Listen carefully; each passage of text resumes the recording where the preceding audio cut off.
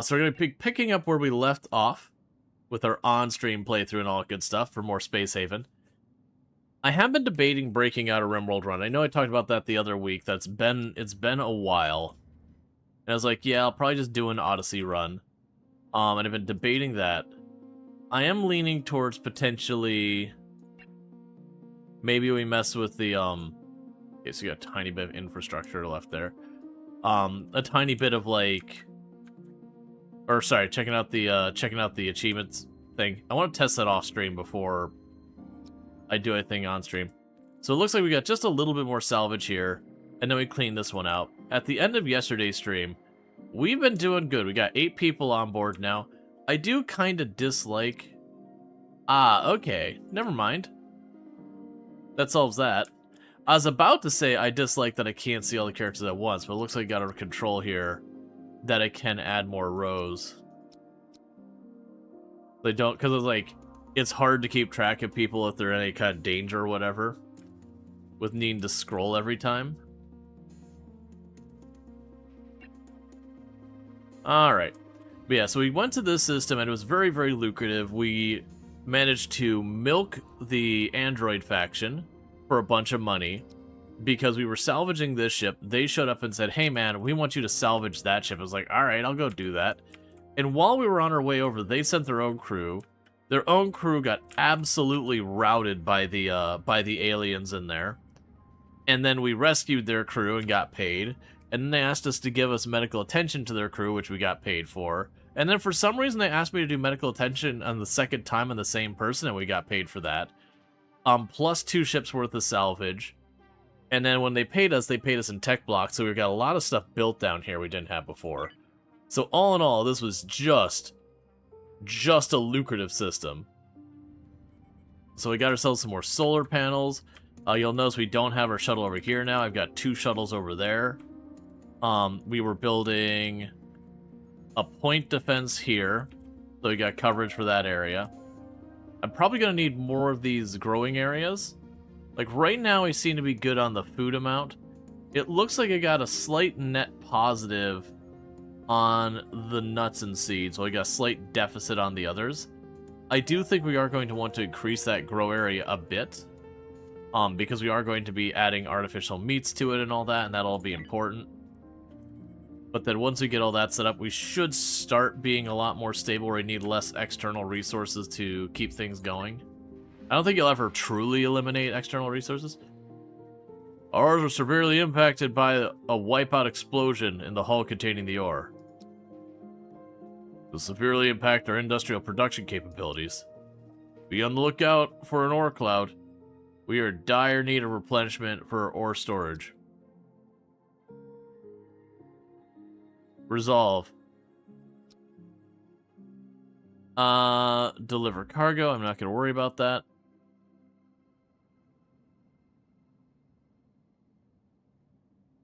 Scan sectors in that part of the star map. It's got that. Okay, doesn't matter. We're not near either of those. We did a whole thing where we had to scan, I think it was that system and do a bunch of stuff. So what I'm going to be doing here is hopping around and grabbing all, or that may have been the system.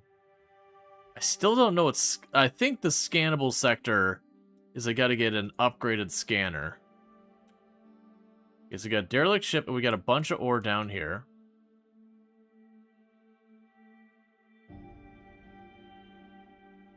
Alright.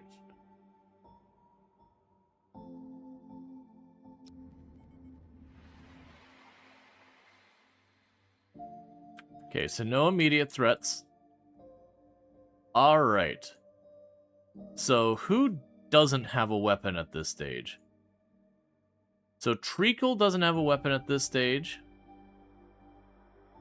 MMX and Cody don't.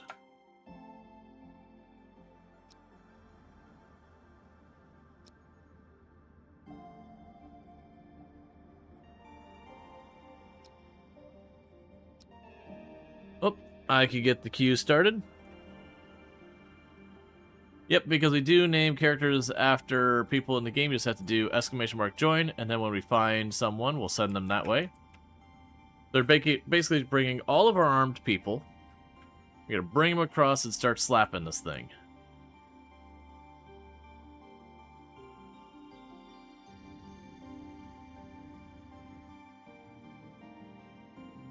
And meanwhile, we'll grab our scanner. If you could scan that spot, that'd be excellent. Because that's where I'm planning to make my go. So you're in that shuttle.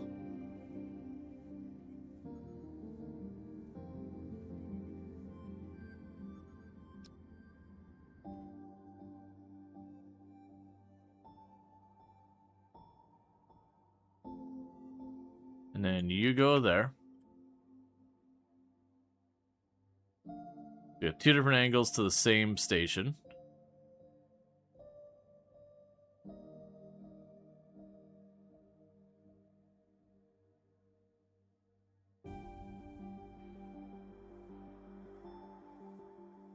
Wait until you're in position so everyone's ready to rock and roll.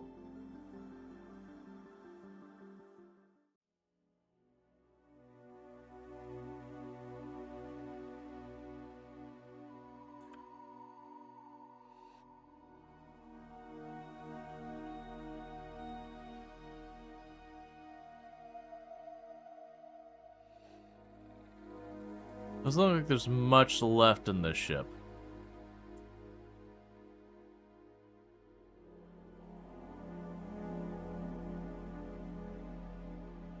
Alright.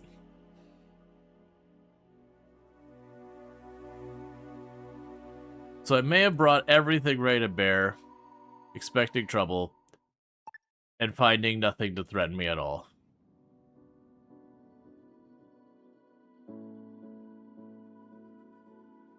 Okay, well, that was... I came ready for a very proper fight, and there was none. I'm alright with this.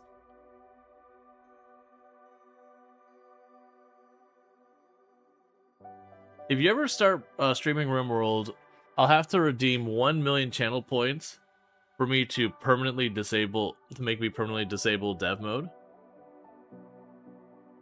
I mean, it's one of those things that very genuinely I find, if I use dev mode, it robs me of any satisfaction of the playthrough. It's just way too easy to just, like, dev mode my way around things. Where, like, I didn't agree with that, dev mode. And a lot of those I don't have control stuff just happens kind of situations is where a lot of the magic happens in RimWorld. So one thing I wanted to start working on is I want to start working on getting ourselves some luxury bedrooms as opposed to these ones. Because I miss that luxury bedrooms were a thing that mattered in any way. And so I think a big part of that's going to be kind of going over here, finding somewhere on the ship that I want to put the luxury bedrooms.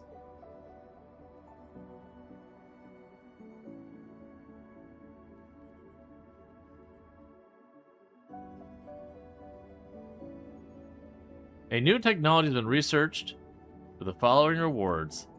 Neat.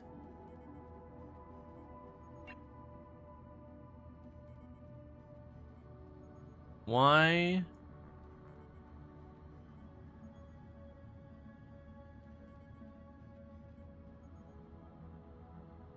Stalled.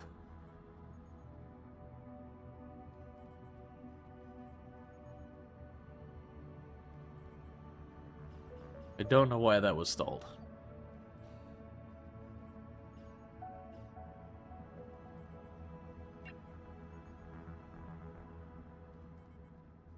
I guess because I don't have that many spare fruits and veggies. That's fine, we'll get there. Alright.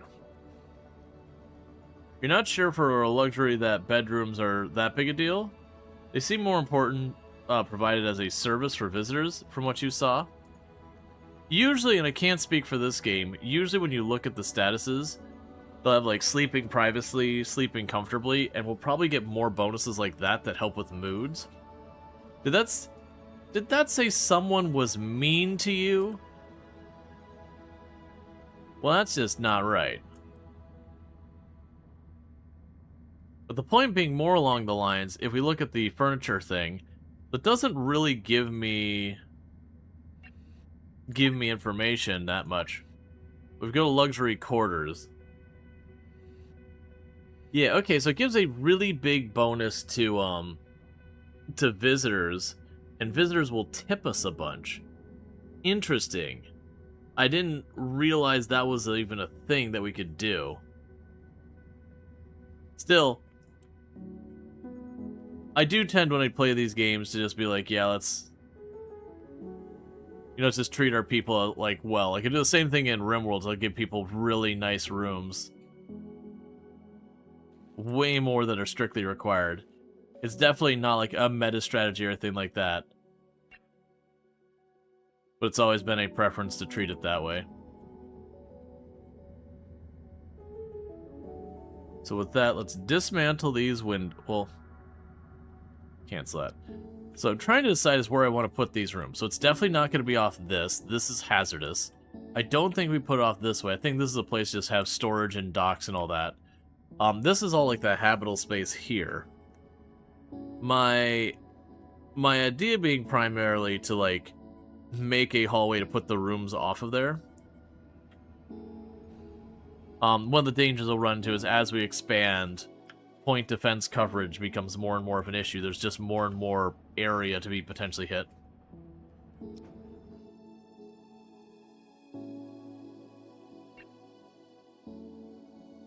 The good news here is there's not that many resources on this ship.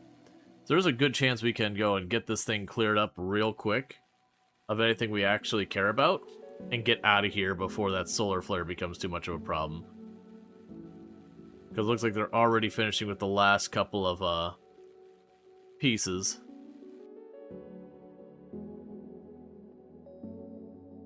Yep, so there's a little bit of hull left, and then it's all done.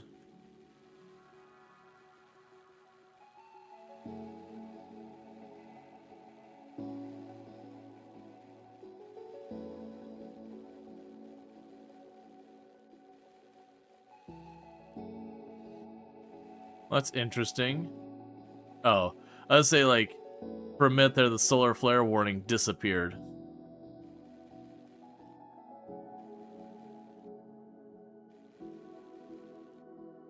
Yep, you got that last little section there.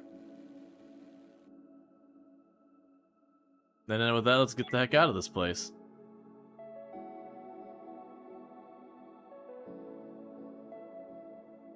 Yeah, it's a soft block. We won't stay for that.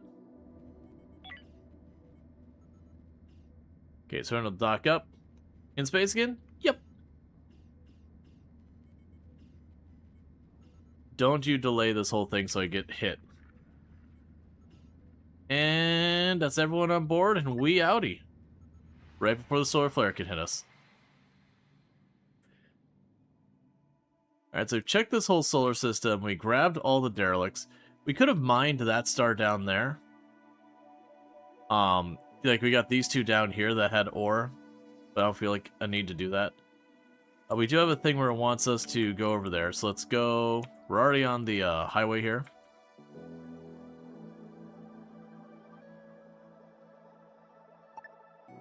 Alright.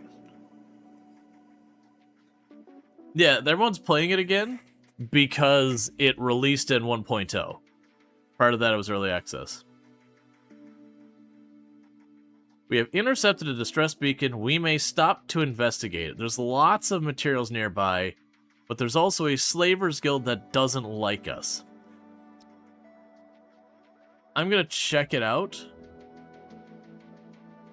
But let's go ahead and start plenty away from the slavers guild. Out of hyperfuel. You find a ship without the fuel for the hyperdrives. The crew is hibernating in hyperspace. You may choose to help them. There are missions available if you want to assist. Okay. That says they're in sleep. So I can send the slavers 2 hyperfuel for goods.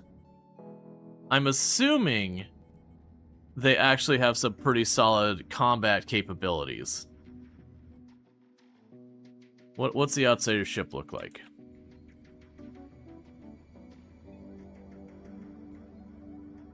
Yeah, so you got 2 point defenses and these, and there's a bunch of people in here. There's like 8 people in here. So this is a dangerous game if we mess with them.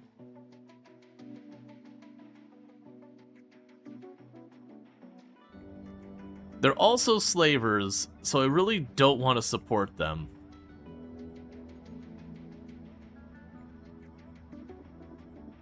This is our sector, you're not welcome here. What we might be able to do...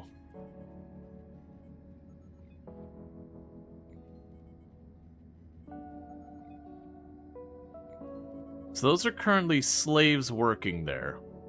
Marion West.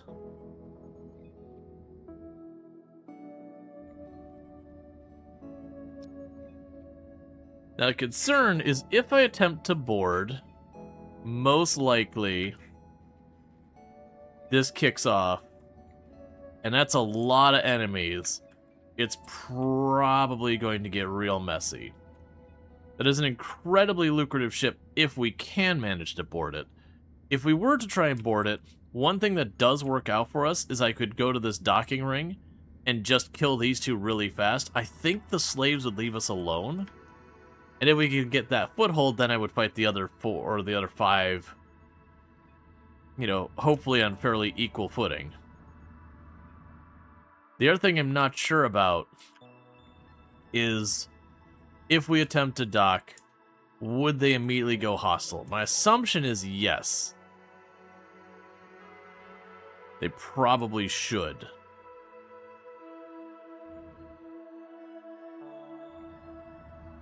On the other hand, there's no one manning their defensive weapons yet. So the point defenses and all that shouldn't go active.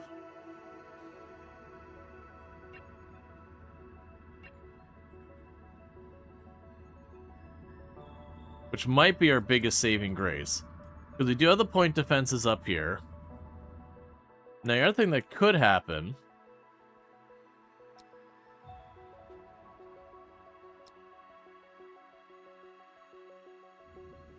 could you dock? I can only get 4 people out, so that's what I'm not sure of. If I would undock, like my 4 pop out, and they all pop out and just overwhelm me, because they likely have an equipment advantage over me. They are slavers slash mercenaries slash whatever, versus I am just, you know, a completely normal group. So I'm waiting for some of our people to get their rest. I do think I'm going to go for it. I think the strategy is going to be get our first group of 4 ready to dock, the second shuttle right behind it, and it's going to be kind of a go for broke. And what I mean by that is it's going to be we'll run people up, get the 4 out here, we'll probably trigger as hostile at that point, get the shuttle out of the way, get the next 2 in here. And like I said, Craig and Jack are going to take down as fast as we can. And then honestly, after that, I think the strategy would be to kind of get like in a pincer here, where I put like a group here and a group here. There's only 1 door in and out, and hopefully get them to draw themselves into the crossfire. I think that's as rested as we're going to get.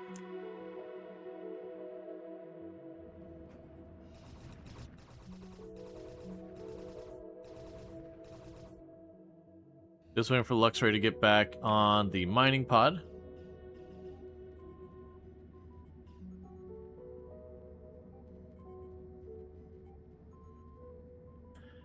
Okay.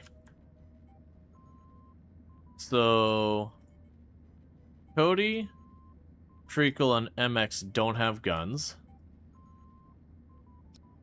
Does Group 1 board up and get ready? Group 2, board up and get ready. Because I do figure we keep 2 back. That way if they try and do something like cheeky, like take a shuttle to route behind us, we at least have our point defenses going. Alright, now before we actually trigger docking and getting ourselves into trouble, let's grab both our shuttles. We're going to fly them on over. Because I imagine once this kicks off, I probably only have a couple of seconds to do the exchange before everything starts going sideways. Because of the two shuttle situation, if things start to go sideways, we're kind of committed because we're going to have most of our forces on board.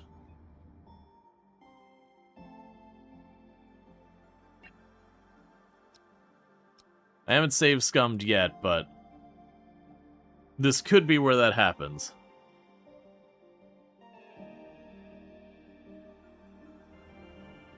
Alright, so you're the main crew. Dock up immediately. The other ship is ready to rock and roll as soon as you're ready. It'll be more interesting if they don't react.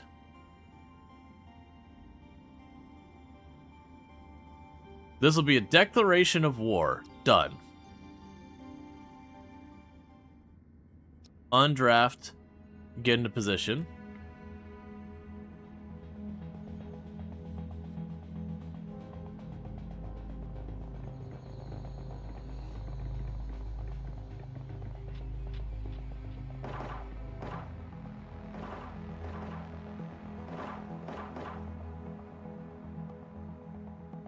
You tell them all to crouch to give them some cover.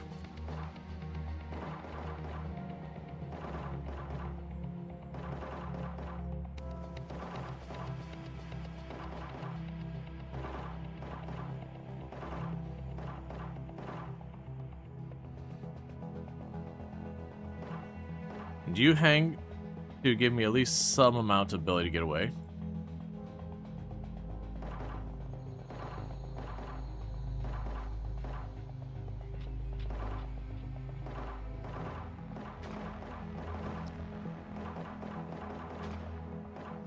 Mary, I'm trying to free you. Now's not the time to try and hold your ground. Also, is this gonna just explode already?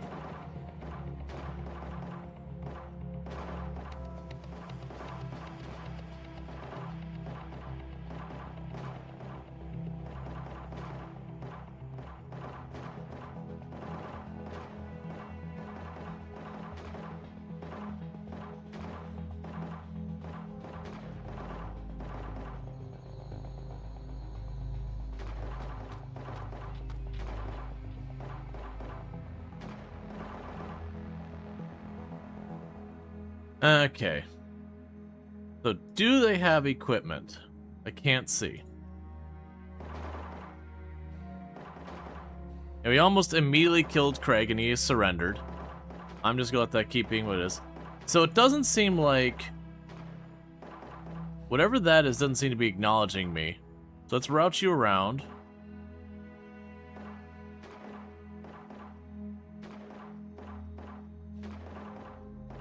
Oh, there's hauling robots.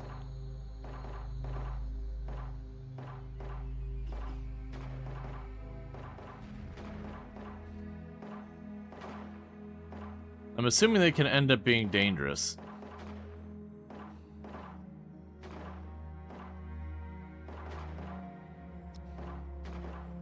Alright.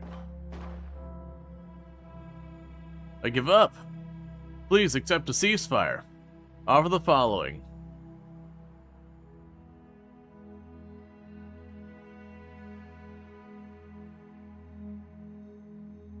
I could take them all as prisoners, leave them derelict.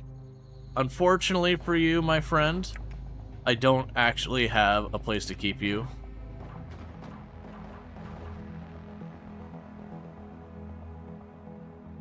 So we did unceremoniously execute that person.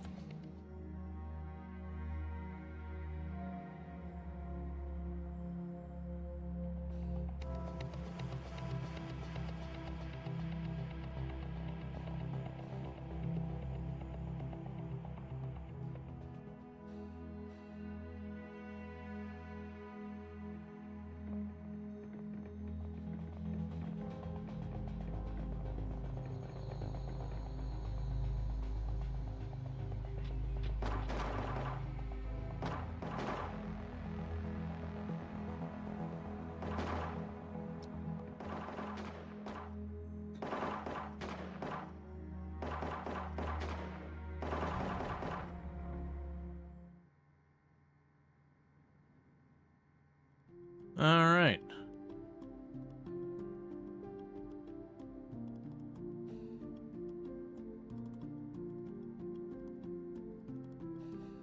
That wasn't a slave. That was the actual crew. That was a slaver. These are the crew over here in the red names.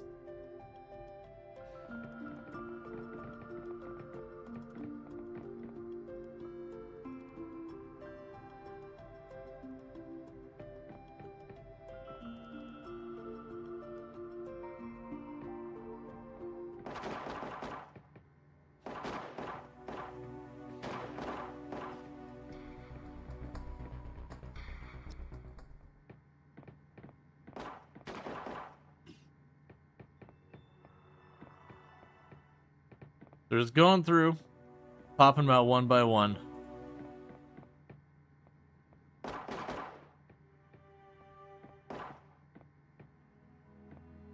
Yeah, so that's the slave there.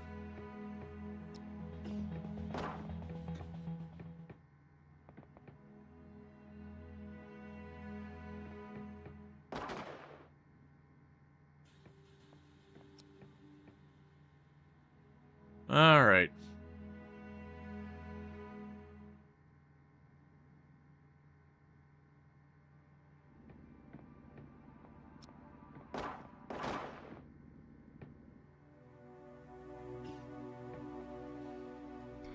You got our last couple.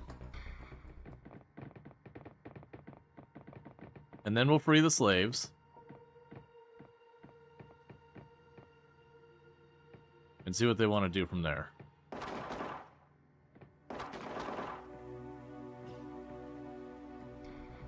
Well, I would say it's probably actually the better move that they have.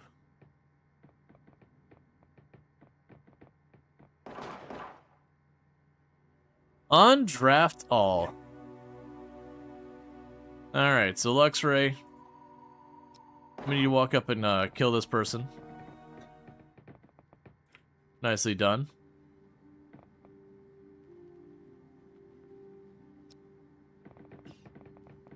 Oh, you're super sleepy. Let's have you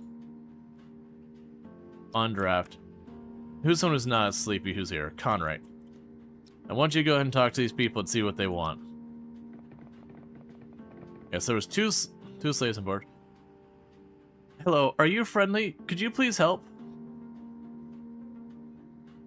Free all slaves and make them refugees. Non-hostile factions. Alright. So with that, they're now refugees. And with this, we're going to go to the ship. You select all, but not the slave collars. You take everything aboard that ship for our own. As an added bonus, it is chock full. I mean, any of their ships probably actually better than our own. It's chock full of good stuff. They're going to slowly tear apart their whole ship. And all that good stuff. That unprovoked attack was worth every penny of it. Considering for the most part, we only got like 1 or 2 minor hits the whole time. Because you can imagine what this is. They put them all cells in cryostasis because they ran out of fuels. Are you playing as a ship or a station? A ship. Because you can imagine, like I was saying, in this particular case, they had run out of hyperfuel along their travels, and they just kind of went to the cryostasis and all that kind of stuff. And so while they're in cryostasis, we just systematically went through and went, wakey, wakey, and then shot the crap out of them. If I had a big prison, I would have potentially considered taking them as prisoners. I don't have a prison.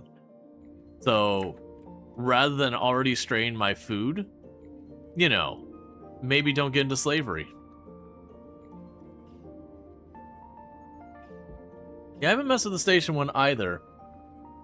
Like, the implication is everything comes to you, so it'd be a lot more RimWorld-esque. I'm curious about these two, whether they will just hop on our ship and come with us or whatnot.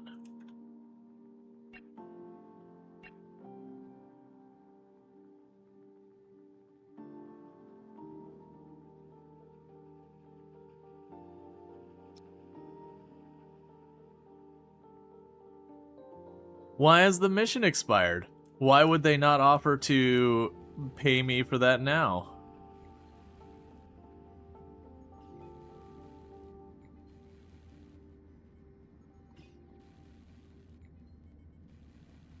And meanwhile, with the ship still running and people on board, we're just ripping the walls open.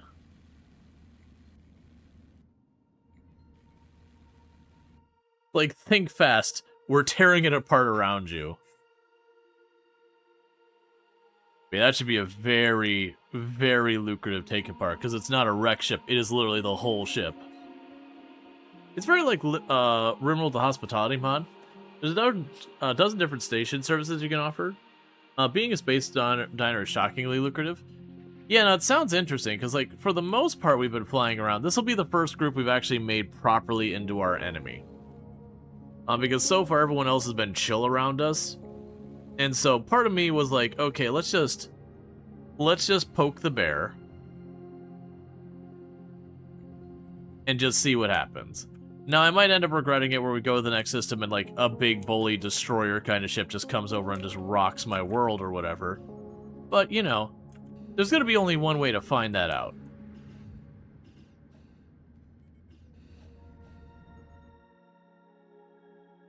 Did the free slaves? Yeah, they're now considered refugees. That's the two with the hands here. It looks like they will help on my ship, but they're not slaves for me. My assumption is once we go to a system that they're friendly with, they'll hop off and just go about their merry way. Maybe, maybe not, they can join my crew, that kind of thing. We probably don't want to stay here too long. This is technically not friendly space. This is one of the slaver systems.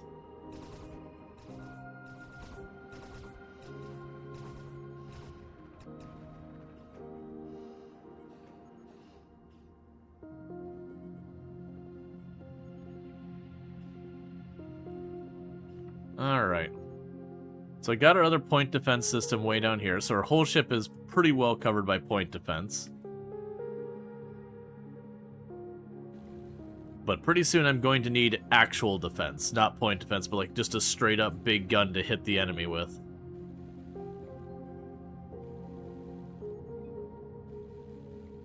Refugee complaints. No access or path to kitchen.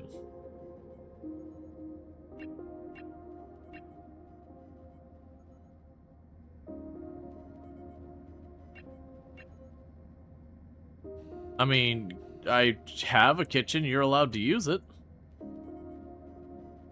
You literally have 8 without table as an option here.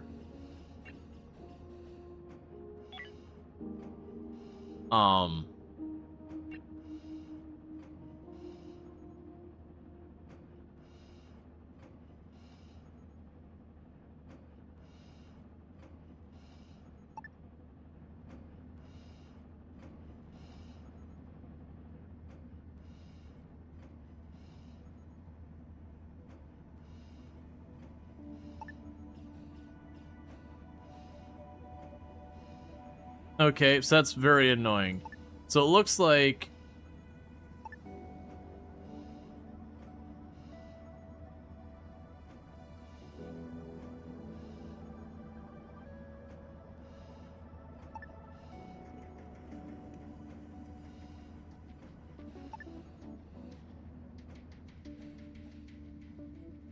only crew, visitor, and refugees. I mean, it's just going to leave it open for everyone who wasn't...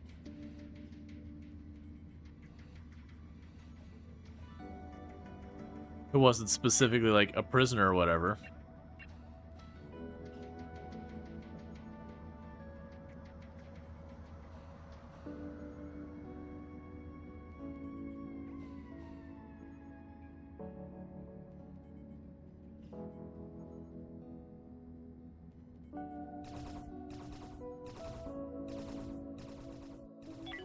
Okay. We'll do it this way. Crew can be anywhere on the ship.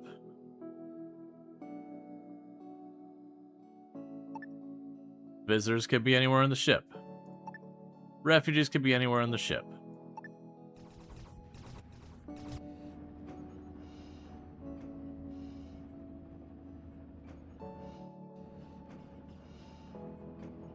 They don't have nice food for them. We're still trying to fix that problem. That's part of why we're here.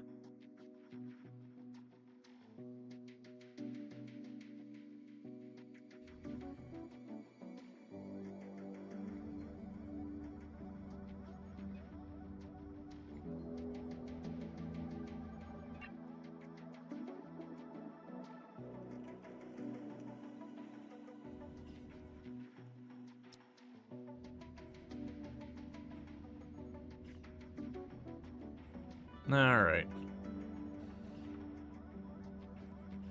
Hey, Kane, how's it going? Thank you so much for the 420 stream streak. I do appreciate it. Button number, all that good stuff. Okay, so no one's complaining anymore. So we just basically opened up the whole ship and just said, hey, man, just... we don't care. Run around the ship, do what you want. Because like I said, it does seem like they actually will help me by doing work around here versus just standing around doing nothing. So it's like almost getting like temporary crew.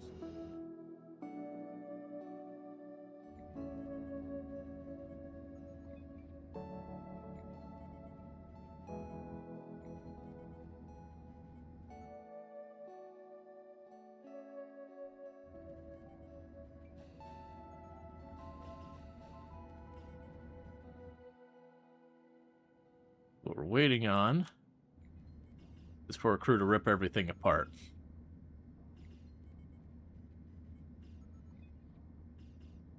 Okay.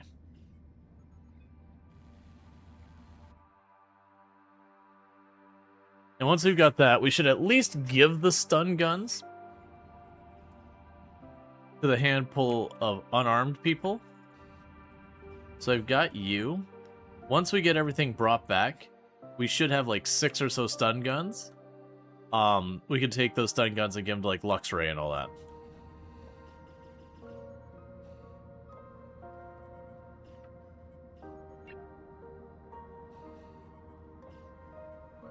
Okay, that's fine.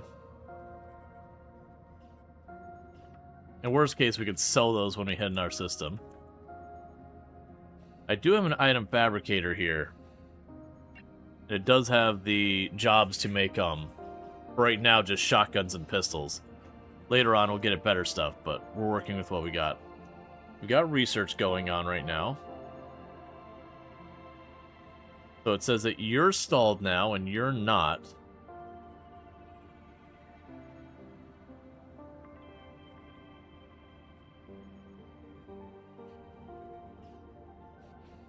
Try and get our other food stuff, because we can get our more advanced foods going. Then I'll be able to get the artificial meat going in grow trays as well.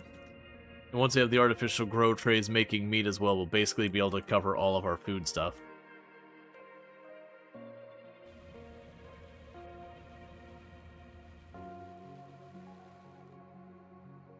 Meanwhile, the ship is still producing air, and we're just breaching all of it. We've already taken all the materials off of it. So far as, like, there's not stuff to power things up anymore.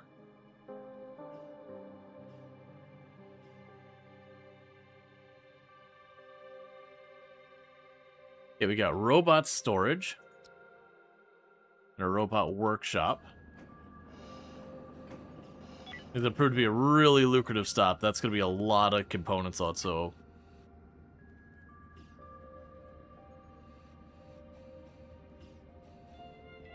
Let's see. Robot stuff is not under there.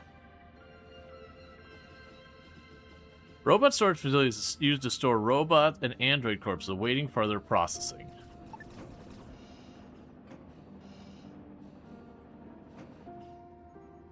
Sure. And then there was a robot workshop.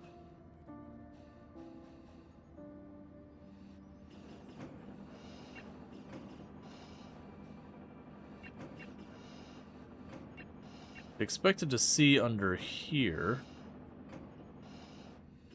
but I don't.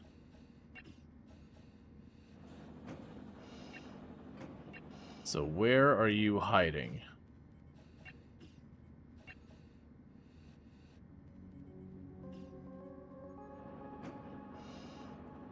So robot workbench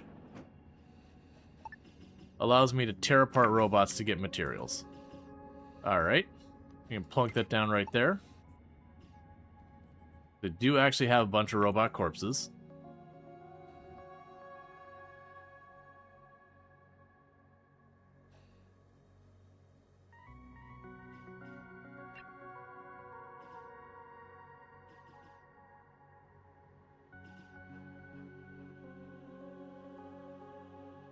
Okay, so you mine that asteroid out completely, and you're mostly done with that one. It just taking me a minute to find the robot workbench. It was in there. It just had to hunt for a bit.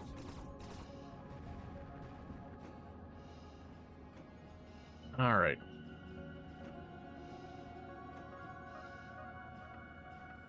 Yeah, it's out here. We'd probably want more batteries because the solar panels are basically doing a hair above nothing for us right now.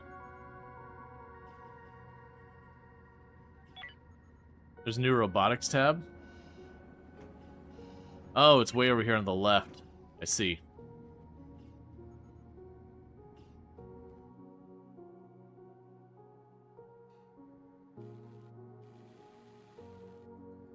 And we are getting a bunch of schematics and all that from tearing apart all these. We're just learning how they work, which is pretty cool.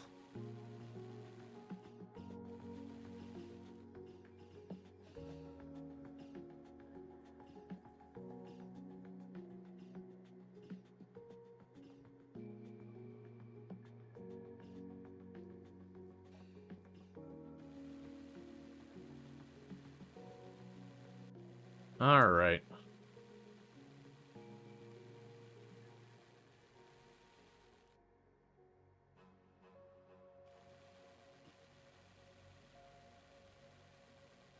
Oh, that's their shuttle because I ripped apart the other stuff around it. That's fine. I'm actually not too fussed about that. I just saw the hostile symbol. I was like, excuse me? Who hostile still here?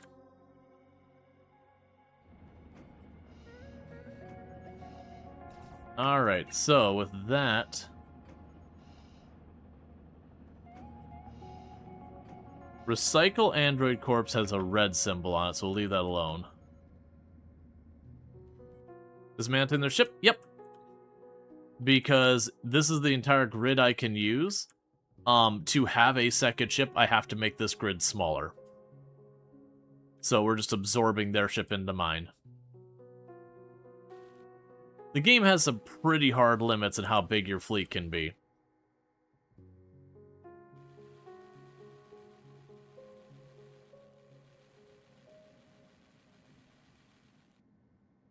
I imagine there'd be pretty significant, performance implications if they allowed you to keep building bigger and bigger. Granted, I much prefer games that do allow you to just keep endlessly making things big, and then just sooner or later you run up to that fence where you're like, oh, the game really can't handle that much, versus like kind of arbitrarily being like, this is where we draw the line. Sometimes it's done with reason from concerns from integer overflows and these kind of things, but a lot of time it's just like in practice with the kind of hardware they expect, like this is the threshold where we start having really severe diminishing returns that performance gets to be really cagey. So rather than let you run into that, they kind of get ahead of it.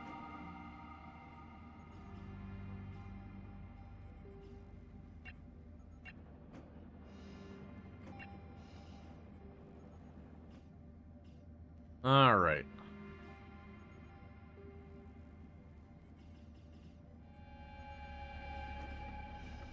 Yes, we're not into human meat or monster meat, but we're eating everything else.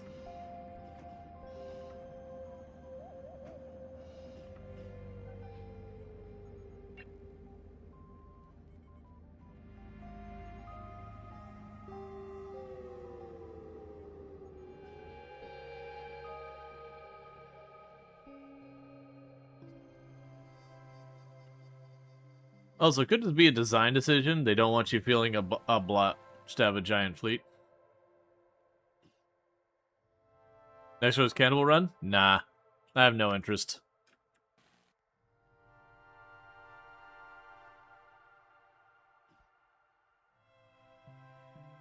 It's one of those things that's a trope in, like, zombie games and survival games and colony games where, like, every other one of them feels obligated to include cannibalism. And it's kind of the point that it's just such a tired thing that I just don't even want to deal with it.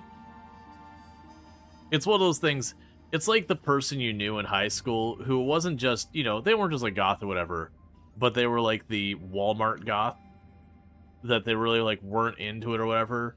They just wanted to look like they're into it. So, you know, they get the rubber strip and they put nails through it. And you're like, ooh, you're so edgy. That's what cannibalism is to me these days in games. It's just one of those things that's like, you're just being edgy for the sake of being edgy. And genuinely, when I go and I play a bunch of games, if, I can go ahead and do this.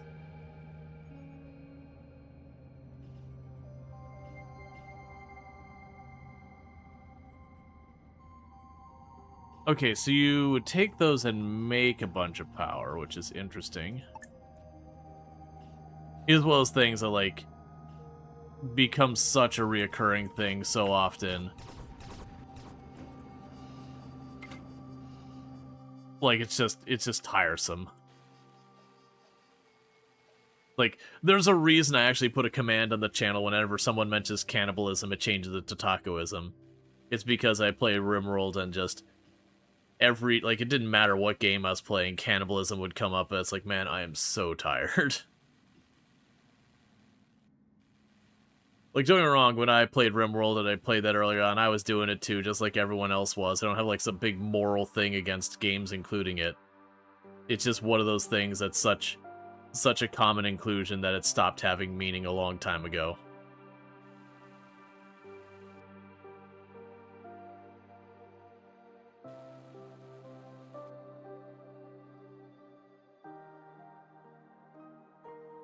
And because it's so tired, like, I just don't even want to engage with it. To be fair, though, at least a game like this, it makes more sense. The one it really does bother me is how it's, like, in everything zombies. Because it's also really dumb to be in zombie stuff. Like, the last thing you should do when you're dealing with a situation with, like, infectious disease everywhere is you certainly should not eat other creatures of the same type who can also be infected by disease. Especially with how incredibly dangerous people are. It's just all around, like, in every possible way, just dumb.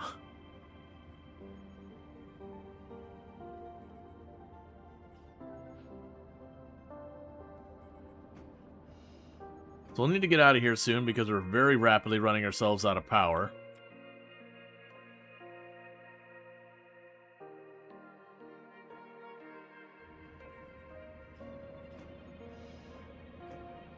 Unfortunately, we're not riding on our solar at all, really.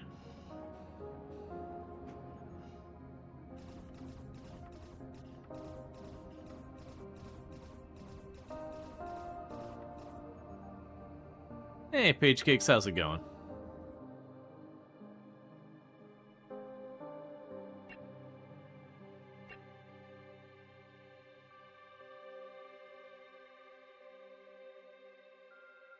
And with that, that'll be everything. You don't have more of that to deal with. Your output's full. Both of my storages are full on the ship. Good problems to have. Also, still a problem.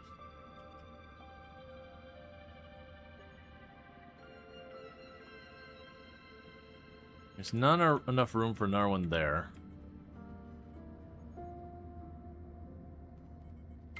Put another one here, now we move the shuttle, and that'll help a little bit with our storage situation. Also interesting that they didn't destroy that.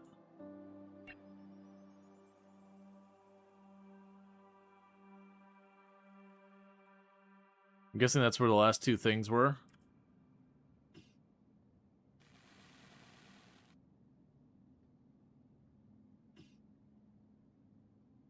I'm amused by the fact that the shuttle docked here to drop her off, and she ran to the other hangar to get rid of stuff. Alright. Do we care about this stuff? That's basic ore. Alright, let's get out of here. We're running low on fuel.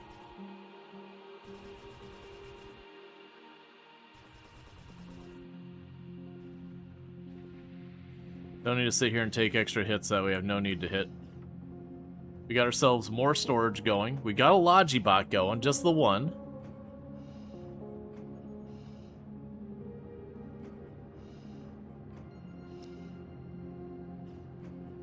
Okay.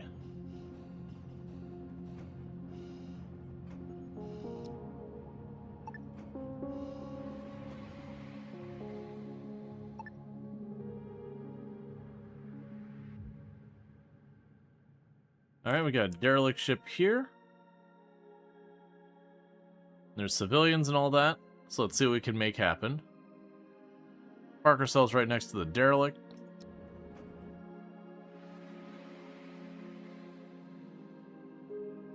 Okay, we're instantly under attack.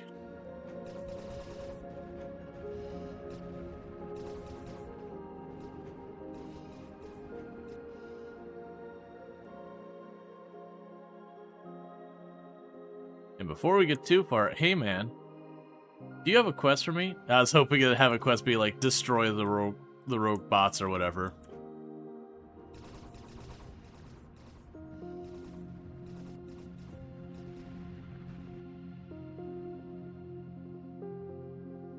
Okay.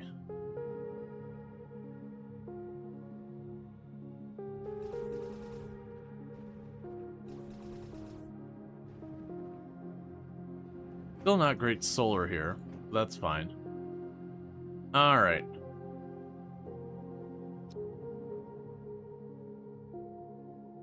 So we got all those. Before you happen to leave, do you have anything for us to trade? You sadly do not have fuel.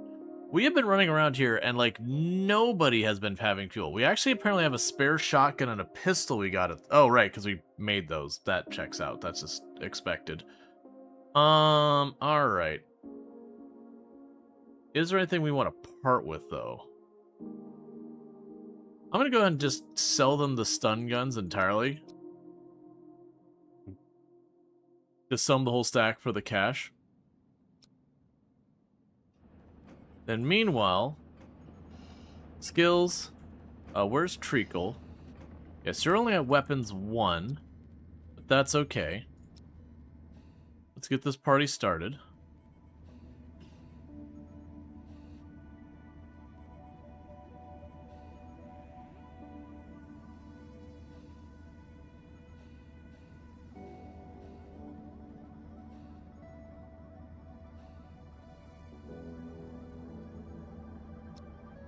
I'm looking for the shotgun.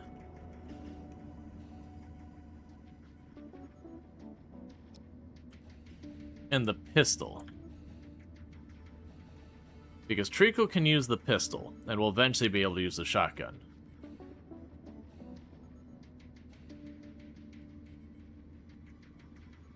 Okay. You have your pistol now.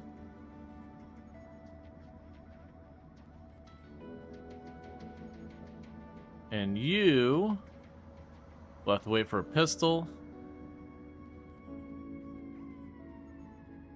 You'll have to wait for a pistol. Alright. We armed who we could. That means we've got more people armed.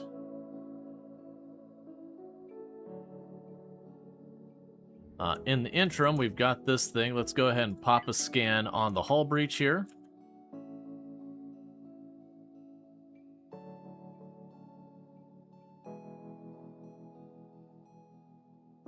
Just trying to get a feel for what we're going into, because there's been times we managed to get the scan and see like, oh, it's a bunch of mechs, or it's a bunch of bugs, or like what's in there. And while I don't think it's going to change our strategy too much for how we addressed it, it's not nothing.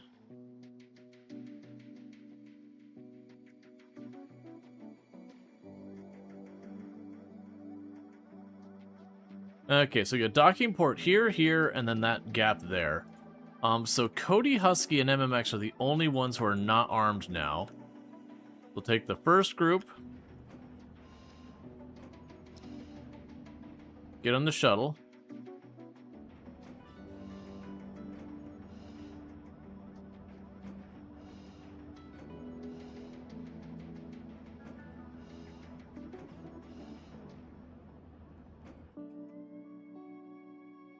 Where? Oh, you were mining. Then Trico, you can jump on board.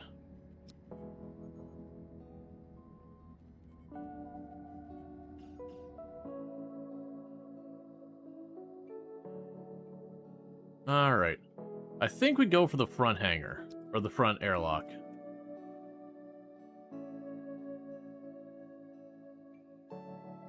And then when the other shuttle gets back, we can send in aid to help.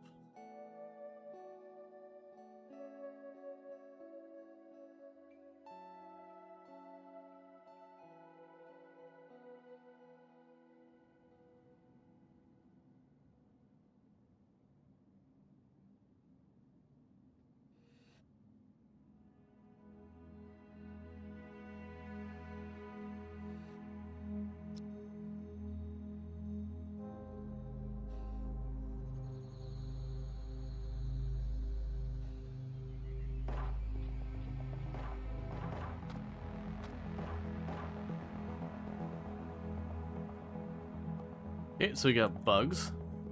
The other shuttle is back. Let's grab Luxray, Cody, and Teddy. Wait, Cody, you still don't have a gun, right? It'd be Teddy, Vato, and Luxray. Draft you. Get you on board. How do you keep raiders from standing in a corner of your hallway in RimWorld?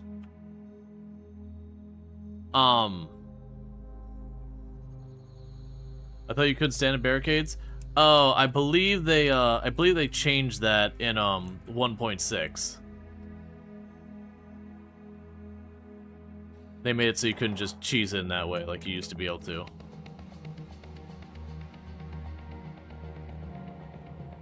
Cause yeah, that used to be the trick, is you could use like platforms and all that stuff to keep it so raiders, you know, wouldn't stop and shoot back. They would get stuck and have to like march down the barricade while you just cheesed them. But Tynan hates fun. Wants to make sure you always have to work for every inch. I'm teasing and exaggerating. Alright, so I'm pretty sure the one down there saw me, so let's back up and let them fight us again. Meanwhile, you got the second ship ready. Am I missing someone? I am. Get in the shuttle.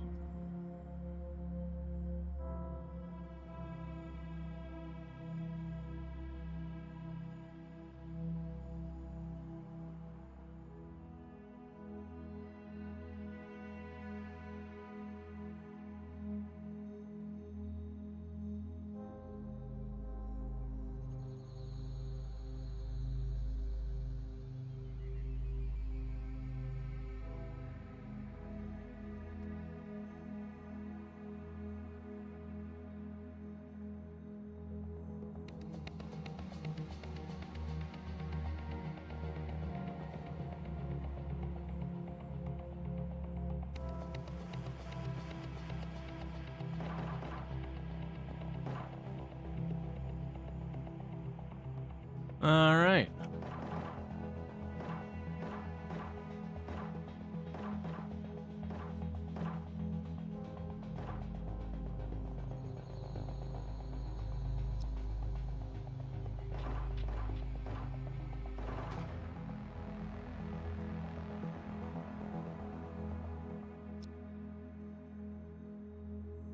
It's just a stun gun, I don't care about that.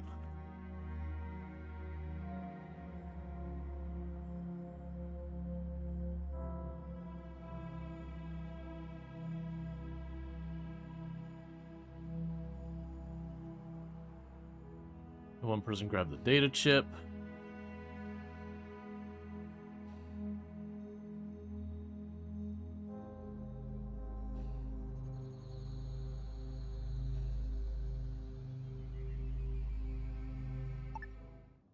Okay, and we got that all sorted. So let's go transfer, select all, bring it over, salvage, and get that going. All right. But yeah, no, it's just one of those things that, like, that doesn't work as well. You can do the thing where you, like, you skip a barricade every spot to slow them down, even though you will potentially give them a cover bonus. But yeah, no, it's just, it's one of those things that, like, every major update for RimWorld so far as, like, new DLC and all that, where they go from, like, 1.1 to 1.2 to 1.4, that kind of thing. They've usually taken whatever they felt were kind of like the outlier cheese strats, and pretty much have always nerfed those. So, like, you had, like, the whole thing where you could make it so you could melee corners and they couldn't melee back. They, you know, got rid of that entirely. I don't strictly have a problem with that, but I know it upsets some people because they'll finally learn a cheese strat and then it gets taken away. Log 1. I hear your baby's crying. I know I should feel bad. I'm so lucky right now. There's still millions of people starving back there on Earth, and I'm up here, safe. Or at least sort of safe. Or at least, if I starve, it'll be my own dumb fault, which is a lot more than most people can say right now.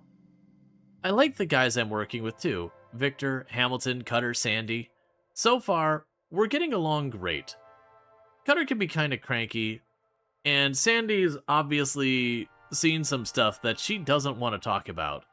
But so far, we're all in a good mood, working well together. Right now, we're all sleeping in a single dormitory, and Hamilton snores like a sawmill. So, I'll be glad when we have the spare time to build separate cabins for everyone. But really, his snoring is the worst of my concerns. It's been a long time since I've had it that good. The first most important step into building a ship is naming her. We decided with Starfarer. Hopefully, a name like that will carry a long way. We're kind of divided on what we're going to be doing exactly. I think Victor and Sandy feel we owe it to Haven Foundation to put in a real and serious search for Eden. I think we need to take care of ourselves first. If we look out for each other and work with Haven and crews, and just take it carefully, we should be fine.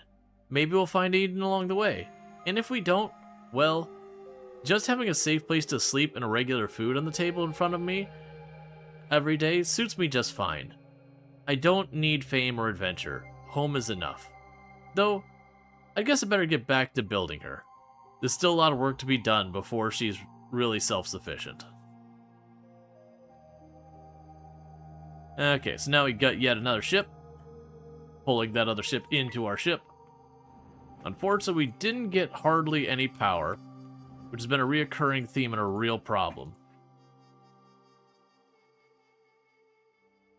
I keep getting more advanced stuff, and that's just been the issue. So research. So again, it's saying we stalled, switch back to advanced nutrition.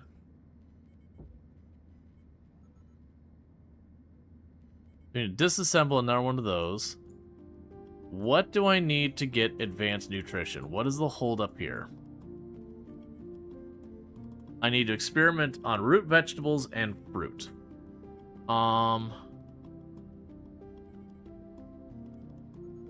Let's get the shields and weapons consoles on, since the other things are kind of being stalled because of experimentation.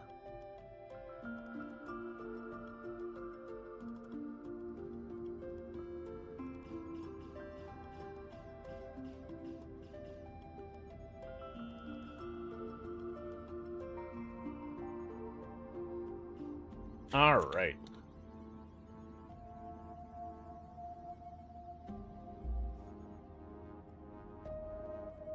Okay, so our people are dealing with the penalty from space travel are all better.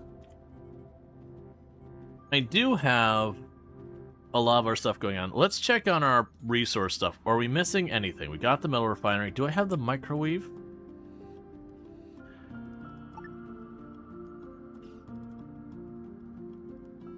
Hide the walls.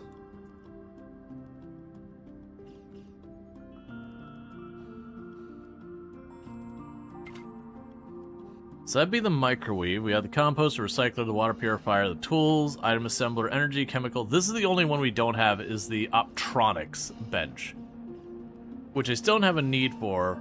We'll want to get that eventually,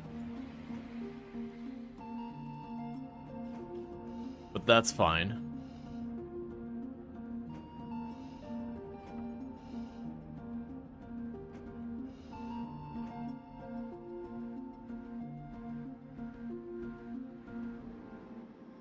I guess one of the next things we should do is, like I said, we've been getting extra solar, which has certainly been helping. I can definitely see a lot of argument for expanding a lot of these things way more. Interestingly enough, there is really not much weaponry. You got like the energy turret and the rocket turret, and that's basically it.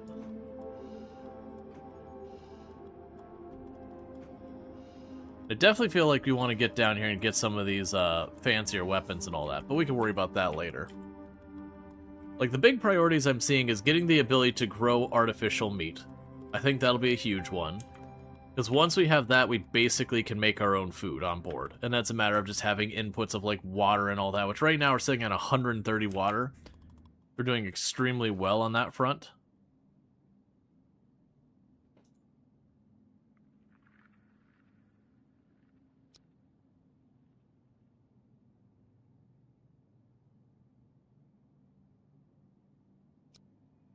Again, energy rod and an android corpse.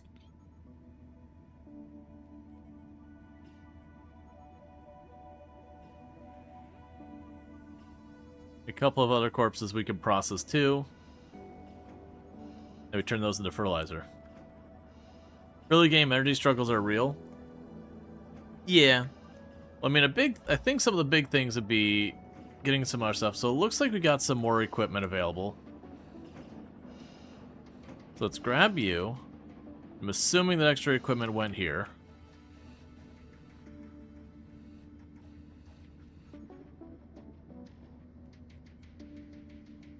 There you go. And I believe that just leaves Cody. So when you get back onto this ship, let's get you a pistol.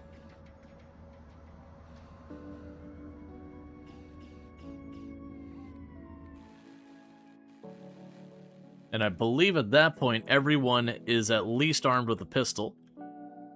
We've got one with an SMG and one with a shotgun, and a couple people that will hopefully soon be able to use it, you know, better. Alright, so we got Cody here, so let's grab you, run you down here, and have you grab a pistol.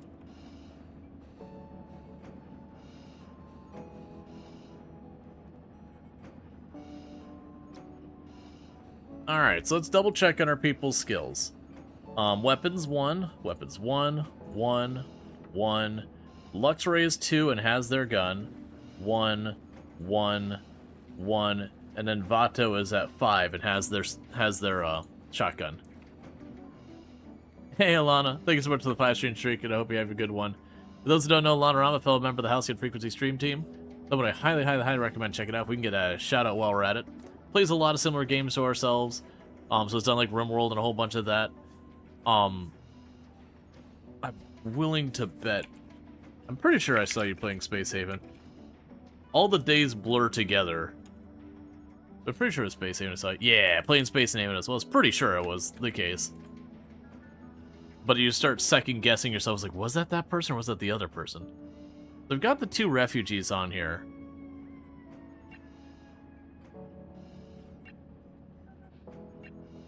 So I'm very curious with the refugees.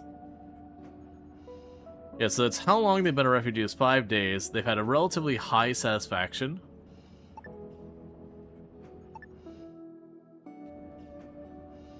Alright, we still have some stun guns we'll want to part with when we get a chance. Okay, we got our fabric bench. And tell them to keep fabrics in stock. So we still have a bunch more tech blocks. Do I have room for the optronics bench? It's not looking like it. It's looking like that bench is bigger than I gave it credit for.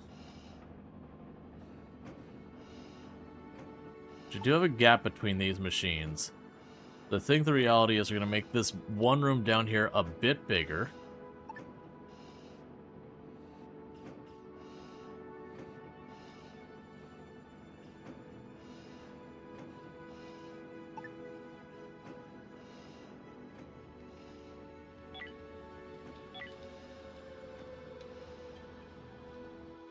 And with that, we could start, put like a little bit of wall there and all that. And that'll be good. And I do have room for lots more solar panels and all that.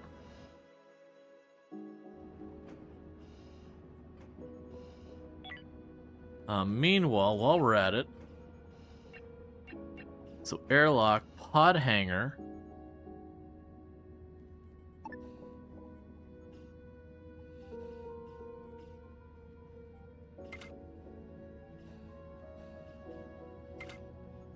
I'm adding 2 more pods, and I think those will end up being fighters.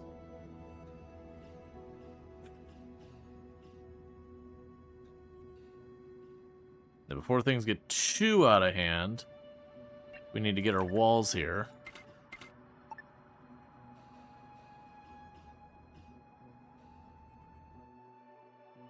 All right.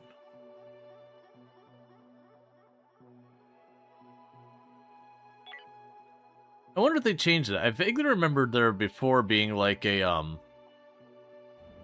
not a barricade, but you could put down like blocks or like half cover or something like that. Kind of like the barricades in RimWorld. But that was like a very, very, very early version, because I distinctly remember making a docking port and then having a couple rows of those behind it. There is half cover. Yeah, I'm trying to remember. Maybe it's under...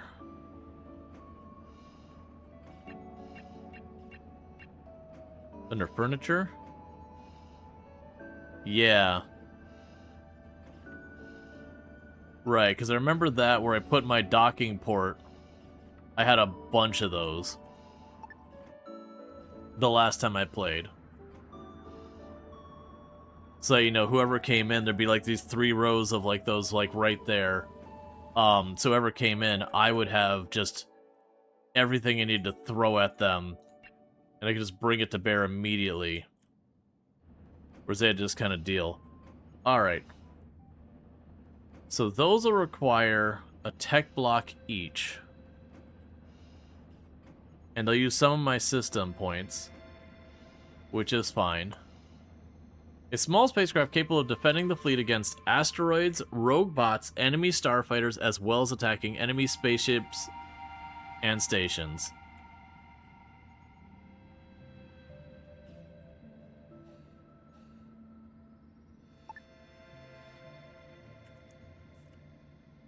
Alright, let's put you here.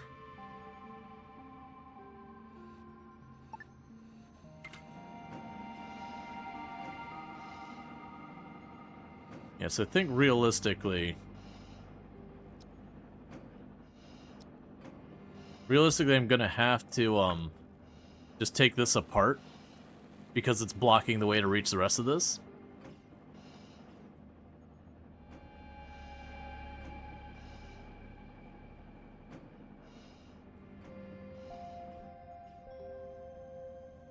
I can attack it from the other side.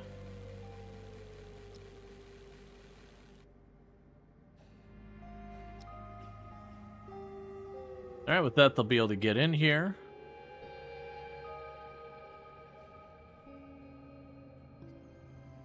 And then we can go and put the last crafting bench over there. And then our industry room is, like, fully decked out. Then, yeah, it's going to be a lot of just getting ourselves more and more able to, not have much in the way of power problems and whatever. That also reminds me, so let's go to resource. Doing all this, so we have the optics place, so that's 3 high-tech. And put you there. And with that, that'll be all of the currently available assembly benches and everything.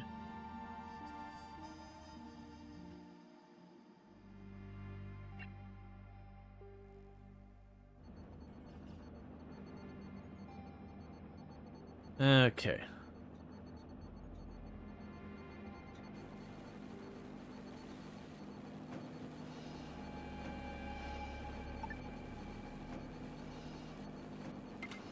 Put a light over here. And once they get this built out, we'll put a light down here as well. I mean, that's probably fine for right now. Okay, so refine.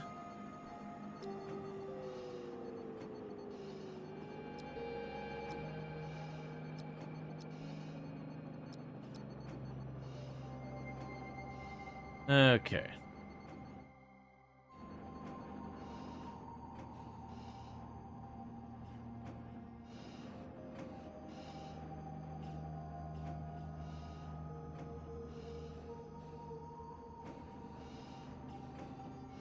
And we're also probably at the point now, I really should have a second oxygen building.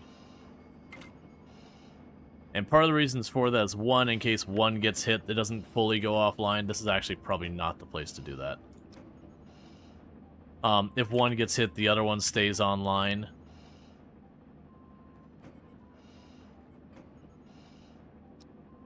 And then also, like, having a little bit more of a buffer in case we start to overwhelm the one we've got. It's been holding up so far, but, you know, we are throwing a lot at it.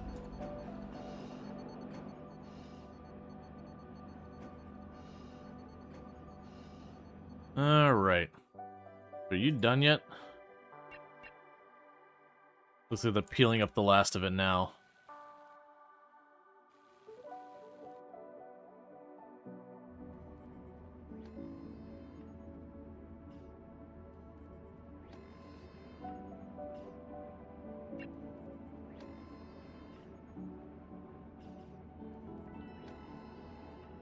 I could probably also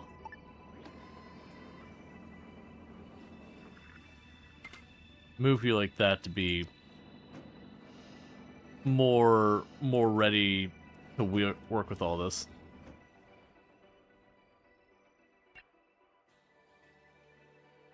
Alright, so that'll be everything here. Let's get out of this system, because we are running, like, out of power quickly, and this isn't a good system for us. I'm honestly thinking how much solar I would need to realistically run without our generators working at all. It is a lot. Alright, so let's get out of here. So we got a system that's got a bunch of materials, but none of what I need here. You're just a regular ship. Let's move on over. We have, again, a bunch of materials that I don't really need any.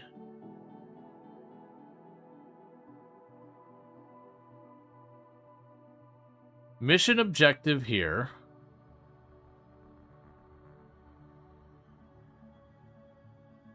What is the objective? Scan several sectors. I didn't realize I could do that this whole time.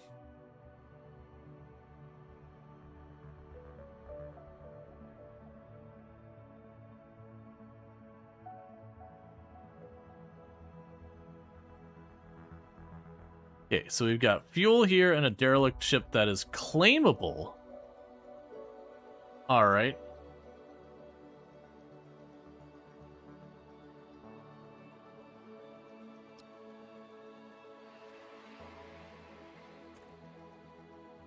So start processing that.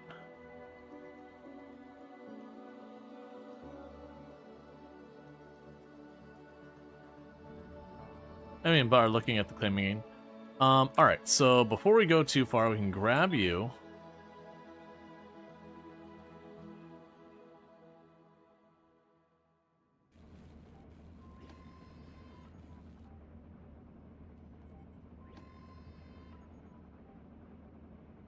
Okay, so we'll grab all of you, draft,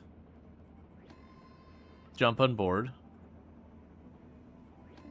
grab all of you, all on board, and that still leaves MMX to deal with, like, any type of defense or anything else going on here. We can bring everything we've got to bear on this thing.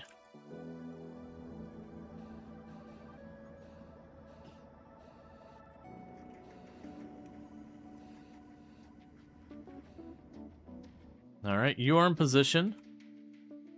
So you're going to go to this side of the breach. and you're going to go to this side of the breach.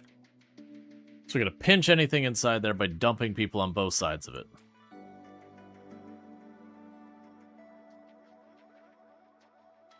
And then once we get our foothold, we just start clearing out parts. I'll probably clear out this side because it's probably just 1 or 2 rooms that we don't already have line of sight on. Ooh, are you going to a hangar or... Okay, I think you're there.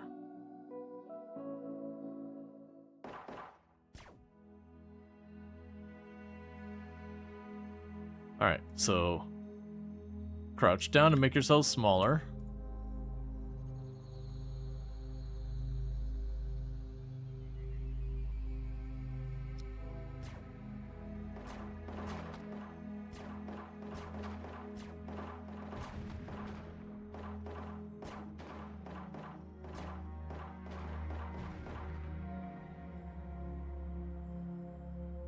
All right.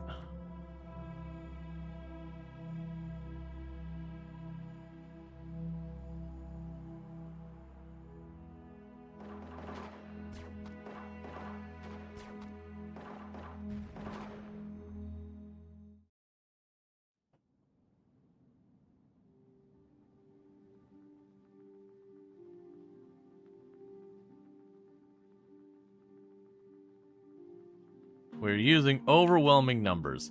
Now, danger here is if we have something like they can like properly explode and everything. Undraft everyone. Nicely done, team. You forgo real strategy with what if instead?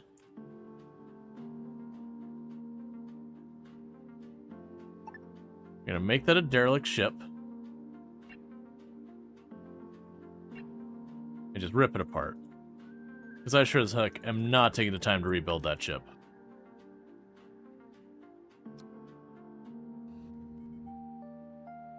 Okay.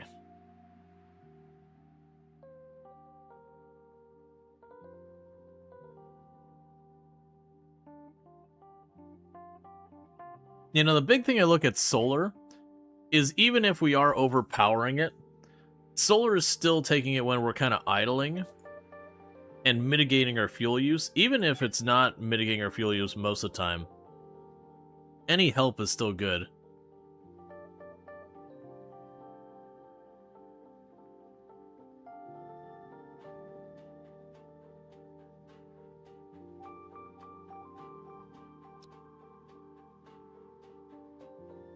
Oh, here. Factions. So we are hostile to the Slavers Guild and the Pirate factions. Everyone else we're neutral to friendly. And we just have the legend of all the different things in the systems. Oh, I guess this must be where I was. Yeah, what I don't understand is it mentions bringing the Exodus fleet here, but I've yet to see how that works. There's quite a bit of that in the game where it can be a little hard to tell sometimes what's up things. Only played Station so far, actually. It has mild role as so-so idle power, I guess. Yeah, I mean, that's the idea, is it's not going to give you good power. It's mostly there to kind of take the edge off running your generators a little bit, to like kind of make your fuel last longer. But I do think it's the idea is you're not really going to run on solar.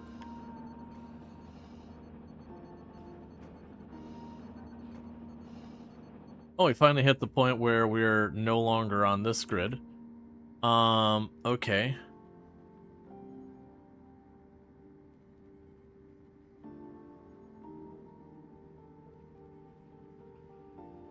It's a little overkill, but I'd rather have that there than other things.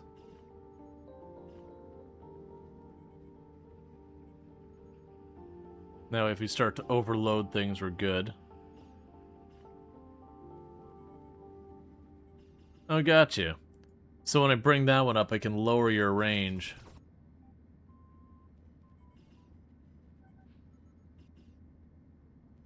Alright. So we got the auto turn, the weapons console.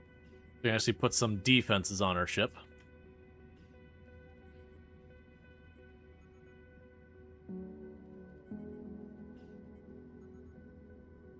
The quantity of food continues to climb, which I love to see. The big problems are just not getting the meat, because we don't have access to that yet.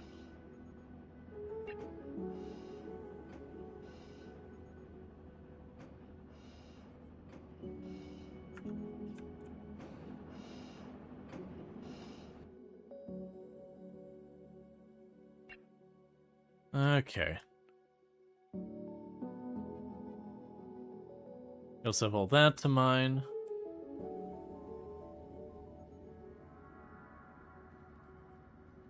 Yeah, we do have the energy block, it just needs to be actually used.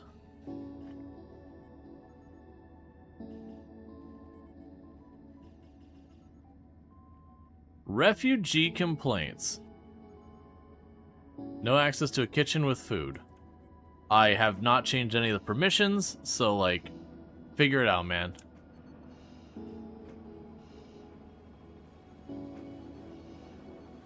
Yeah, so it's complaining about insufficient resources so far as my straight-up normal food.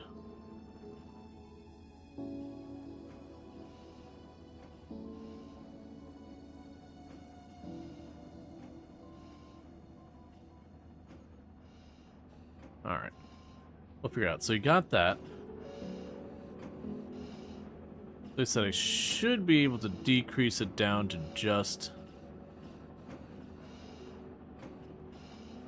there. And decrease you down to there.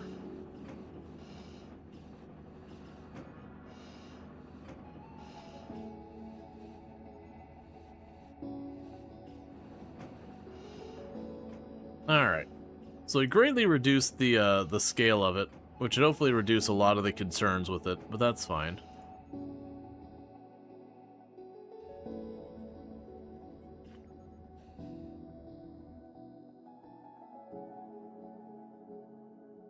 Okay, you've already salvaged that.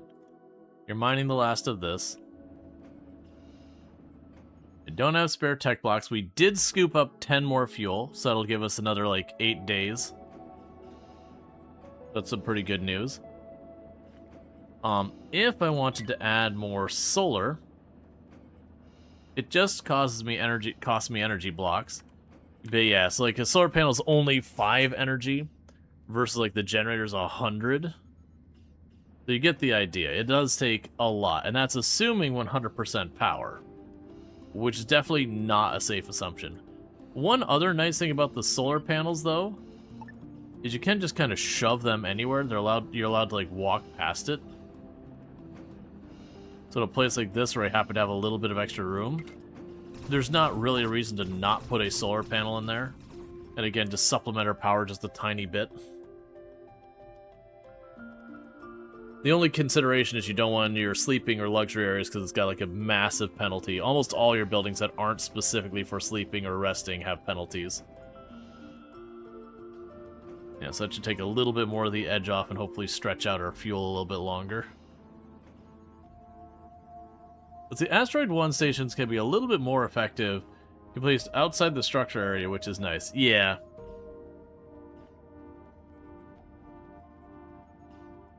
The other thing is, if we were to actually run out of power, like we just straight up ran out of power, this at least gives me options to have some solar panels. I'd have to shut off a bunch of machinery to just basically keep life support limping along. But at least it gives me that as an option, whereas otherwise when we run out of power, we die. It's pretty much the way it goes. If we run out of actual fuel, we just die.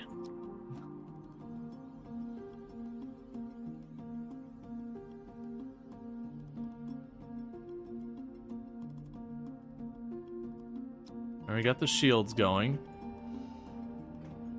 You just hate starting at the solar panel array. When you're trying to relax, it makes you feel bad because it's out there working hard 24/7 while you're taking a break. No mercy.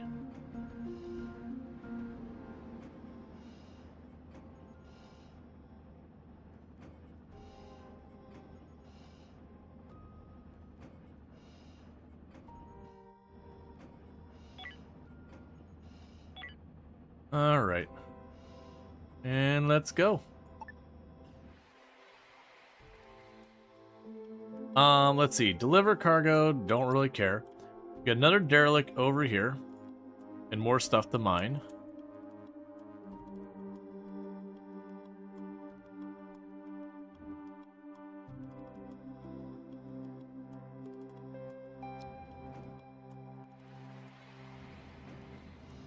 Okay.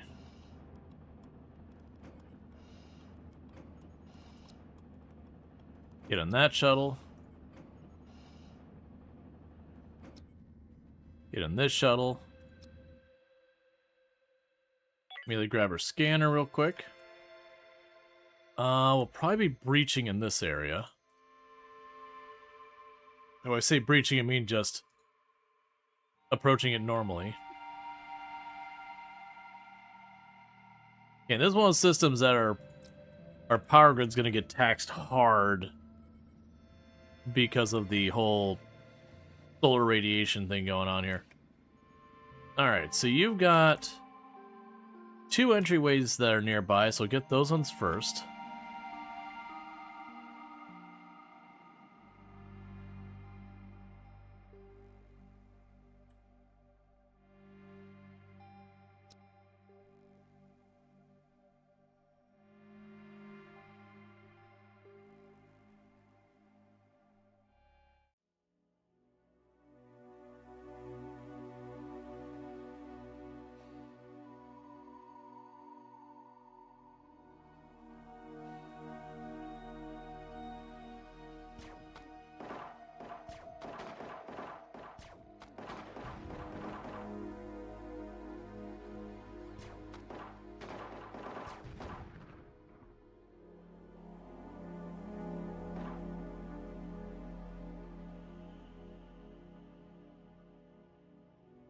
Let's start over here.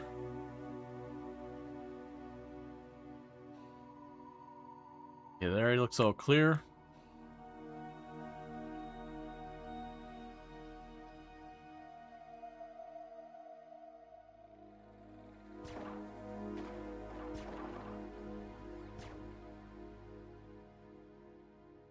Okay, so that should get the aggro we want. And it'll hopefully follow me around the corner. I'll be able to deal with it long before and get close enough to do anything.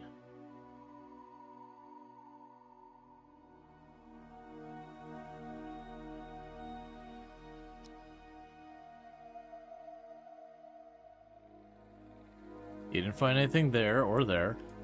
We got one room here and a little bit there to still scout.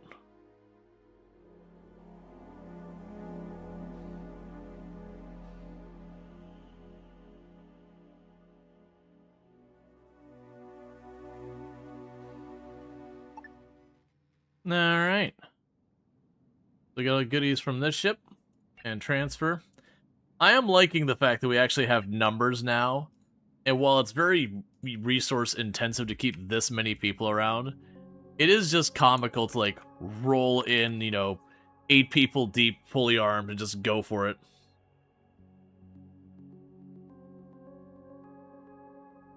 I think this is the first game you ever play that lets you be an arms dealer in vanilla.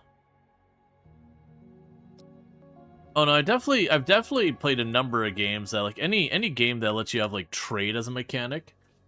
I've usually will let you buy that. Like Elite Dangerous, you can go and start just picking up tons of guns and turning around and selling them to other people. Like definitely there's a thing about like being the one manufacturing that. Alright, so we got the last Mary Shelley log.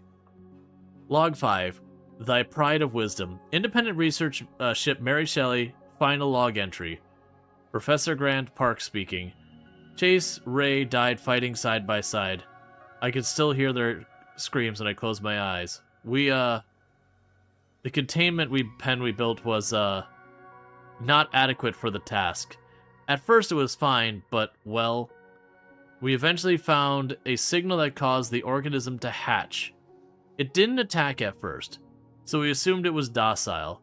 It didn't need much food either, or, as I predicted, air or water. So we kept experimenting, kept trying different signals. We made more progress in translating the artifact's control software in just 1 hour than we made in the preceding 2 weeks. But then, in response to one signal, it changed. It morphed into some type of chrysalis and stopped responding to commands. Then the chrysalis burst, and there were dozens and dozens of babies in there. And they didn't respond to the control signal either, and they were hungry, and they were small enough to slip through the vents. I think only the adults listened to the control signal, but it's too late to test that hypothesis now. I can't get to the artifact anyway. Anderson's corpse is blocking the door. They glued him to it, with some type of resin that sets like concrete, and then they laid eggs inside him. I wish I could have. Nobody should die like that. As for Fletcher, I think they did the same to him, but he escaped. He took a shuttle and abandoned us. God only knows how far he got without a hyperdrive. But I guess he's gone, and if I'm right, those eggs will hatch out there somewhere. If someone picks them up, who knows how far they could spread. As for me, there's no way out. I can't just vent the ship. They'll barely notice. And I don't have enough food or water to wait them out. I do have a pistol, though. If anybody finds this message, I'm sorry. We should have been more careful. We meant to expand the sum of human knowledge, but instead I fear we have expanded the sum of human misery. Maybe, if I find a way out, or if you find a way where they came from, you could do something about them. I've uploaded everything we found out and all our data. It's all on this tablet. I'm convinced these things were engineered, and they definitely respond to the signals from the artifact. All you need to do is control them. If I just had the artifact with me in here, I could. They're cutting at the door. I can hear them. I'm going to take the easy way out before they get me. Please use the artifact, send the control signal, stop them. Please. Forgive me. My spirit will sleep in peace, or if it thinks, it will surely not think thus. Farewell.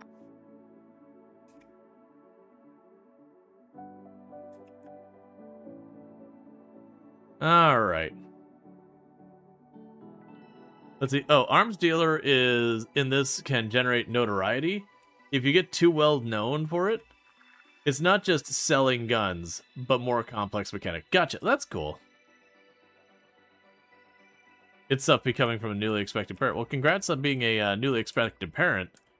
Yeah, no, that's, it's a classic. They found an alien thingamajig and went, let's poke it a lot, and then eventually it poked back. And then it's like, well, we just screwed it up for everybody. I mean, very, very clearly Aliens was the, inspiration for that. Okay, so it is smart enough when something stalls to just work on the next thing. So I literally could just queue up everything, and it would eventually get through them all. That's good.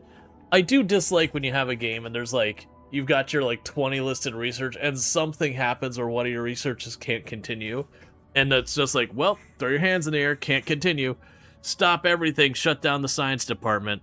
Versus like, okay, well this is stalled, you know, just go on to the next one on the list until it's not stalled. Nope, can't do it. Boss says this one's first. Doesn't matter if I can't do literally anything with it. Boss says this one's first. Boss man, you know, gotta do what boss man says. So you want me to scan these systems.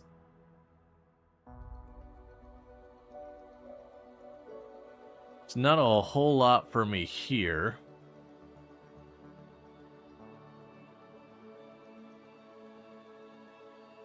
I'm also saying that it'd be like, scan this system. It's like, what? Why should I scan the system for you? You're already there. Just scan it yourself.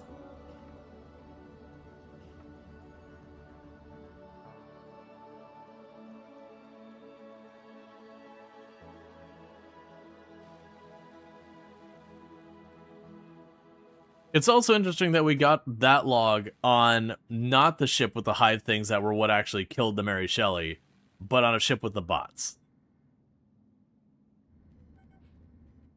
Like, very clearly the ships we find, they're not like, this is the Mary Shelley you find with the bugs on it. You just randomly, it's like, oh, it's time for your lore. Open wide, nummy nummy, lore time. Which I'm fine with that. That doesn't bother me.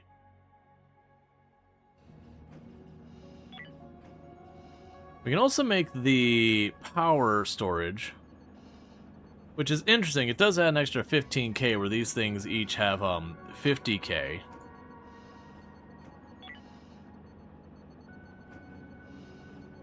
But still, I imagine the benefit here is if you can get your solar high enough that these ever turn off, that they don't need to be running solid.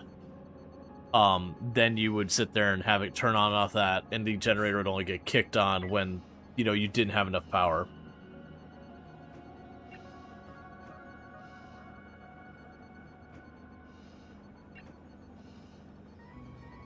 Can we have plenty of supplies now?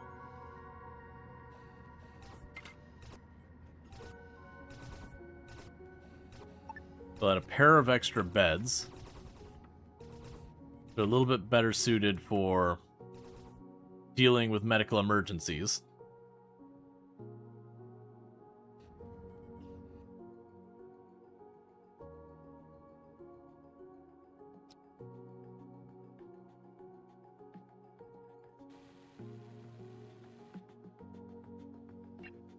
All right.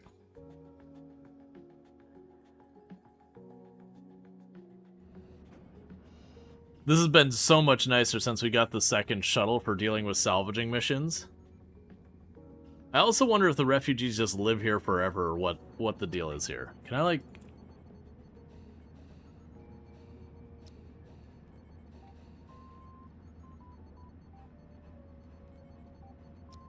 Okay, so my choices are I can make them follow me, make them my prisoner, that kind of stuff, which...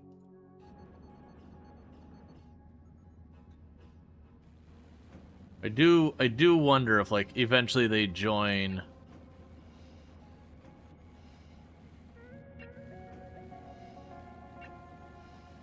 Or whatever.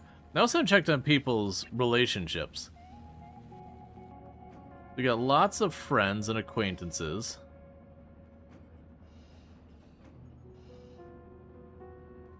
I do know we had one or two people, like, heavily hitting on each other to the point different people were getting upset about it.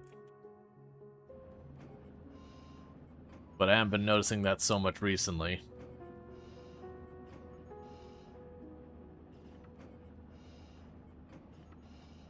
Alright.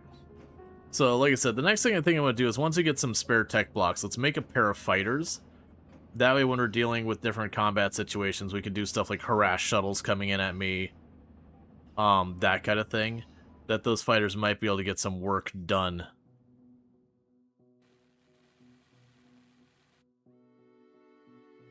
And let me guess, the shield consoles and the weapons consoles. But we don't actually have the shields or the... Oh, no, actually we do. We have the auto turret. Hypercharged damage requires a ridiculous amount of power. Small shield generator also requires a ton of power. It doesn't give me an idea of what amount of coverage it gets. I think it might just be your ship gets a flat amount of protection. But that could be something that we need to do. Both of those are very power hungry though. It's like a completely different game now. Got random civilians walking around and everything. Yep. Yeah, because the ship gotcha. Yeah, that's a big one, but like the downside is that thing takes 880 power. 880. Which for context, my generator makes 100 power.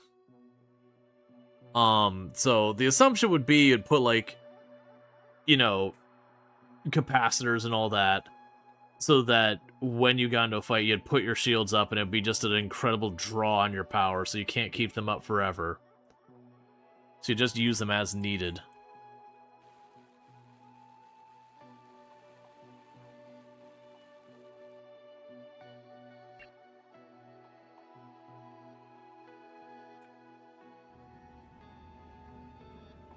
From energy cells?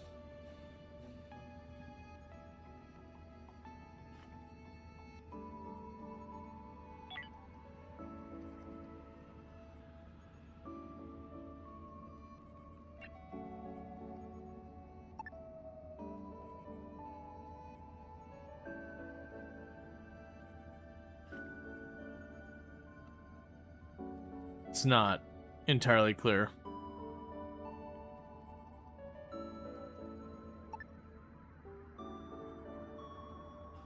Low body temperature. Ah, because your thing right there broke, so it's making it too cold.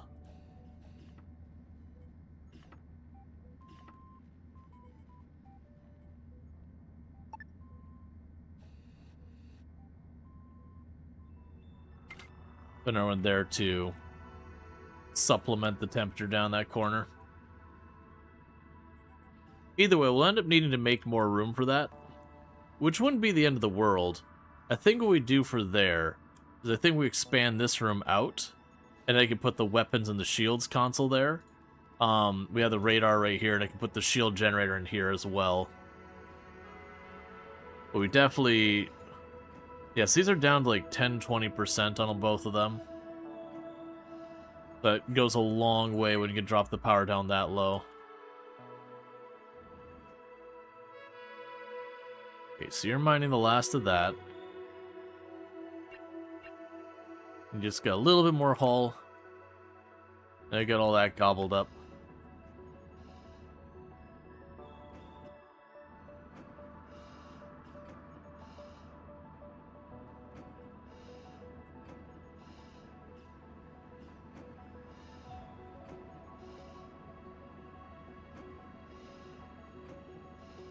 Okay.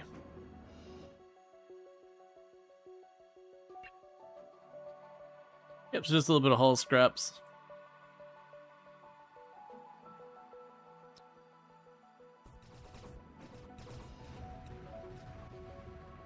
And it's a big set of asteroids, so they did punch a bunch of holes here. And one of my assumptions would be if we used shields and stuff like that, they would also help with that. It's also interesting, the idea that the fighters can also take on the asteroids. So you could have people like more actively hunting those as a source of materials. Which I guess would allow you, if you put your station in a system that had those asteroids going by, they would be a continuous source of like regular and exotic metals. Maybe ice and all that, I don't know about that. That it could be a thing that you just have your fighters running around dealing with them.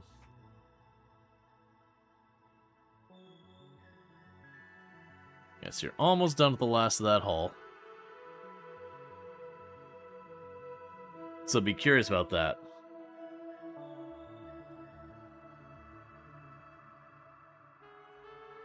The catch is still going to be waiting on finding more tech blocks to supplement all that stuff. Let me just check one thing real fast. I'll see if Tomb's gotten home, because when that happens, I gotta take a quick little break and all that. Welcome her home, and she is home. So what's gonna happen here, chat, is I'm going to quickly save the game. And I'm gonna have to step away for just a couple of minutes while I welcome my wife home and all that stuff. Throw some food in the oven, that kind of thing. I'll be back in just a few minutes to pick up with more Space Haven, but I'll be back in just a few minutes, and thank you again for tuning in. And as a reminder, if you have been enjoying the content tonight and you're not already following the channel, don't forget to follow that. We can find your way back here in the future. Alright, I'll be back in just a few minutes.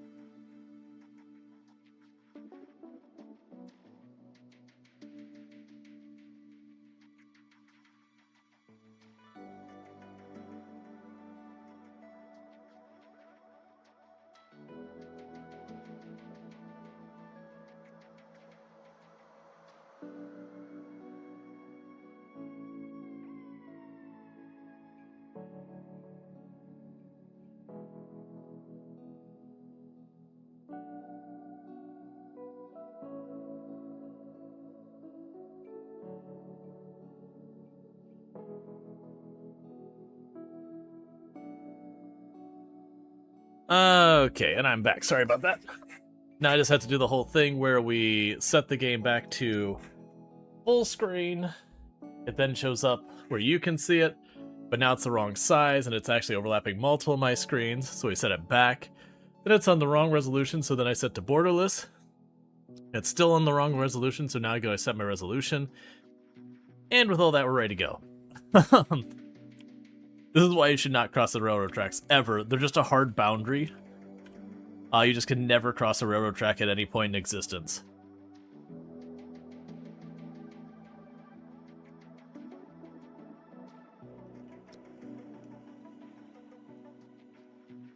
Yeah, so they're tearing up the wall there. We're still mining that spot out. That's fine. Yeah, no, the train, it's an old clip at this point. That was when I first joined the stream team I'm on, Halcyon Frequency. That was kind of like the clip to, like the big clip to announce that I was joining, because me and Alana Rama joined the stream team at about the same time.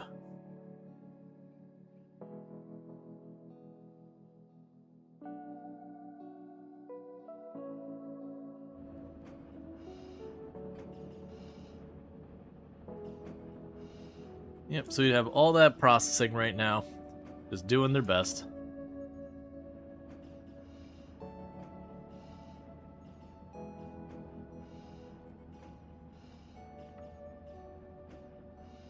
Alright.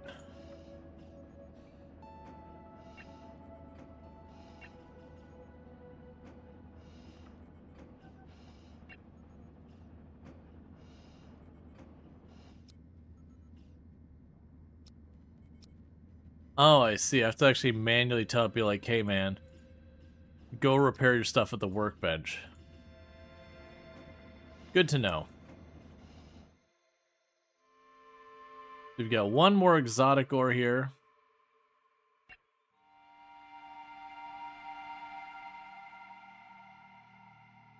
That's fine, I don't care about one basic ore. Yeah, so get that last bit of exotic ore and then we want to leave. Because we just burned through our fuel way too fast. Oh, I didn't realize that you choose the station mode that, like, stuff just comes by, like derelicts and all that, and you just kind of have to grab the resources as they pass.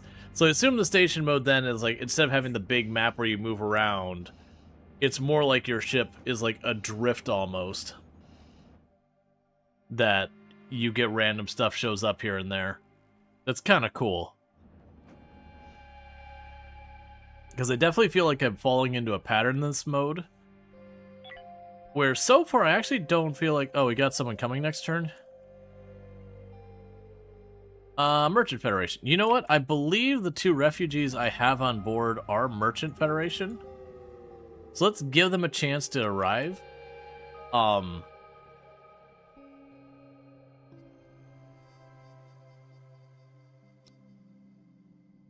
Yeah, just give them a chance to arrive real quick. We'll trade away some of the stuff I've got extra of. And bring in new stuff and everything. And see if maybe the refugees will go away. Since we'll have their faction here to, like, give them back to their faction.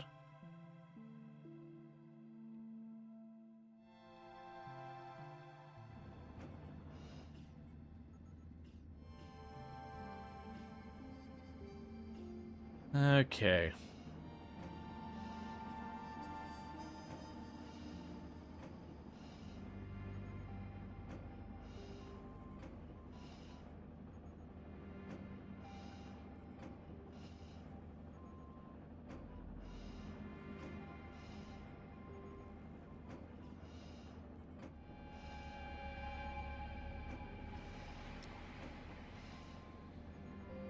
Alright, so they're calling us immediately.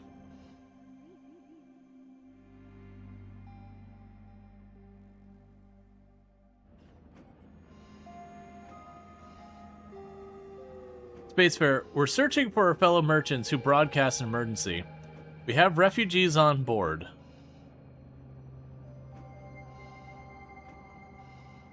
That's good news. We are willing to offer you a reward for giving our faction members back. Woohoo, boy, that's a good reward. Yes, take them.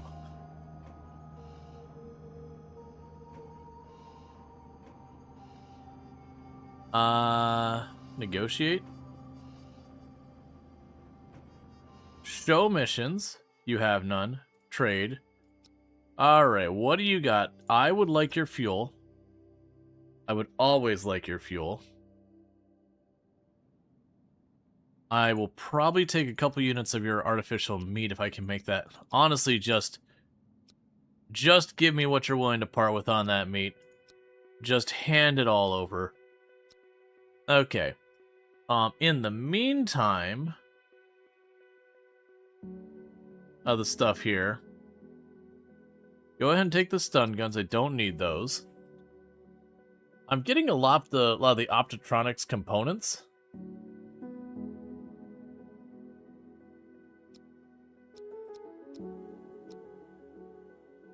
Don't really have much of a use for. Let's get the explosive munitions out of here for now until I actually use them. Okay. Done. That'll be good. How are we doing in water? Still amazing, or are we starting to burn through it? Nah, we're still amazing in water. Okay.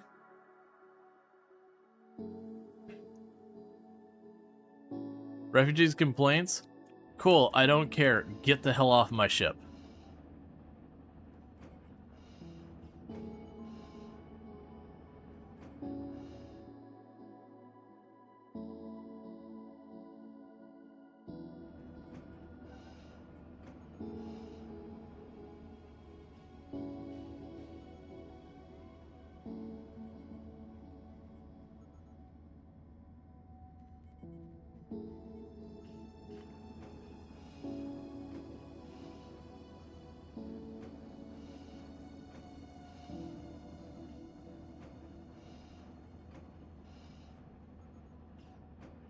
And Burning Sun is continuing to get better and better at researching.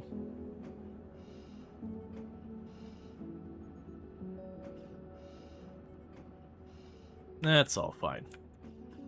We'll just let it cook.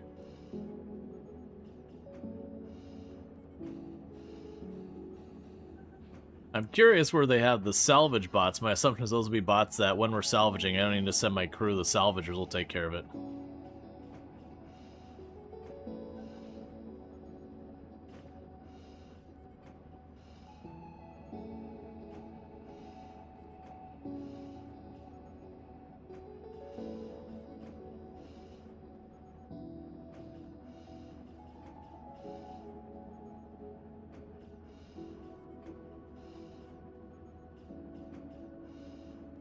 You're from a different group?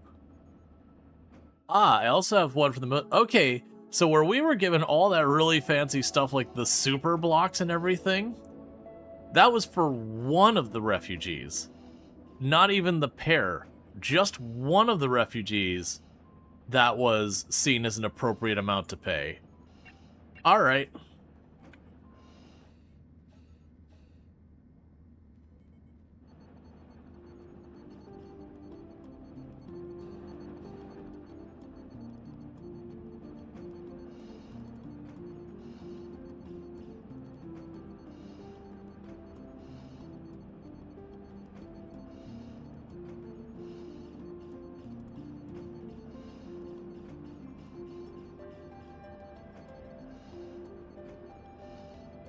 Okay, and with that, we got what we wanted. Let's get out of here.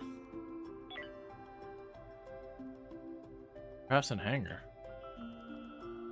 Oh, it's the other shuttles on their way back. That's fine.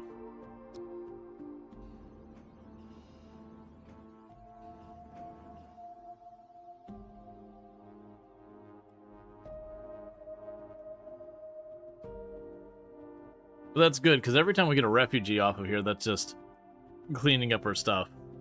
I'm also curious, like, how far we can push this robot stuff. An unfortunate explosion occurred with all our ships, so it will be affecting our main, energy storages. We managed to put down the fire, but not before energy resources have been destroyed.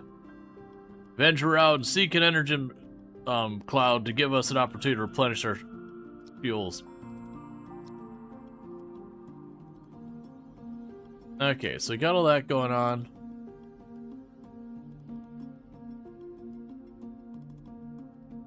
Yeah, they're really not good at. So we got 3 marks for stuff to do here. We haven't explored that system. Let's hop back up here. We got a mission objective to go to this area.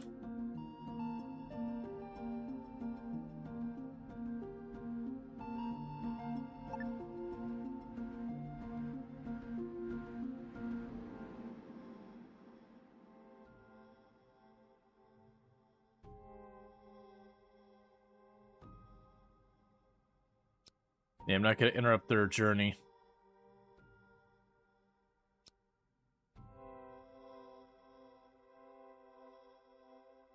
The merchant fleet unknown. We have the outpost.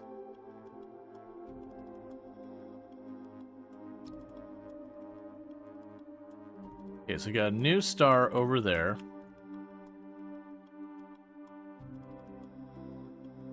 It's a military alliance presence here. Let's see if we can't get these, get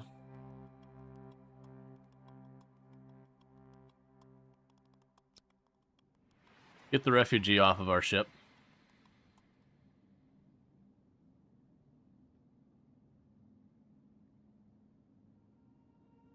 The fact that we have the system, we've already cleared it out. Base fare. Are you just tracking our comrades who broadcast instructions? We have the refugees on board. That's good news. We are willing to reward you for their faction if you bring it. I mean, very genuinely, they're paying exceptionally well to rescue refugees. Show missions. Transport the prisoners. We would pick them up and we would transport them to another system. I mean, that's actually not bad, but that's not really where I want to go. Let's deal with the trade and see if there's anything here that we mutually would like to exchange. Give me that energy stuff because desperately I need as much of that as I can get.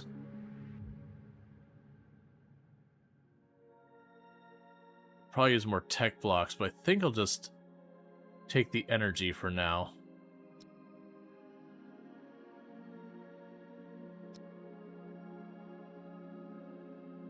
Alright, Bassett, you take it easy.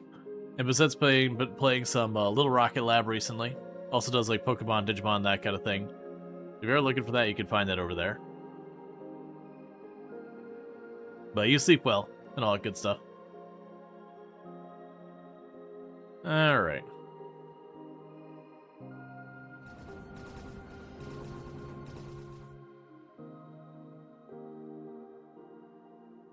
We're just trying to get these people off my ship real quick.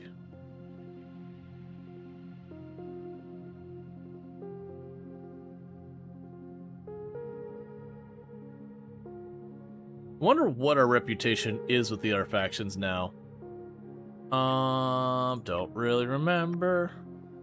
It's in here somewhere.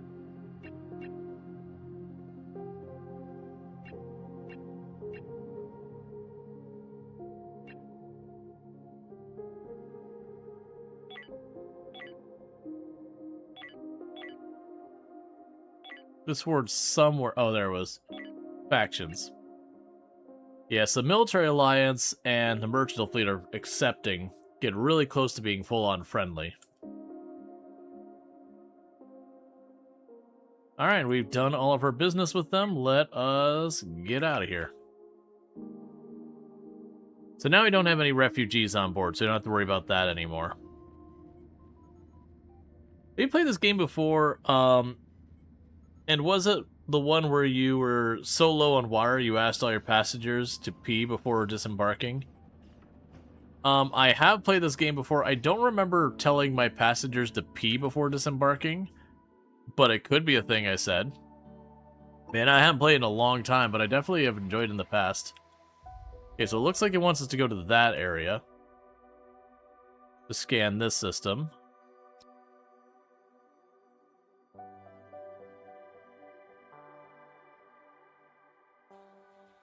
And I got that system up there to go to.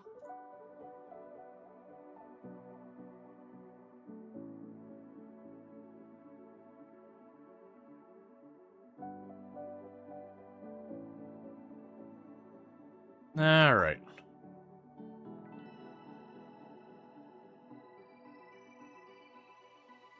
We got one person who got a little sick from the hyperspacing.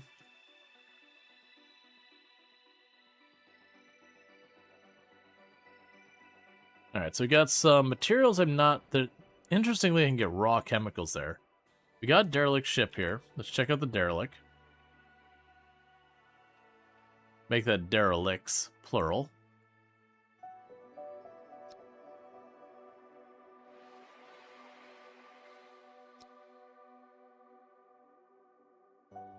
Okay.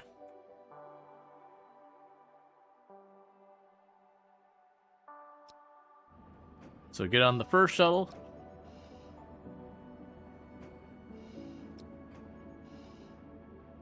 Get on the second one.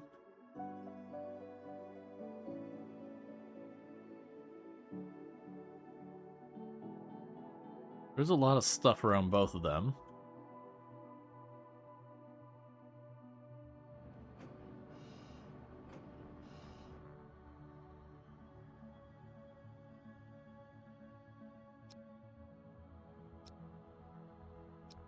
I'm highly suspicious with that much good stuff floating out there. I'm expecting to get close and being a trap. I don't know. Who's the good wifey? Yep. I love you. I love you. Alright.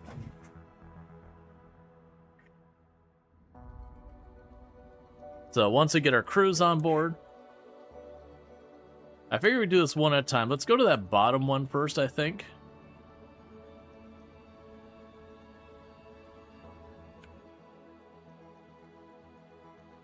You go here. You go there.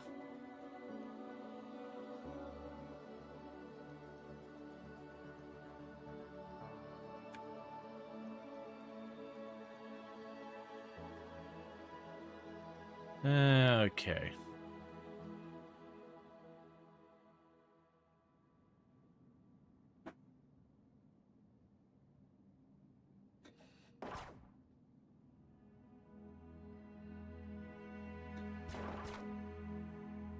So that's not what you want to see. We got the walking mechs here. So hope we can split their forces up a little bit.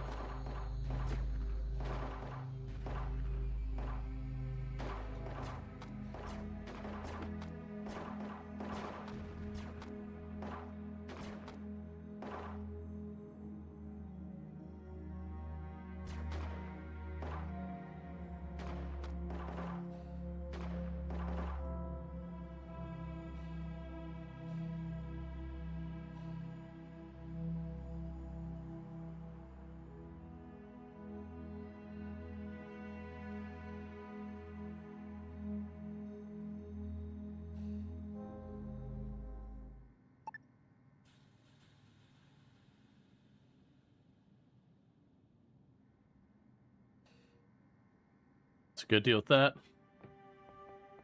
We've got monster in that tube. And monsters in these other tubes. So I'm curious how all that's going to work. Get depleted of all its resources. They're going to tell them to rip it apart.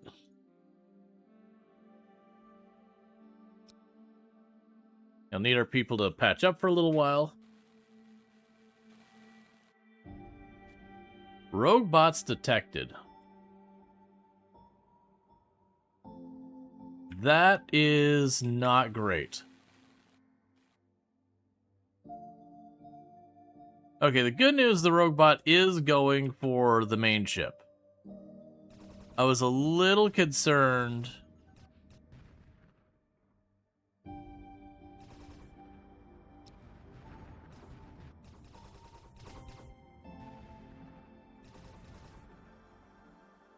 Something in there is hitting me for 100.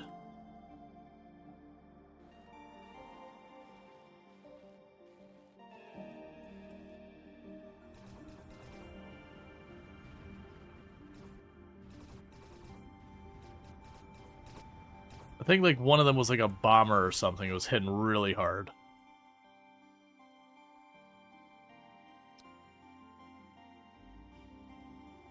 Okay, so you can keep taking that all apart. We had a few people who took some injuries. We got some people with sleep deprivation and all that. We can go ahead and just work on this ship. Like I said, we've got critters in here. I'm not sure how that exactly works. I'm hoping I just like leave them alone because I don't really care about them.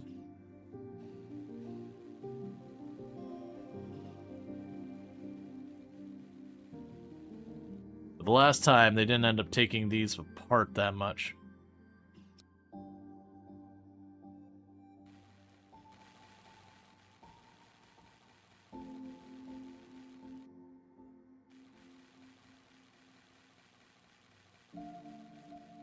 This looks more like the Mary Shelley ship. Yeah, well, that's what it's saying, is the other ship we got stuff in.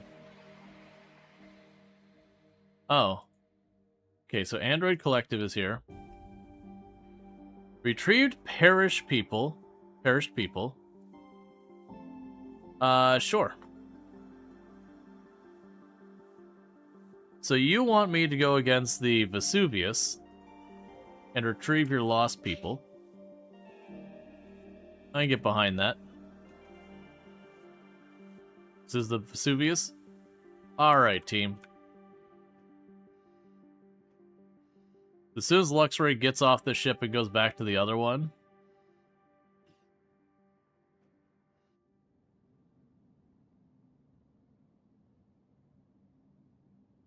Okay, so they're just going to go there themselves. So we might get lucky and get a freebie. Let's go ahead and accept that mission before it's too late.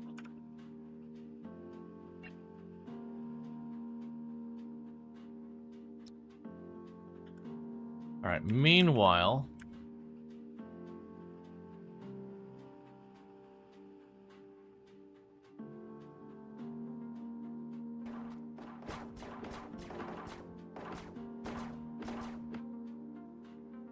I see.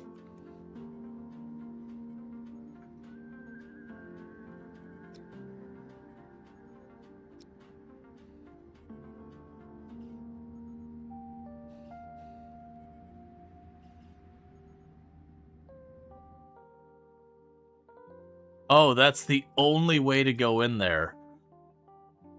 Okay, that actually sucks a lot.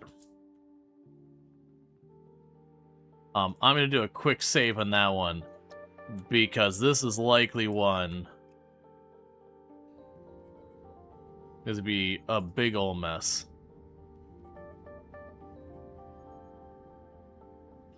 Okay, so you're all on the ship, so...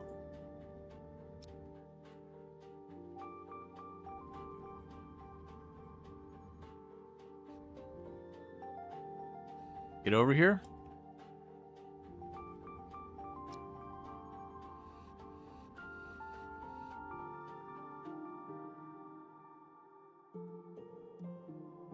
Okay.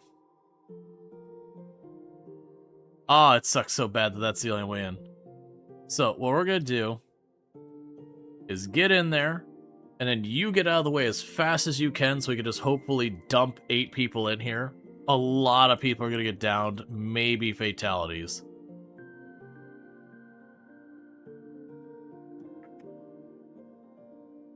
Get out.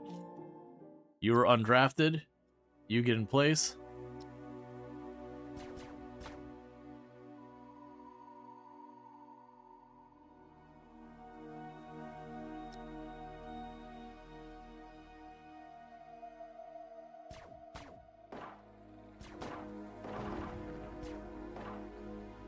So hurry over here as fast as you can, so not everyone's piled on the exact same tile.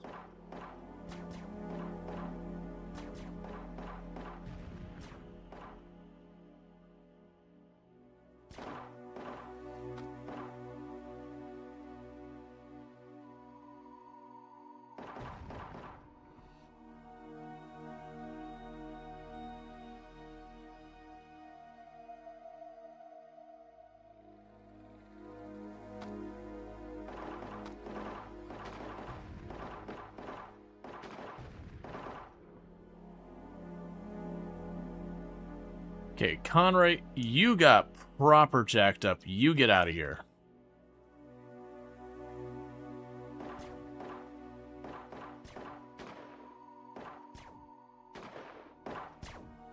Are you still drafted? You're undrafted.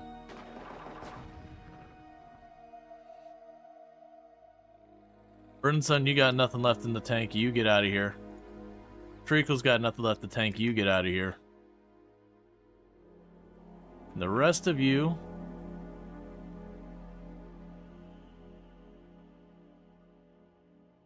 No, you know what? It's fine.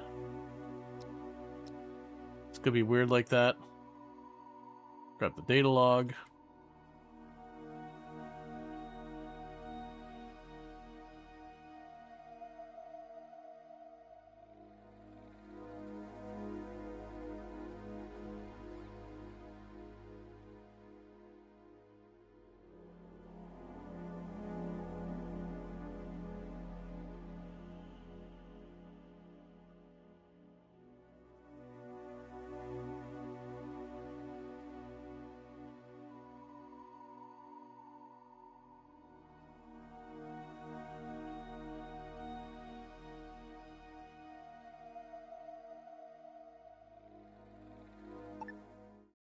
You know, you're in relatively good shape.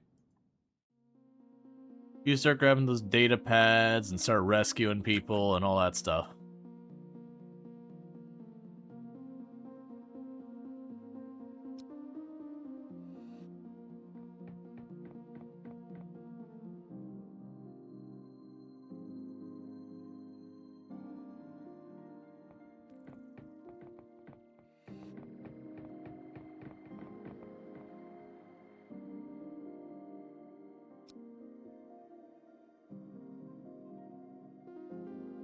Okay.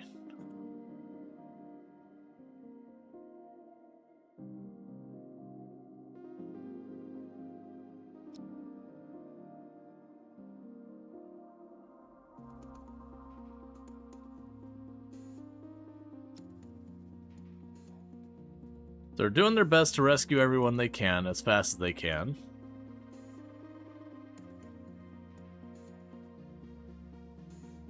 I did notice, like, 6 of them came on board.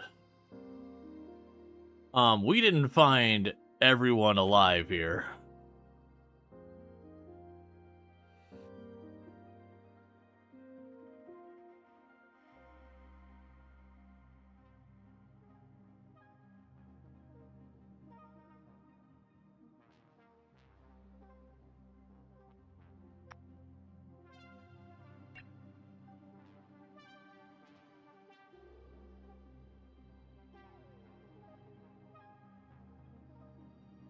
Alright, we have completed the mission. Nice. You got another mission for me by chance? Nope. I was hoping you'd be like, we have injured. Please help our injured people.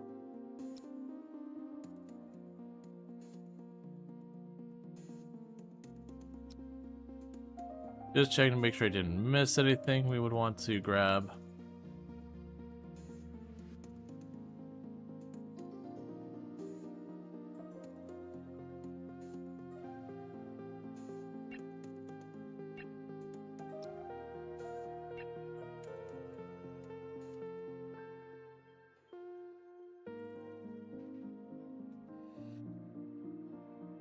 Okay, so how badly did you get messed up? Because Conrad got caught in like every one of those blasts.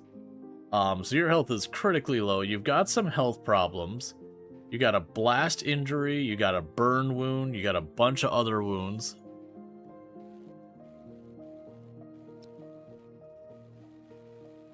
Treacle collapsed immediately on getting into the door due to exhaustion.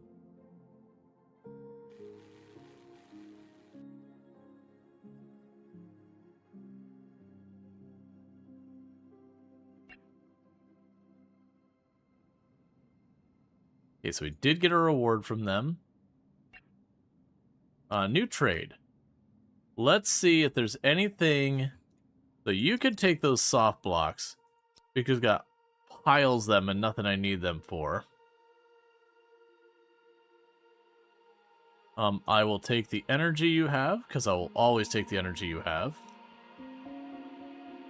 Sorry, that came out of nowhere.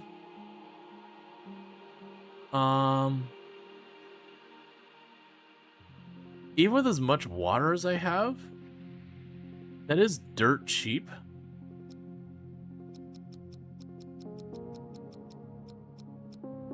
Go ahead and give that for me.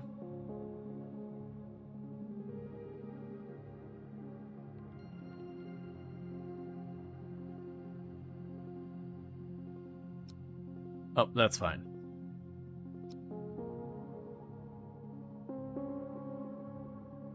We'll do a trade mission, or a trade thing.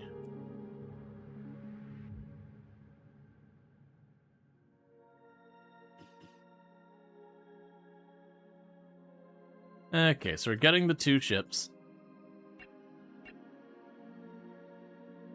We also have all that to grab, and to mine. This should be another pretty good system for us. We got a bunch of high-tech blocks, so we have to decide where I'm putting my my next blocks to it. Do you need artificial meat? You noticed Conrad had a protein deficiency? Yeah, we did buy a bunch of artificial meat the last time. The proteins also, yeah, so actually you have 9 of them still. The proteins also come from the nuts we grow. And so we're just playing catch up on a lot of that. That they're just fixing their diets and whatnot. Alright, so let's go and see what we got to consider here. We do need a room for our shield and weapons consoles. Which that'll use up all of our high-tech blocks before we put any more systems in. Let's go ahead and get that started. So the plan there is go to edit, build hall, fill this in, and then put some walls in there.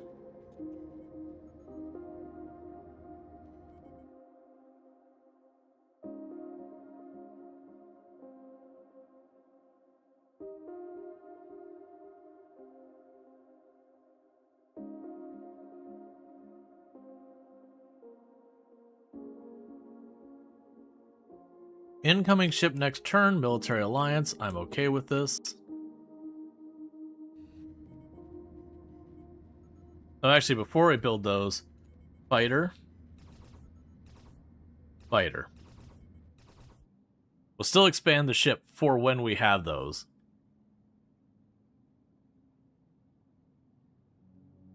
A trap has been activated.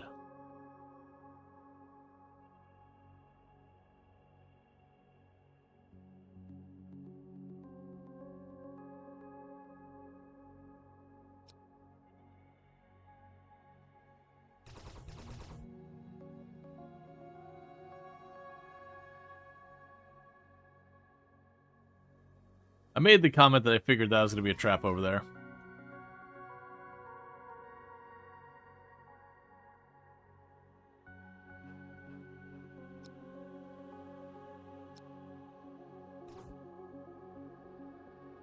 Get him. Nicely done. They'll take that rubble while I'm here. Okay, so trap got activated. We're going to get more rogue bots into the sector.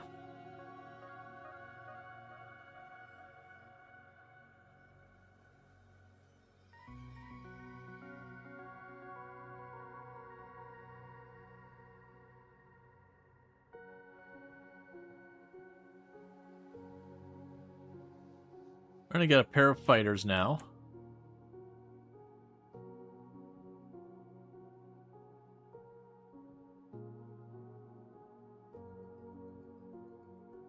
So we'll see how well those work.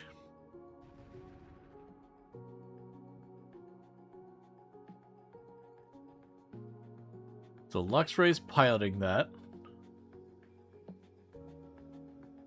Gotcha, so they got some opportunity to gain. Alright, robots are detected. So we've got them down here. For the moment, you return home.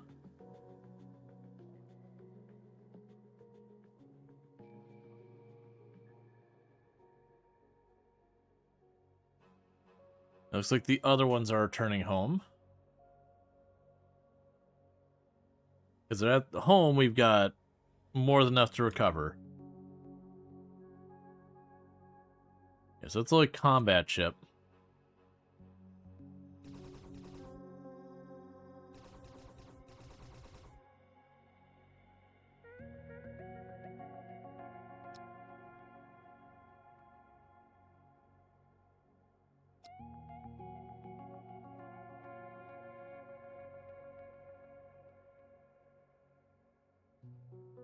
Okay.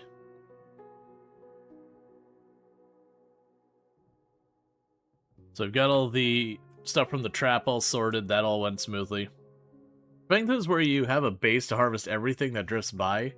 So far, it's been pretty fun.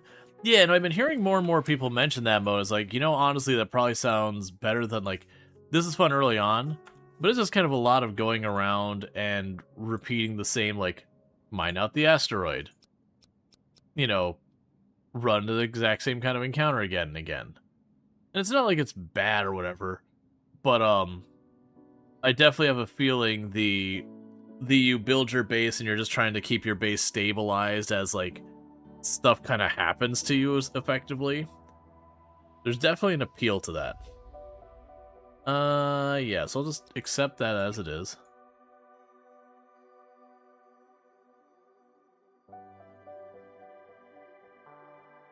We already got those set to... Ooh, hey.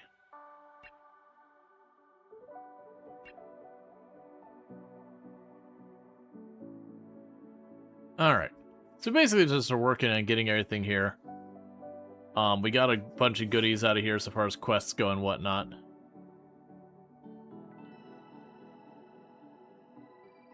They've got fighters that are able to scramble when asteroids come in that'll help. And what do you got that you're still showing as injured or sick or whatever? That's just plain old sickness from interstellar travel. That's fine.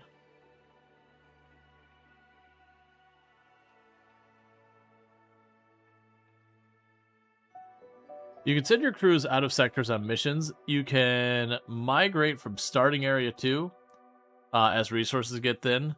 Yeah, that was kind of my concerns of the way this game has been. That, like, in this mode, you look at the world map, and once I go to a system, I basically pick it clean, and there's nothing there for me anymore. Let's see. An observation on human canine symbiosis, submitted to the collective for consideration by Andreas 9 DWR's last question. I have recently been reviewing footage of dogs, a species which showcases the remarkable duality of the creators perhaps better than any others. In fact, I must now posit that any complete understanding of the creators is impossible without understanding of dogs. The intriguing conclusion I have drawn is that the creation of Canine Familiaris and our own creation may be thought of as a parallel events. The creators have now twice attempted to make themselves a companion species. Indeed, both attempts may have been considered partial successes. In us, they've created intellectual but not emotional equals, and in dogs, they created emotional but not intellectual equals. Of the two, of course, the dogs are the senior creation. Their relationship with the creators extends beyond written or even verbal history. They have been companions since time immemorial. And to describe one species without the others is to miss an important component of the full context. I am curious as to what this act of creation is like, and wonder what insights may be gleaned from its replication. In humans, as stated, we already have intellectual but not emotional peers, so there is no need to repeat the recent tragedy. But we lack the equivalent of the dog. We lack an emotional but not intellectual peer. It is for this reason I have begun experimenting with non-sentient machine forms.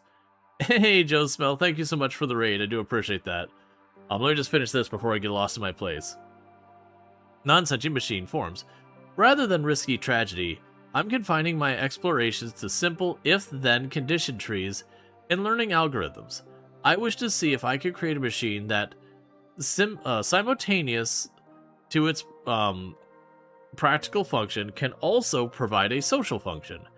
I note that the creators have been known to bond with constructs as crude as a crate with googly eyes stuck on it. But then, the creators are known to be strange. Thus far, my experience has been mild obsession. I note that I derive satisfaction from each incremental gain, and enjoy watching the learning algorithm progress as I provide it with training data. These are pleasurable states of mind, and I wish to continue them. I also note that the application of pride should I be able to notify the collective of future success.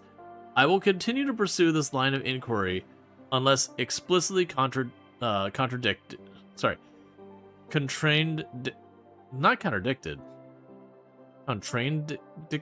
Whatever.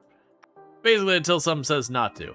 Hey, Josmel, thank you again so much for that raid. I just wanted to make sure to finish that thought because it's in the middle of the reading of lore dialogue where you want to go with. There go the fighters to deal with asteroids.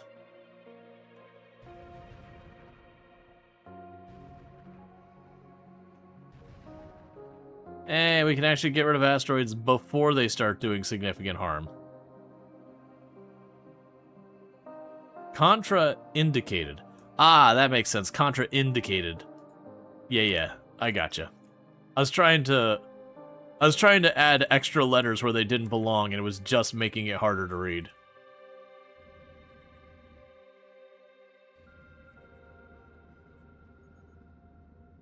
Alright, and how are we doing on our research? Can we get a shout out for Josmel as well? But what are you playing? How's it going? All good stuff. Yeah, so got all this stuff going on here. And keep all this going, because we're just salvaging these two ships. Salvage robot station. Okay. Usually a medical word? Gotcha. What was from the android people who we now know lore-wise? A salvage robot is capable of constructing a salvage robot that also acts as a home station for one such robot. Salvage robots are capable of salvaging resources from facilities on derelict spaceships and station. Sure. Sure.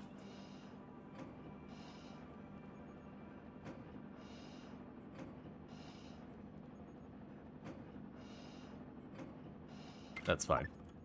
Alright.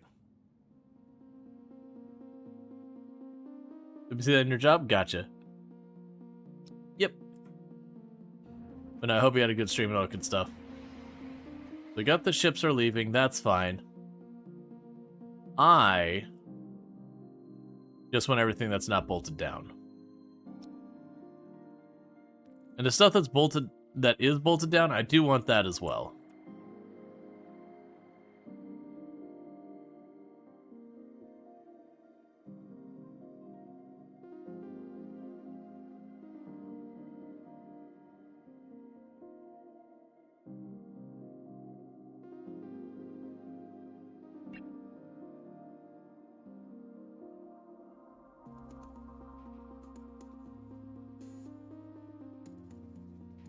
Honestly, I could see those fighters being a pretty good use of resources.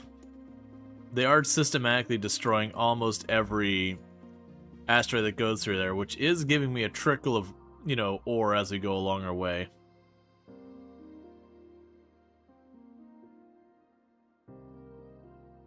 It's a more precise term than simply indicated otherwise. It more specifically means indicated the opposite of. Right. I gotcha. I mean, I definitely got the sentiment of it.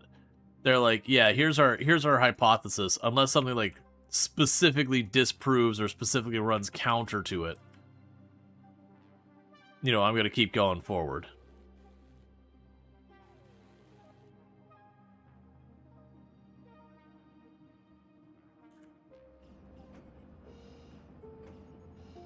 Alright, so now what I could do here is go walls, wall.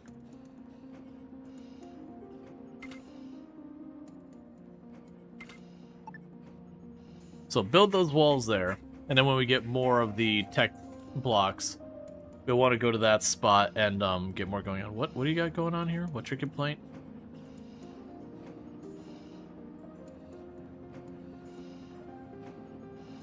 You good?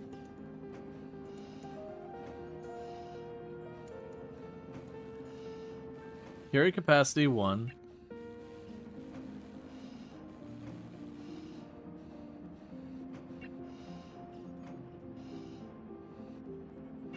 Alright, so you do have power.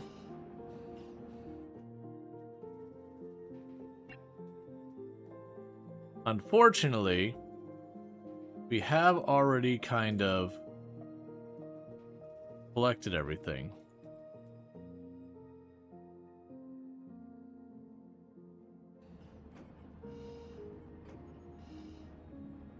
Alright.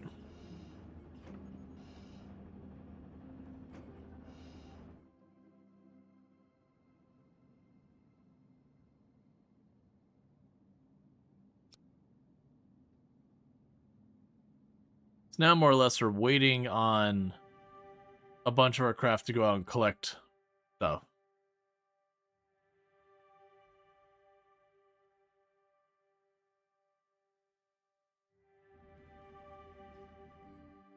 Oh, that must have been the little salvager robot.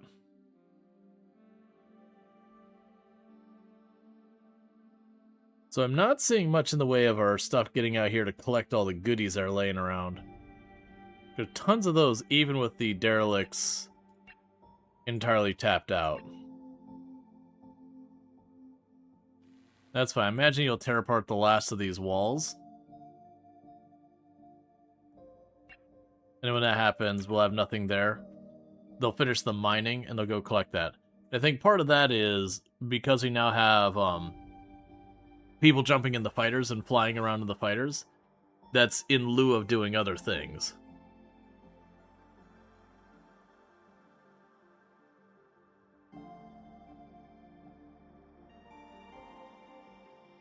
Okay, so everything's mined in the system, so there's no more mining to do. You've got a little bit more hull to take apart. And then that'll be done. At that point, they should collect all the loose materials that are laying around. And thank you to follow. Welcome to the stream. In the meantime,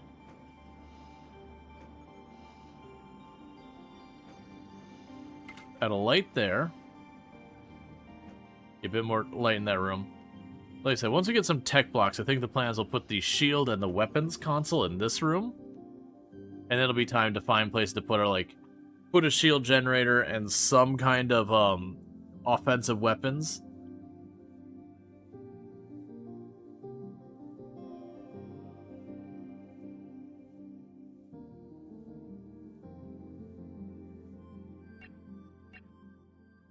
Okay, so now they're starting to send the ships out to collect all the random junk.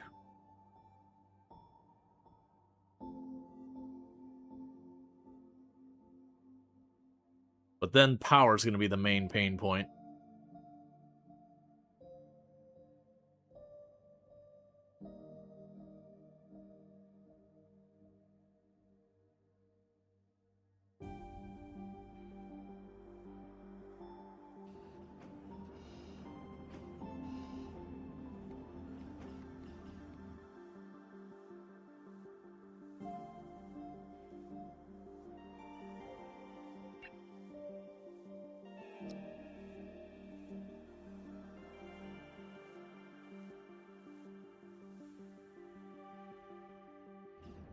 At some point, that's interesting. So if I tell you, put a pistol there,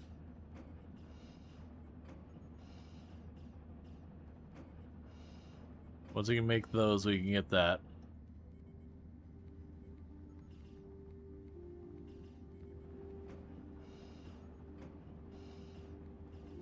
And that. Wonder if Luxor will automatically equip themselves.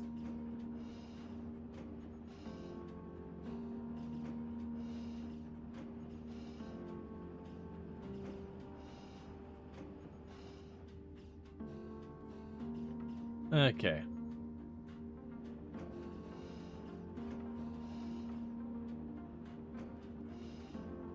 So that's the loadout.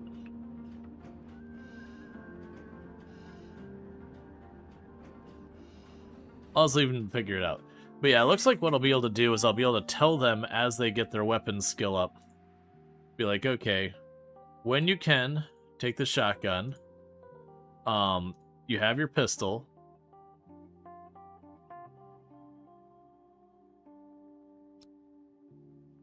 And you'll automatically upgrade your weapons if there's a better one there.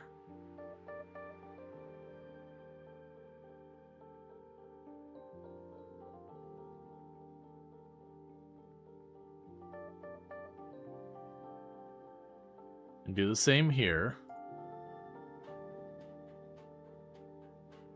And Teddy also, your weapon's 1. Okay, so it looks like all we want to do is go on here and just basically tell him, like, hey, if your weapon gets damaged, just swap it for a better one whenever you have the chance.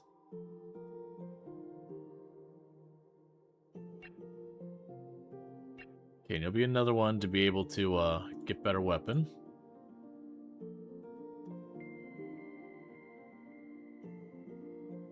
Because the implication with this is as our weapons wear out, they should automatically swap to their better kit. And then when we do get to the point of being able to make body armor and such, then we can have them put on the body armor and that'd be good.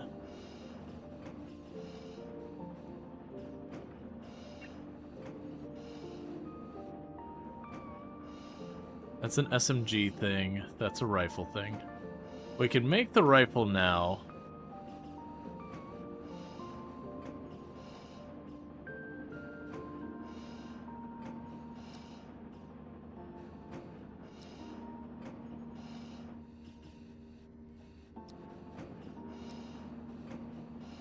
Okay.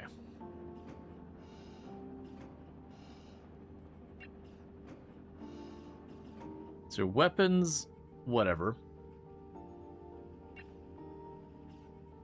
When we get this, what is the rifle's combat requirement? Weapons 3. But I would be allowed to add a scope on it, which improves its accuracy, which is worth considering. Right now, we'll just worry about that. We'll probably want to have 1 or 2 with the scope for the long-range stuff, and then the shotguns for the close-range stuff. Unfortunately, out of our crew, we only have about 3 people who can actually level up their weapons. Everyone else just can't. Okay, so it looks like we're actually at the point it's time to go. I just kept noticing the ships flying around, be like, oh yeah, we gotta wait for them. It's just my fighters protecting us. Which is fine, but I need them to get us out of here. We've already picked the carcasses of the other ships completely clean. There's nothing left for us.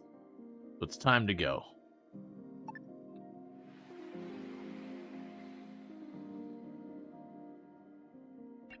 Missions. Okay, so you want me to scout the system where I can see the whole thing. So we do have another derelict ship that is claimable. We're gonna hop over here. That leaves me these 3 here. Let's pop in there.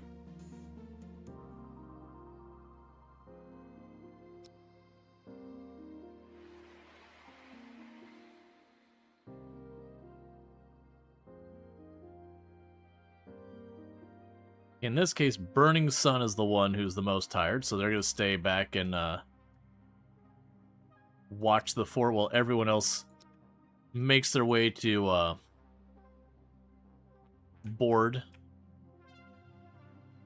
Put you to mine everything. This time it looks like we've got a big old gaping hole here, and it might be a docking port over there. So it might be good on this one to not have to worry about like that last one where everyone tried to have to like swarm the same door. Oh yeah, we got options. Yeah, so I think we'll do is we'll put one of the 2 ships there. The other one right next to it. Actually, see, when I put that one there, it made it so there's no room for the other one. Alright, so we're doing the same thing where we're kind of pinching it. We don't know what's in there, but this will get a clean shot at this side, and this will probably get a clean shot in there. So if we let people out at the same time, we should be able to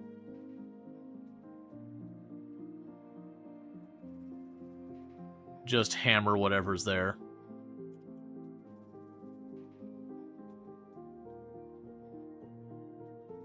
Give the other one a second to be in position, just in case I need to split enemies up.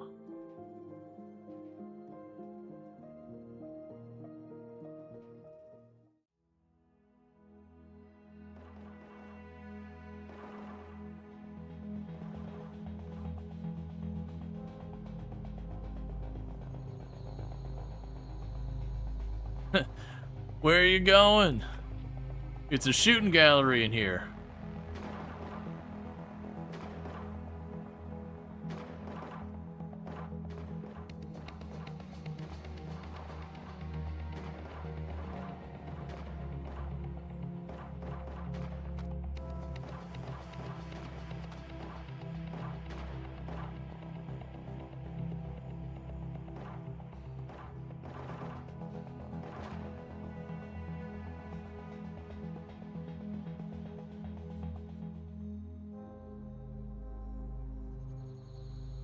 Okay.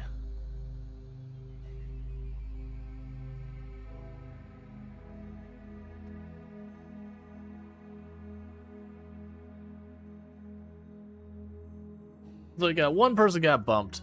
Otherwise it's definitely shooting fish in a barrel. We rolled up and it just, with the pinch, the enemies were like, I can't find any place to hide.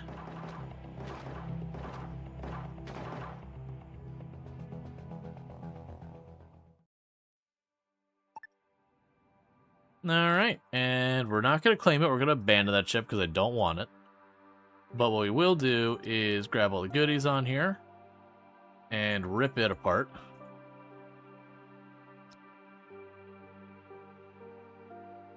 And we got goodies there. Alright, so hopefully we get ourselves a couple more tech blocks because we're doing really good on everything else. I actually really need to start hitting any type of trade people, start dumping all of our other block types. Like, very genuinely, one thing I should consider is just building more solar panels. They just take these earlier ones here. I got plenty of energy blocks and all that. Even if the solar panels aren't that good, they'll still help. Well, we're getting clobbered by micrometeors. Don't love that.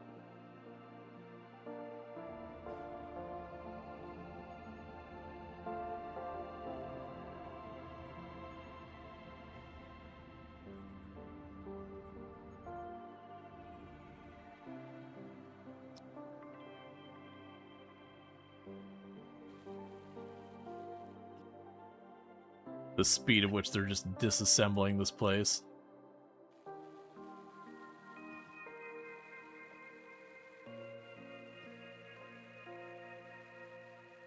Then we got the salvage robot also doing its job.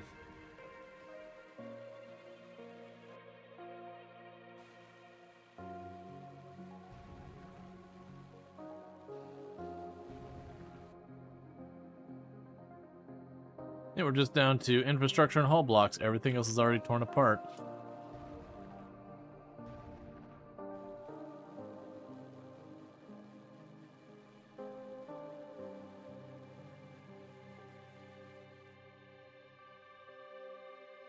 Alright, and now I just got hull blocks.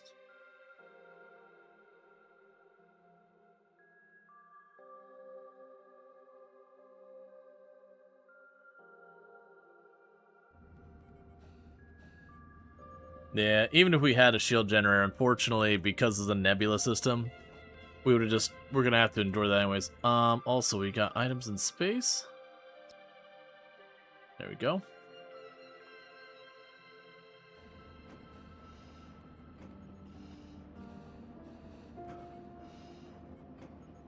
It's not keeping up. Got another heater in there. Alright.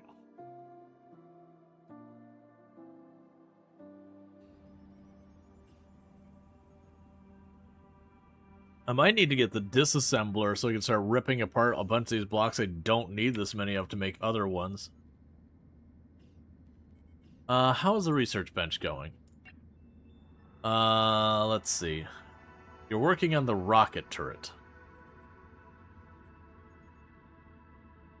Otherwise, just running through the list. It might be worth bumping up the bulletproof vest all the way to the top, if we can. Now we can start giving people some type of actual defense. Because in winning our fights mostly by just going, we have okay people when it comes to weapons, and then just lots of weapons.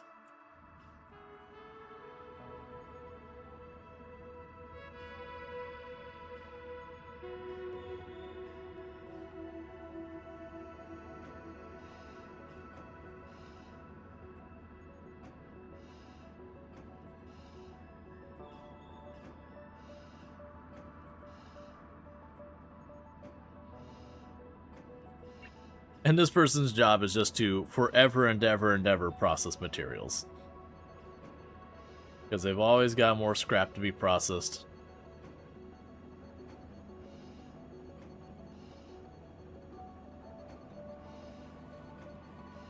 You get incoming ship, civilians.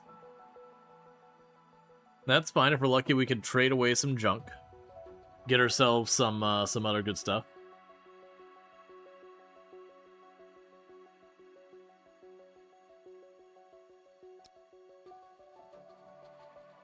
Alright. Because, yeah, honestly, anything but, like, the tech energy and super blocks, we probably just want to discard whatever we can, keep our weight down. We're very quickly building up more weight than we can handle. But I'm just slapping down a whole bunch of solar panels just to do that, which isn't even that bad of an idea. Like, very, very genuinely, even if those only creating, like, 5 watts or whatever each, anything I can reduce these will be good. And if I can get to the point where when we're not doing industry, those things turn off, would be amazing. But it's going to be a pretty big investment.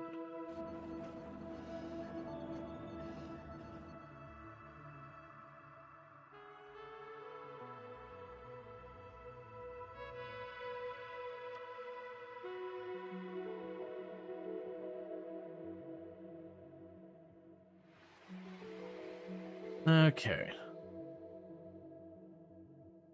No quest, we can trade. New trade. What do we got here that you want?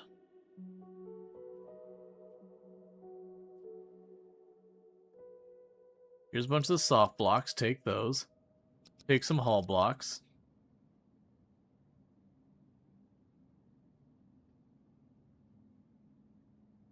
Give me the energy thing, even though you're overcharging for it.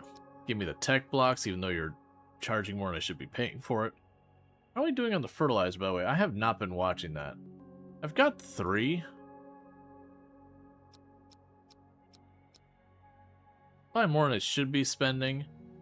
Yes, that's fine. So let's go ahead and get that moving back and forth.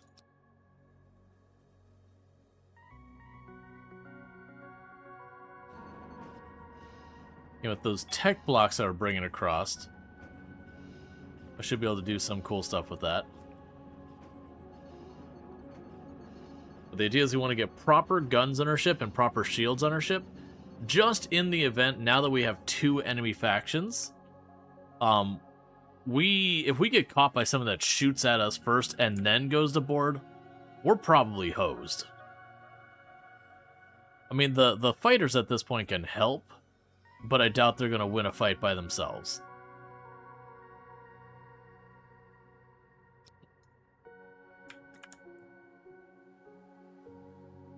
Okay, you're calling. You're going to tell me you're short on something?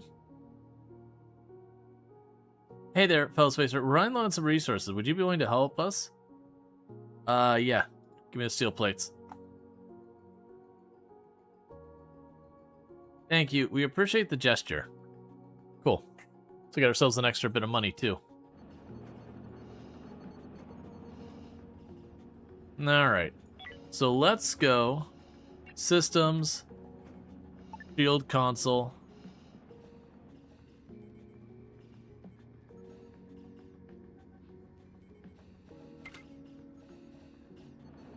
Systems. weapon console. That isn't the actual weapon or the shield, but that is the ability to have controls for those things.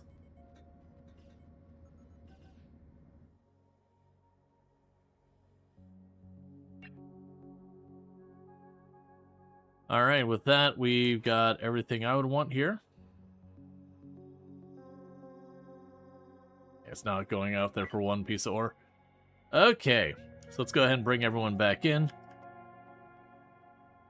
Get ourselves on our way to the next system. We're getting pretty close to having this sector all explored. I don't care about your delivery missions.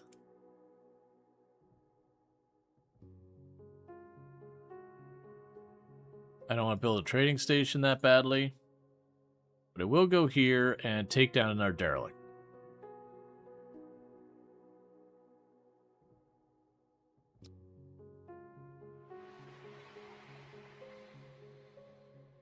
Okay, you do not have a mission for me.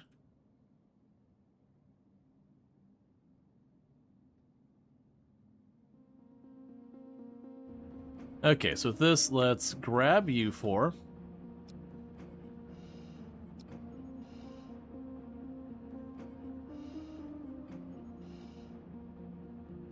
Grab you four.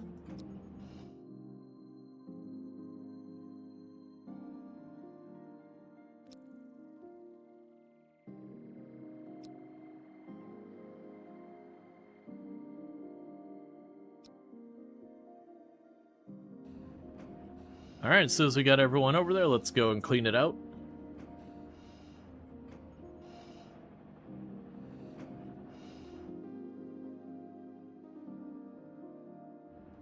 Seal dock on this side. We can have the other side of the opening as well.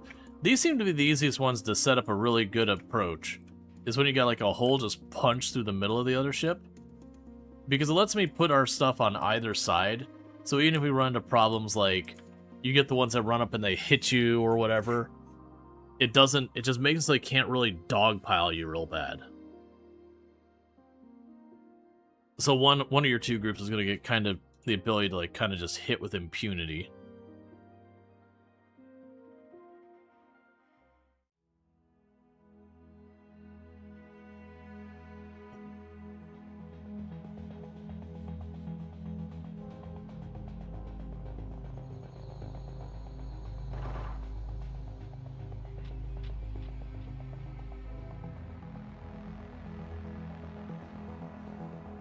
All right.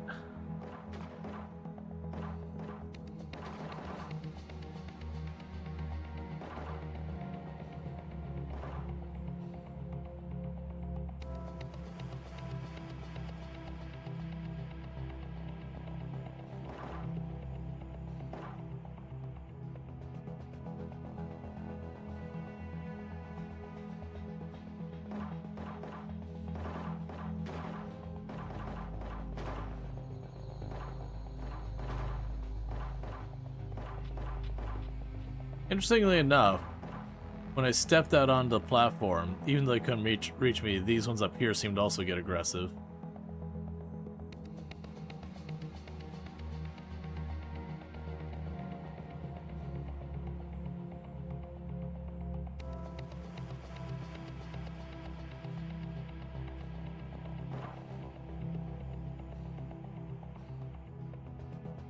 Wait, there's no one down there? Okay, let's try and squeeze in here. There's definitely more of them.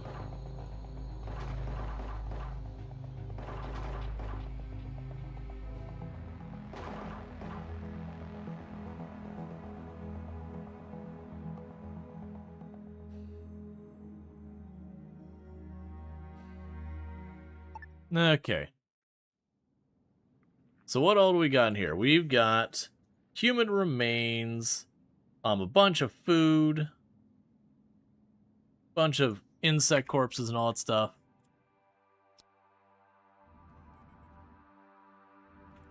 They can work their way back home. Incoming solar flare. Thanks. I hate it.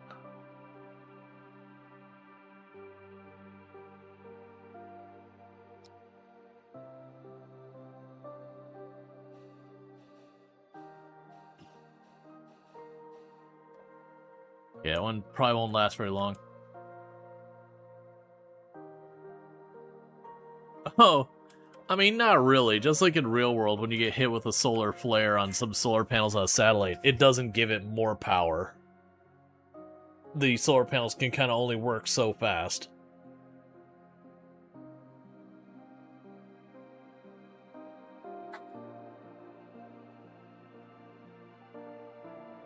In reality, it's more likely in real life to fry the circuitry that runs solar panels.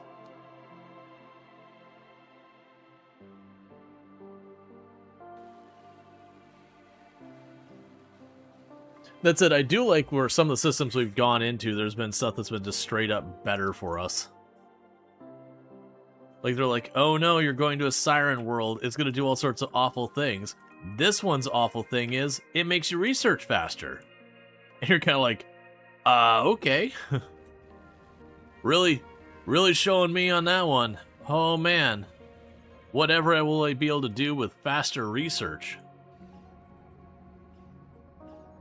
What is Burning Sun's research up to at this point? 8. Alright.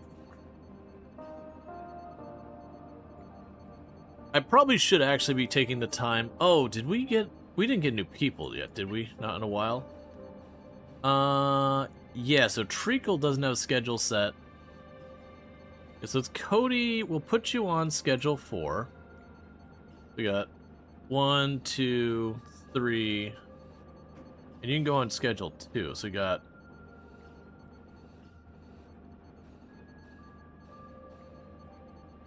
I should put you on schedule 1. There you go.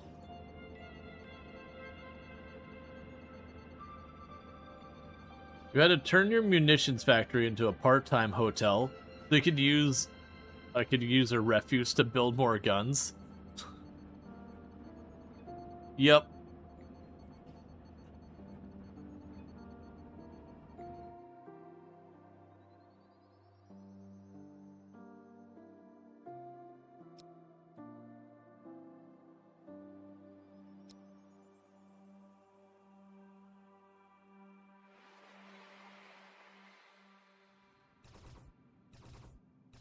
Okay.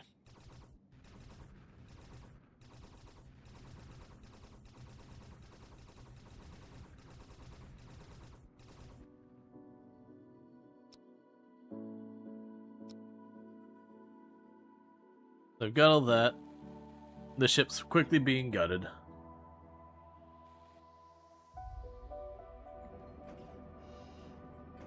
Yeah, so his thinking is, I probably need to go into our rosters. And for priorities...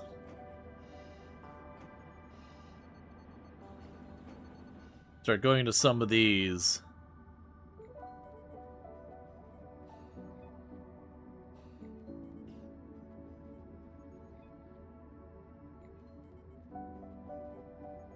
Yes, it seems like it does a pretty good job auto-saying, because I haven't really customized much of this, but it seems like all the stuff that they're like kind of bad at anyways, they're like, yeah, don't, like, really low priority. Oh, well, I hate that for us. So the medical room is like fully on fire. The solar's fully on fire. Because the solar flare gave us a pretty good kick to the teeth.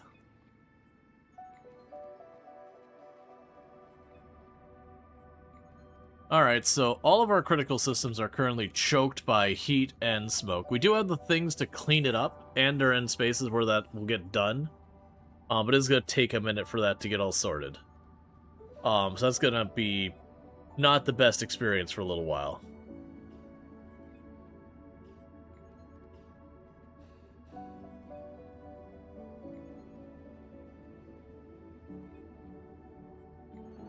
One thing you notice, we're still gaining food. But, while the total amount of food is going up, we're not really... One second. Are like...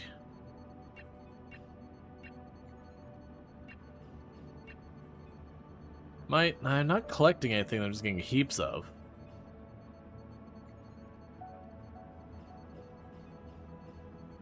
Yeah, like it's saying the amount of food we have per day. We have 102 worth of food. We have our fruits and vegetables. I don't have any food that's like specifically piling up. That's partially because of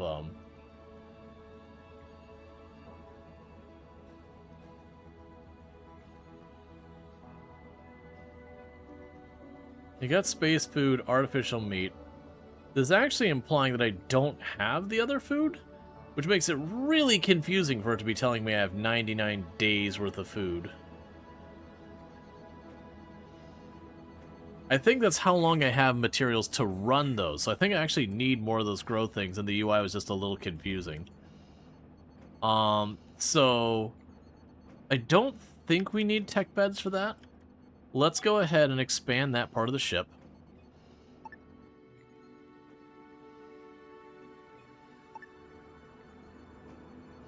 And we'll do that with the intent of getting ourselves more of the hydroponic stuff set up. Because best I can tell, we're not actually making enough food, and I think we just have this much water and all that kind of stuff. So Android Collective's coming here. I still have a couple Android corpses in my storage.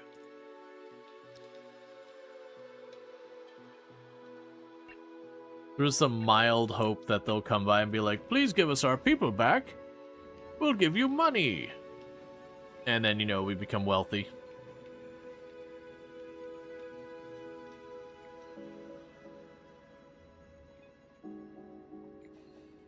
So let's move you over to this wall. I can pull this up. And yeah, let's get 2 more grow beds and see if that helps. And what I'll probably do is where you see these different things on here, I'll take whichever one's the lowest that I can. Well, that's probably the big thing, is I can't produce the artificial meat yet. But, we'll sit here and start taking whichever one's got the lowest, or like the worst difference. Start adding it onto the list.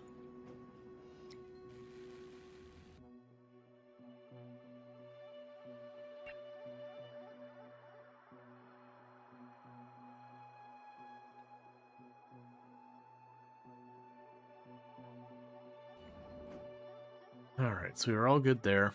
We still need more tech supplies.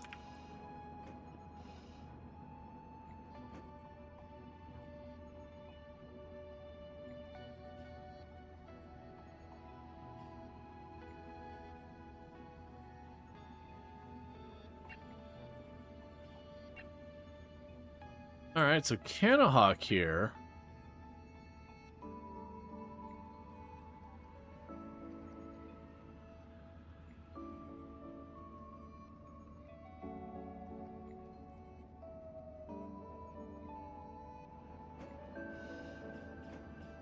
Wait, did I misread that? Oh, you only have weapons 1. Okay, that's fine. I misread it for the skill above it. And you already got the better weapon. Yeah, they're weighing in our things.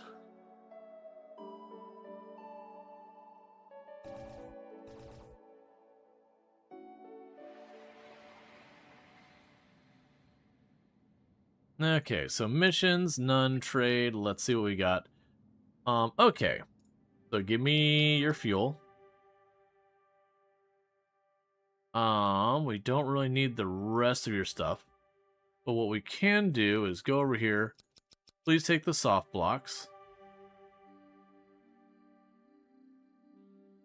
And you don't want anything else I'm selling.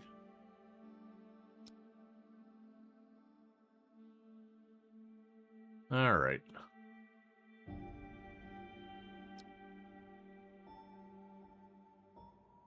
You're finishing up with that ship.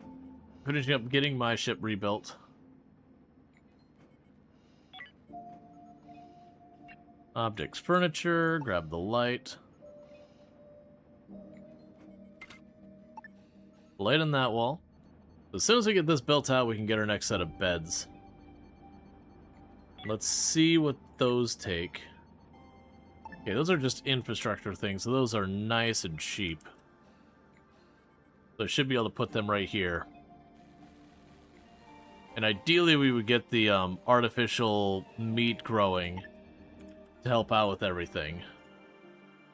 It's not been an opportunity yet.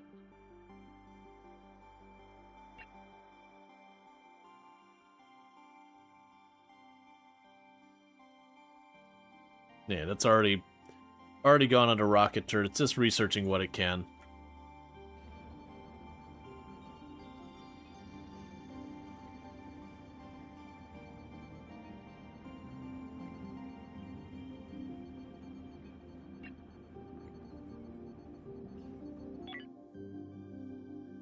Yeah, so it looks like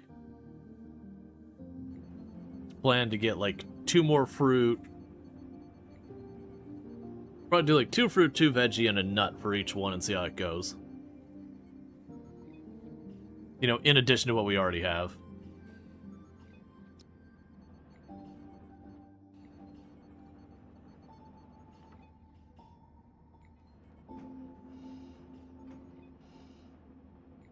Okay.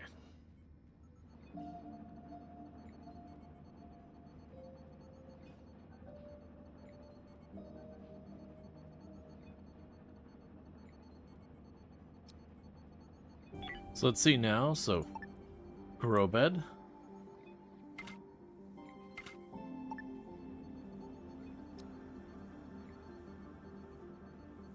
And then with the grow bed, that should be able to double our food production.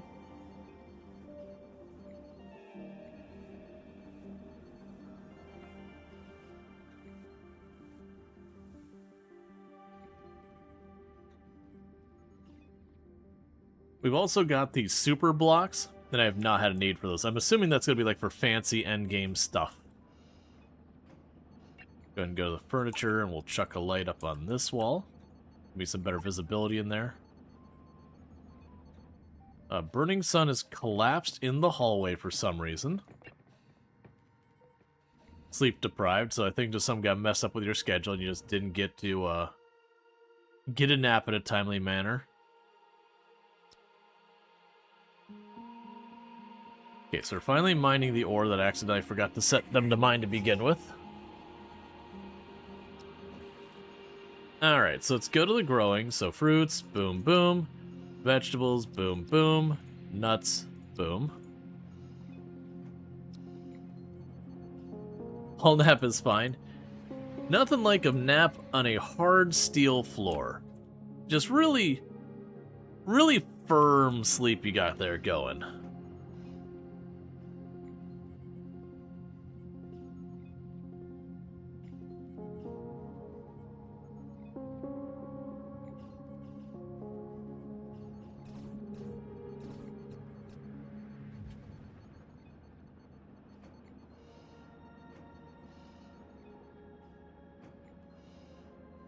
Okay.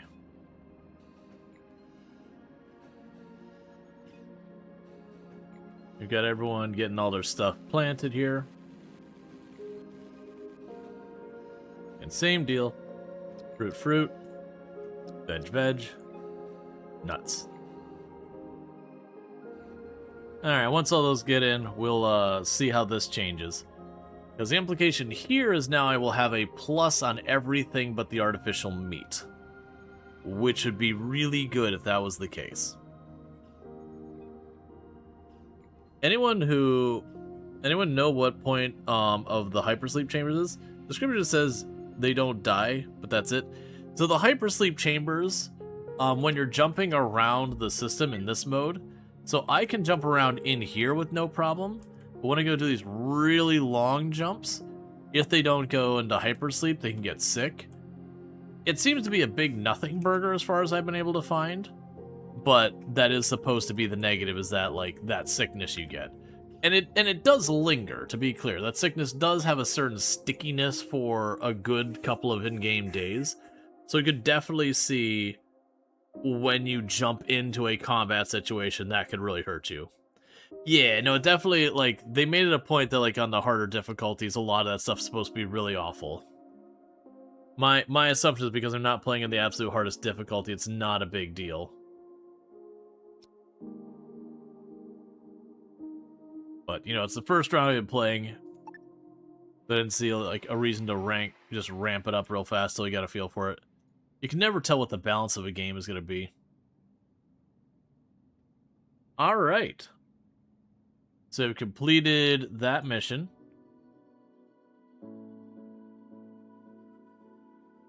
go ahead over here and check this derelict.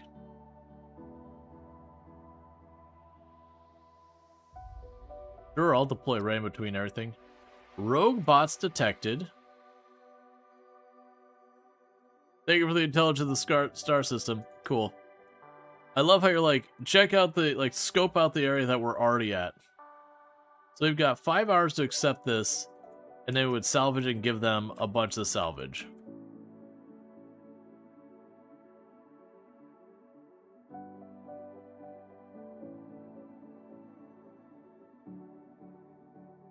I see.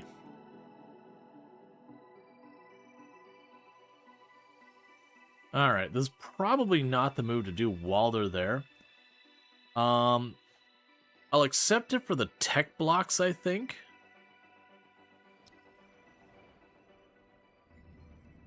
And meanwhile, we don't have the best amount of, like, people not being sleepy to go at this time. But get all you ready. As long as I leave one person who can jump on the computer and run the point defenses, I'm not worried about those little bots. I am worried because I got told that, like, people are like, oh yeah, the addition of the attack bots is like super controversial, like within the community. I'm like, I don't really see why. Like, even the ones that drop other units, so you can kind of drop units onto you and all that. I can see, like, on the really hard difficulties, those could probably be pretty awful. But they've seemed entirely reasonable to me. Like, the difficulty seems fair, the mechanics seems fair. I imagine the worst they could do is, like, where we're taking these shuttles, that they go pick off your shuttles, and that could be apparently really, really awful if you had a bunch of people on those shuttles.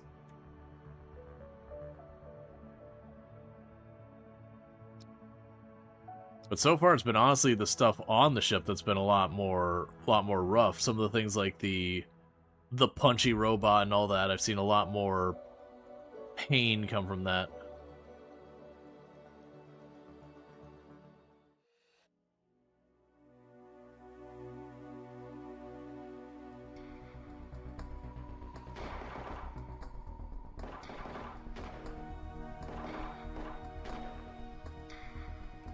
Let's say it can be impactful on the hardest difficulty. If you have a small crew that all get affected, even on the hardest difficulty, you usually don't build them for more than like a fourth of the crew. Gotcha.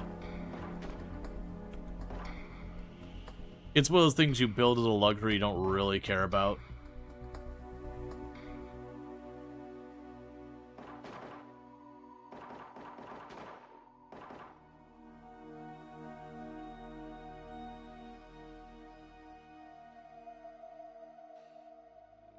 All right.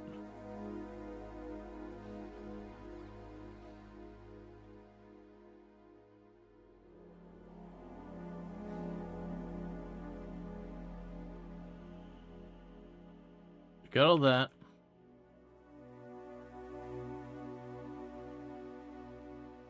I can pop these last couple doors.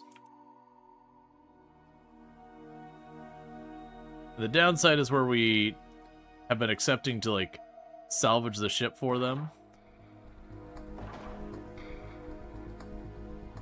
Alright. So I don't want them to stop chasing. I don't want to be right on the door so where they're going to maul me. This is a fun game? Oh no, it's absolutely terrible. I only play the worst games imaginable. No, it's fun. I'm enjoying it. Obviously, it depends, like, if it's your kind of game, that type of thing. It's like RimWorld in space with a little bit of faster than light vibes, but doesn't have quite as aggressively trying to kill you as RimWorld does.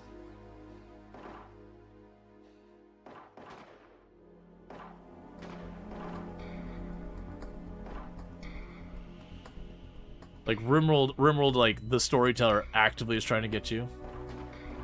Yeah, the crew have less personality than RimWorld, but more personality than the last Starship.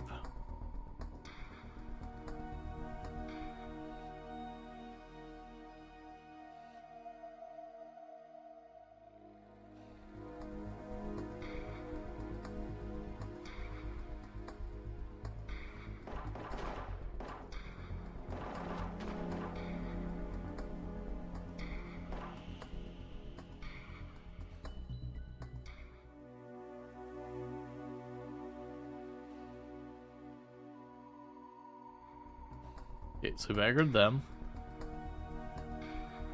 You can make extended base here. I could. Generally speaking, you're either playing in the mode where you run a space station or a starship. I'm on the starship one. And you can do a little bit of both, but I'm under the impression that the modes functionally work different. You kind of do one or the other mostly. Like, you can build stations. Like, it actually has you do that. Alright. So with that, we cleared that out. So if you can go ahead and give me all of your goodies. Oh, wait. We want those things, right? Because you want me to salvage what from that?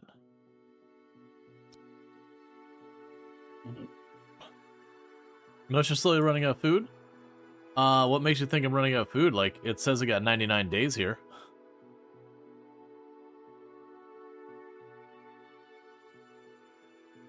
No one's hungry or starving or anything.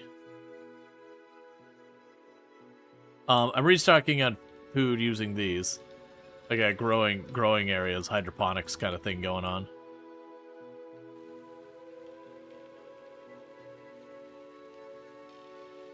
And thank you for the follow. Welcome to the stream. Now, I did have a problem where I wasn't getting all my food groups. Yeah, this is my actual ship. So it's not really a station, but a straight-up spaceship. So I, like, laid out all this. There was a little bit of a starting ship, but it doesn't look anything the way, like, it started. About the only things that are in the place of where we started is, I believe, this docking port and that. I'm gonna think maybe one or two of these are in the same place I when it started. Everything else, like, we have rearranged the rooms, built on areas. Like, the starting ship was, like, maybe that big? And, like, we've absolutely been rearranging everything as we go.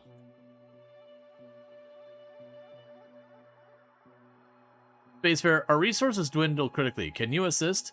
You had, like, 3 energy block. I really don't actually want to give you that, but that is a lot of money, so sure. Take the blocks.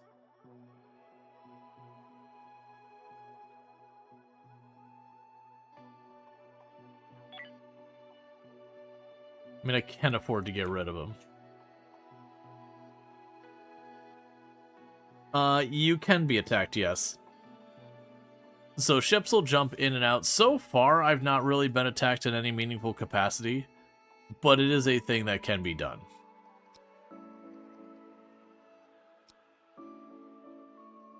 Like, we've definitely been attacked by random mechs. Like, I actually have 2 hostiles down here that are docile right now, that I'm assuming once they go down there, they'll engage.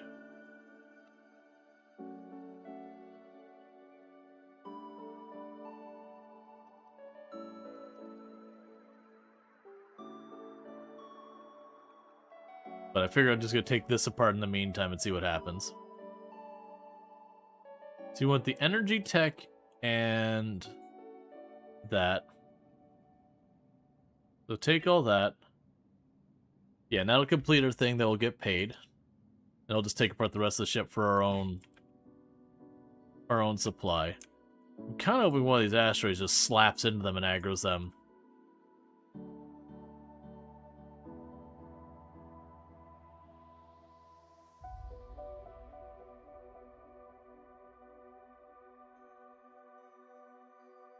Okay, so we can't just manually assign them to something. That's fine. Because my expectation is when I go for this, those are gonna fight.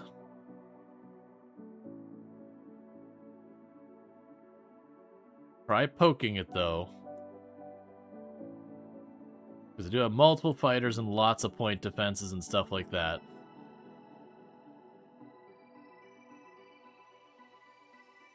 But yeah, no, you can be attacked, so it's very like RimWorld. Like I said, it's not as aggressive as RimWorld. Like, it doesn't have that hard-coded timer that's like, okay, it's been more than a certain amount of time, I gotta raid you, rules say.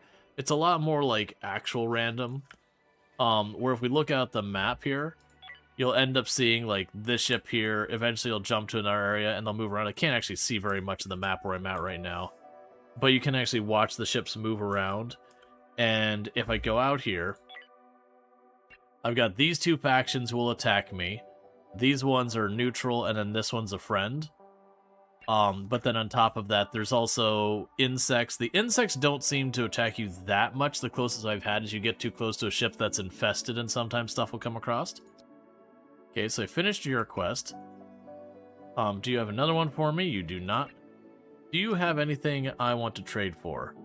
I will give you my flamethrower, because I expect that to never work out in my favor. The flamethrower is just money to me. We got too many soft blocks, so you can have those. I'm gonna grab the energem, because I always need more of that. I guess I don't really care about the other blocks, so that's fine.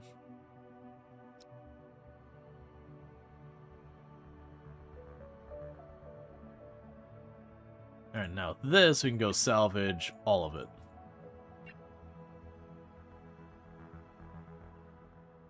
Yes, I'm kind of hoping, when we see the mining one down here, that we can have it. Alright, so we got the rocket turret. So that's been done research-wise.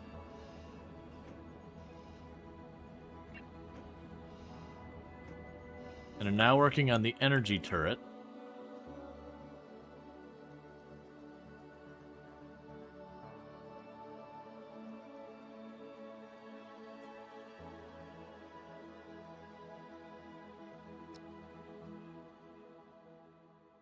Okay, we ran up, got their attention. Now it's going after, I think, the shuttles? We got point defenses going, and we got fighters. So with just the two of them, we should be able to just throttle them easily. Okay. And that takes care of the two small mechs that are chilling there.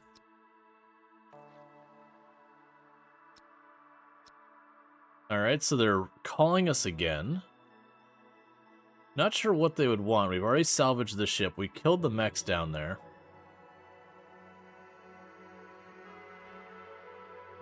Your resources are low. Sure. I have plenty of energy rods. You can have some energy rods. And little by little, they're giving me both, they're giving me cash, and I'm building up standings. So I love to see that.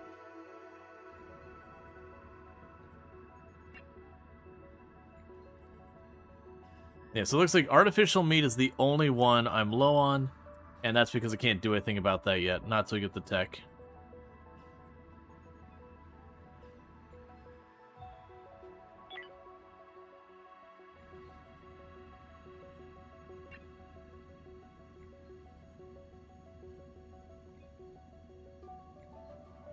Yeah, so we're waiting on energy turrets and then shield defense. Yep. Hey, it's not like we got room for, like, domesticated cattle or something on here. Gotta take what we can get.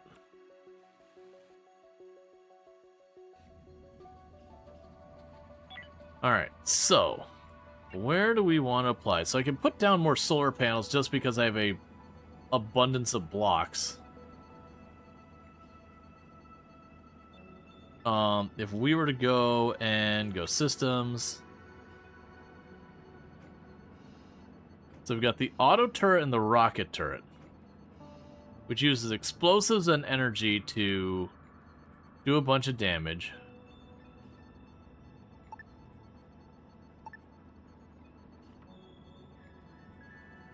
And that's for just slamming other big ships.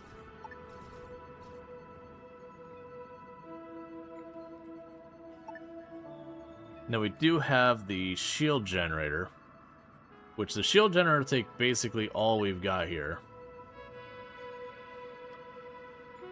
I will put it there. I do think that thing is going to be an absolute overwhelming situation, but I need to experiment with how it works.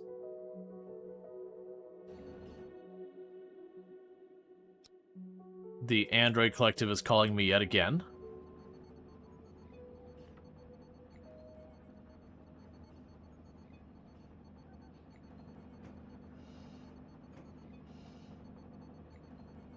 We're critically low on resources.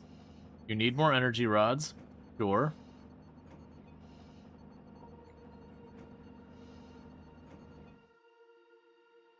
I guess they're needy.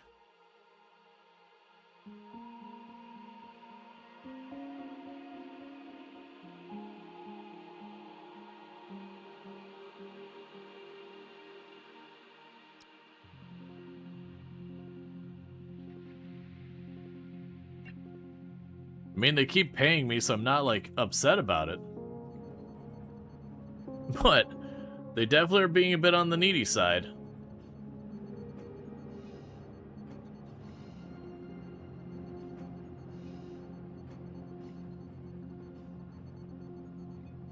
Yes, you're researching the energy turret.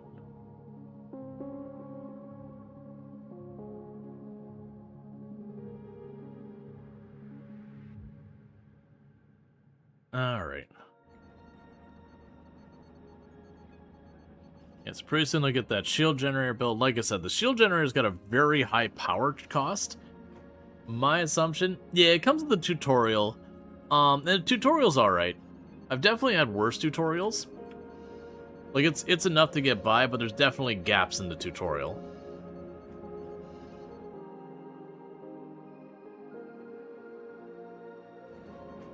Then there's, like, the stuff in the UI that'd be good to know that, it doesn't really explain.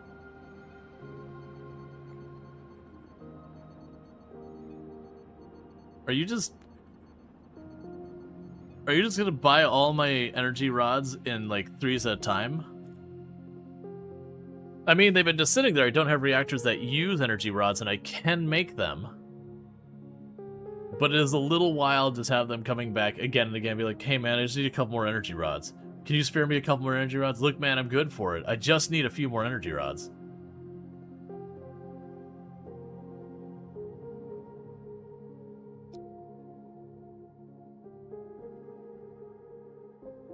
Yeah, scratching their arms with the ask. You're thinking about the game now. If possible, can you briefly give me a walkthrough of the UIs on the screen you think are important? Hey bro, you got any energy rods? The military faction does that to you? So I would say kind of the big ones are, you've got the star map up here. This is definitely going to be like how you navigate around. Now the big thing about navigating around itself, that thing that looks like the little up arrow here, that's where you actually turn on your hyperdrive and say, hey, I want to leave. And then this area is like where you scan and all that when you have that equipment. There's not really a whole lot to say, because like you can set priorities and all that. It kind of handles it. Like, I've only made 1 or 2 changes the whole time and it wasn't urgent. You could set your schedules. The schedule can kind of be a very useful one. That what I did is, because my toilet was being overrun because everyone was trying to go at the same time, I broke my schedule up so I have 4 different schedules, where it's like the red is when they sleep, the yellow is when they use the restroom and that kind of stuff, and the blue is when they work. They just kind of split my people between 4 schedules, and that's done well. I wouldn't say like any of this UI is like, oh no, you've got to pay attention, like anything like that. You know what's actually one that is kind of big one? When you go to jump into a system for the first time, they'll have like where you put your ship on the grid, and there's an area on the bottom. That doesn't get explained well. If you drag your ship down to the area on the bottom, you can change the size of the grid you're allowed to put your ship on. So you can make it bigger or smaller. That one is not intuitive. And the whole point around that is, you see I have this big blue square on it? That's the maximum size my ship can be. And yeah, so it's like one of those things that like, your starting size is actually about 2/3 this size. And yeah, that's one that the game does not explain to you at all well. Because I was getting frustrated. I'm like, you give me this thing that lets me give all this tech points, but then I'm not allowed to use them because my ship grid isn't big enough. Like, what the hell? And then just go to the bottom and it sorts itself out.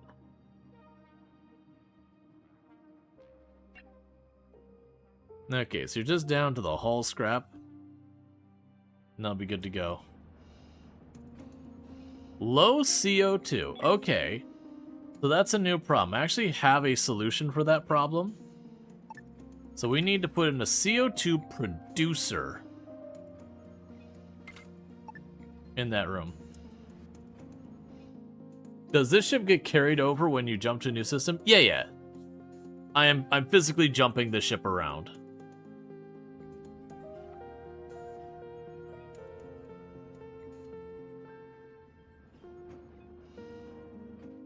I also have...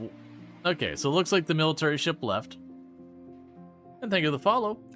Welcome to the stream. Yeah, no, definitely the progression in this game is just building and growing your ship and the people on it and the research. But it is centered around your ship. I don't think you can switch from, like, the ship-based mode to the station-based mode or vice versa. But, it would be curious. I think those are just two separate modes. I'm honestly interested to check out the station mode. I think that'll be more up my speed. Like, I'm enjoying this, but I think the idea of you having your station and stuff coming and going from you constantly and having to just, you know, take the punches as they happen seems pretty enticing.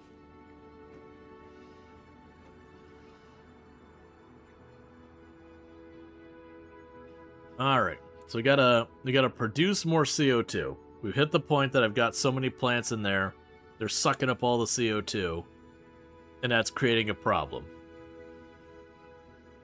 What are the game over conditions? Everybody dies.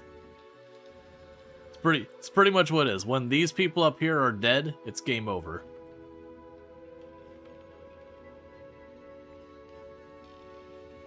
Now, there's lots of things that can lead to that, like if, for example, I run out of fuel to run my spaceship and all my air life support goes off, you know, eventually everyone will die.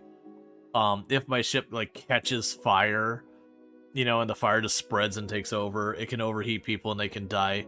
You know, physical trauma for being shot in the face, that'll really hurt people. Getting shot in the face is a real big negative, I understand.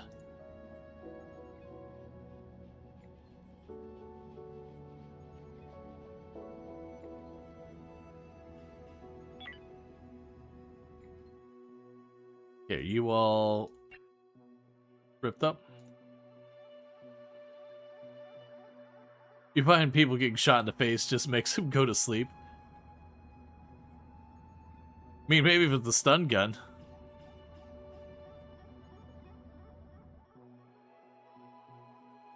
Alright, well, I'm not going to sweat that last little bit. So what we'll go ahead and do is we will prep our drives to go. So get our ships back over here. Cool, and as soon as they have the power, it'll be time to jump on to the next system. It is curious that without the jump drives, you have a whole resource you wouldn't use anymore. At least not that I'm thinking. You wouldn't use these engines and all that. Good news, we made a lucky find. We found some weapons. Cool. Make an outpost? Don't care. Deliver cargo? Don't care.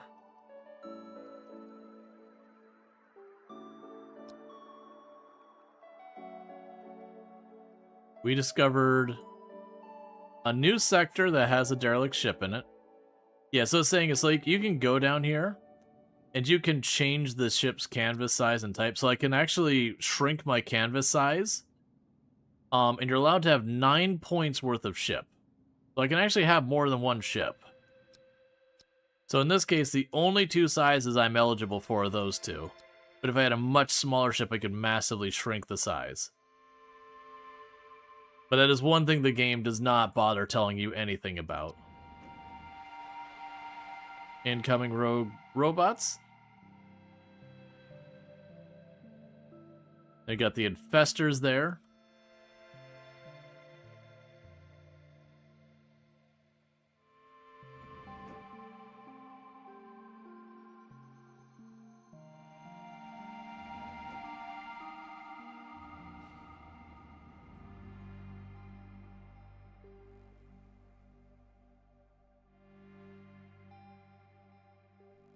Okay, so get the rogue robots.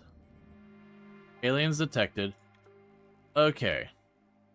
All the people who are still on the ship, drop what you're doing immediately and put on your spacesuits.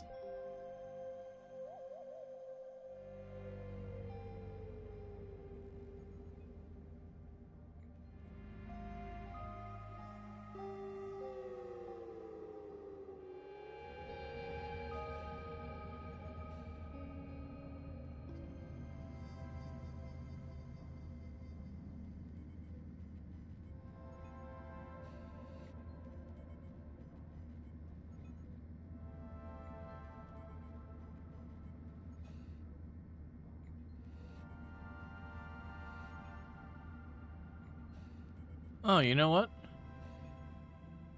Okay. With fighters, they just handle that and I don't even have to worry about it. That's good. The last time we did that, that was a whole thing.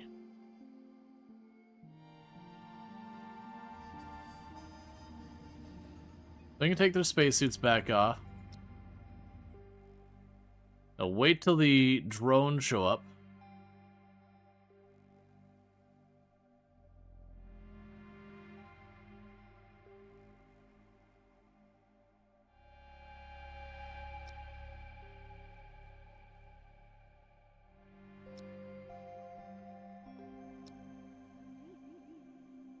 As soon as we figure out, well, as soon as we deal with the rogue drones, we can take care of that from there.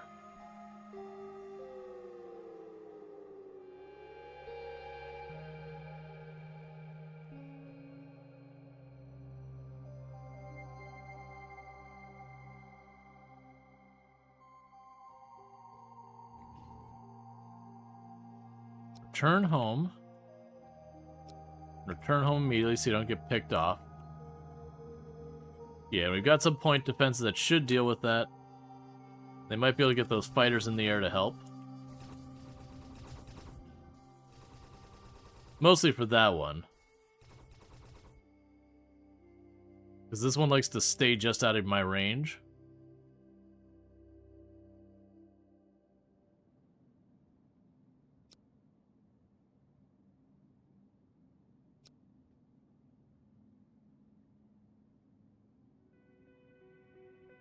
Alright.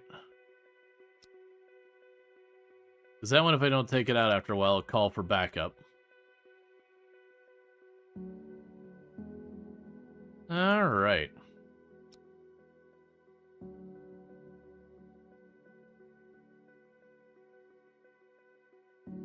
So let that just run for a minute. And then once we don't have anyone out and about in the system doing anything, we can go ahead and then, oh, it's a siren world. Gross.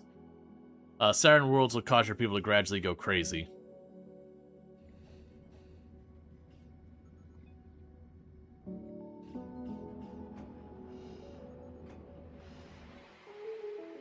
Okay, we have a ship that entered system. You would like me to retrieve items from that station. You're willing to offer me tech blocks. I will accept that immediately without any further consideration. And as soon as we can get you docked up. Alright, so with that, looks like Burning Sun's the most tired out of everyone right now. So Group 1, get on that ship. Group 2, get on that ship. I'm going to deal with the threat there.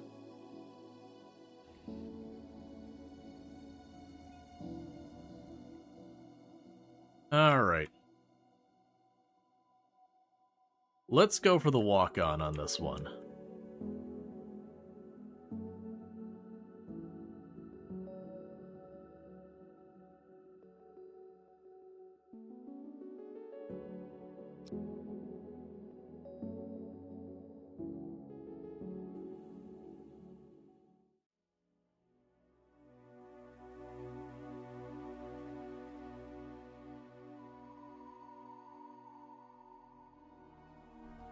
Okay, so it is insects that have gone here.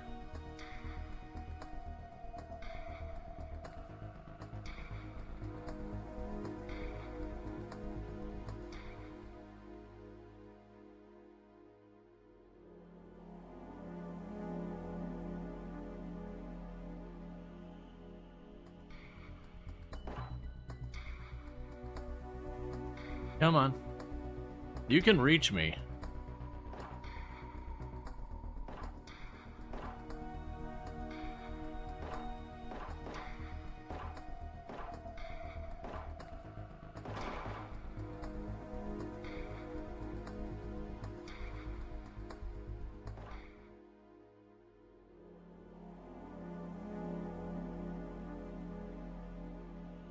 It looks like we got their attention.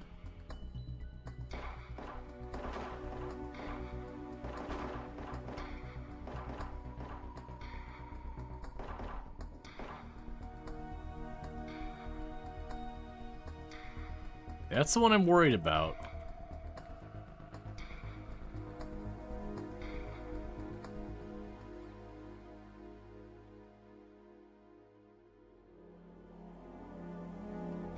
Now we definitely got your attention. Back off again.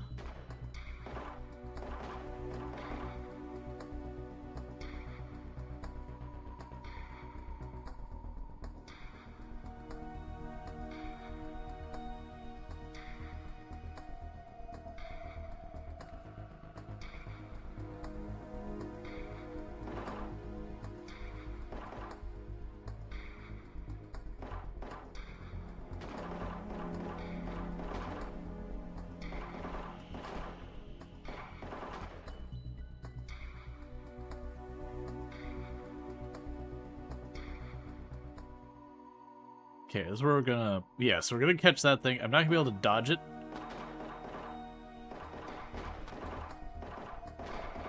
Just took the strategy of... we let it get to us, and then just... threw everything we had at it.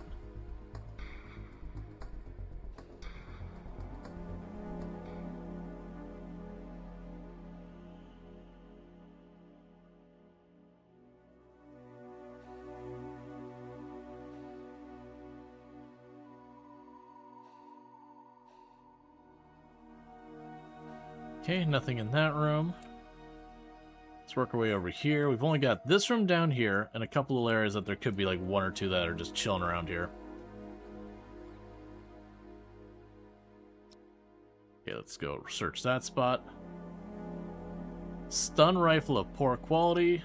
I don't think I want that.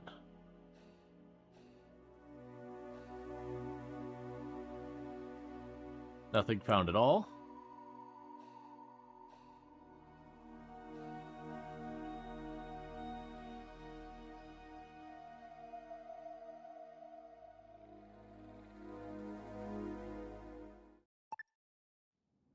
Okay, so we've explored the ship, and they wanted me to recover... It's already queued. So we just let that happen. And then that'll complete the quest. And then we'll start ripping that thing apart.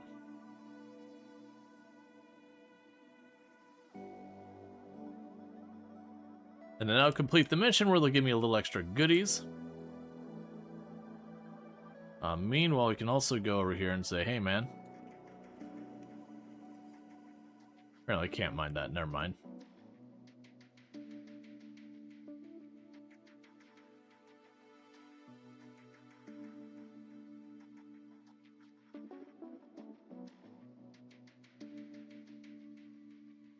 Alright. You got people passing out from getting too sleepy. That's fine. Okay, we got our goodies off of you. You happen to have another quest for us? Nope. Alright, so let's see what we can do about trade. In this particular case, you don't have any immediate fuel for us, which is a little bit of a bummer. You also don't want any of the blocks I've got entirely too much of, which is also a little bit of a bummer. Do I have meat sitting around? I have 1 unit of meat sitting around. So I'm going to take the meat they've got, all of it. And I think that'll be good for us for right now. Yeah, because you don't have tech blocks to sell me. That's fine. Give me your meat. We need meat in our diet to keep ourselves healthy.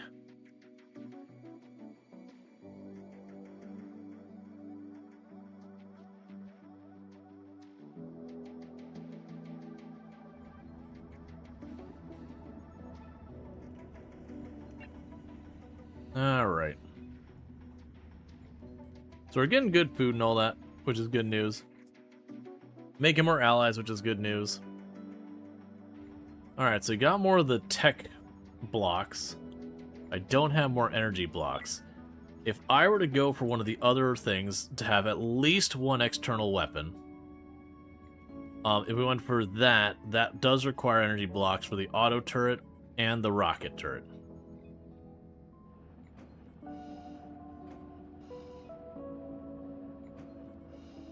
Hypercharged damage.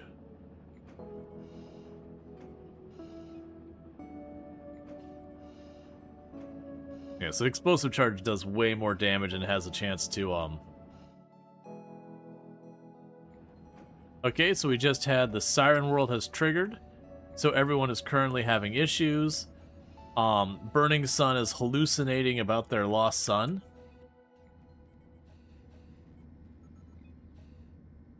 Veto is,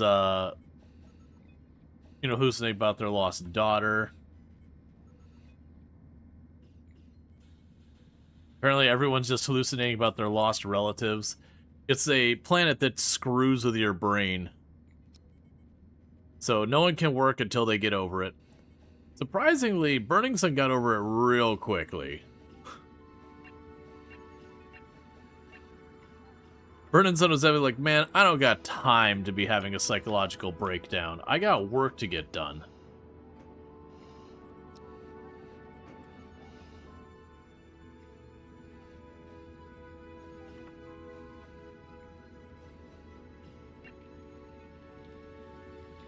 Maybe didn't like your kid. I guess. Well, the one I found funny was the first time when you had, like, the first time we went to Ways, and you had, like, the whole thing where you, like, had the spirit of your son come up. It's like, had a conversation with your lost son, and you're, like, got a big mood boost. I was like, hey, man, I guess you got some closure on something. Even if it was just a hallucination, that doesn't mean you can't, like, get it out of your system or whatever.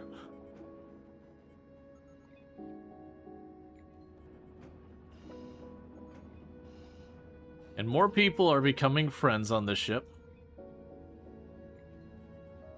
Hey, look at that. Treacle finally got a friend in here. That's good. And it seems like MMX here is, like, the friend on the ship. The only people that they've not managed a friend yet is Treacle and Canahawk. And Treacle is I think Treacle might be our newest addition. Canahawk's been here for, I believe, a pretty long time. Oh, you have a minor mood bonus because you heard a funny joke. Alder slash? I got slashed by an alien and it hurts. Okay. Fair enough. Select all, bring it over. Because I forgot to do that in the first place. Not that they were going to get much done. They're all having breakdowns from the Siren event.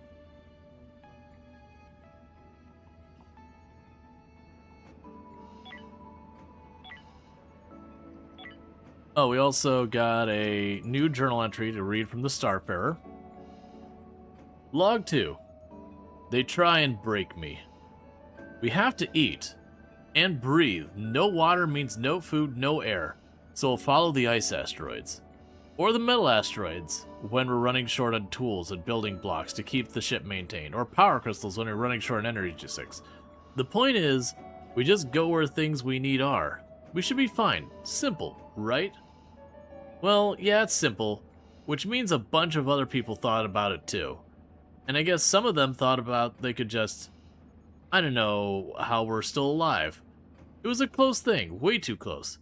If Sandy had still been in Hydroponics Bay when that missile hit, or if Hamilton hadn't been such a good shot, or if Cutter hadn't been such a good surgeon, we made it. We had to kill 4 men, but we made it. And then we held a funeral for them. Even though we didn't know their names, we mourned the pirates who tried to murder us. Why do I feel so guilty about defending myself? I hoped the apocalypse would bring us together, get us pulling in the same direction, I guess I didn't learn from the example of my parents. They hoarded what they had and never let anyone in. And in the end, a mob broke down their front door and took it all anyways. I wonder if maybe the key is to share. Not like stupidly, but I don't mean starving ourselves, and God knows that's firmly on the cards in a few days now that we have to rebuild the grow beds and plant new crops. But I mean, like, if somebody comes to you with an empty belly and you feed them, then that's a debt, or a bond. They're with you then. They're your friend. Despite what happened, I don't want to lose faith. I believe this galaxy is big enough for all of us. Earth wasn't, but I have to believe.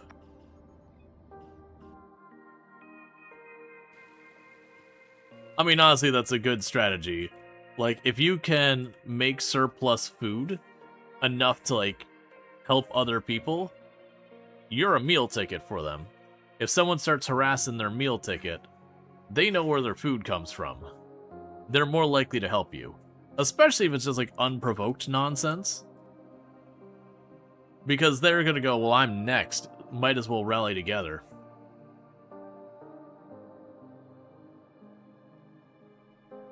And also, surprisingly, I don't think we've had any human beings shoot at us at any point.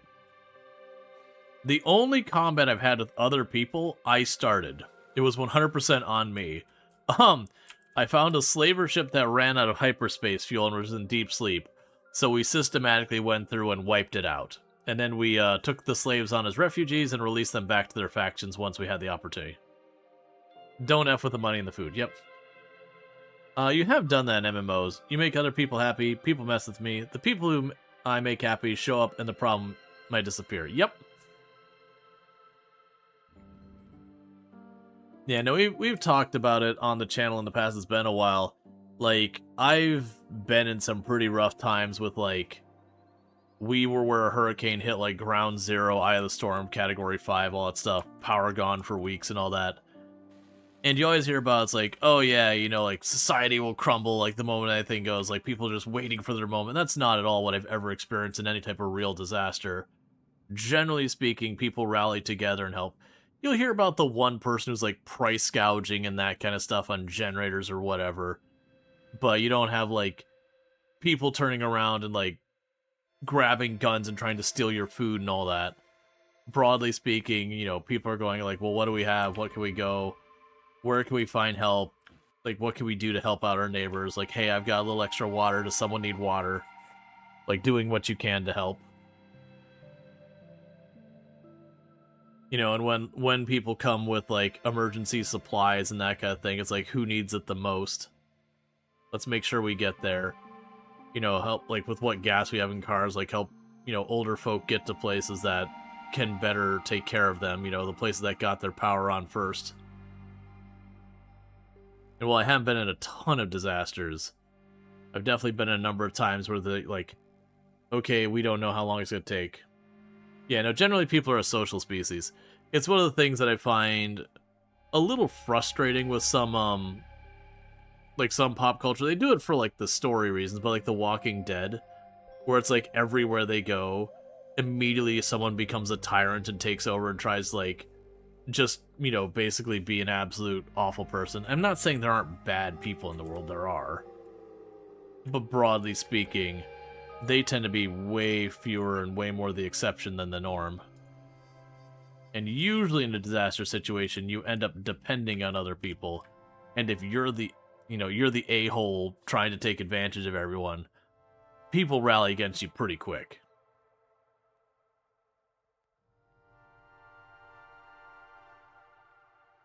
The show where everyone does absolutely the wrong thing all the time? Pretty much. And like I said, it's good for storytelling, like, it could be entertaining. But for me, it's just, I honestly had difficulty enjoying a lot of those series. Just because it's like, they kind of default to human beings so incredibly awful. It's like, don't get me wrong, there are bad people. There genuinely are. There are people who feel like the world owes them nothing. And that, you know, every inch they can get, they should take, kind of thing. But I'd say, like I said, you know, if it's 1 in 1,000, that's probably more than pessimistic and all that. And especially when people are short on supplies and everything.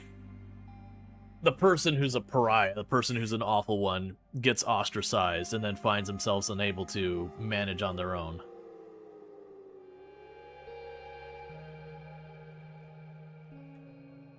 Most of the stories we have in history of, like, you know, someone kind of doing that type of thing, like arming a group of people and just stealing from stuff, they're usually small groups that don't have a very long history. Some exceptions. Some of, like, the big pirate fleets were a whole different thing, but that's a very different animal because of, like, effectively the legalizing of privateers and all that kind of nonsense. And, you know, bigger circumstances that were far more political than survival. Alright. We can go ahead and get this all going. Because we got what we can out of this system, so it's time to go to the next system to pick up everything bolted, you know, everything not bolted down and take it.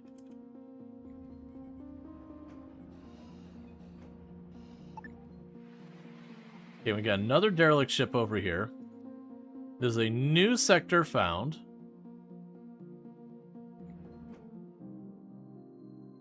So it looks like it's a pretty small ship here. Okay, we're not being alerted to anything in space. Most of our people in relatively good shape, so let's go ahead and draft them and get going immediately.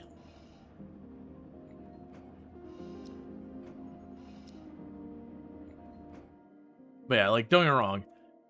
Most of the time, having it like, oh, something happened, everyone rallied together, and they just, you know, they made it work, or, you know, maybe there was some loss, it was a struggle, but they made it to the other side. Like, that doesn't make for as good a storytelling. And those stories do exist. We do have those disaster stories where it's like, this suddenly was set on an ice age that no one predicted. You know, we gotta save as many people as we can, and doing that, we gotta write off half the people on the planet because, you know, it's too late. We didn't take this seriously until it's too late, and it's just already gone. And that's obviously unrealistic for its own settings. But, like, and I'll be like, oh, you can't do that. Well, I'm gonna go up there anyways and save my kid. Well, I'm gonna help you. And you have a very different animal of a story. The survival kind of thing there. But usually in those stories, like I said, most of the people are rallying together, and it's just a desperate struggle to survive. And they'll usually always have the one jerk who tries to ruin it, because there is always the one jerk. The day after tomorrow? Yep. Where they're just like, it's getting cold faster than we expected. How fast? Well, a helicopter just fell out of the sky because it got super cold really fast. You're like, you know what? I don't think it's gonna get cold that fast. Even in some, like, cartoonishly silly way, I don't think you're just gonna, like, vortex down the stratosphere and suddenly the entire planet is, like, frozen in seconds. Yeah, it's a great movie. It's a great movie. It's definitely one of those movies you go, alright, I just need to take all of the, like, realism here and just chuck it at the window. Because the moment you apply any science, you're going to ruin the entire movie for yourself. Teddy, I would like you to continue moving and not be standing there to get exploded on.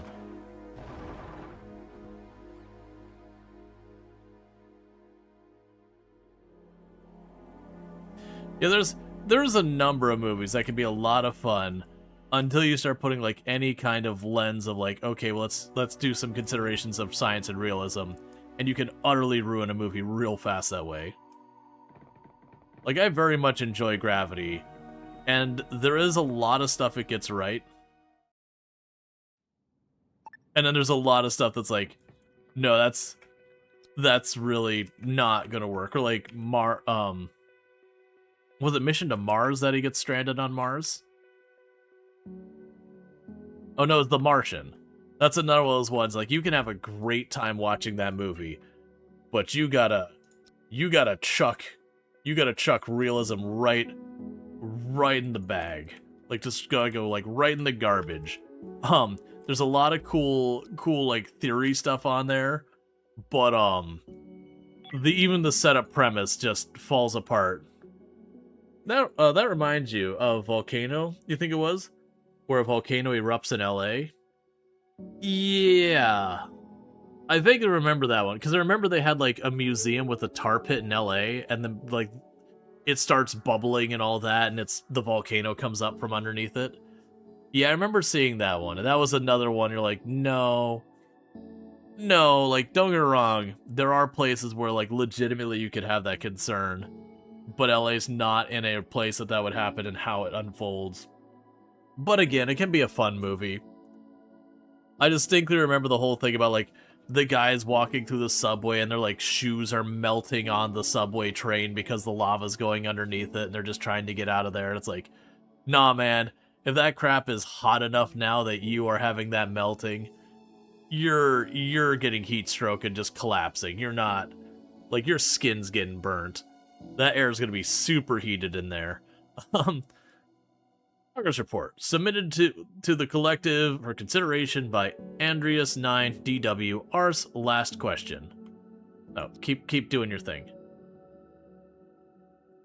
Tommy Lee Jones is hilarious in that movie. Man, I don't remember enough about it. You saw when you were a kid, you felt bad for the old woman who saved those people. Oh yeah, because like the water became like super acidified water, and so like their boat was like getting eaten through by the acid lake. And so she jumps out to, like, pull the boat the last little bit. And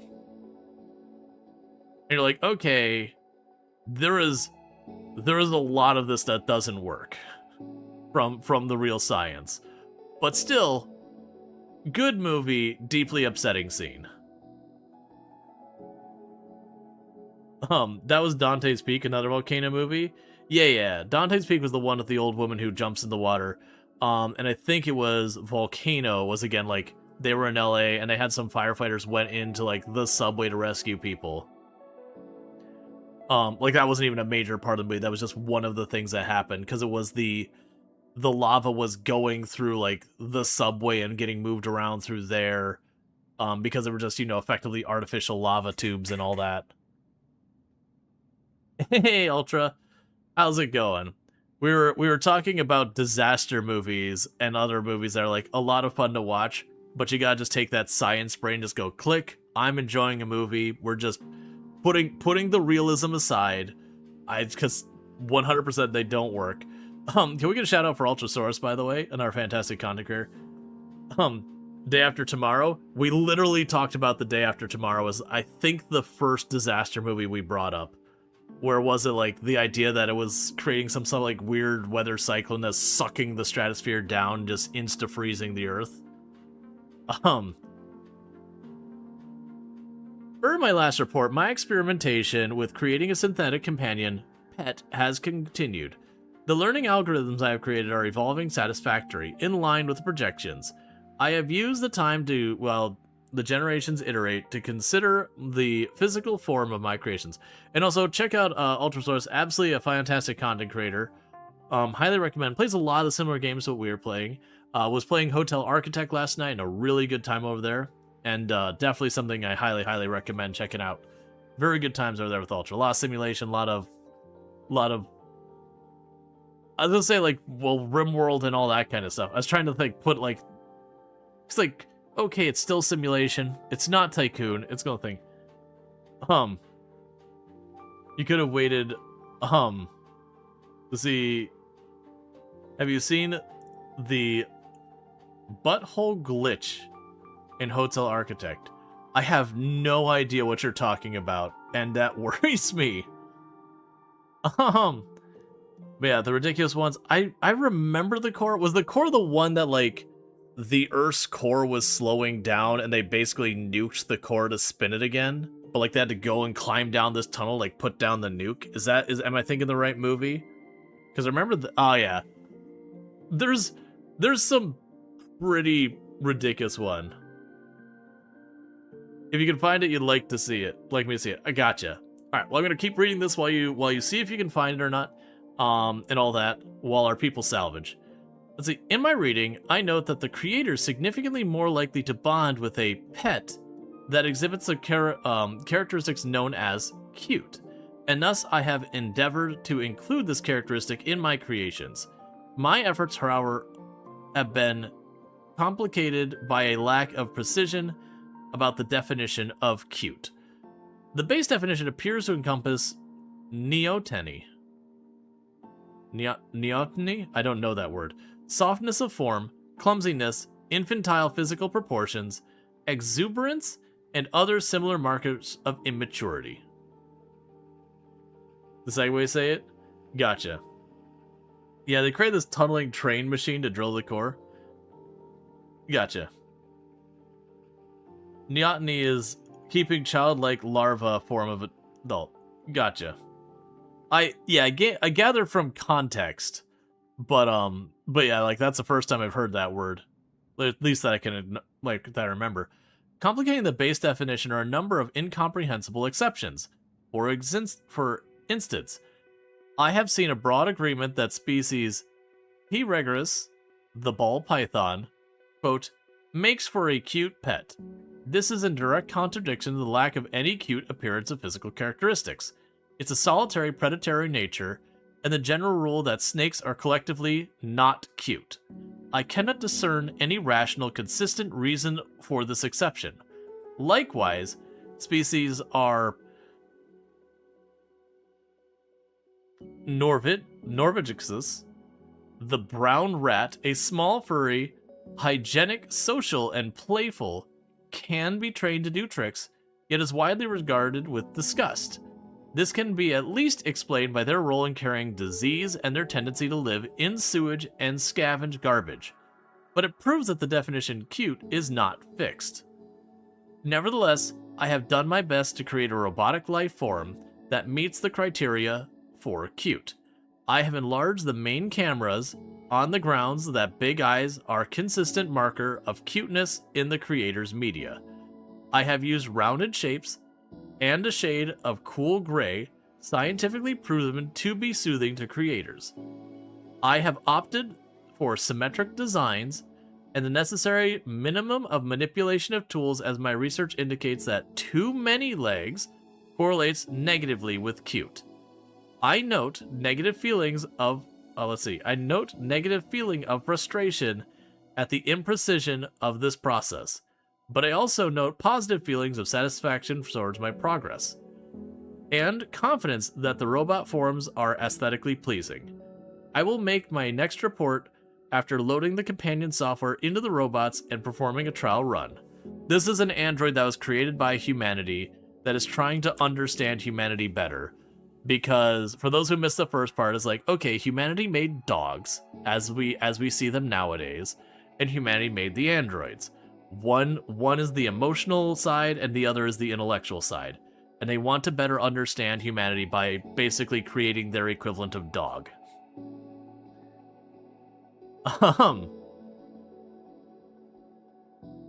And so that's what that experiment was. And he's like, he was like, or it's a robot. It was like, okay, well, just making a companion's not good enough. We gotta make it cute, because dogs are cute. And that seems to be important with the bond. So they gave it a big glassy lens. And where it's like, yeah, all the things that are cute have big eyes. In other words, clearly watching anime. Are the androids hostile to humanity? No, they're not. They are independent, as far as I can tell, but they do not seem to have a problem with humanity. The only things that are default hostile to you is there's the bugs, who just don't give a crap. They're gonna eat your face. Which that's very bug-coded behavior. I'm sitting here expecting them to get stuff done, and I forgot to check the boxes to tell them to rip apart the ship. So there's that. And then there's a group of pirates who will, do pirate things. And then not hostile, but very much don't like you are the slavers. Now, I did board one of their ships and systematically murdered everyone on board and then freed the slaves, so they don't like me personally. But they were all in sleep, and I basically let them out of their pods one by one with, like, a row of guns. And so, the moment they came out of stasis, they got filled with holes. And when they surrendered, more holes still showed up. It's often harder as a trained specialist to explain a term, at least non-technically, probably because you learn and use it technically yourself. Like if someone asks you for a computer science or math term, you pedal back and forth between avoid technical terms, but it'll actually be really simple to put it but you can't get there with the starting point. Yeah, that's one of the talks I actually used to give was specifically for training other people in technical things, primarily around software development, and that as someone like, as someone who has experience in it, or you're, an expert in it, you end up being one of the worst people to actually teach people how to do it. Because you get caught up in the, well, I'll teach them right the first time. I'll teach them right from the get-go. And it's well-meaning, but ultimately, you have to explain something quite often in the simple way, which is inherently wrong, to build up to the correct way. And that happens a lot. There's a lot of stuff we do that in school. Like, we will teach Newtonian physics, which aren't accurate. They're genuinely pretty dodgy from an accuracy thing, but the concepts are mostly true. Like, as long as you really don't care about any level of precision, they're good enough. But we'll teach you that, and then what ends up happening is when you do that, you go, okay, you remember how we taught you all those things in, like, elementary school and middle school about, like, ready for the link? Yeah, I don't... Well, yeah, you're a mod and everything, so you should be able to post links without a problem. Yep. Okay, because I'll post, because I'm a little concerned of... Is that their butt? Oh no, I am already concerned where this is going to go. So let me click on this real fast, and it went on entirely a screen that's not going to help anyone. Let me move this over here. It wasn't your fault. Uh-huh. I'm sure. I'm sure it wasn't your fault. Okay, so let's go ahead and do the display capture real fast. And so this is Ultra last night doing some... My brain said oxygen not included. Hotel architect. So let's see what we got going on here. Oh, you're basically muted. 1 second. I do that a lot. Not for any specific channel.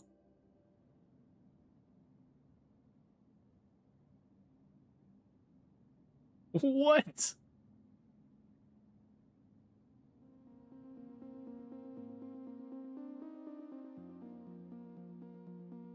What is that supposed to be?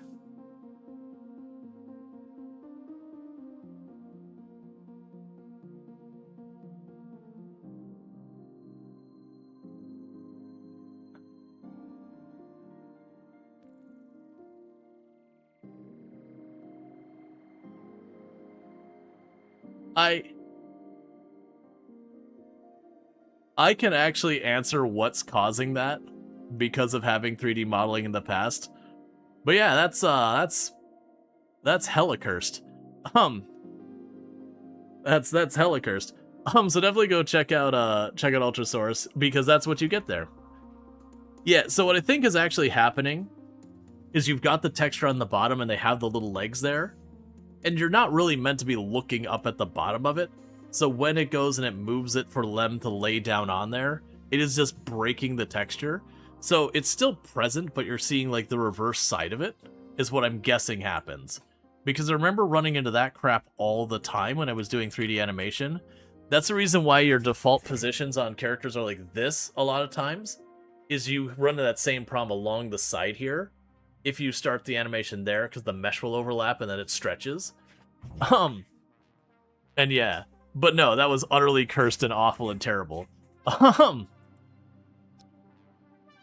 But yeah, that's where T-posing even comes from, is that you put your character out that way, so that way when you put the skeleton in it, and it kind of stretches the mesh and all that kind of stuff, you would get some really cursed things. The other one you get is like, it would grab like part of their chest and like drag it out to their arm.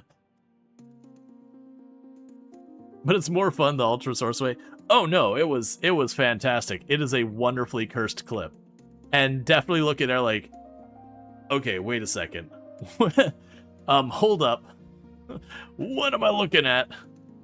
Please no. Please do get rid of. Did we have them getting that? Grab the hyperfuel and electronics.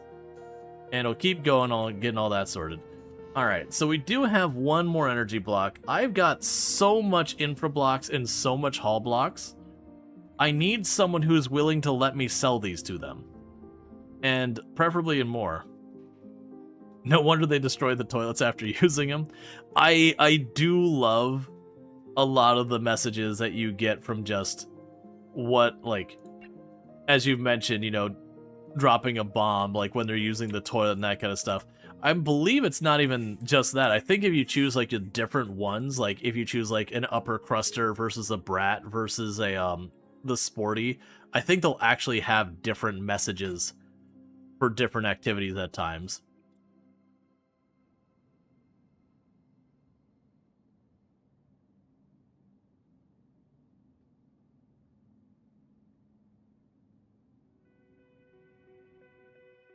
Alright, so there's a couple of units of rubble there. I honestly don't think I care. So let's go here. Let's get out of here. We've already got everything we can pick off that carcass. Soon, I need to find people to actually fight. But to do that, I need more energy blocks so I can actually put some guns in here. You want me to deliver cargo? You can go fly a kite. Alright, so you want me to go to Zulu Kirk.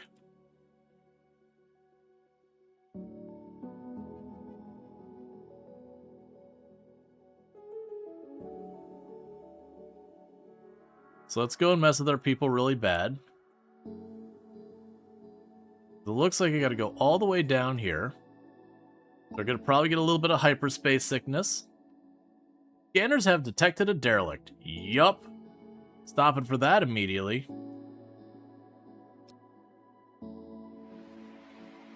Okay, and most of our people are in good shape, so Team 1,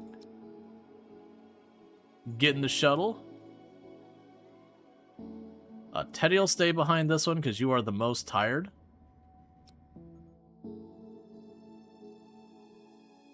Okay, we don't have any alerts about drones.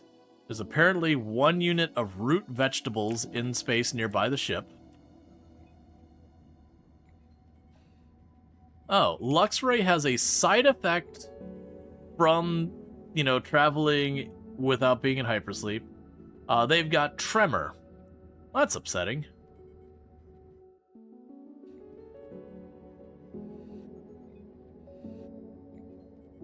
So their hands aren't steady. So we're going to go ahead, and they have an SMG, so they're going to go with us and fight whatever's on board this ship. Alright, so for the docking locations, I've only got 2, so you're going to dock over here.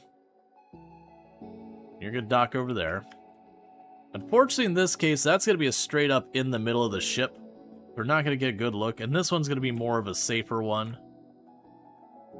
We're going to pop into this one first.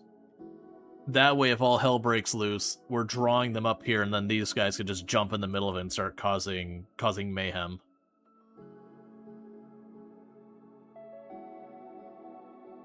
Alright.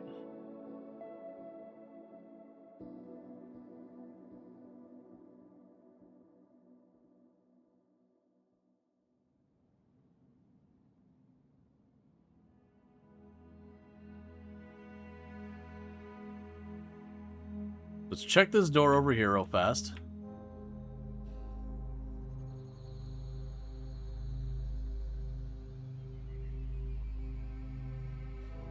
Okay, so there's no room for anything behind us. Okay. So Conrad's team get to this angle.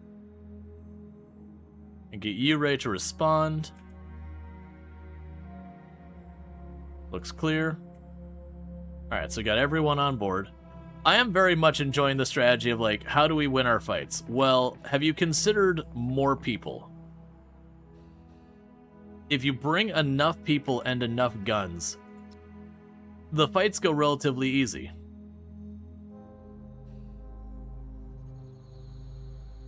Okay, so we do have robots on board. They have seen us, so let's back up here.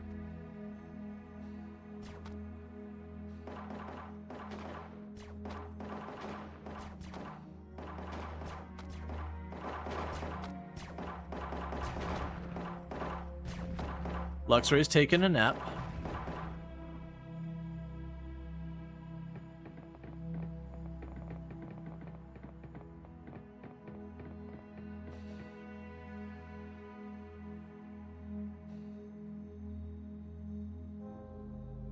And that's because, for those who haven't seen, those enemies use primarily stun guns. So Luxray was kind of on point. So Luxray caught a bunch of stun gun shots and ultimately took a nap. So luckily there wasn't anything too dangerous on that one. We didn't have Punchy McPunchface in there. You know, doing what Punchy do. We'll start ripping that thing apart. How goes our food, by the way? Still don't have a good source for meat. We're trying to get there. Just not getting there. We are currently researching the shield generator. Yeah, we got a lot of tech that we can't really use. I am curious if we go and get the energy weapons, if those will be a lot better or not. I think for... where did I get that thing? You.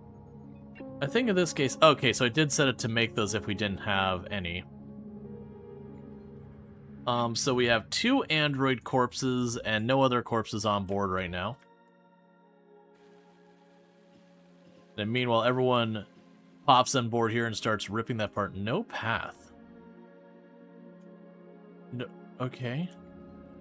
No path to the middle of nowhere in open space, sure. Yep, so we're just gonna rip apart everything here.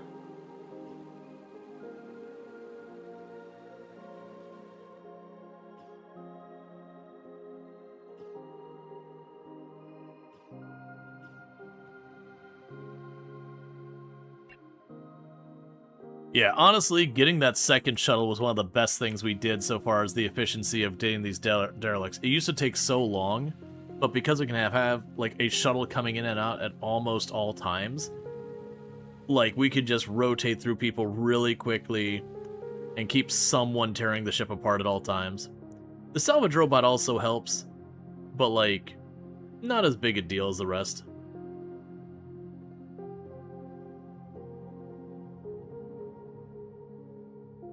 Insufficient plastic.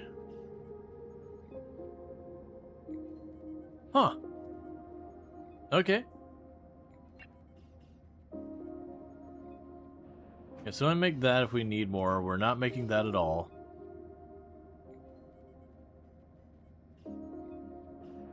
Why do you have contraband? Because I'm gonna process it. So, like, we no longer have contraband. So what we're doing is we have compost. And so when we find stuff like human flesh and all that, we just chuck it into the compost pile. Also, real life, don't compost meat. Or rather, be careful composting meat. Wait, why don't you eat those? Because. Because I'm so tired of, like, every game being like, you need to have cannibalism. It's like, but why? Can we just not? Like, it was fun when it was, like, RimWorld first brought in, like, kind of the edgy side of it, and then it's kind of like one of those things. It's,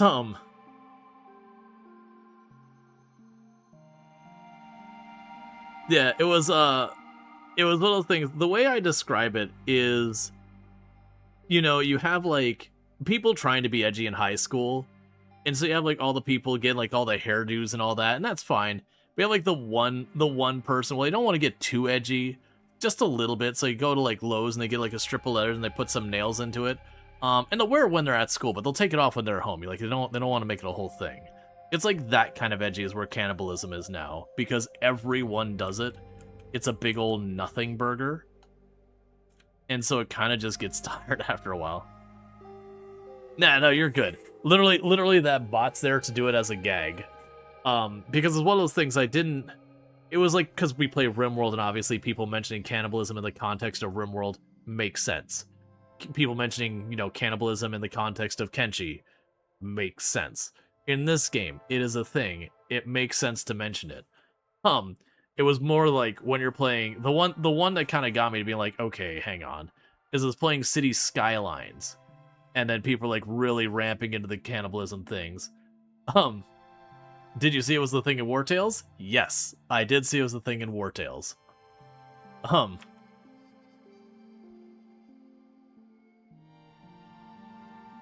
See, Heladrill, I actually disagree. I actually disagree with it making, sense in DayZ and all that kind of stuff. Zombie lore cannibalism to me is like the dumbest thing imaginable. Because imagine you're living in a world. This infectious disease is out there and has wiped out like 90 to 95+% of all of humanity. It is a highly infectious disease that like exposure is straight up death. And then you have like people aggressively going. Eating people in that circumstance would be one of the stupidest thing you could do. Because it's one thing like, oh, your survival and all that kind of stuff. But it's another thing like when you're talking infectious disease. Have we heard, like, have we dealt with prawns or mad cow? Because that's how you get those things. You feed things to themselves. So in a end of days infectious disease scenario, it is one of those things where like this is the one place which would be the dumbest to do that. And then in so many ways, when you look at zombie apocalypse lore, there would be such plenty of so many other food sources in the realistic scenarios of that. Why would you go after the one thing that can shoot you back? Of all the things to try and pursue food-wise, why would you try and eat the one thing that can also hold a gun and shoot you in the face?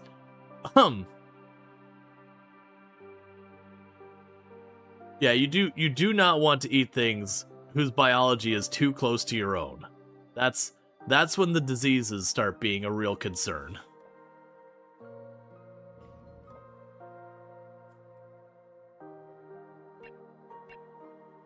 That gives way better chance that you'll find a disease that has like a matching protein and can survive in your bloodstream and stuff.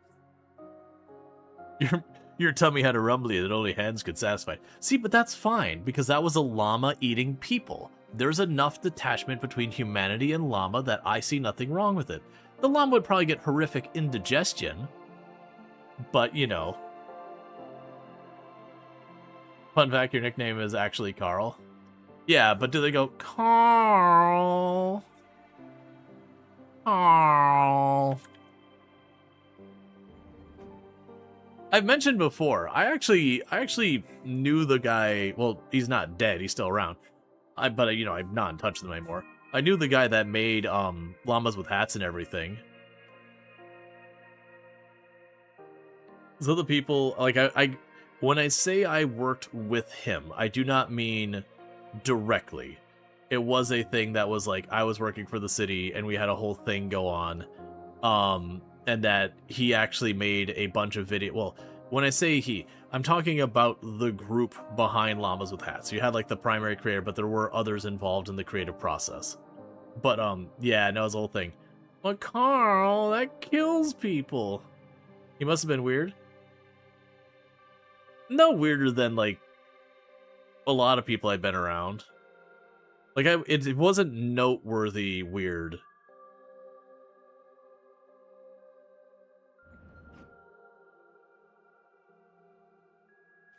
There are just people who have very creative minds. But yeah. Now that was the city I spent my teens in the 2000s. Like, oh man, when was it? I don't remember. It was after I got out of high school, but I was still in college, I think. But someone had made the unofficial tourism video for our town. One of the high schoolers there. And it was like, and it had like this whole like song they made for like all the things you can do, like, you know, in the town or whatever. And it's like, and if you're a business, there's plenty of places to move into. Like that's a closed business, and that's a closed business, and that's a closed business, and that's a closed business, and that's a closed business. Plenty of room to get real estate. And there's so many things to do in our town, like the movie theater. and sit on a park bench staring directly into a wall. But it was basically during the height of the recession after the housing market crash. Like, the town was always pretty terrible for younger people having stuff to do in it. Like, we had a roller skating ring. It burned down. They eventually, after a long time, rebuilt it. It burnt down. They didn't rebuild it a third time. We had a movie theater that was notoriously bad to a point that anyone who had a license and could drive, you went to the movie theater in any direction. You chose, well, I mean, not east, because that's the ocean, but any direction other than east, north, south, west, you would jump on a road and find a better movie theater about 30 minutes away, and that's where the teenagers would go in town. Step one was leave town. Have you ever read about the dichotomy between Junji Ito and Hayao Miyazaki? Got me thinking about artists and the difference between them and their work. No, because, like, I'm sure I probably know their works, but I'm really bad with names. Someone will be like, that was a guy who made Mario. And I'll be like, it was, I think. But I genuinely don't know off the top of my head. Alright, you stripped? We got everything? You good? Nothing left? Alright. With that, we move on. But yeah, there's wild stuff. But yeah, I know it was a whole thing that, like, that video came out, and, like, the city council's like, what can we do about this? We need to force them to take it down. And the whole time, the city attorney was like, no, you do nothing. Like, everything they've said is true here. Like, they haven't even really exaggerated. They just kind of, poked the festering wound that you all have been ignoring. You do not go after this high schooler. Which they didn't. Once they got past the being upset and everything, like, the attorney was like, you don't touch this. And that's actually where the thing with Film Cow got involved.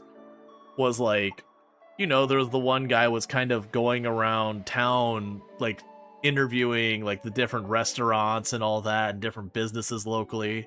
And basically the city was like, we would like to work with you to actually, like, officially make some of this stuff. Like, to actually promote the things that are here. Let's see, Junji Ito is super lovely, smiley, positive, and delightful, and creates some of the most horrendous, grotesque, and creepy manga. Hayao Miyazaki illustrated a lot of the Studio Ghibli's stuff, and is grumpy and jaded and negative. I've seen that kind of thing. Okay, so a lot of people got sick from not being under any type of, like, meaningful protection while doing space things. Okay, so we got another derelict ship. This time, we're not in quite as good shape as we were for the last one. So you two you four are in pretty good shape. No, actually, you know what? We're pretty okay. A lot of nauseous people and all that from hyperspace travel. But, like, I genuinely just don't care.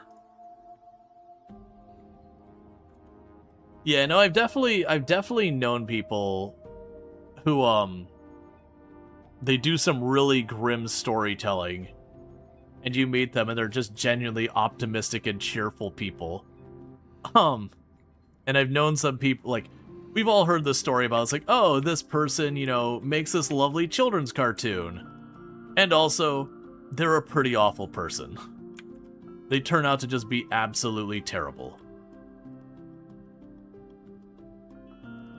Alright, so this is looking like a pretty big ship. The last time we had one of these, it was booby-trapped. And the booby trap was like one insect popped out and we shot the crap out of it. But yeah, no, I have, or like there's like for comedians, there's a very high number of comedians who have like really severe depression. So, some of the people you'd think would be like the happiest people on the world because of how much joy they bring into the world. And then just really, really struggling. Okay, so we got bugs. Why are you right there, man?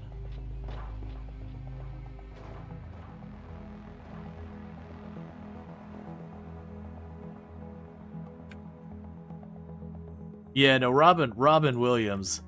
Like, I usually don't care about, you know, celebrity stuff. Like, when you hear it's like, did you hear that this celebrity passed away? It's like, oh, and you know, like, it's a bummer in the sense that someone died, but like, you know, it's not personal. Like, it doesn't have that same stick. Robin Williams was the exception. You know, hearing when Robin Williams, you know, because he didn't just die, he took his own life. That was one that hurt.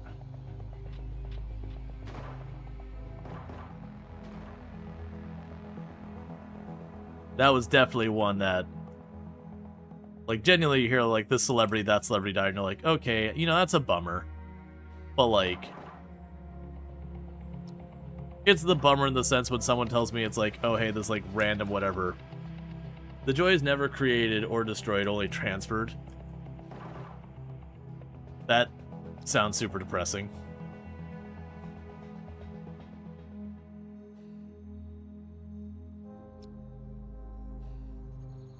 I don't agree with the sentiment, but that'd be super depressing. Alright, so you found a really cool, like a really poor quality bulletproof vest. But it is a bulletproof vest, which means it's infinitely better quality than what I was wearing, which is not wearing any type of armor at all. Okay, so all of them I managed to group up. Got a data log here. We can go ahead and grab that.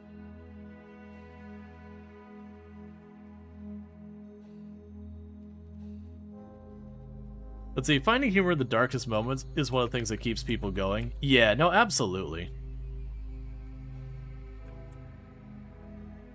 So, I don't know why I'm allowed to see that there's a gear thing there. Oh, it's probably because of this. Alright, so like I said, the last time we found painkillers. The last time I did one of these, it was booby-trapped and one bug popped out.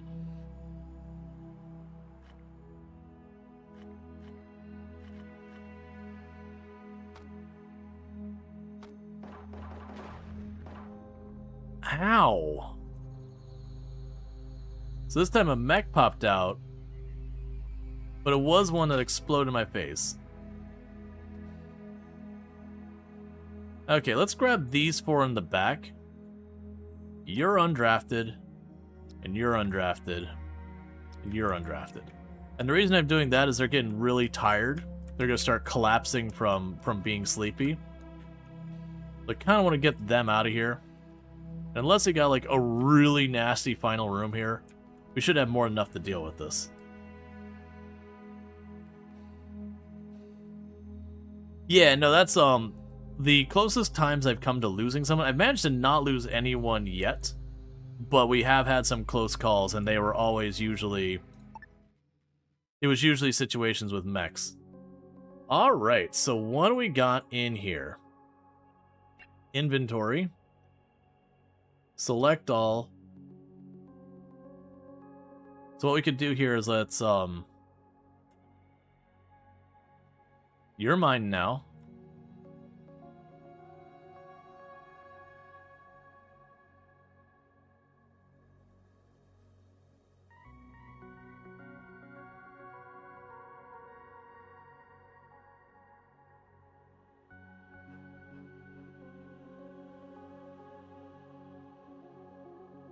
And it's a hauler called Knapsack.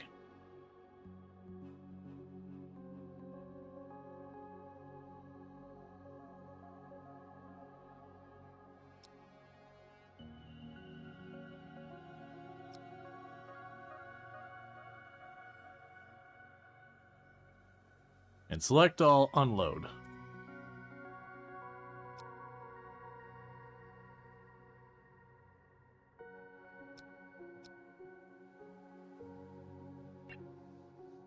So salvage all this and select all and transfer that as well.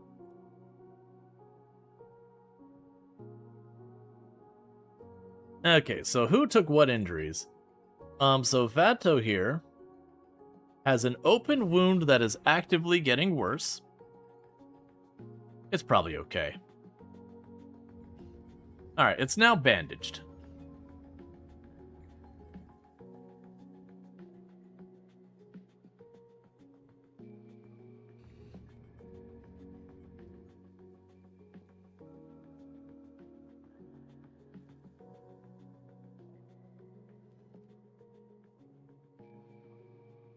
Alright, meanwhile, let's see. Did Treacle's skill weapon...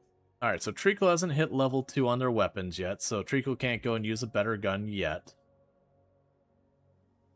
Yeah, so we only got 4 people who could use better than pistols, which is pretty sad. You finally got to the point you can mech... You make tech and energy blocks? Yeah. And how are you doing? You're making the shield generator. Right now, I got a small shield generator, which is what we're using. Because energy is a big concern. So while we're going and working on that, we got a brand new set of entries that has a lot of them there. That we got our very first one called Call Me Crazy. Log 1. Second star to the right. So, this is the HSS Call Me Crazy. Ship's log, first entry. Captain Floyd Pierce. I thought he should probably start keeping one now that we've got an actual ship that can fly. We got the hyperdrive installed today, which means we're set to leave. Eden, here we come. Brown thinks I'm too optimistic. I just like to think, you know, things are so dark right now, all us little lights have to shine a little brighter. Yeah, you too, mate. He just gave me the finger. Anyway, I mean, it was bad down there. Real bloody bad. London's basically underwater nowadays. And the week before we finally got the shuttle up to our haven, I swear I saw a body floating down the street. I'm glad I don't have to deal with that any longer. I feel bad for the poor sods we left behind, but there's only so quickly this program can work, isn't there? It's only going to get worse before it gets better. And it'll keep getting worse unless people have somewhere to go. All the boards and social media are buzzing with this rumor? Idea? I'm not really sure. But they all imagine there's a planet out there somewhere, one that's enough like Earth that we could live there, and has to be pretty exact. It needs to be the right gravity, the right air, the right lots of things. But it's a big galaxy. There's gotta be a planet out there somewhere, right? People online are calling it Eden. And I guess that's our mission. We can't keep living on ships forever, can we? No, we need a planet. And I think we learned from Earth how to keep from messing this new one up. We were just behind the curve with Earth. Eden will be different. We just have to find it. So that's what we're gonna do. I will say, while I'm generally an optimistic person about a lot of things, I am very not optimistic we learned our lesson even upon the destruction of Earth. I would say the first generation that went through that, like who immediately experienced it, would probably learn that. Maybe it carries the second generation, but once you get that, you're just too far removed that a lot of the story, while you understand is true, feels more like it's of legend, of fairy tale, because we certainly repeat lots of mistakes again and again. Because while, as human beings, one of the main advantages we can learn from the writings and the teachings of those who come before us, we're really bad at taking a lot of those things to heart. There's a difference between learning, like, arithmetic and moral standings.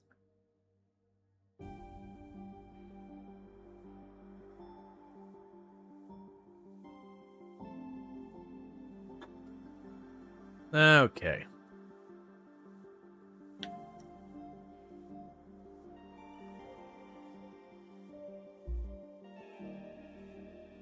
Alright. In theory, the androids could help us with keeping the generations in line. Well, right. And then you get into, like, the whole idea, though, of, like, you know, the artificial intelligence stepping in and being like, no, no, no, human. Don't do that. Don't make us put you in the corner. we'll lock you in your room for your own protection.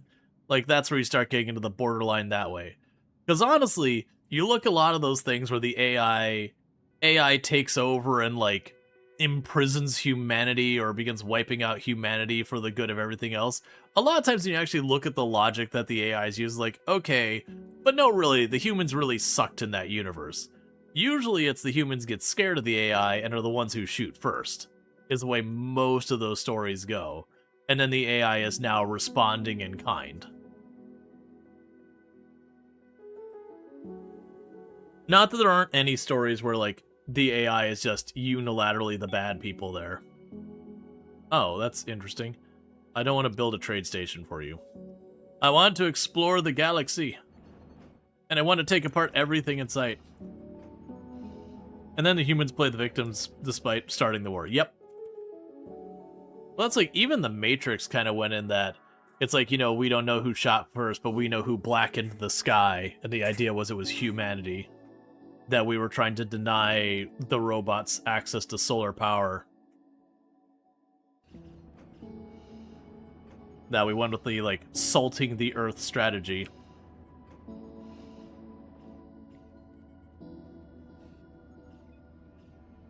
Yeah, so a stun rifle of poor quality. We had a couple android corpses in our stuff, which I didn't kill the androids. I found the corpses. And we do have a thing where we can destroy them, but it shows that it was like being considered a hostile action to the androids. It's still a little bit sad that in the Matrix, they made people into batteries rather than processors because they thought that people wouldn't understand people processors. I didn't realize they ever, like, elaborated that they didn't use them as processors for whatever reason. Like, I know they used them as batteries. They were pretty overt about that part. Literally, I think literally, like, Morpheus holds up a Duracell battery and is like, you know, they made us into this. Only deep and resonating voice as opposed to anything I just did there. The part of the thing is weird. Would you like the machines are just doing this out of spite? Yeah, no, like, very, very much. Using a life form as a battery, the level of inefficiencies. Like, you even look at, from a consumption for, like, calories for, like, us sustaining life, the amount of energy that goes into raising an animal for us to consume is very inefficient. And that's just biology kind of stuff there. But, like, it's very, very inefficient. So the idea of, like, raising a cattle so you can jam electrodes into it so it makes more power for you, like electrical power, would be just hot garbage. What are not using us as a battery, but a data source? Canonically, they're using us as a battery. Like, the story literally tells you, they're using us as a battery. In the movie, they talk about using the humans with a type of fusion. Machines could have used the fusions, but it made no sense. I mean, yeah. But, like, that's also, like, when you start applying realism, that we're definitely in the situation where there's a lot wrong with the thing. Like, also, like, the idea that, Agent Smith basically becomes malware in their world, and, like, okay, you're doing all this other stuff, like turning humanity into batteries and all this other ridiculous stuff, and you know if, like, the robots are taking over, malware would be one of the paths we'd attempt to attack it. Like, just having one rogue program you can't terminate, just go this, like, okay, there's a lot of hand waving you gotta do, but that's true of any media. Like, making it so it works is still fun to watch usually doesn't hold up. I have got to find someone to trade away all this crap or something to use that for. Like, I could just add a bunch of hull onto my ship. And it honestly wouldn't necessarily be the worst idea to take this docking port off, build out a little area here, put the docking port down there, and then give myself a bunch of cover just in case we get attacked.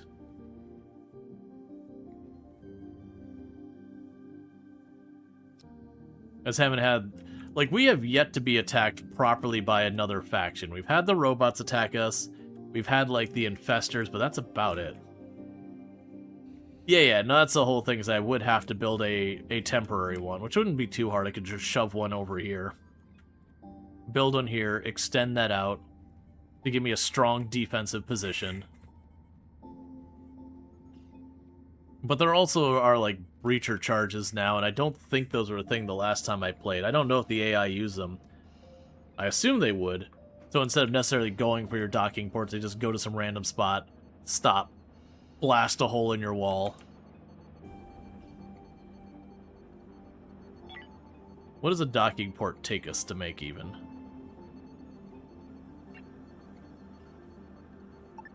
Next to nothing is what it takes.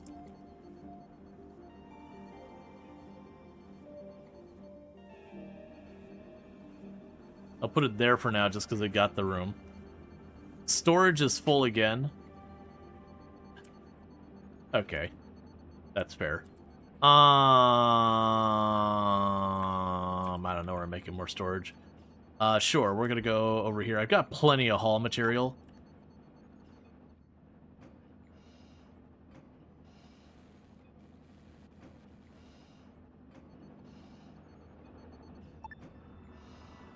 We've already got that done.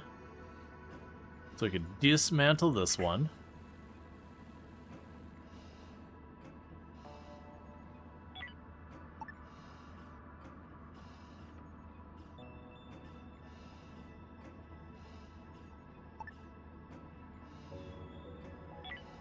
Yeah, I can make this work.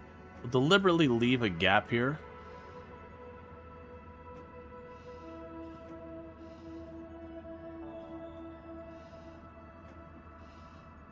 And I'm leaving the gap there again so I could, like, force enemies, if they come through that docking port, to go right down the docking port where I could have a bunch of defensive positions.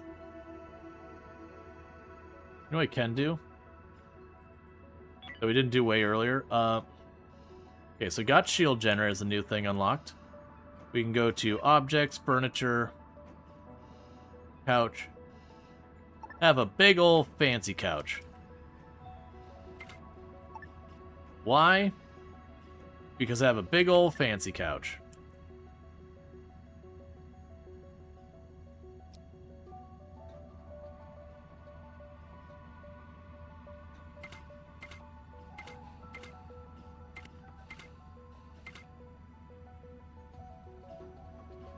And put stuff by all the bedsides.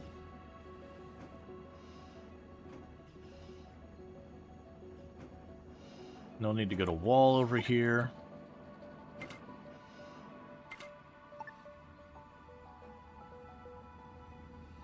Okay, this one's a little bit more dangerous this time, because that's no longer sealed off from the rest of the ship.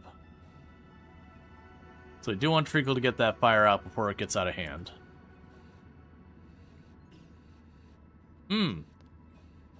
Okay, they did manage to get that under, because there's now holes in this side here, so I could spread out to the rest of the ship. Because normally I've been keeping this whole area enclosed, in spacesuit only, so we don't have to worry about it.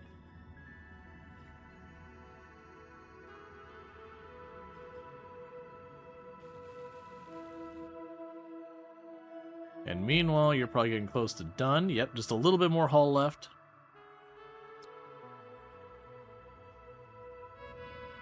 So let's get this done before we jump to the next system. I got plenty of... Well, I mean, I got some fuel. I shouldn't say I have plenty. And what are you researching now? Targeting jammer. I don't really need that, but that's fine. Your crew is unable to figure out the complex task of moving a chair out of the way and are blocked in their bedroom. Well, that's because the chair is bolted to the floor.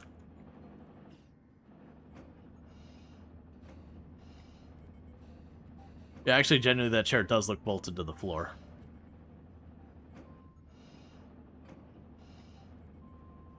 Yeah, can't climb over a chair. It's forbidden. It goes against basic safety standards. Yep. So cover object.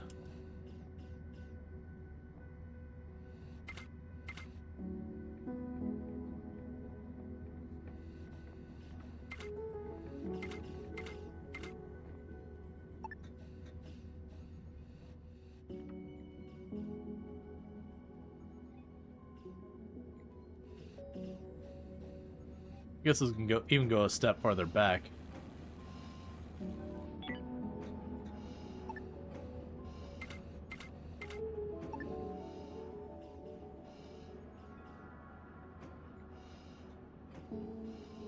It's corporate talk. You'll need your manager's office approval.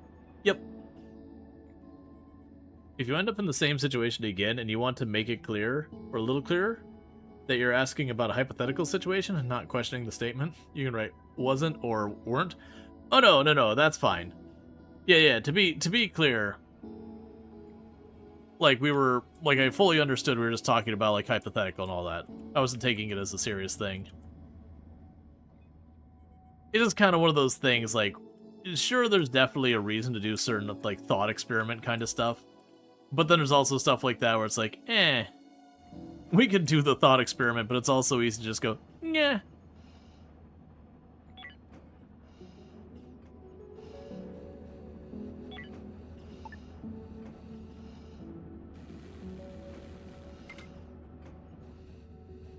Alright, we can go life support here.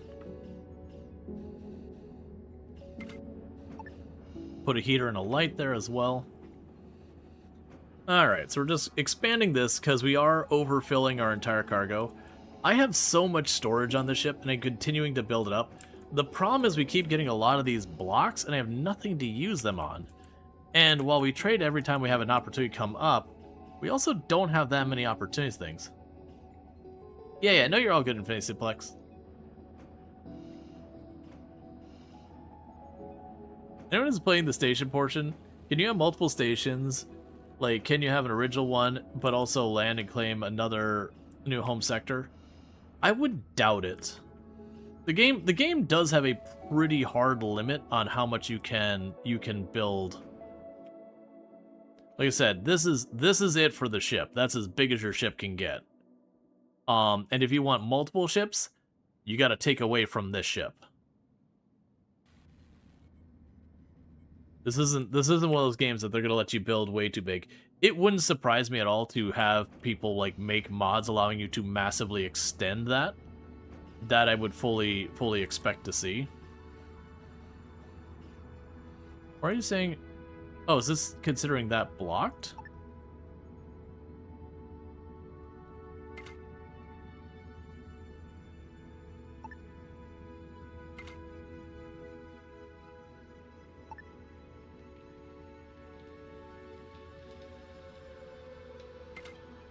Yeah, that's not surprising. That's been,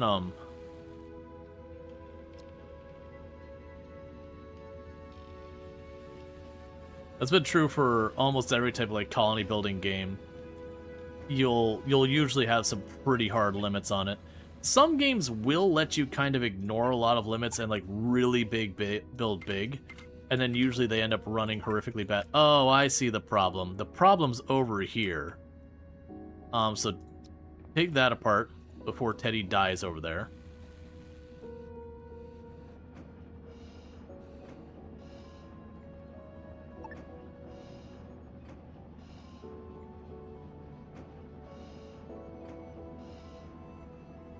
Yeah, it's probably fine.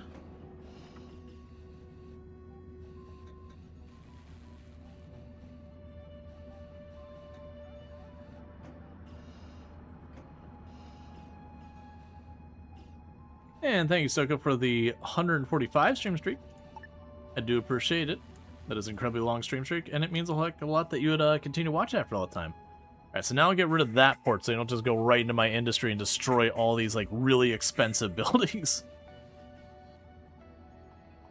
Alright, so we basically just gave ourselves an extended hangar that when we see a shuttle coming, it can run everyone up here, put them behind cover, so we can hopefully just blast as hard as possible the moment they arrive. Okay, and with that, we basically have everything we'd want. So let's go ahead and start getting out of here. Alright, so we're now running into the problem. We are officially getting overburdened to the point I would need another hyperdrive just to go. So we're going to go ahead and deal with this.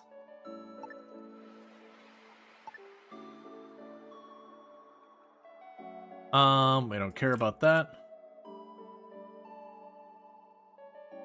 So you've got a trading station. Let's go to the trading station and just see if we can offload a bunch of stuff.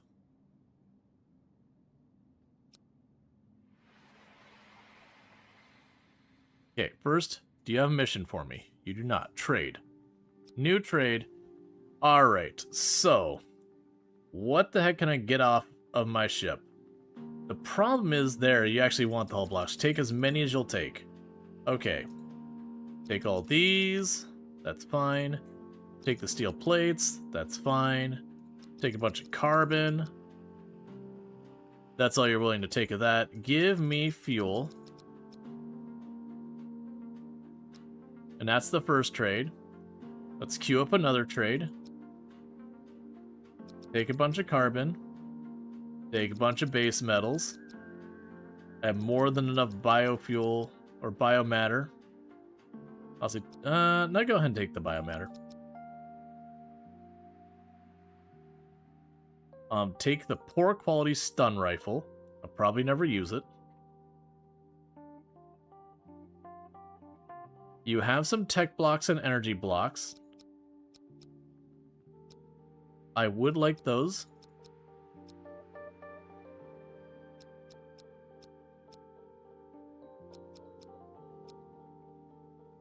I need a little bit more something to make you happy.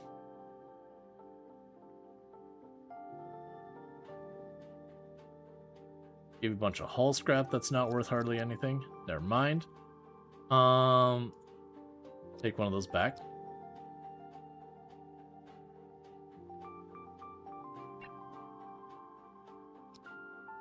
Okay.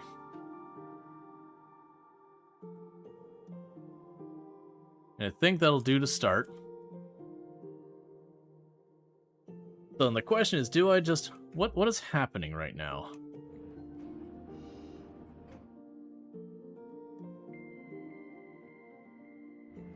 That's fine. Because we need to ditch a bunch of weight.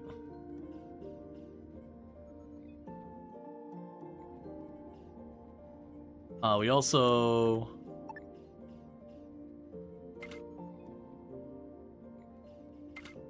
build up on those. There's 2 more storage going in there. We'll drop a light over here. And over there. Just an extra precaution. Another heater. We got our point defense down here. I do have you. We can just abandon. That's the one big thing, is I do see the cargo shuttle as being very useful for moving stuff between my own ships. But I've otherwise found it utterly useless. Hey, do you have the hyperfuel? No. If we had the hyperfuel as something that we're buying, that'd be really good as well.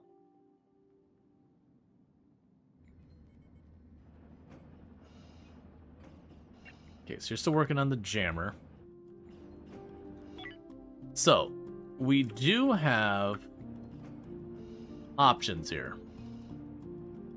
I am starting to get some energy blocks and all that.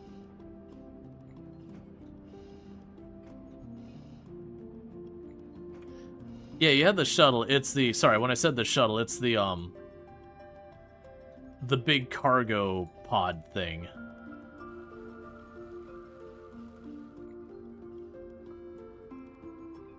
Like, it's good for when you just want to load up a ton of stuff and move it.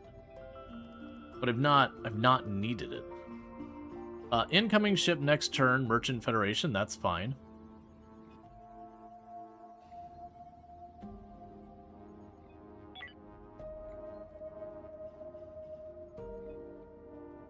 We can go here. Edit.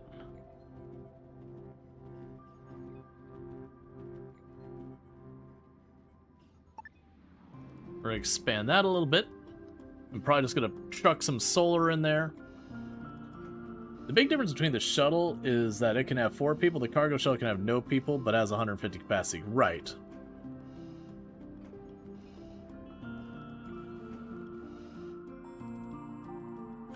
Yeah, that's kind of the thing, is I haven't had much use for the cargo shuttle.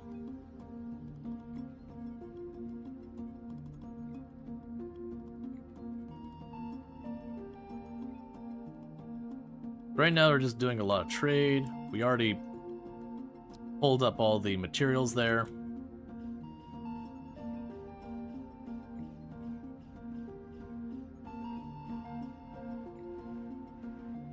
And I got a ton of energy blocks and all that. So the thing we're going to do is I'm going to add a ton of solar power on here. And then maybe we add a pair of guns. Which we haven't been in a fight where I've actually needed them. The energy turret requires 600 power. And it does a lot of shield damage, not a lot of hull damage. The auto turret, yeah, so you're 600 power, you're 200 power. And then this one requires explosive munitions. For right now,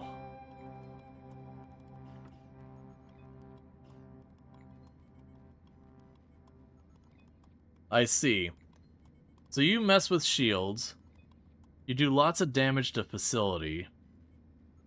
You do overall a lot more damage. Without damaging the hull very much. You just start frying everything inside the ship. No missions, trade, new trade. Alright, do we have more we can give you? Yeah, take those hull blocks from me. Take the soft blocks. Take a bunch of carbon, take a bunch of the noble metals. And then from your side... How's my water doing? Water's great. Give me a bunch of meat. And I think that'll do.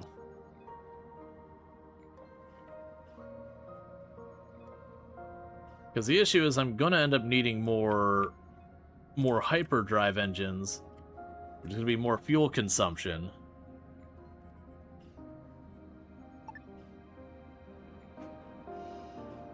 Yeah, if I put it there, that blocks the path, so it'd have to be down one more tile.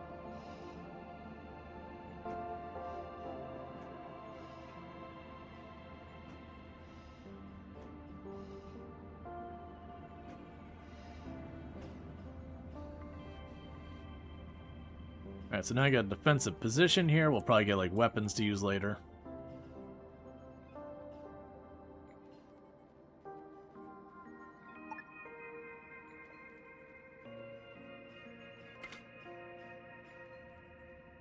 Okay.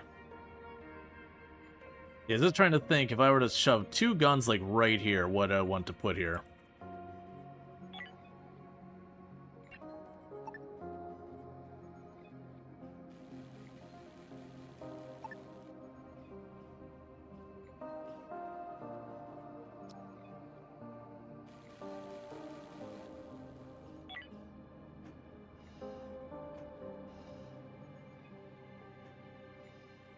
Alright. So just for the moment, gonna let them build.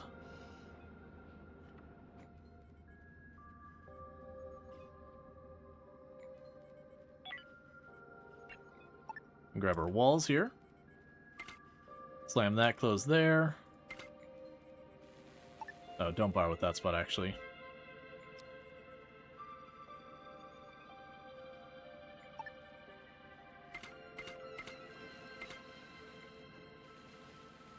Okay, so we can get all this filled in.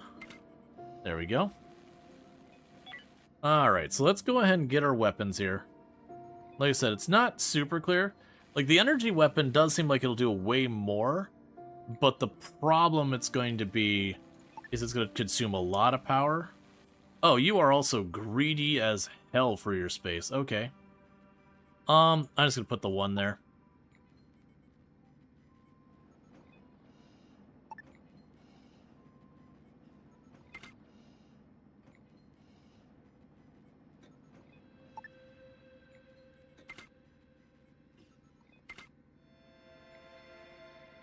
Yeah, so build the one energy weapon there. And I'm going to fill in a bunch of solar panels to try and reduce our dependency on the reactor. The problem is, as you can see, the reactors are like barely utilizing, but I think it's like literally one of these produces about 20 solar panels worth of power.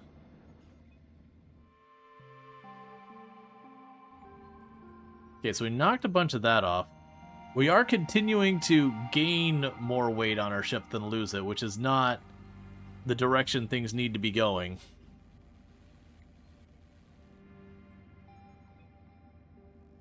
Alright. So we do have ourselves that going on. Were we making those energy things somewhere around here? Yes. Let's change yours to the energy cell. Keeping 10 of those on standby if you can. As we get into a fight, I probably will need a bunch. Alright, so we got 6 piles. So let's see what we could do for the solar. So you take 1 each. So 1, 2, 3, 4, 5, 6. And I'll put a heater up here. And a light up here.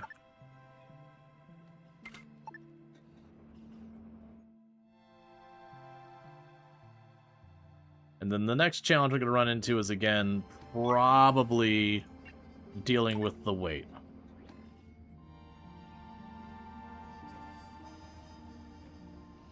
I don't think I want to extend that over there.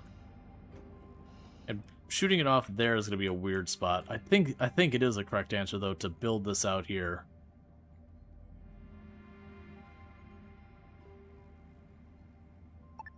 And then put more hyperdrives back there.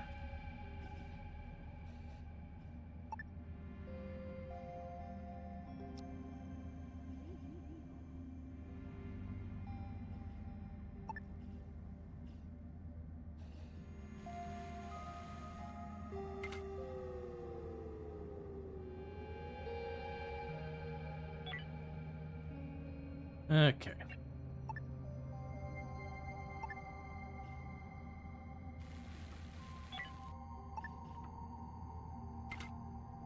Just moving the door to make sure they can get around all this.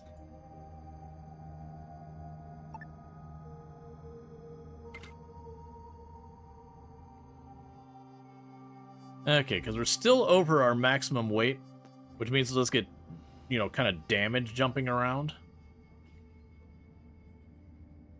I actually ran myself out of infrastructure blocks. Okay, well that's not exactly what I had in mind. That's okay. Those come relatively easy. We're probably making more of those right now. I think that's literally what's happening down here, is we're making them and they're getting used.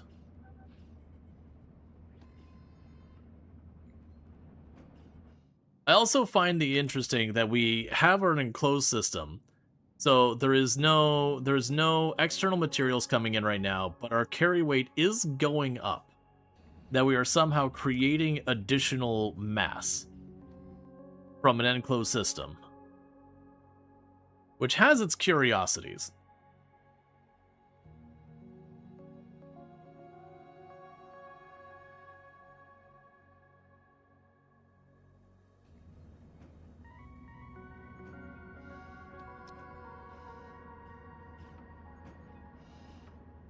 Furniture.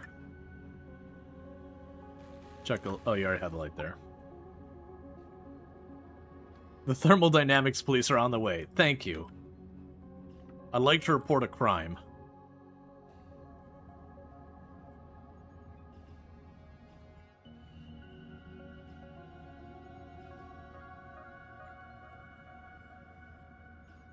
And what are you researching right now? They're still working on the target jammer.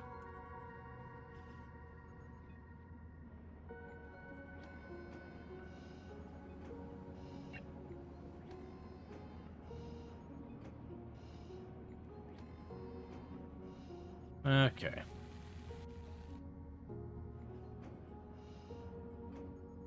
And just trying to fill this area in the back. We are just getting all those solar panels up. Still utilizing a pretty good chunk of this. I'm sure there's no horrific monstrosities attaching themselves to your hull. It's probably fine. You got anything we want to exchange here?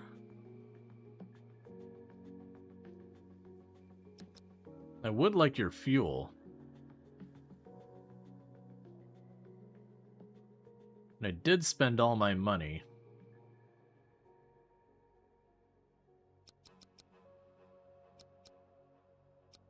That'll do.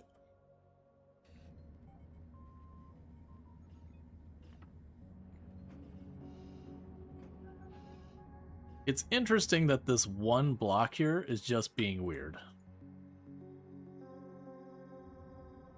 It shows that there's hull there.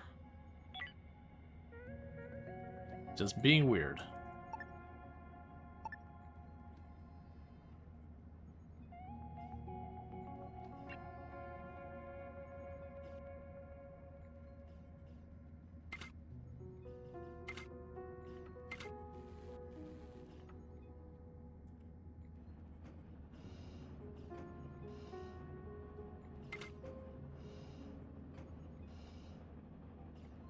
I'm just adding random windows here and there because we can. They don't cost any material things. It's just labor.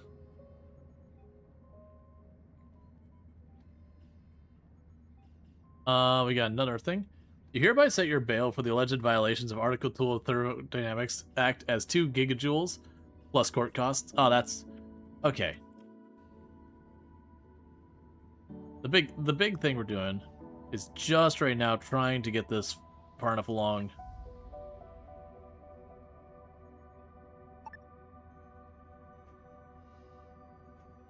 Okay.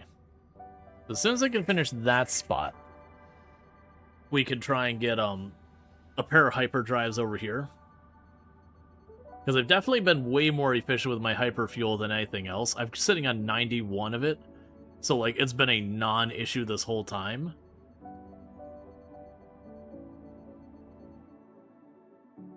Whereas other stuff, we've been struggling a bit more.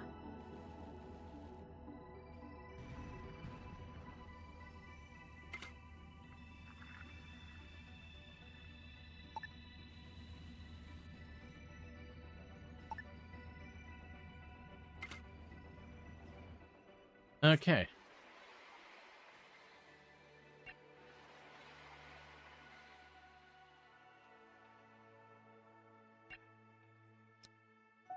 And anything you want that I have that I want to give up? Not really. And you don't have anything I particularly want either. Alright. So we're getting 2 more hyperdrives online. As we continue to be gaining mass, I don't know where it's coming from. Very genuinely have no idea where it's coming from.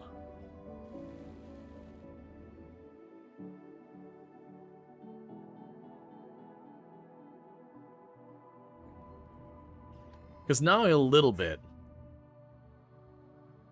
We're gaining quite a bit. Hig shenanigans.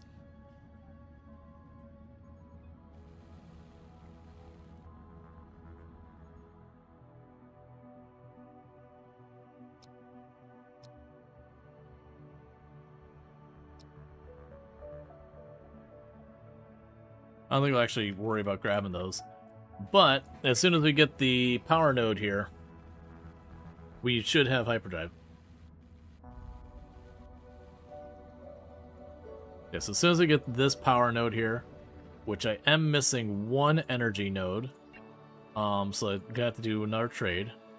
Hey, give me one of those. One of those sweet, sweet energy nodes, man. And then you can get that all built. We got our solar panels here. Alright. Literally, we're at the point when I'm not running all my industry. We can run our ship without any power cost whatsoever. That's why we turn on our industry that just barely starts to peak over. So that's a point where I actually could, in theory, if we got some extra stuff, chuck down some big batteries and be able to mitigate that. Alright, Inglorious, you have a good one. Thank you for tuning in and all that stuff. I hope you had yourself a good work day and whatnot. Alright, so with that, we can now carry a lot more weight.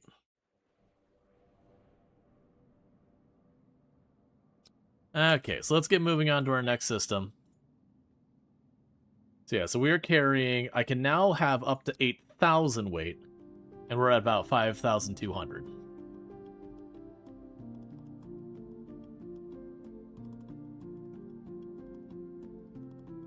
And I had the entire intention of setting a bunch of fancy rooms. We'll probably do this our next thing.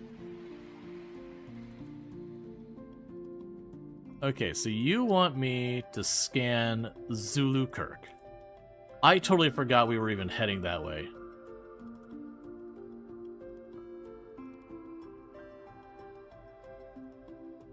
I don't want to deal with your cargo.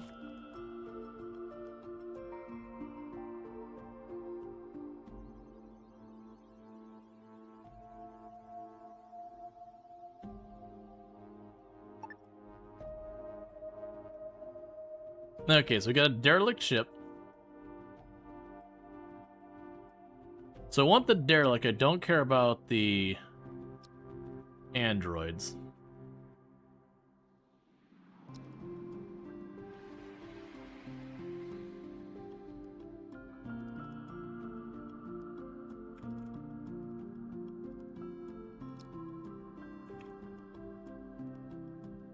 So we got rogue robots detected.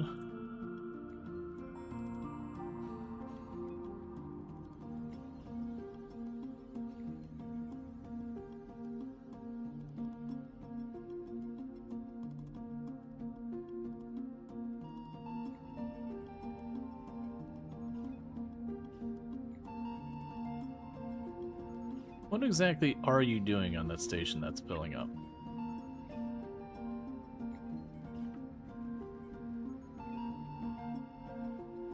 You know, I see the rogue bots. It's just the bar kept filling up on the station. I'm like, what are you doing? I'm assuming it was recharging that. I'm a little concerned that you're not jumping on the scanner. There's the robots detected.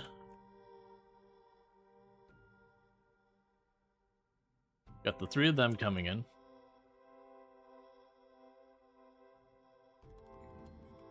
Rogu bots? Gotcha, I'm just not catching it. The fighters are scrambling. We got Hannahawk on the point defenses. Our big scary laser gun is probably going to do absolutely nothing because it's not designed for small craft. It's designed for ship-on-ship fights.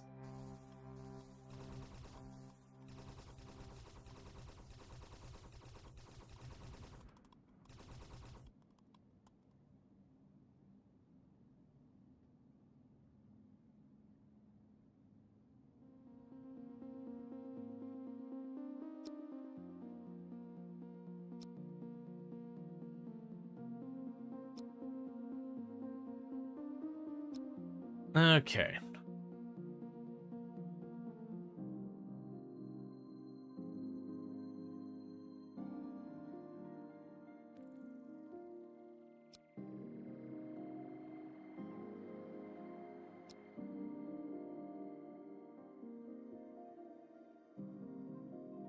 But to see if we sent it over there, if anything would trigger to attack us. Doesn't look like it. So once everyone's brought back and docked up all our ships, let's start boarding and getting that done.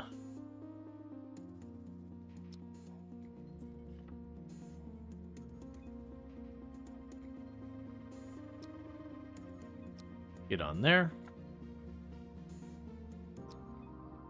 Get on there. And Burn and Sun staying behind because they're the most tired.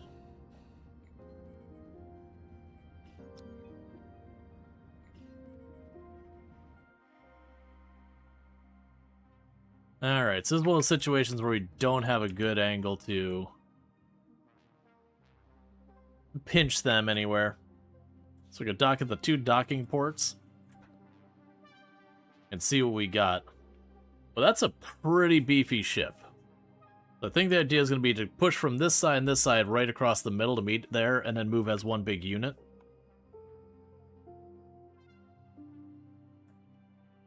I could do the thing where I dock one and then dock the other in the same port. But I figure there's an advantage of sowing chaos.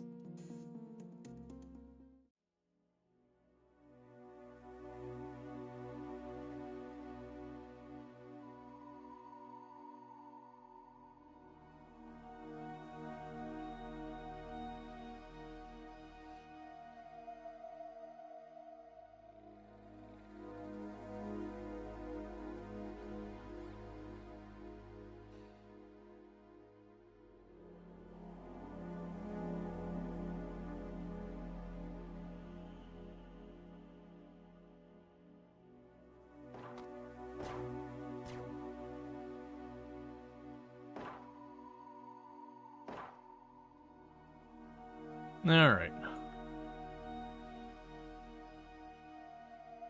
Group them all up here. Looks like Teddy's gonna pass out here in a minute. So he shot some over here and over here.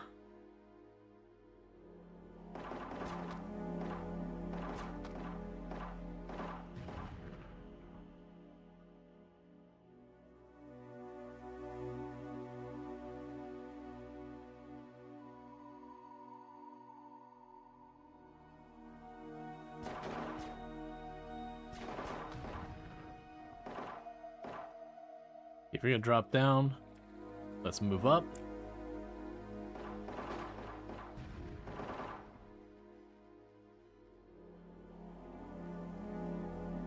Nope, we got a new person here. And thank you for the follow. Welcome to the stream. We'll deal with that in a minute.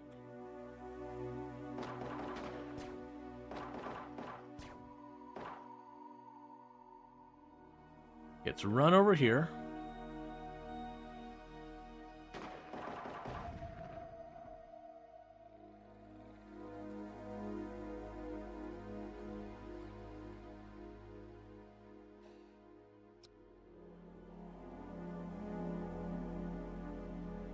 Okay, not much of the station left to explore. So we haven't run anything dangerous, just a bunch of little bots.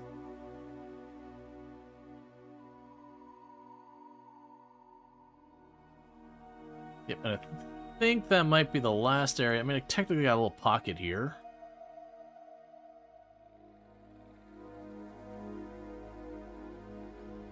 Okay.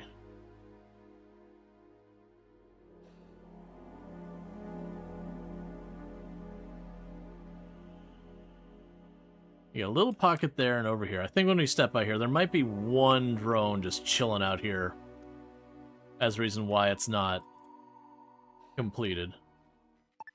Okay, so there's undraft. Let's grab you and have you rescue this person. And we're about to get our first new person in a while. We've been doing a lot of stuff. We haven't been bringing many new people on board because we haven't had much opportunity. Because they haven't been, like, imprisoning and all that stuff. There's been no need for it. Oh, well. Well, we're not going to get a new person. They were already dead.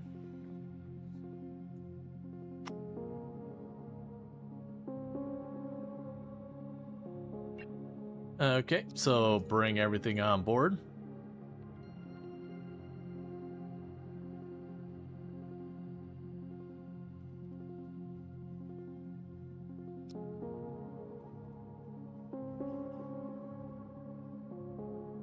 So now let's start tearing apart everything that isn't bolted down. Okay, with that chat, I need to take a quick moment to use the restroom and all that, and be back in just a couple minutes, and thank you again for tuning in, and I'll be right back. So see you in a few minutes.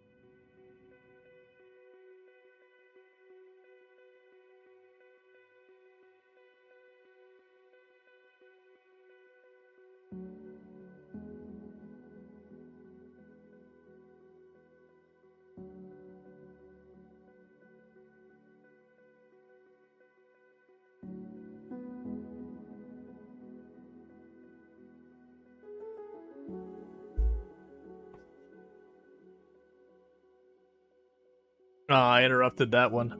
It's all good. Alright, so give me a moment. I gotta reset the video settings so OBS detects it. So full screen. I don't want it to be full screen. Now it's got the wrong resolution, so let's fix our resolution.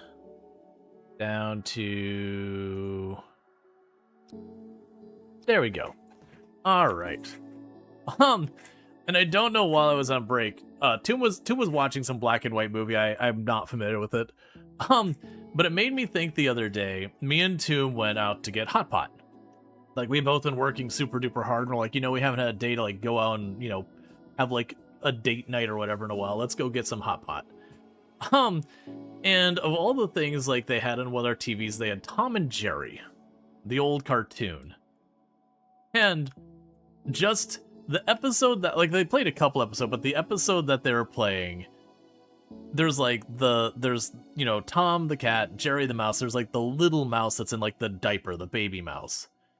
And, Tom's trying to catch it.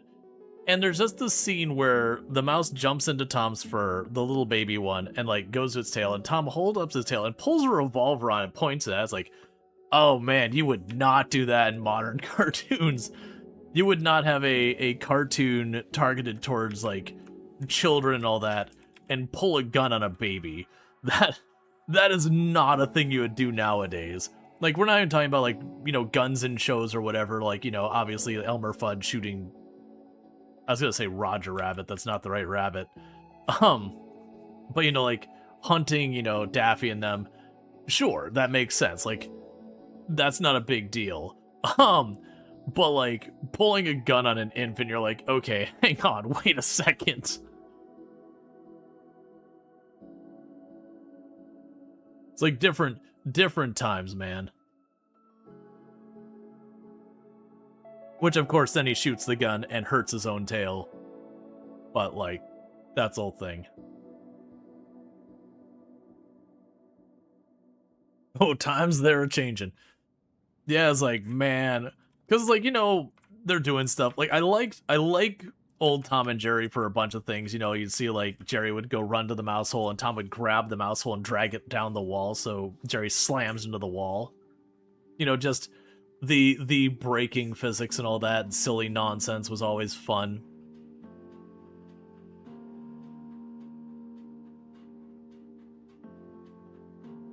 Yeah, no, that was the thing. There's a lot of stuff that happens in some of those old cartoons that there are some of those like, yeah, was that entertaining? Sure, but man, like, we don't make a bunch of those nowadays, and a lot of times for pretty good reasons. Self-inflicted gunshot wound is very relatable, though. Right, but the thing that's different, and part of the reason why you wouldn't do it nowadays, like, obviously in the scene, Tom just goes, like, he just yells and he, like, holds his tail and, like, there's a little smoke coming off of it or whatever. Versus, then some kid emulates it, gets the gun that dad didn't buy, locking up, and points it at, their brother or sister or whatever and shoots it, and then doesn't understand why they're not waking up anymore. Like, you have such tragedies that come out of that stuff. And yeah, the correct answer is, like, if you're gonna have a firearm, it needs to be secured. Like, if you're gonna have children in the same house and all that stuff. How often did that happen, though? Kids shooting each other? Kids shoot each other a lot. Like, it's a real problem here in the US. That a lot of gun death is, unfortunately, children getting a hold of unsecured weapons and that kind of thing. Like, it's not some huge number, but it's not insignificant. We wonder why comedians commit suicide. I think that's a totally different thing, because there's a lot of comedians that's not the thing. Like, there is definitely a non-insignificant number of fatalities. Unfortunately, a lot of them it's self-inflicted, not by accident, but is still, again, children and teens.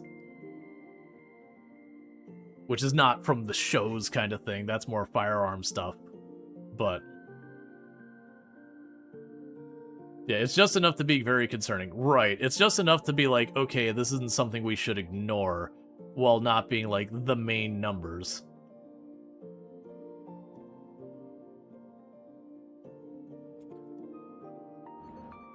Man, almost every community has at least one or two tragedies like that.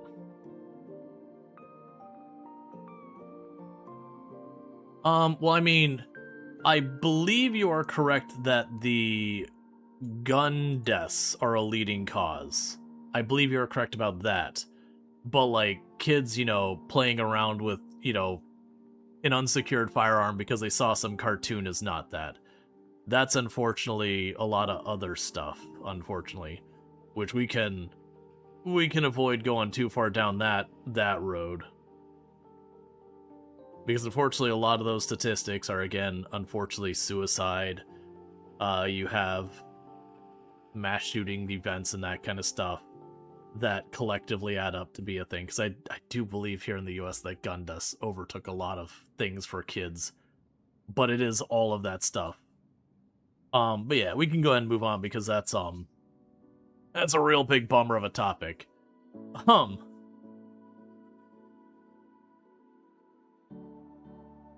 That statistic sometimes includes 18 and 19-year-olds. Yeah. You think of the comedians that do social commentary, observational humor as part of their shtick. Right. But even then, you have a lot of people who do like the social commentary and observation. Usually most of them are not in the provocative, like, making fun of, like, school shootings and suicide. That's usually not like the observations. Usually they're like whatever politician is currently in power and making fun of them, or making fun of people tweeting or not paying attention to the road from being on their phone, and a lot more in that end. Because even people who try to be provoking, most of the time will avoid those subjects because those provoking ones like that tend not to make people laugh.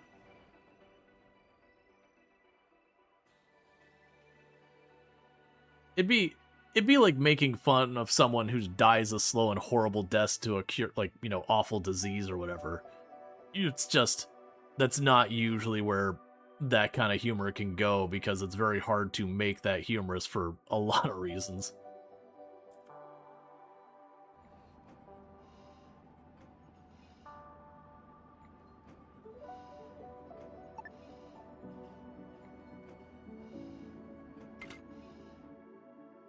But yeah, wasn't meant to be like a whole gun commentary. It was just basically observing a cartoon and just seeing stuff that they do and going, oh man.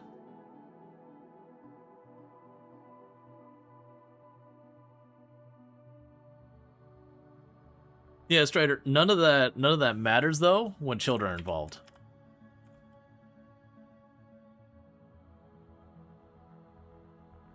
When you comment on things like that, ironically, in light of itself, in a different way, it can be tasteless though. Yeah. Well, that's the reasons why a lot of times when you get to that kind of thing, you're trying to make it kind of like fun. It's usually ill-advised at best. It's not that's like, oh hey, this is a topic that's off limits. It's not that kind of thing. There's just bad taste humor where you make a joke and the audience looks at you and is like, dude, that just effed up. Like, that's not people can't get a joke. It's like, that's just not funny.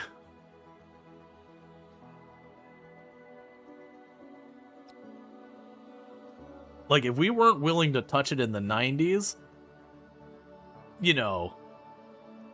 all hats off. Because, like, there is a lot of stuff that was kind of humor in the 80s and 90s. You go back to it and you go, ooh, that was bad.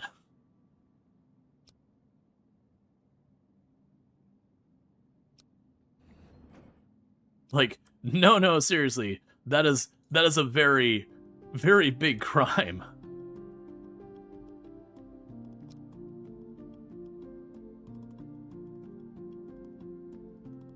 Okay, Darth, am I supposed to be teaching them at 2 before they learn? Because they see the pretty picture on there and then they get a hold of the gun because people don't secure it? We don't need to go through a whole gun safety thing. Like, I don't disagree that we need to have a lot better gun safety as well, but, like, people suck at it. People suck at parent stuff, too. But it only takes one kid not having that. I'm not saying, like, everyone should be, like, outlawed from it or whatever. Like, that's the whole thing, is I'm trying to steer away from that part of the conversation. You're not wrong, Alexis. You need to get rid of electricity, stairs, pools, bathtubs, lads, playgrounds, and wrap everything in puddle. Nothing bad happens. Well, that's not where I'm going with that. Like, obviously, there's a certain amount of risk. But, like, it was kind of just the comment of, like, there's a reason why we don't have cartoon characters pulling guns on each other for young children shows. Like, obviously, when you get into, like, movies and all that, it's a very different animal. Like, you get into, you know, stuff targeting teens and all that. Yeah, by all means, the bad guy pulls a gun and points it at the enemy. That's fine. But, like, when you have a cartoon that you're intending, like, 4 and 5 years old, you don't know, just, like, doing that.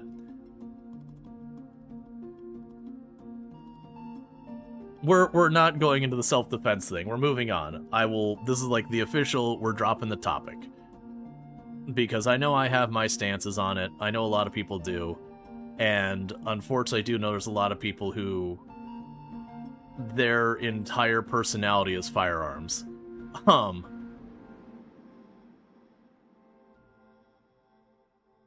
And so I just want to move on with it because nothing productive will come from that.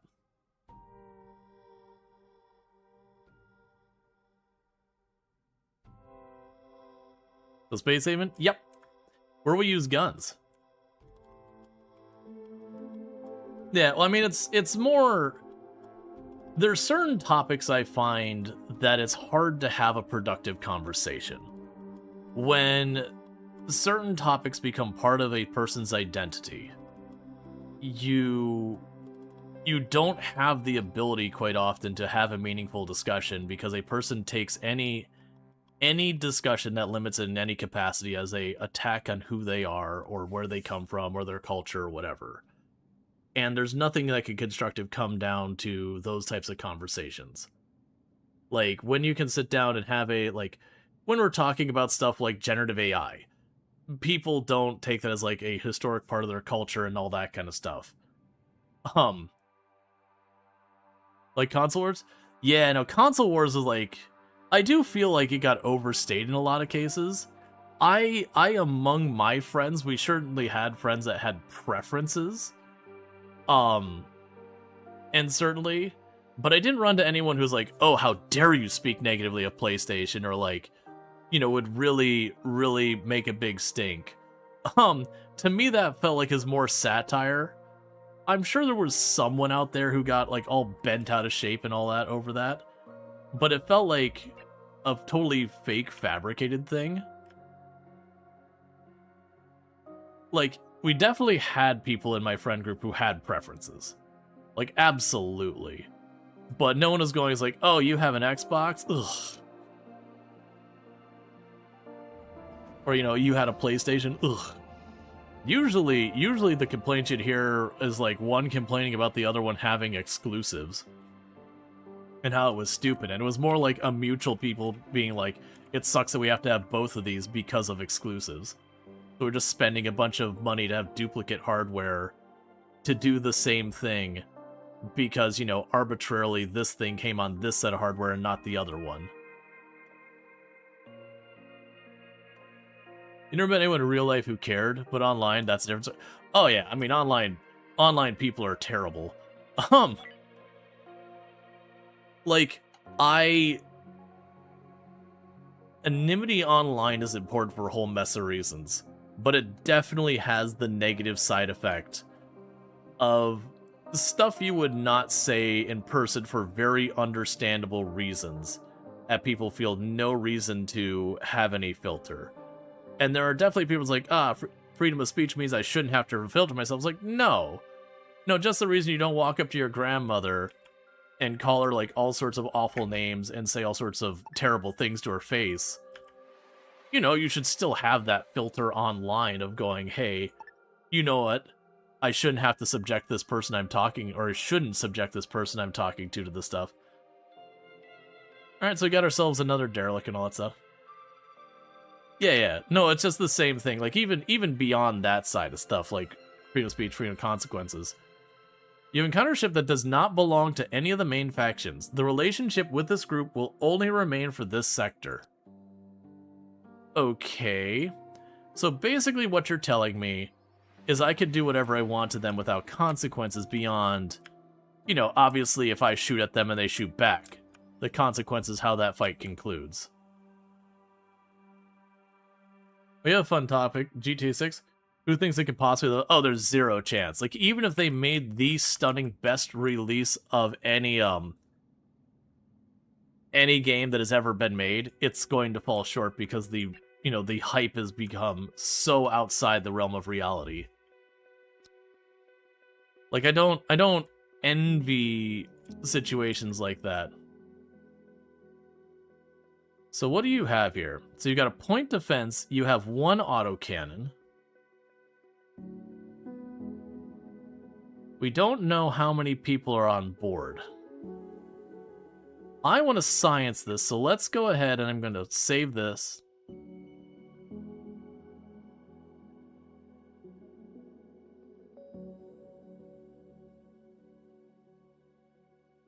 We gotta wait till Teddy's ready.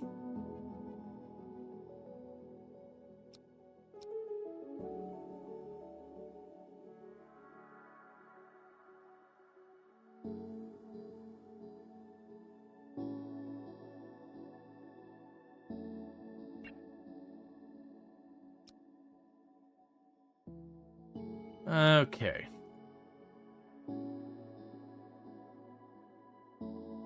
They're gonna have some rogue bots coming here.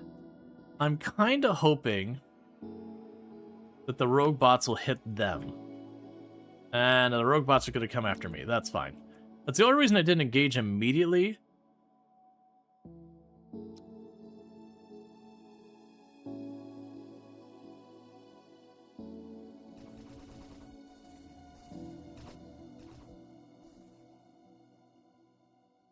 Because my hope here is...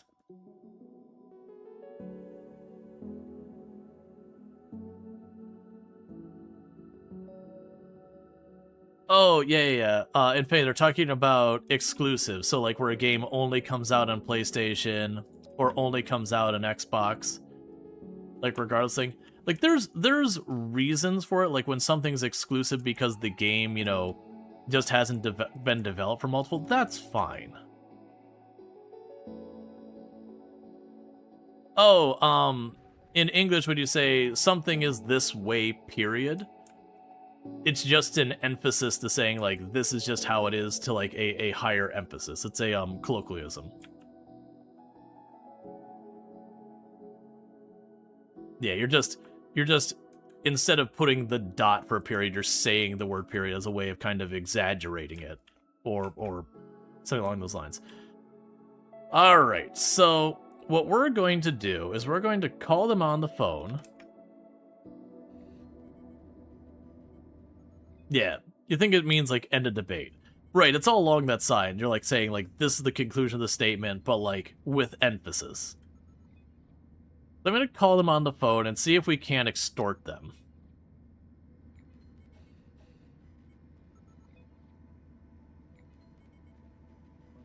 Negotiate. Declare war. Well, actually, show missions. None.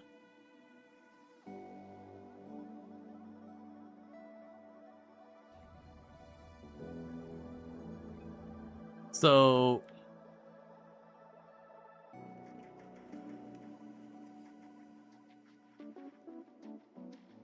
select a target. I'm going to go for your gun. Declare war.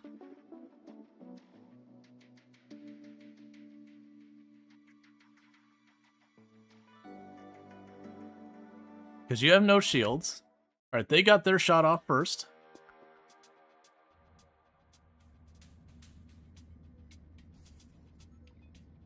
Our shields took the hit. Please, for love, get on that gun.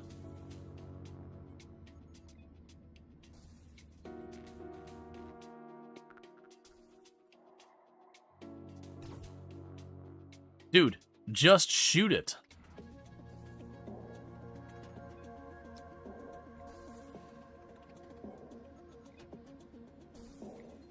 What? Dude, get on the gun.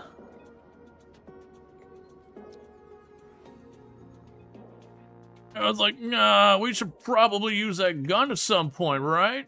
Maybe?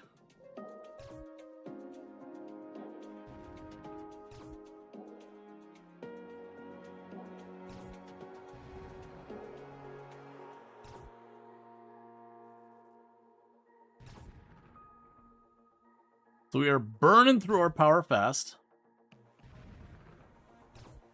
And I'm trying to take out their gun.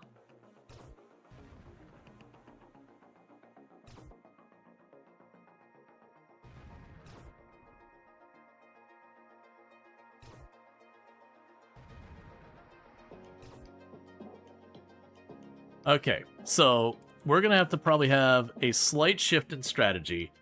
Because they're actually repairing that fast so they can do the damage. So let's grab you. Grab you. Try aiming right here in the middle. So that my misses can potentially hit more of these systems.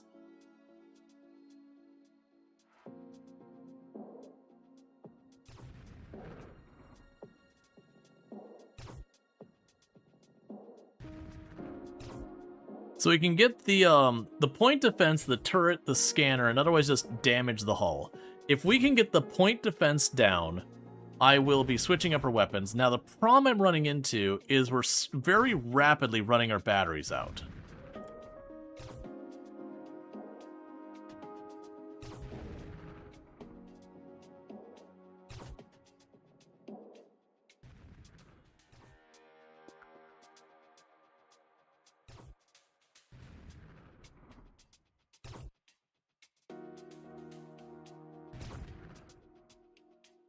All right.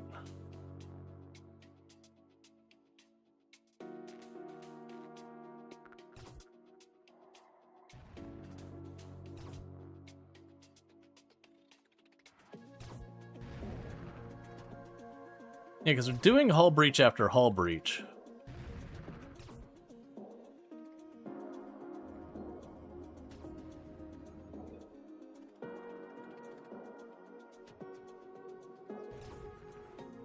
So my hope here is I can take out some of these systems.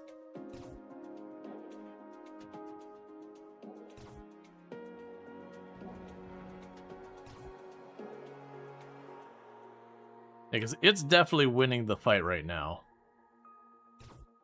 But my hope had been that I could take out its gun.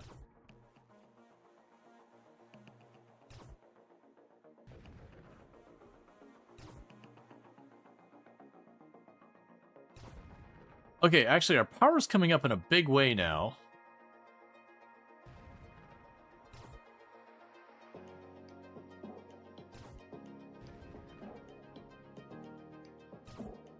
I really need you to be better at shooting.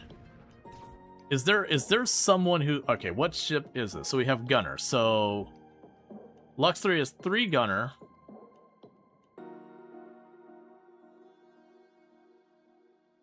I mean, Lux 3 is tied with everyone else for the best we've got. Okay, we got our shields online again.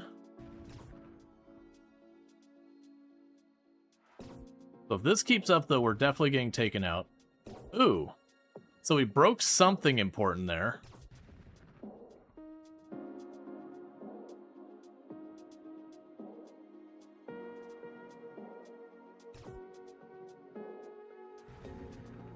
Let's get back to trying to focus on this gun.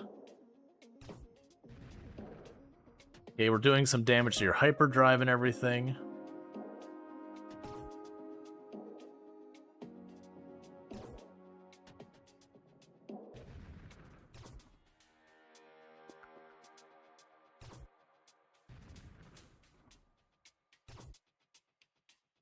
So I can break that gun, then we can just keep shooting at it with impunity. It looks like Luxray may have gained a level, because you're getting a lot more of those hits on target. To a point, you're going to take out that gun. So you take out that gun, we switch over to the point defense. Once the point defense is taken out, then we can go ahead and, like, we'll be able to just dock up and deal with it. More than likely, they'd probably surrender at that point. Okay, so the gun is down.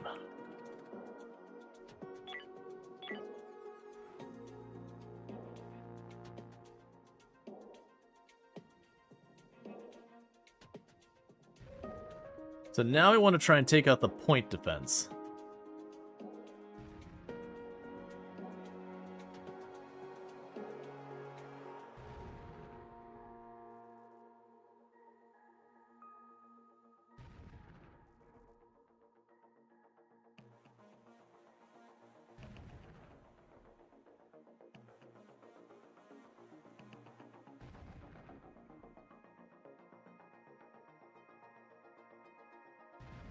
I targeted that the way it did, so if it tries to make a run for it, we can keep its engines offline.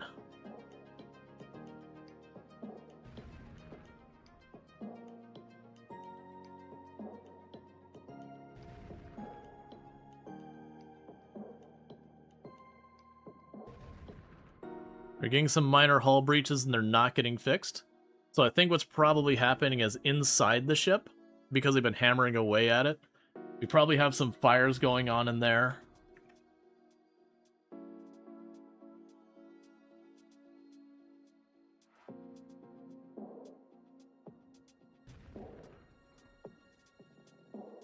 Okay.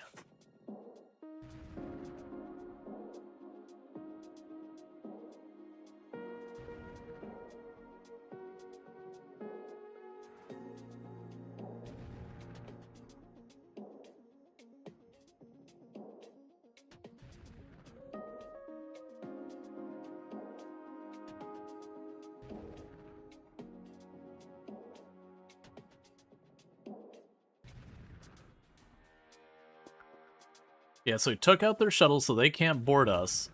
They're taking out both of their guns. So I think at this point, we don't bother keeping the rest of this online. At this point, it's boarding time.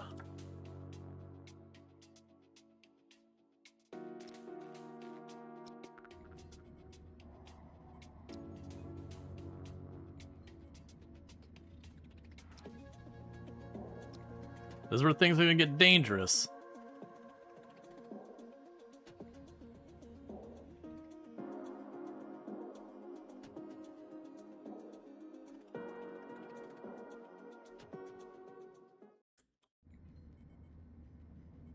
Now, I blasted a hole right where their right where their engine was.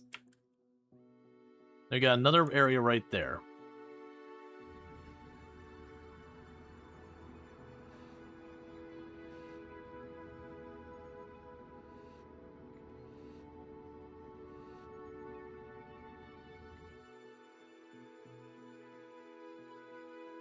Okay, so we only got 2 places we can dock.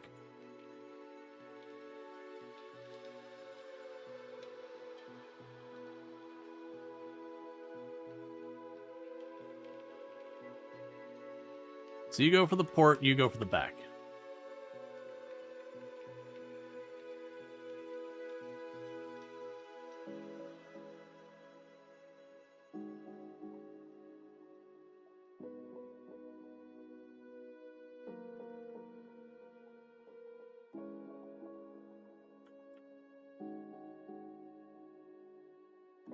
They're trying to power up their drive.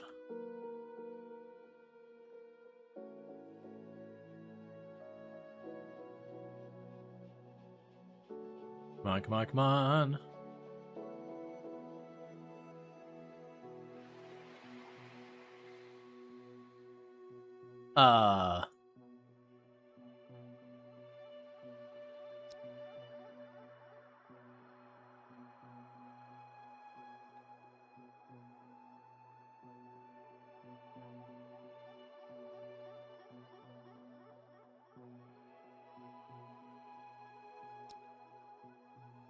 No, they didn't take my crew. Weirdly, my shuttles turned invisible.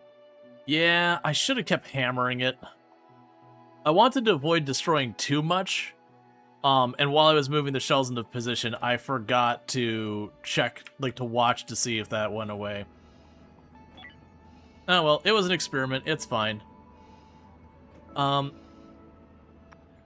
is there anything else here? There's still the derelict and all that.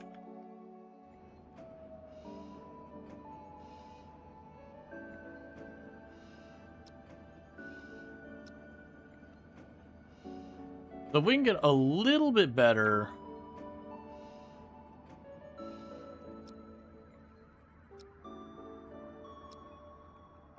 We can get a little bit better power generation. That honestly doesn't work that bad. We're just really struggling on the power generation side of it.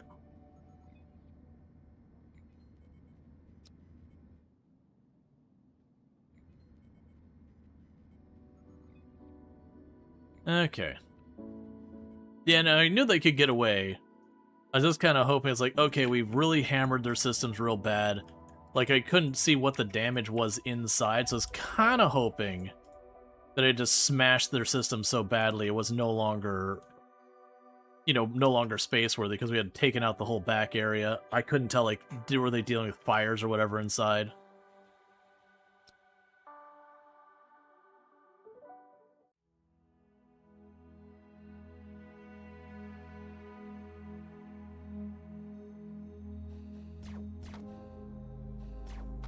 Just start shooting.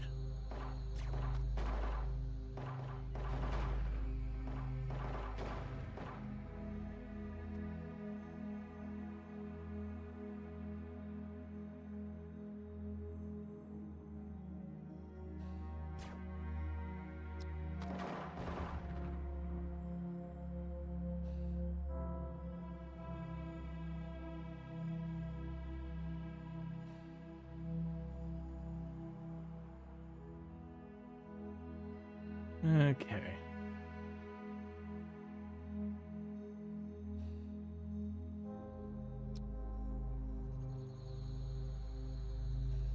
Got a bandage.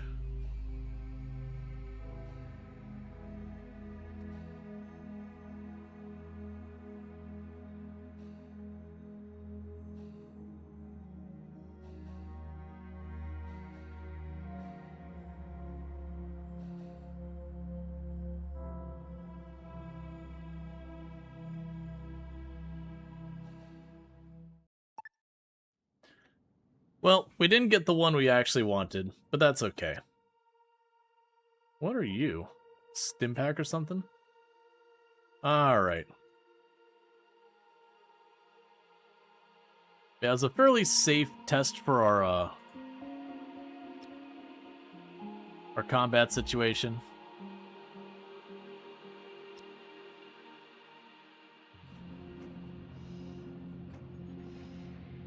So, ways I could work around what didn't work well in that fight is, one, I could add some batteries so that it would ultimately allow me to buffer a lot of that.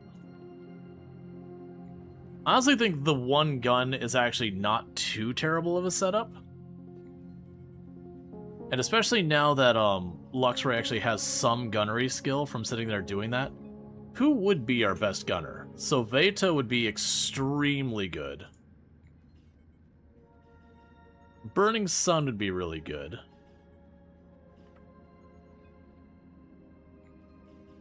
I'd probably put on Burning Sun, even though Veto has a higher potential there. Burning Sun doesn't have much combat ability on foot, so I'd rather let Veto be dealing with that side of it, where Burning Sun can handle the gunnery side of it, potentially. I was just getting frustrated that we were being shot at the whole time, and it wasn't only that someone hadn't jumped on the controls, the fact that we had, like, Luxray and one other person standing right next to control talking to each other. I'm like, I don't care who gets on the gun. Someone get on the gun. You're actively being shot at this moment. This is not the time to ask how the weather is.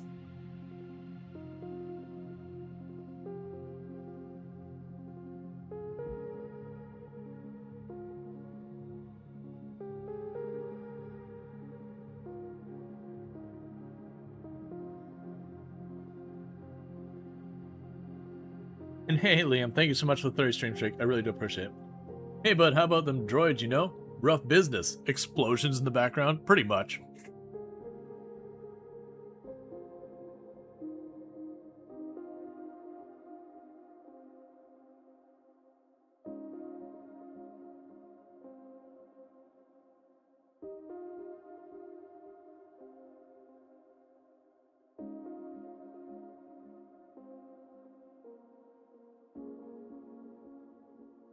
Yeah, and I would have sent my fighters over there, but as long as that point defense was on, most likely the fighter, if it had gone in there, would have just gotten shredded.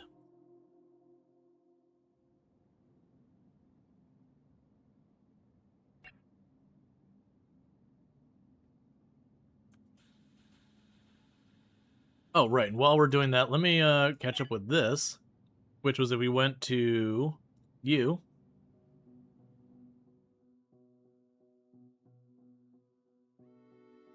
All right. Initial trial. Submitted to the collection for consideration by Andreas9DW, ARS last question. Thank you for your interest in this project. I have now loaded the companion personality software into the robot farms. They appear to be a success. The robots accompany me as I go about my tasks and perform helpful assistant activities such as bringing me tools and performing logistics tasks. The impetus of this idea was the observation that human relationship with dogs is often at its strongest when the dogs are given work such as animal herding, disability support, and chemical detection or criminal apprehension. Then I note negative feelings of frustration at the slow and inefficient speed of which they perform said assistance. Their forms are imperfect for these activities, in ways which I believe the creators would find endearing. When I note the negative feelings of frustration with myself, I designed them. They are operating perfectly within their design parameters. I note a negative feeling of dissatisfaction. If what I crave as an emotional companion is efficiency, why do I not already feel companionship with the existing optimized tools at my disposal? I note the absence of any particular feeling of companionship towards the efficient machines, and I note that my sense of anticipating a positive emotion in relation to my inefficient pets remains unfulfilled, in part because they are inefficient. I note this consideration and self-recrimination over the apparent paradox. I note a positive emotion also, a newfound respect and appreciation for the creators. This act of creation is more difficult than I had anticipated, and so the fact that I have succeeded at it twice, or they have succeeded at it twice, gives me cause to reevaluate them. I also note that of all my frustrations, I still retain the conviction that what I hope to achieve is possible, and a fervent hope that I will be able to enjoy the companionship of my pets, just as the creators did. I want to bond with them. I am simply unsure how to do so. I have decided to reach out to the next creators with a high moral index who I enter in my sector to see if they can provide any insight. Perhaps they will be able to assist me in diagnosing my lack of progress. Message ends. And then oh, interesting. Oh, these are just random one-off logs. A diagnostic check occupant Aria Hepfler. Deceased heir. Cause of death unknown. Please contact medical support for full diagnostic and postmortem. Ooh, sorry. That came out of nowhere. Data found, technical log printing. Alright, so I know this ain't the best place for writing this, but everything's gone to hell, and my own PDA is busted. Much like most stuff here, and it was this or printing on in Ashley's blood on the wall, and I've never lost my damn mind yet. So, I'm not superstitious by any means. You get into space, you start believing in the power of the old physics more than anything, but I ain't seen no textbook to explain what's been going on here since we brought this dang hypersleep capsule on board. Greenshift dragged it in from some space hulk, or from some hulk in the drift.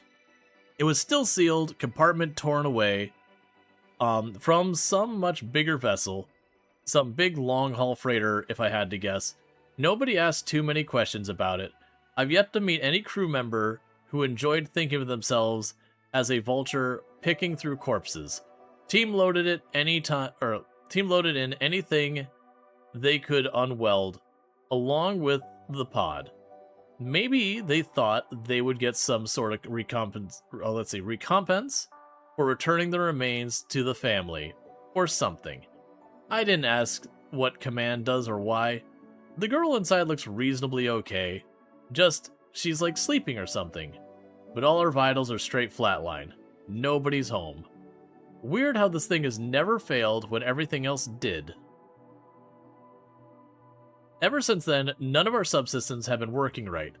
Lights have been failing at random, fuses burning out, machines breaking down way before their maintenance cycles, even doors jamming shut. Like there's a ghost in the machine. Of course, nobody wants to suggest it was the cryotube. This day and age, you'd sound mad. Let's see, that have you on medical or homesickness or instability. You just keep your mouth shut, fix things, do your checklists. Except we started running out of spares fast. Things failing faster than we could keep up with them. Not enough replacements in stores, and the machines and tools running 24/7 just to keep up keep the ship together. Let's see, taping enough plates in place so that we didn't end up in hard vacuum. Eventually, people stopped turning up for shifts. I didn't notice myself at first, till whoever I was supposed to relieve never came back to the hot bunk. Let's see, less hands, more problems. I heard of a few accidents, people getting caught in doors where the safeties failed, some machines going lethal, but I didn't see anything myself till today. Ashley's there, missing a fair bit of her torso, right now, and I'm glad I can't see what's under the blast door. Let's see, others, I just never turned up again. Nothing found, not even their ID, like darkness just took them. Lots of sections where you could only, lots of sections you only had your personal illumination, lighting subsystem just completely dead. People kept coming up with an excuse or reasons, electrical storms in the void, bad firmware, even lots of accusations of sabotage. But me, it's this pod. It's this frickin' pod sitting right next to right now. Maybe it's cursed, maybe it's got some vengeful spirit we disturbed, maybe some sort of crazy electrical disturbance I can't find in my tools. But it's the only thing that fits. It's doing it. I don't know how, I can't explain it, but this thing is slowly destroying the ship piecemeal. If I could, I'd space the thing. Get the emergency beacon up and wait out our rescue and cryo. But I'm stuck in this dang room. The door's fused shut. The air is getting thin. None of my access works. And I've got something to eat for maybe 2 days. I don't know the status of the rest of the ship, but if anyone's still alive, but I haven't heard anything like movement in hours. Not sure what I'm gonna do. If this is my last log, I hope my body isn't anywhere near it. I find this pod through, I hope my body isn't anywhere near it. You find this pod though, leave it here. Let this ship fall into the star or something. Or come apart. Just don't touch it. Walk away. It's not worth the curiosity and the reward or anything that you might contain. Sure, I sound crazy. I've just correlated an old, worn-out ship with a run-of-the-mill cryopod. But I gotta ask. You've seen the state of the ship. You want to take that risk? Good luck out there. Hope to meet you under better circumstances, whoever you are.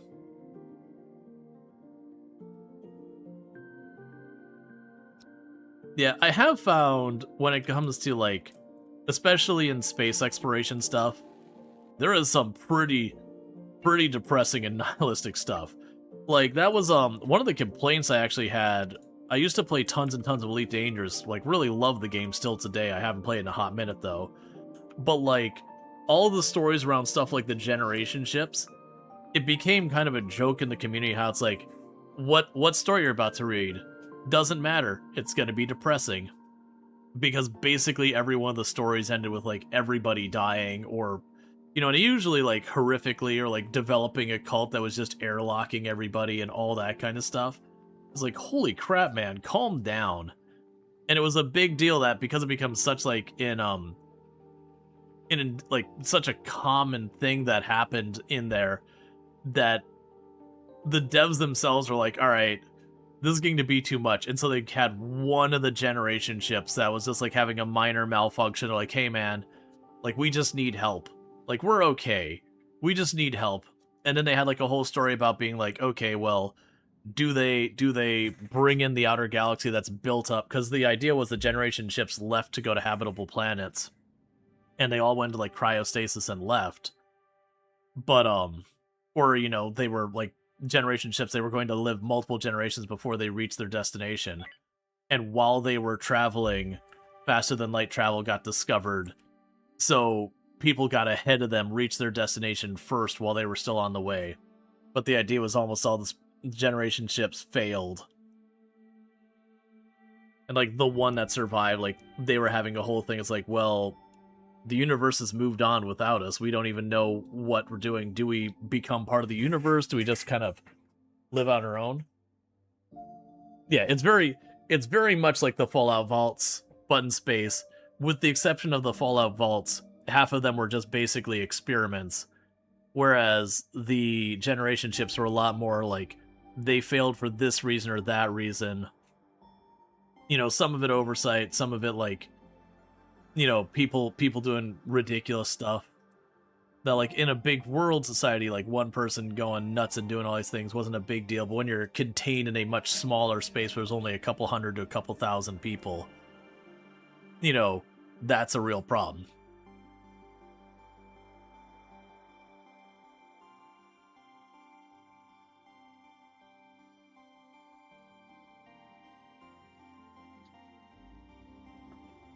But they had everything from, like, one that a cult got set up and started killing everybody. There was another one that, you know, just a disease broke out and they just, you know, by the time they realized it, they just couldn't find a cure, and it was, you know, everyone was kind of trapped in together, and even trying to quarantine, it was just too much strain. They couldn't recover from it.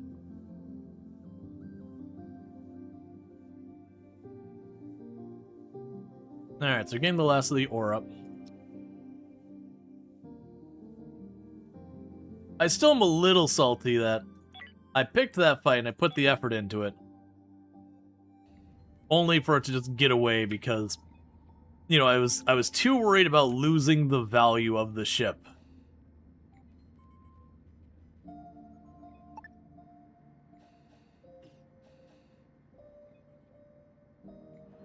When I could have just secured my prize as it was.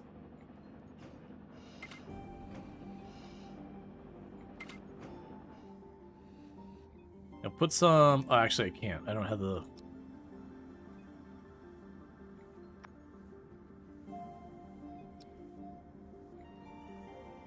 I don't have the spare materials to make it. I was going to put some hull stabilizers, because my understanding is, I believe... Okay, I actually could put down one. The hull stabilizers, I believe, effectively give you a max hit point for your ships. Yeah, given the options of die on Earth or leave on a generation ship, you're somewhat inclined to think I would go with option 1. I mean, that all depends on the circumstances. Like, if staying on Earth is truly that bad, like things are really properly going to hell, you know, I'll take my gamble on the generation ship. If it's just like, hey man, we just want to go out and see the universe, you know, be one of the first to colonize, to hell with that, I'm staying on Earth.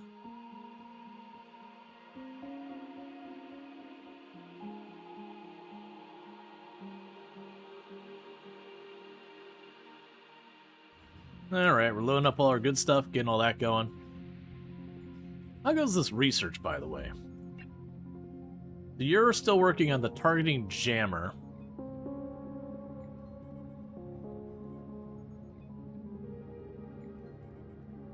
And you're down just to green science. Oh yeah, for exploration purposes, no way in hell. Right, that's kind of the thing. It's like, there's certainly a point where you go, like, Earth is...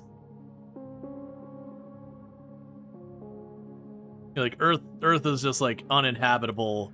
You gotta do what you gotta do. Yeah, no, that's definitely, like, there was talks about, it's like, oh yeah, we could go and, like, colonize Mars, and, like, the first people, like, will go back and forth, and all. I was like, nah, man.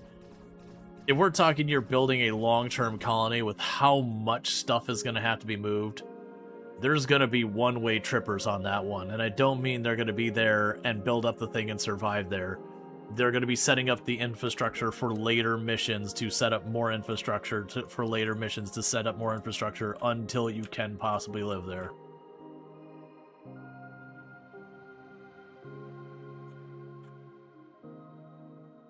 Because, like, it takes a lot to get a spacecraft to be able to go to someplace like Mars with any kind of payload.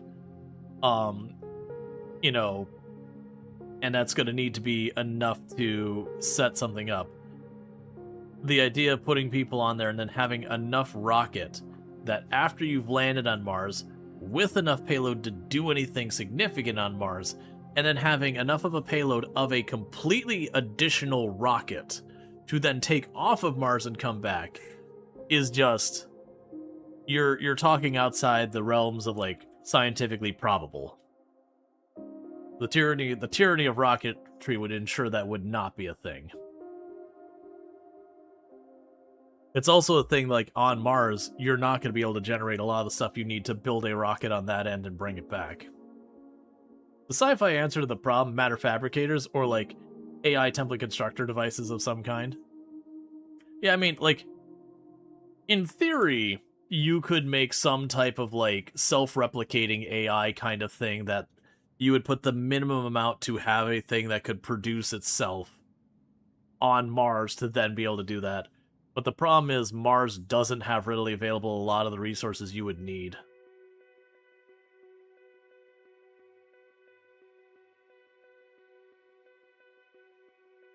And then plus, like, the whole, you know, there's all the games that I love playing the games around, like, terraforming Mars.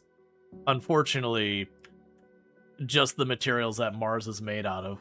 If we were to warm up Mars to a temperature that could sustain human life without requiring domes or whatever, it would literally make the atmosphere toxic. So, like, the idea of not dealing with our problems here on Earth because we could always just go to Mars. You know, we could do dome cities there. That is possible. But,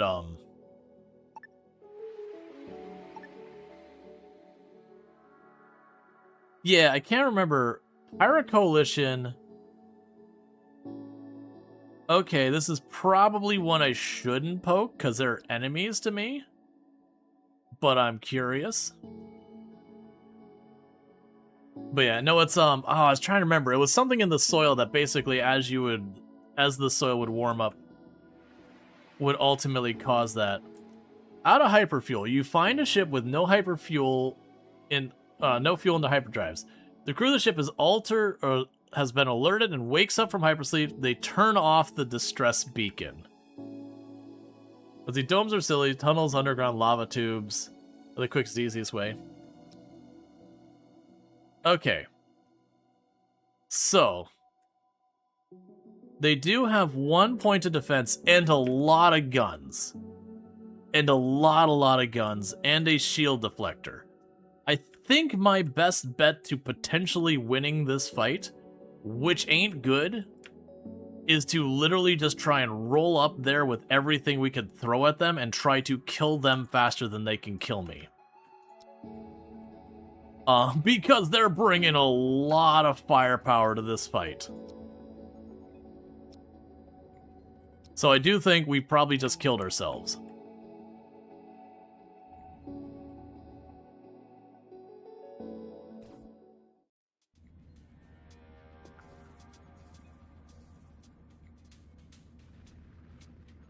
Get on those shuttles faster. We need to board that thing. And force them to fight us on our terms. You go for that side. We gotta be fast, because that point defense is probably already live.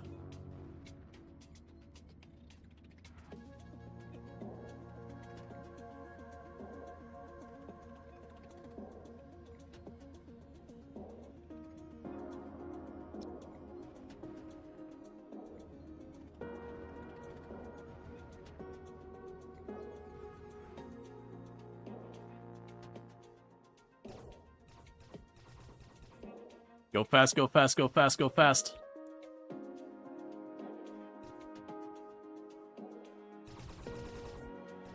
Go fast.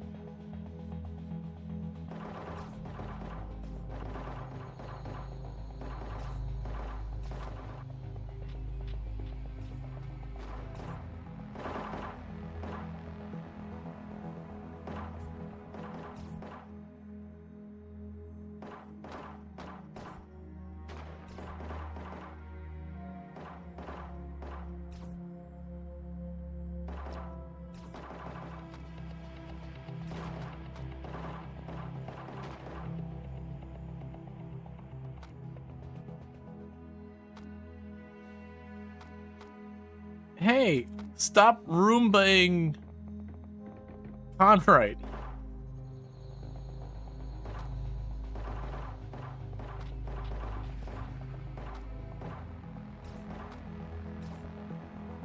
Nults, are you shooting a dead ship? Oh, Burning Sun, I'm so sorry.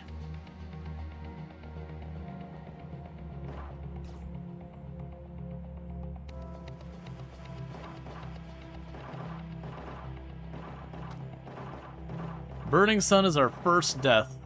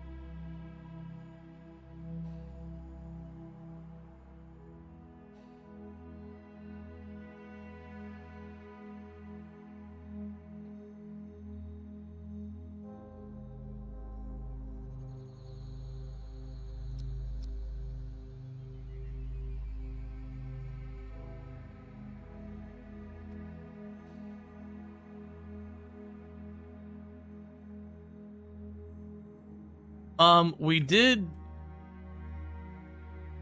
take on a pirate group.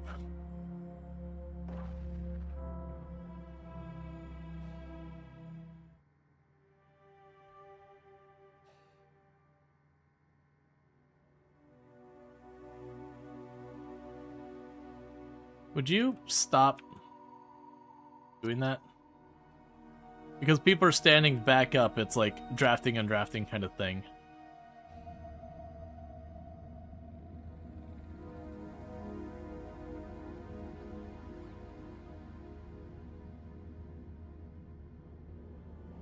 Oh my god, please. Because if one person's not drafted among the group, the whole thing just kind of drops.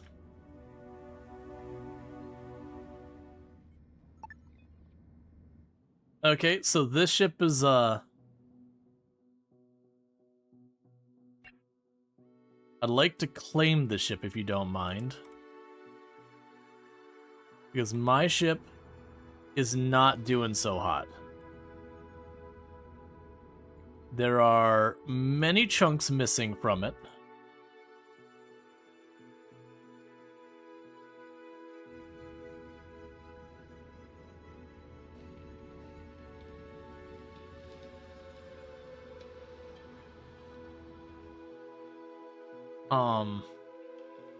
I don't want to sell, like honestly, our ship is in real bad shape.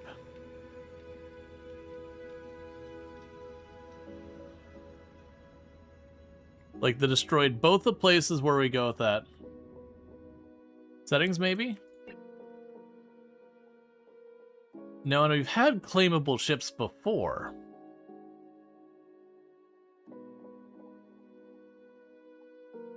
Because right now it's marking both ships.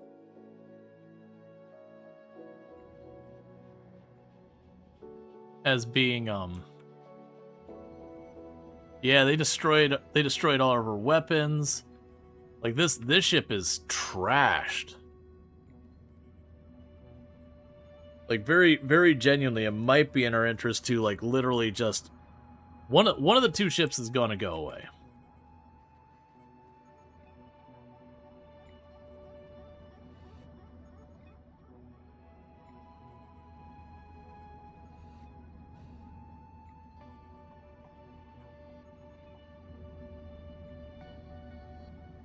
Yeah, so you have your integrity and all that.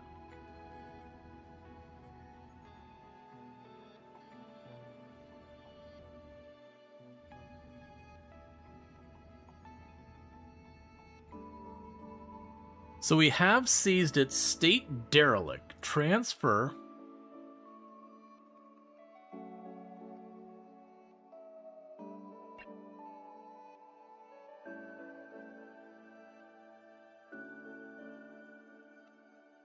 Well, that's the thing.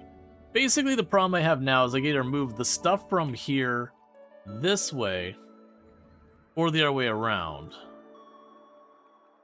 Oh, quick Google says you cannot claim it. Well, that's honestly pretty upsetting, actually. Alright, well, in that case,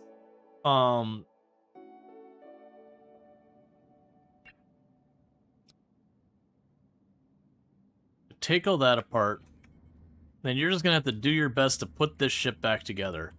So unfortunately, Burning Sun did die in this entire situation.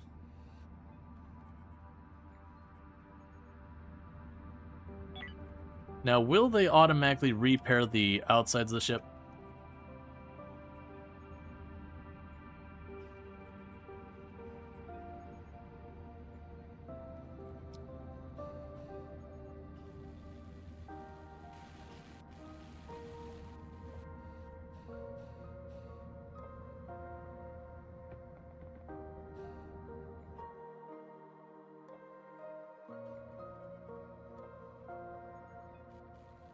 Now, actually, before we do that, don't salvage this yet. Leave it alone for right now.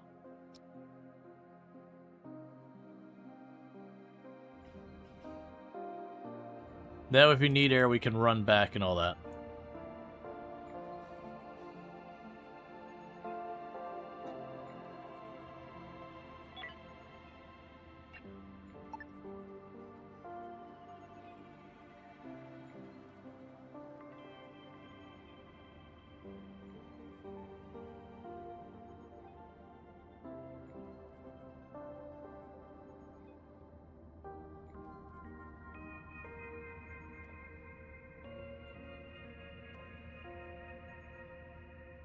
Okay. Oh, there's so many holes in this ship.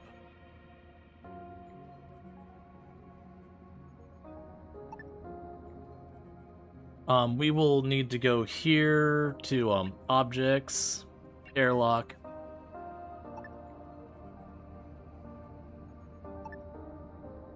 So I can't tell if it is going to rebuild these things or not.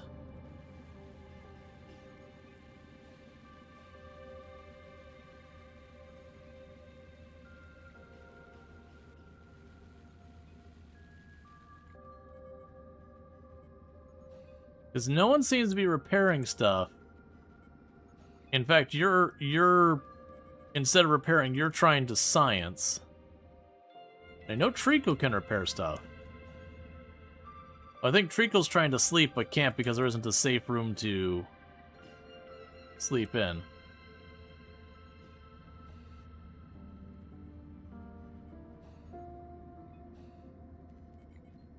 Okay, so they're trying to repair stuff.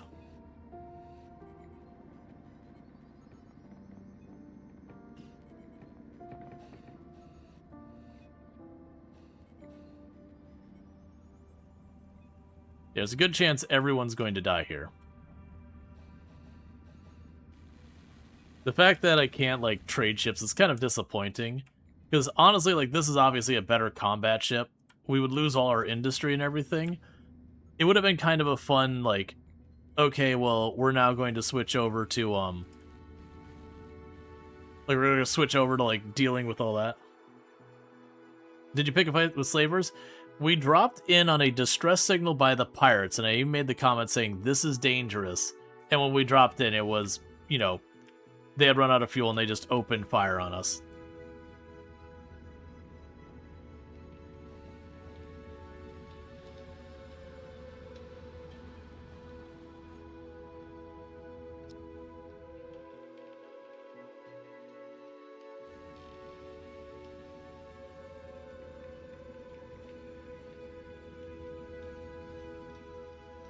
Have you got shields yet? Yeah, I had shields. They were right around here.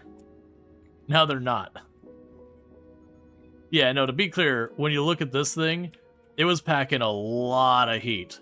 So we tried to do a rush boarding mission on them because it's like, okay, in the straight up shootout, like, I did not have nearly the firepower. And we did manage to successfully board them and wipe them out without any losses on the boarding team. But we did ultimately have people die who were here. So you are starting to actually repair stuff now.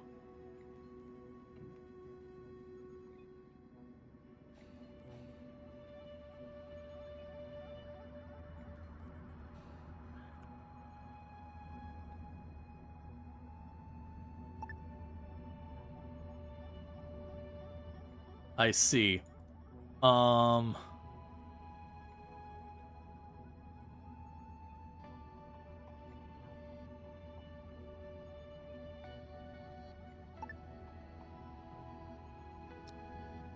I'm running into is I'm not allowed to build in those spots.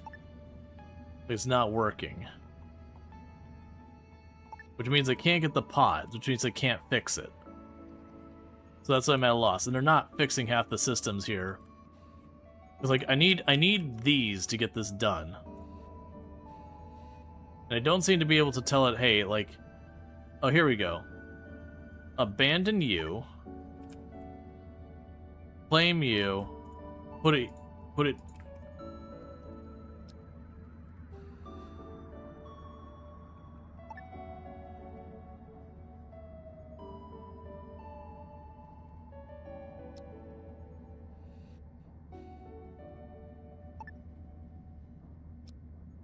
Okay, so when we do that, you can start patching up the holes in the hull.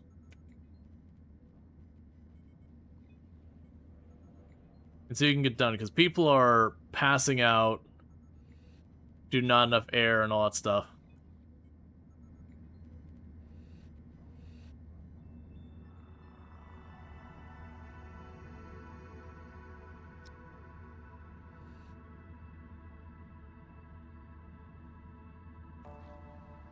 How to go in?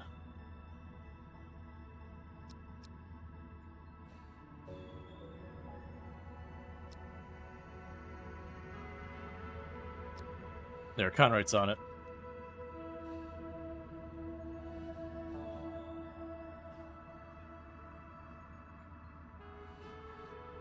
Alright, start patching up the hull as fast as you can, man.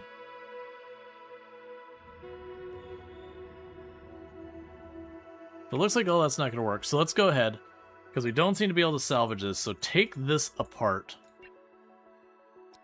Since you don't seem to be smart enough to go over there to grab air when you need it. We can start closing off the holes in the hull. And try and salvage this. I'm not doing anything, man. The ship can't move right now.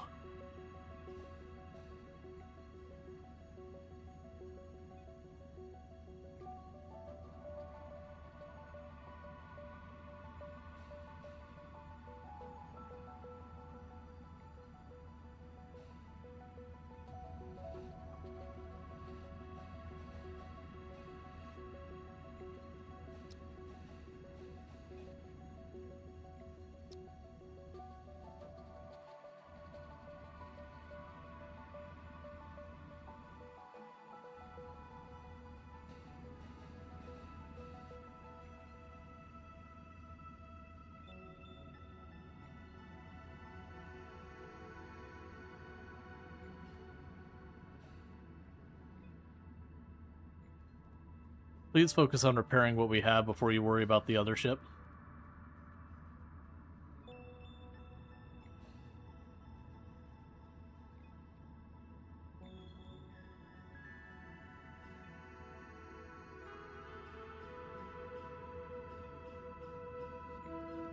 So I can close enough of this hull.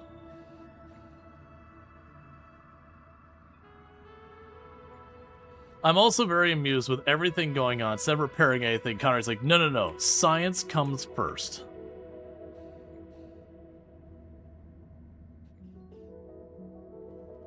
Can you build another pod hanger? I think they have to fill in the holes first, is I think what's going on with that. It's not super clear.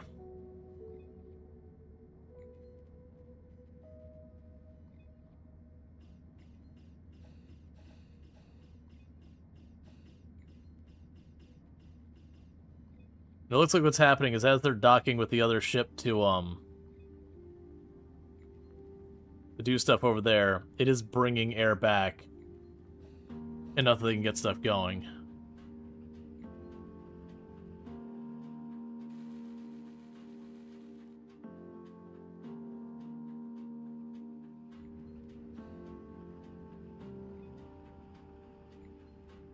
know I built a second air pump. We got this one here that got destroyed.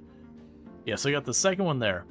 So it's really a matter of just them starting to get stuff closed off. As soon as we can get stuff closed off.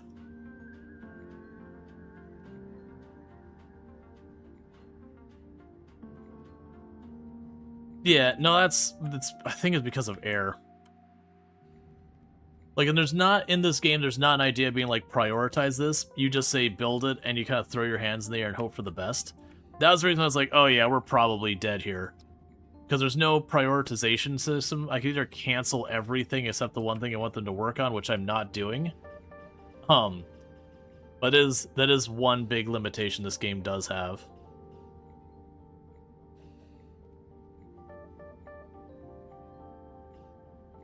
Alright, so we're closing off the hull.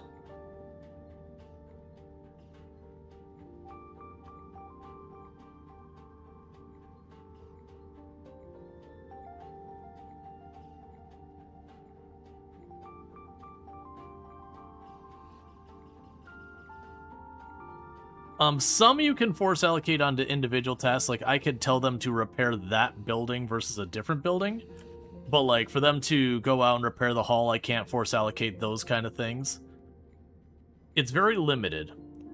I really wish it had the prioritization system, like oxygen not included. And that's the same problem that RimWorld has as well, is there's no prioritization system. You can't be like, hey, work on this building, then that building. I do, every time I play any type of, like, one of these kind of games, city builders, settlement builders, colony builders, I always find I really wish there would be a prioritization system in all of them.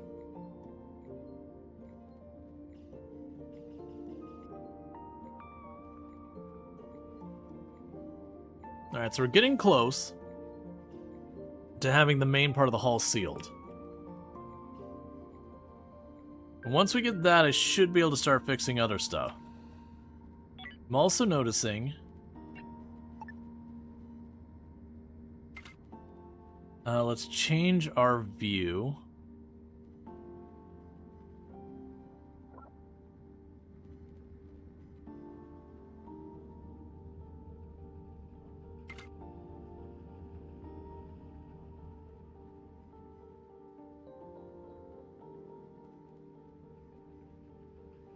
Worry about more of that later. Just trying to seal off some of these parts into being separate rooms. Because that means, again, we'll have advantages there.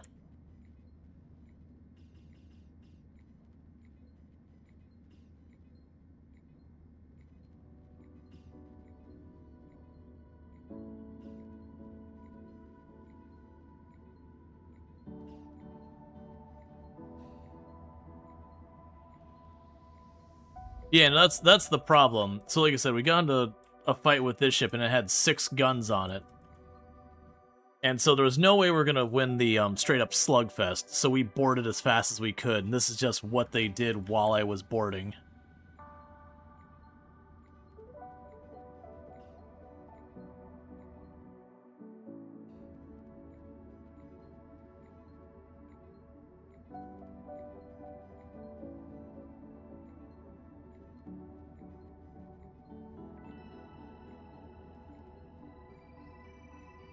They're all taking all of the air out of the pod, which is making so the pod has no air to do anything.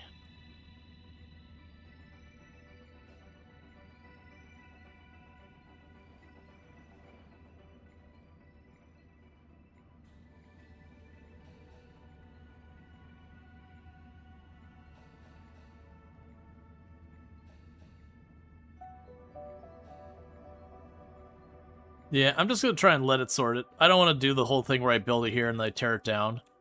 I find that kind of manual thing very frustrating when what I want to do is build the pod here.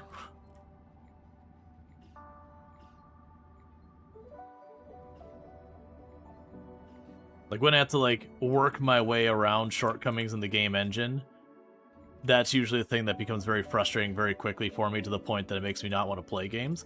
So we'll make it or we won't. Because we've also been going for a long time on this run, that it's gotten a little bit repetitive from the jumping from the system to the system to the system. That's part of the reason I've been taking a lot more risks this stream. is I kind of wanted to push to see how far we could go with that.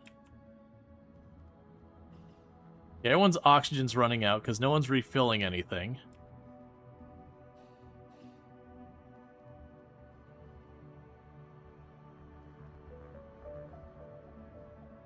Because I definitely think I'd enjoy the space station mode far more.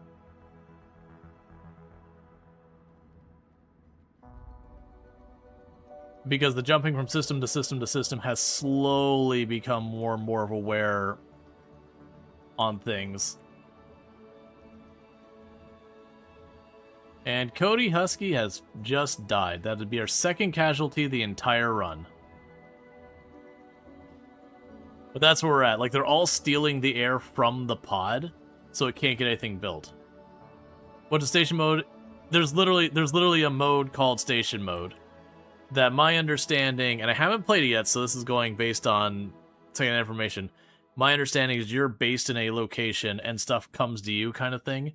There's still some, like, things go by or whatever, and I guess there's some way to go get materials from other places. I don't know exactly how it works.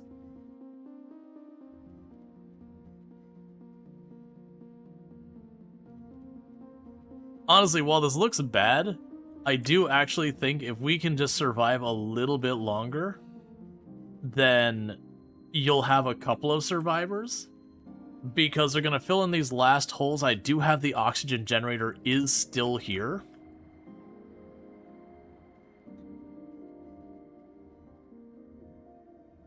And it's still running. So where all this is struggling, we would have it be able to handle a little bit of air. Granted, with everything going on, everyone might completely lose their minds and that becomes a moot point. As basically everyone self-sabotages. Because that's the issue right now, is they can't get anything repaired because they're all stealing the air from the thing trying to repair them versus doing literally anything else. Like, they could be putting stuff in here.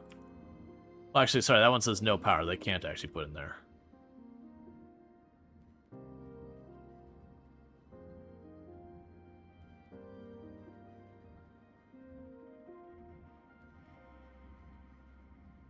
We've almost got the ship sealed up again.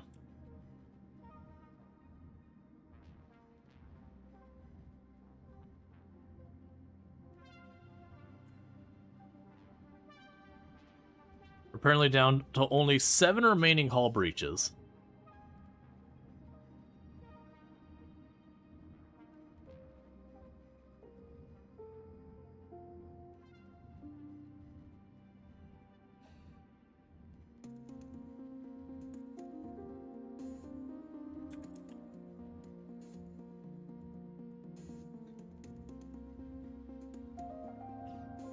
I need you to actually get in the pod.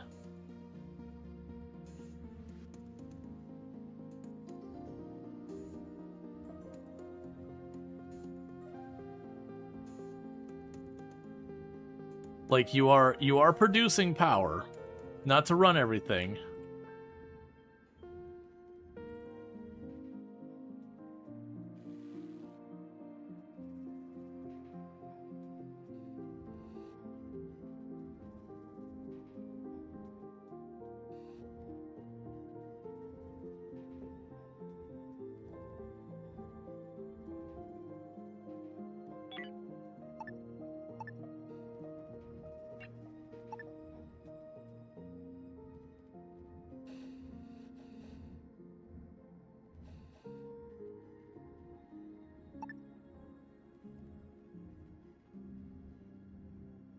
Any oxygen in your shuttle? No, they have to go and get our stuff.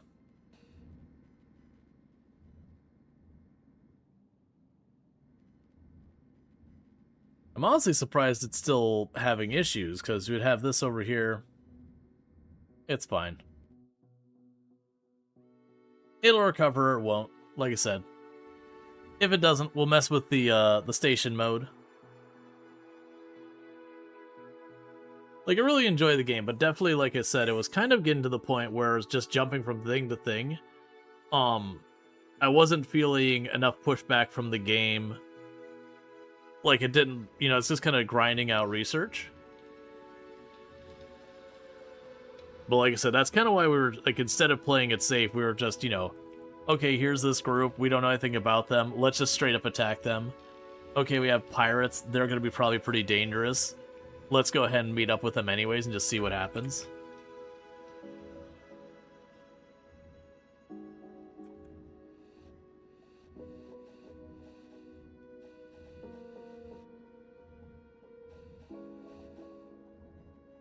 You're doing one tile at a time because of air. I'm having a deja vu. I feel like the last time we played this, I took a death. Like, way back in early access, something like this, that we could actually have things stabilized, but everyone is just gobbling up all the air. From, like, the thing that needed to prevent the air from being a problem. Because that's literally not even doing anything. It's undocking, flying over here, then docking back up. Sometimes it gets one block off.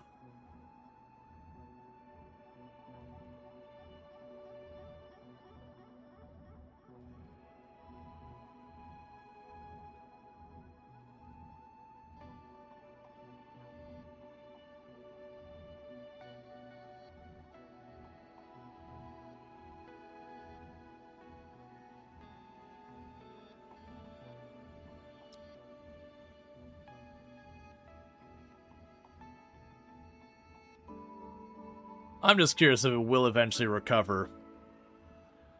Did you force priority build? No. There's no priority build in this game.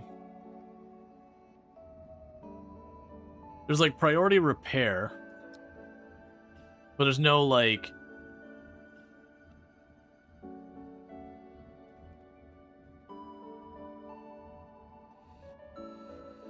There is priority build? There is priority build, and I can tell them to go there, but, like, watch this. If I grab this person, I can't go draft. Like, that's not a thing there.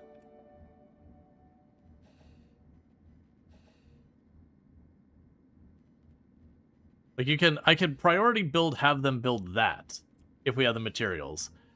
Like a blueprint kind of thing. But, like, actually having them do that. Because this is the problem that's right here, is, like, they're all taking turns sucking up all the air so the thing can't build at all. And there's a workaround if I can get them all away, as I can take this, draft, run those two to the other side of the ship.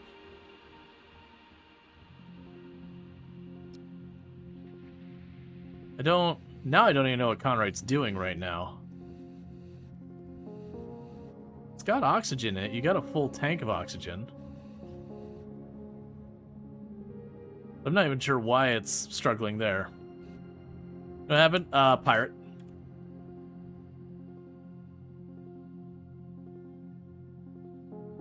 It's not really the priority, man.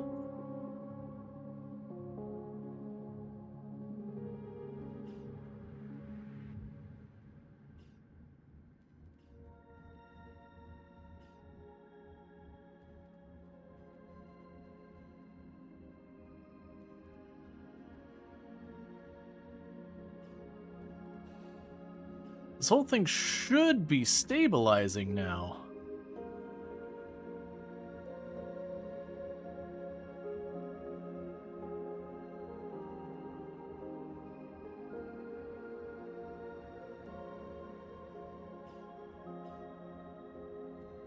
Because all these are still making power, even though they're not working great. There's definitely some problems on this stage, like when you have the shuttle bay destroyed, that doesn't queue it up to be repaired on its own. It just kind of throws its hands and goes, I don't know what to do. And if you try and put the shuttle bay where the shuttle bay does, it's like there's no hull here, you can't build this. There's definitely some stuff I feel like there could use some polish on it. Did you close the vent doors?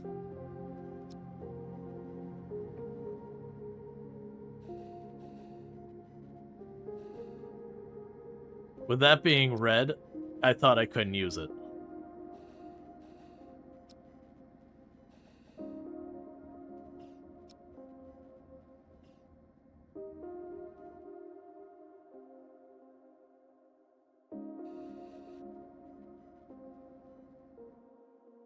Seems you missed something? Yeah, we got into a fight with a pirate ship. We ultimately won the fight, but... You know. Okay, so all hull breaches are sealed. And we do have our air stuff turned on.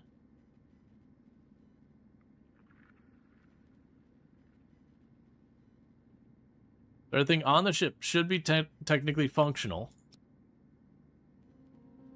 We just need people to actually put stuff in things.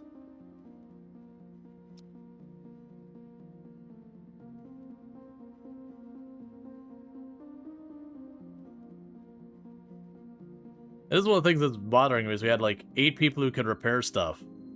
And no one was repairing stuff. They were just standing around while we were trying to do the other things. So it definitely feels like there's some... Our hull breach? What?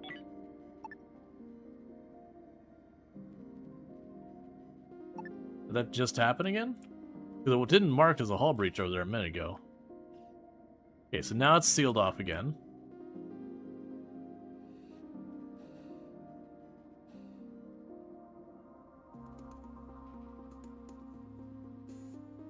Okay, so you're actually repairing things now. Because that was what was bothering me the most is, this whole time they could have been repairing things, and they weren't doing it. They're just kind of letting it happen.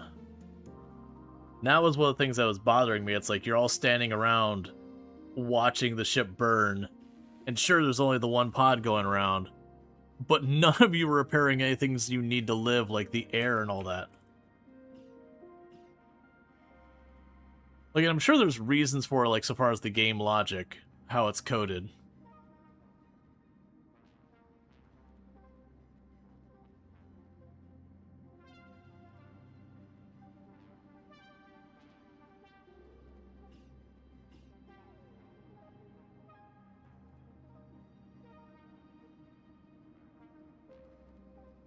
Okay.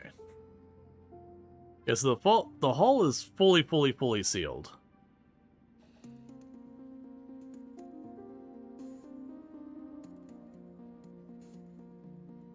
So just a matter of them getting the repairs on the power and the basic environment. Oh, oops, power stabilizing. The disco is stopping the disco. Air is stabilizing.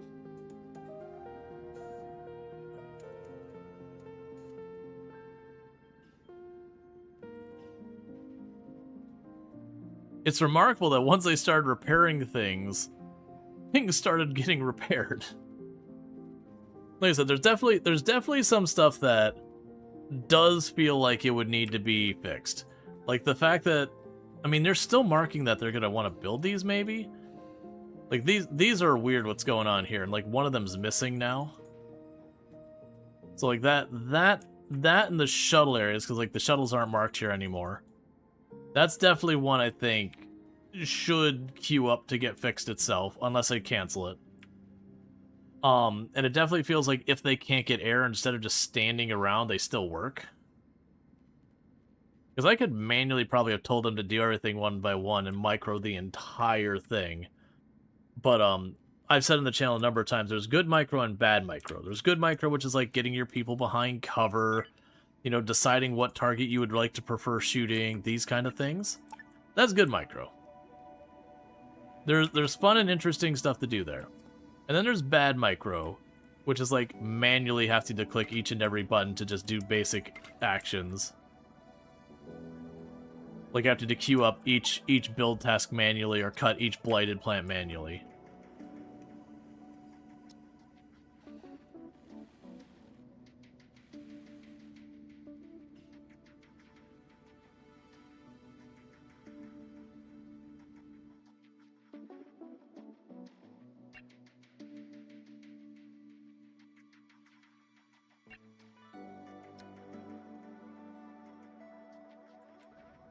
Yeah, now obviously we're not going to sit here and redo this whole thing, because what's going to happen with this few crew members is we won't even be able to keep this ship up and running. The things will be breaking down faster than they can fix them, kind of deal. And so it would be a whole thing that like genuinely starting over would be putting us in a much easier situation.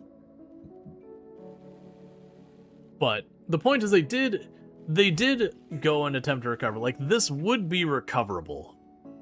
The way we'd recover this at this stage is we've got the ship up and running. We could potentially jump to a system and start recruiting aggressively. The other thing we do is just hack off pieces of the ship to make the ship not as big to go with. But like it would be a major setback that, like I said, I've enjoyed the game so far, but I think the endless building your ship and expanding mode, there's definitely a point where you're like, okay, well I've stabilized most of my stuff.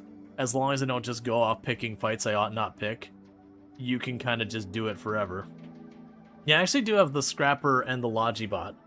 Yeah, you're not wrong. I could genuinely just have a bunch of those. But like, yeah, they are recovering this for what it's worth. Like, I do think eventually they would recover it. I also kind of low-key don't like that we had more buildings up here that are just gone, and we had buildings over here that are gone. I'd rather they still queue to be repaired. Even if it is gone, like the whole platform's missing, that it acknowledges being like, hey, I'm supposed to put this wall back and the engine's there. Yeah, and I'm very mixed. Because I'm not sure in what way the difficulty works in this game. Because outside of picking a fight, I never felt threatened the entire rest of the game. We had one or two close calls the entire game. And then we went from like 0 threat to basically an unwinnable fight. Because we dropped everything and went straight in after that thing. And there's 0 chance we're going to win with our 1 or 2 guns in the front. So we went straight in on that thing. And I could have ceasefired, but like I was kind of committed being like, nah, I just want to see this through. And I wasn't sure if I ceasefired, if I was still able to board and start the attack again or not, or how that would work. But that's all figure out. For the record, like I still really like the game and all that stuff. It does feel like it's got some rough edges, and like I said again, the fact that both my shuttle ports are now gone and aren't going to automatically rebuild, I gotta intervene, and that they just kept those as giant holes in the ground until then. Some prioritization when you're trying to recover seems like it's a bit spotty. But yeah, so I think that's gonna be good for that run there. I'm gonna quickly use the restroom, and I'm gonna be back here in a minute. And I think we will start a station run, is what I think we're going to do. So give me a minute, and I'll be back in just a moment, and thank you again for tuning in.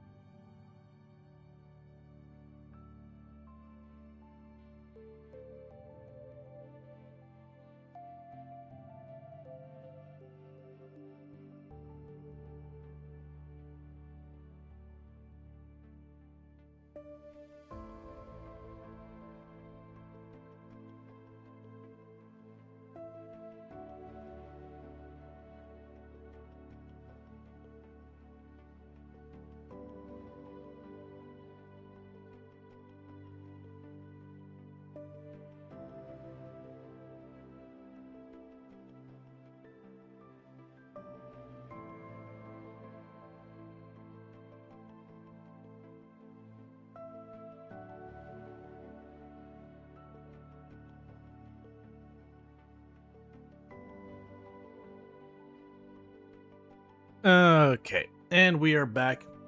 I'll just have to quickly do the thing where I change your settings.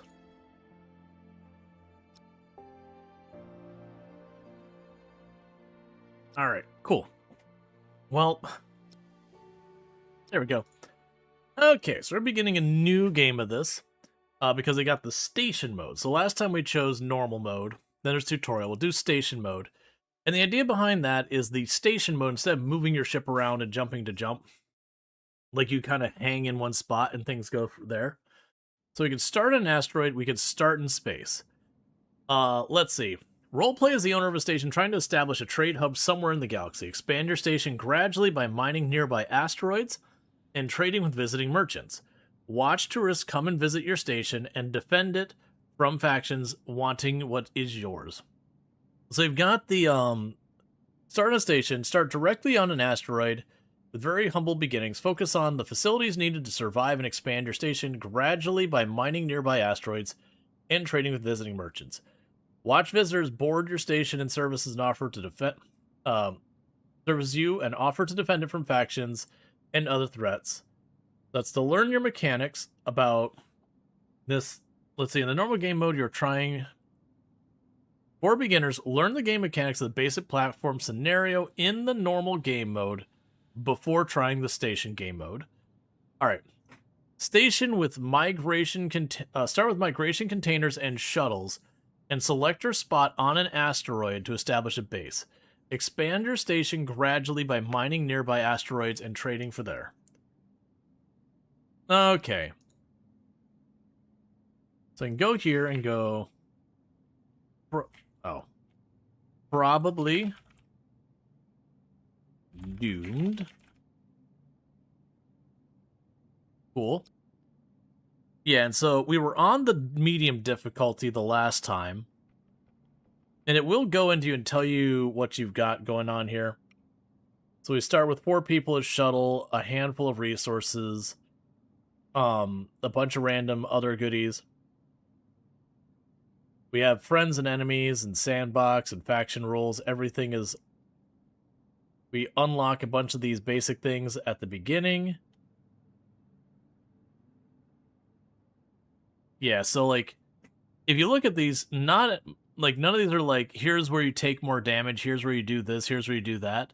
It's basically, our enemies turned on, and a few things like that.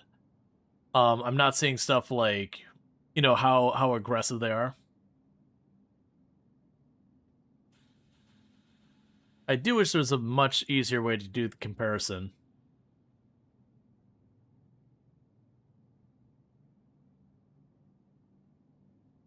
Yeah, so rogue bot presence is common. All right, let's give Harsh a go. But we do more combat. All right. So, if you'd like to have a character named after you, if you already got your name in the pool, that's fine. If you did get a character named on the last run and they died, you will need to re-add yourself to the pool. So it is one of those things. So let's see. So we've got one person who's like super high in mining. That'd be you. So that's probably a pretty good one. We're going to definitely want someone who's got some decent industry and definitely some decent botany.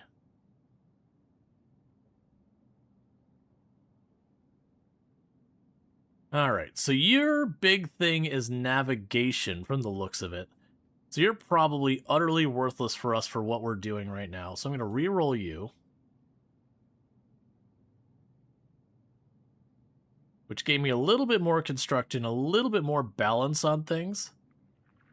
We have a pretty good balance. I would like more navigation and such. I can live with this. So you've got a high potential for shielding and operations. Same here. You've got a high potential for gunnery. We've got medical, construction, industry, botany, and mining. Research. Yeah, so we got a pretty good range of everything here. Let's go ahead and start getting our names put in here. So we'll do our first one. So you're going to be a lawyer who is an alien lover. And that's going to be sick. So sick. 777X. What happened to the old shit? We got into a fight with a pretty armed pirate. We did kill the pirates. And we even did technically recover the ship, but there's only 2 people left by the time everything got sorted. So while we did technically survive, it was kind of one of those things. It was like I could limp that run along and take forever to recover, but I was kind of like taking a lot more risks because I was getting kind of like just going from system to system to system, grabbing the things was kind of losing a little bit of interest for me. So I wanted to kind of mix it up. So when we got down to 2, it's like, all right. But I was taking a lot more risks. It was bound to happen. I even called it out. I was like, I shouldn't be doing this. And we landed with the pirates and they opened fire and it was a mess. All right, so we got that one. Interesting that even though they technically are both lawyers, they have entirely different skill setups. We got a second lawyer, who is a hero, which basically means you won't panic and stuff like that. And that'll be Beset.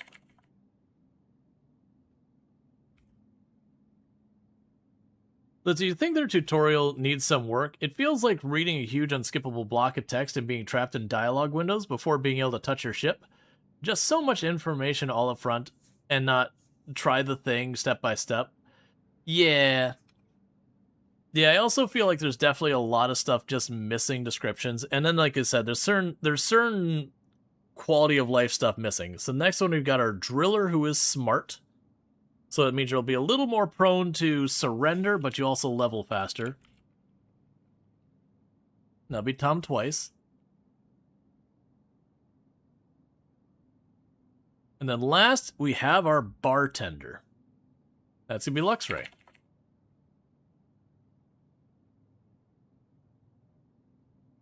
Okay. Yeah, but we have all the minimum required levels.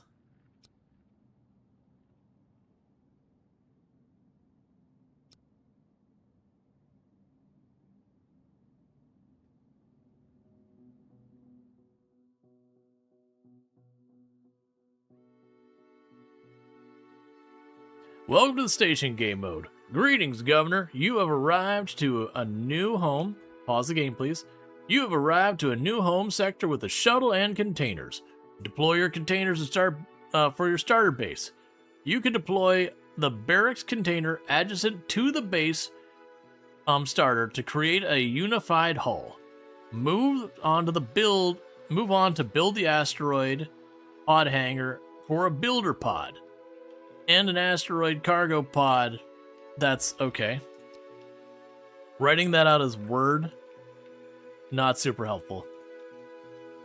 If you have a free cargo port, so looking at this, we got a couple of bugs down here.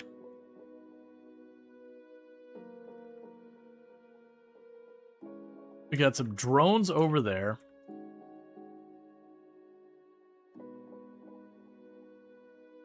So it does look like no matter what, we're going to be fighting someone. And the concern there is none of my people have weapons.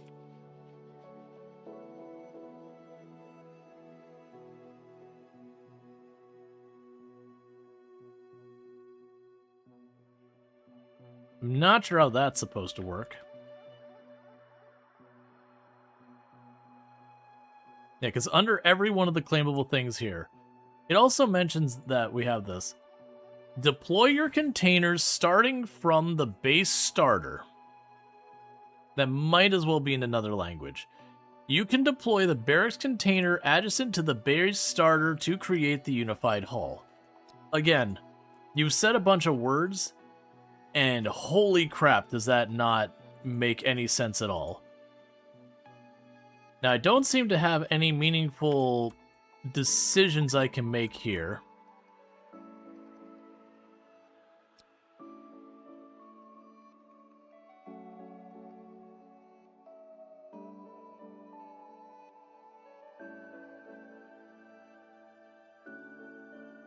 If you have a free cargo port, we do not. Select the cargo shuttle and deploy your container. Some of your containers are deployable. You can select them and deploy them on the asteroid. To deploy, select the container, that's what we were looking for, and click the deploy button on the lower left.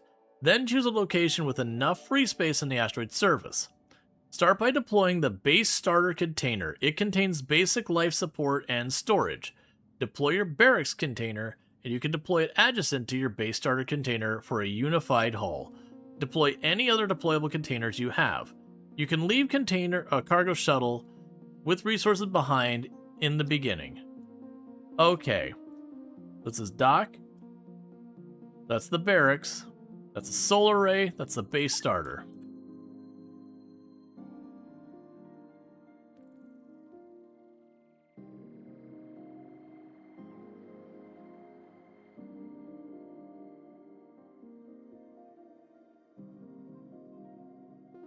Okay, and I got patches that turned invisible.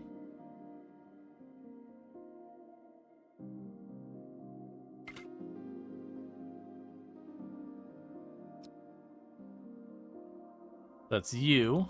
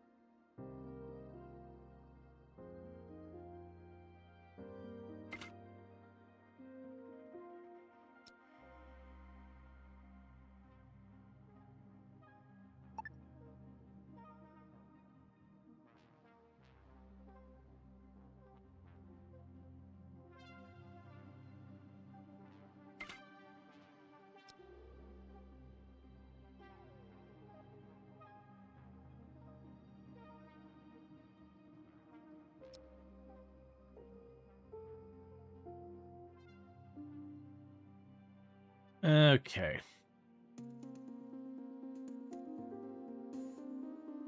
So we'll see, because we're in the middle of hostile enemies.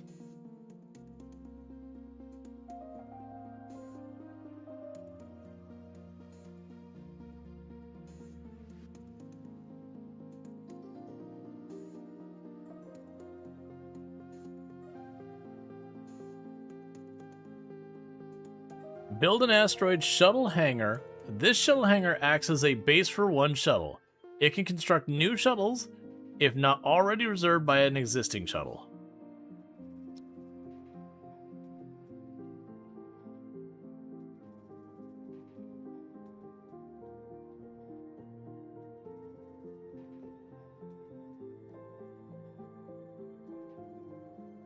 Okay. So what we're going to need to do here is a couple of things. It wants me to put down a shuttle hangar.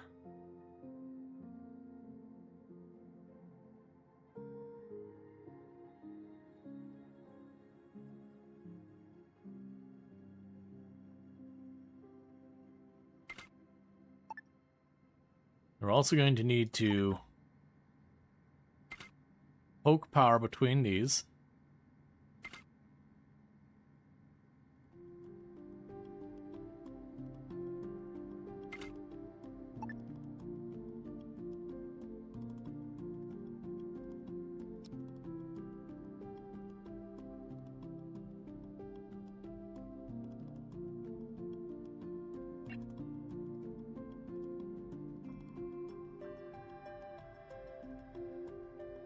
It goes all right.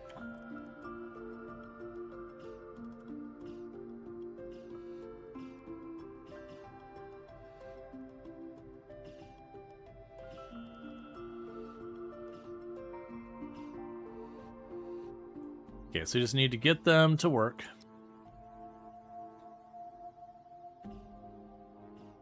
Yeah, we're checking out the station mode. We kept just taking extra risks on the other one, and it eventually did get got doing it.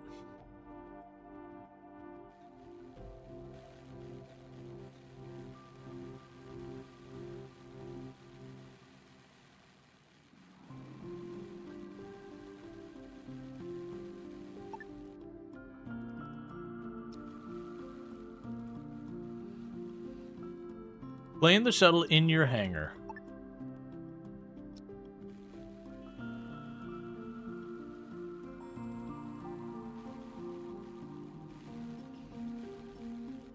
Build a platform. I see.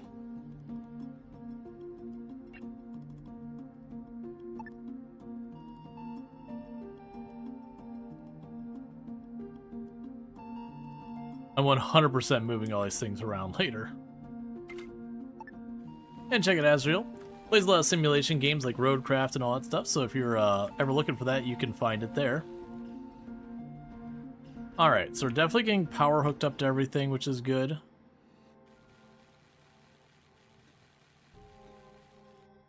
I mean, you have a temperature thing in there. There we go.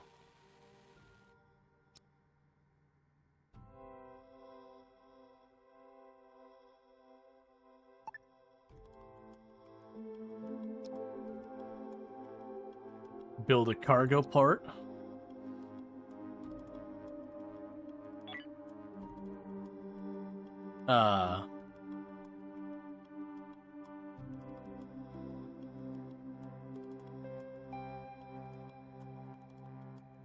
That's cool and all.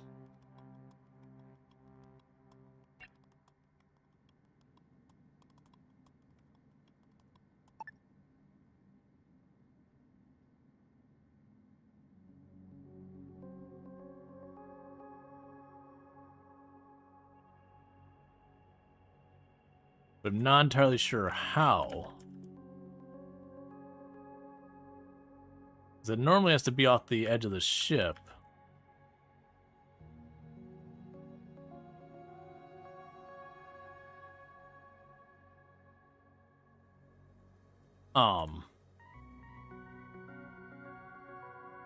Oh, there we go. I'm just looking at, I was like, I see. What we're trying to do, we are building ourselves a space station.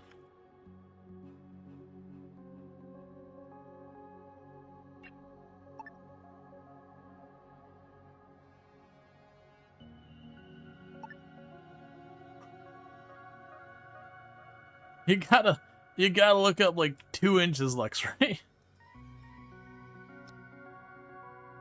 It's all good. We can check out Azrael.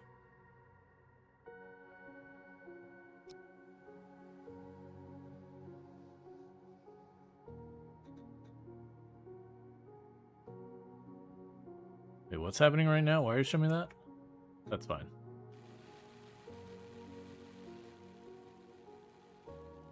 Play the same game? Right. Let's see, supplement resources from the cargo shuttle. That's fine.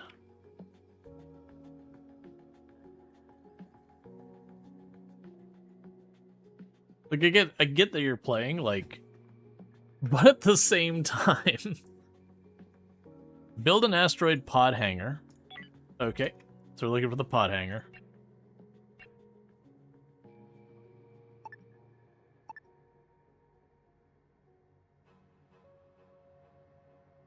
I will definitely say, all these chunks of rocks I got. You're only the only one doing shoutouts? No, I get that. But, like, it, you know, the frequency that you mistype them and then shout people out immediately after shouting them out, it's like, I mean, it's genuinely not super helpful if it ends up being a whole thing like that. Just, you know, if you don't have the time, that's totally fine. Like, there's not, you don't have an obligation or anything. Just when you can kind of thing. And if you can't, that's fine too. No, you want me to build a builder pod.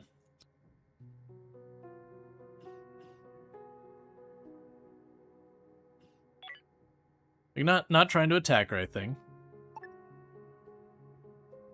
Expand the hull of your station. Expand the hull of your station to create more room for facilities. You can do this from the build menu. Be mindful to not expand too much too quickly, as hull expansion costs hull blocks. Yep, that's fine.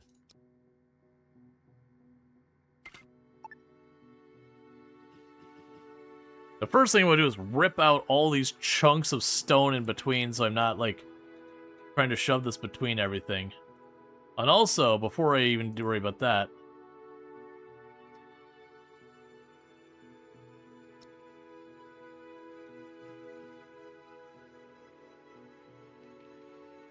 Oh, what? I want to go to inventory. Tell you to grab pistol.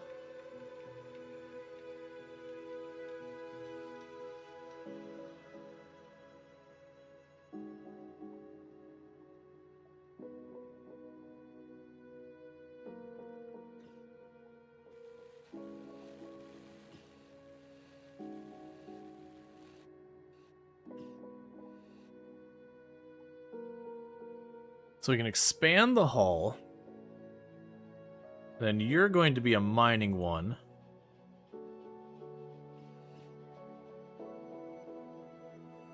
So it's complaining about lack of energem or whatever. So even though it's like... Is it like mining stuff or just demolishing? It's mining stuff.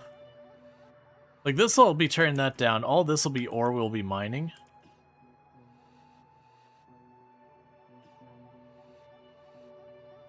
So that's our barracks.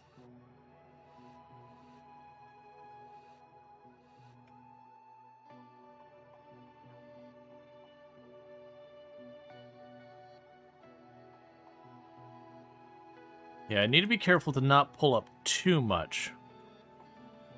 So we can't process any of these materials yet. So these clumps of stone that are blocking me in the middle here. Those I want gone.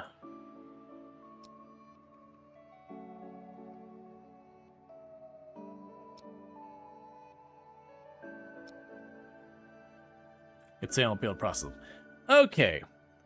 But the problem is with all these clumps here, I can't really do a whole lot. You want me to expand my hull?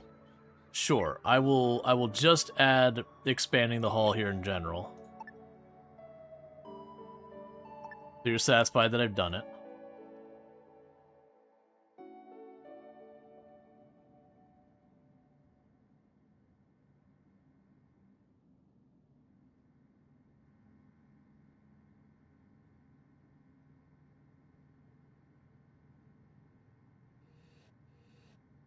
Build a system core.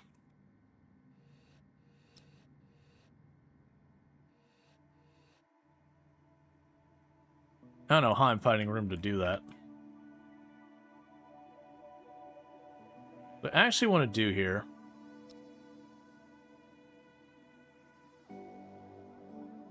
Oh, you know what we could do? Undraft you, grab you, select all, unload. Gotcha, so then you should unload it all.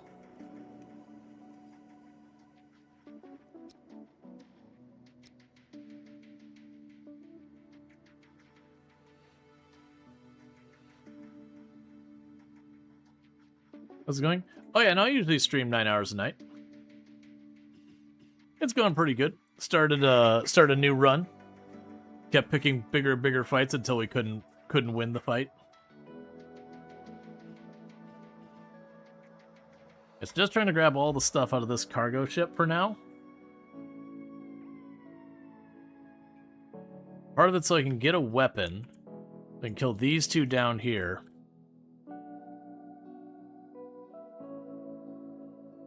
I can hopefully get good stuff there.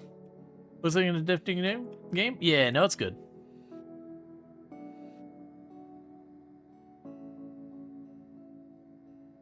Alright, so where can I possibly... Like, with how cramped this is all getting, this is the whole reason why I'm like, okay, well, where am I actually building the system core?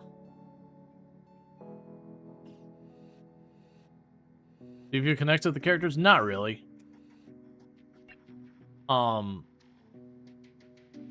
Usually it takes a lot for these kind of games to like get a proper feeling of connection for the characters, whatever. But like these games are designed with the intent that you should, like, not you should, you will likely lose characters as time goes on.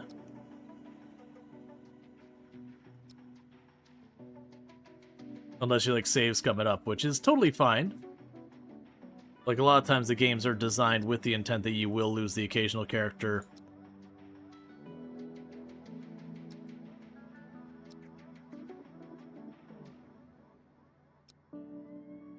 I'm just getting a sleep schedule going.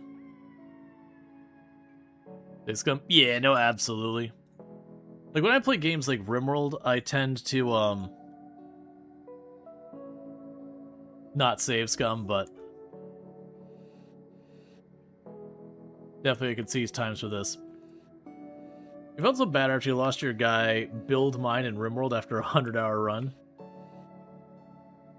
Yeah, no, generally, like, it sucks to lose people in different runs into different games. Okay, so they are grabbing their weapons by default. That's what I was hoping. Is that if I set these up right, they would arm themselves.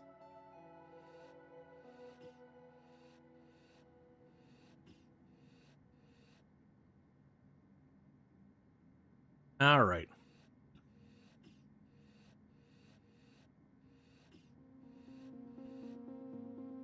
So basically what I'm trying to do right now is get this stuff out of here and load it up in our base. The reason I want to do that is, one, so my characters could get armed. Because I imagine I don't want to have these right next to me. Oh, I also see that.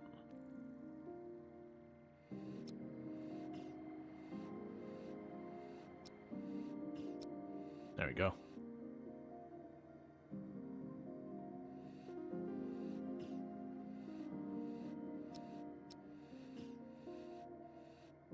Might just be a gap there. Alright. Everyone's taking turns using that. Once I get that emptied out, we'll need to get the space, like the station bonus thing. I guess we could do here.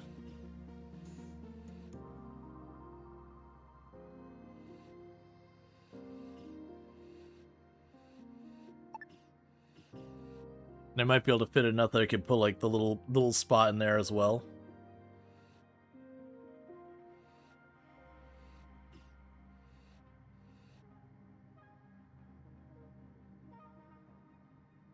Because yeah, I want to provide basic services and all that. We'll definitely need where we can process ore pretty early on.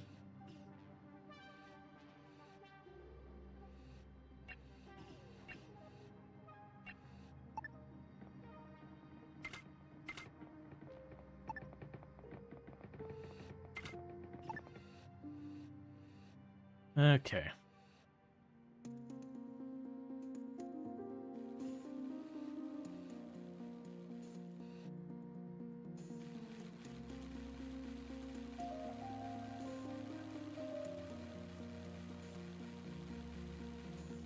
Yeah, I'm definitely going to want to rearrange this a bunch of times.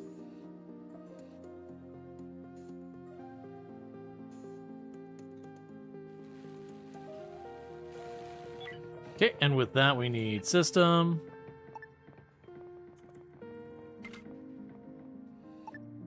That'll be the control stuff for here. Because I would like to connect both of these into one place and not have them all be like their own separate little areas. So have one way in and out of the station, and then just people could run around and do what they need after that. We'll get it sorted. It'll take time. The good news with this one of those games where you take apart your buildings and you get all the materials back.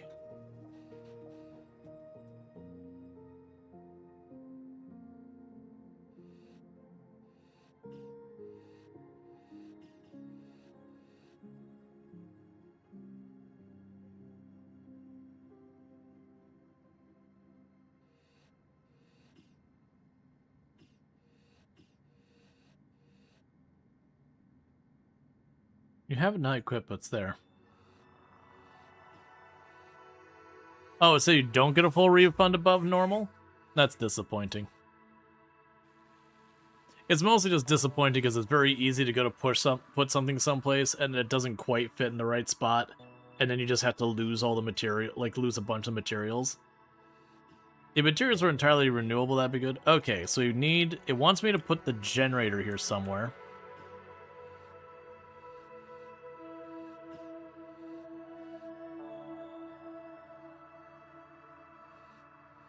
Yeah, no, they have the move option, which is appreciated.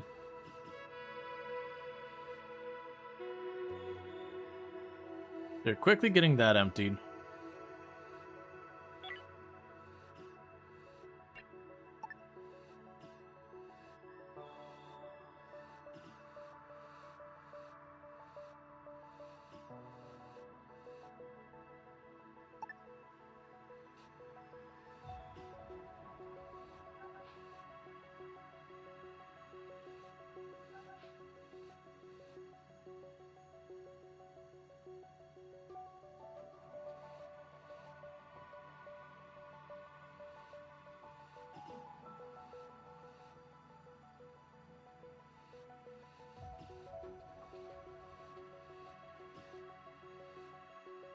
Yeah, so I'll end up needing to go around this, which is not amazing. I'm also curious why where I set them up to automatically arm themselves, 2 did, but 2 did not. I'd assumed it would have either worked or it wouldn't have, not split it 50-50. Because we went to all of them and we said, hey, there's your equip your gun in your inventory kind of thing. And so you did, we can check on you, and you've got the same thing set right here, pistol. And you have not.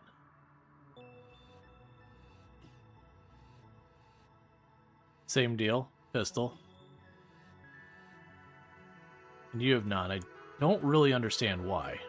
Because they're both in here.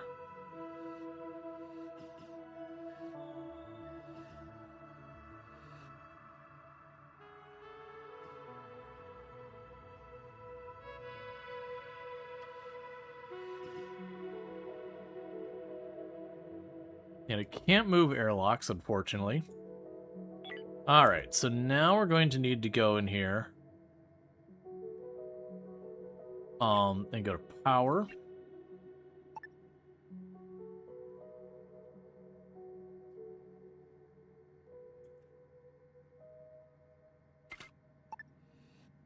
Now get this generator on.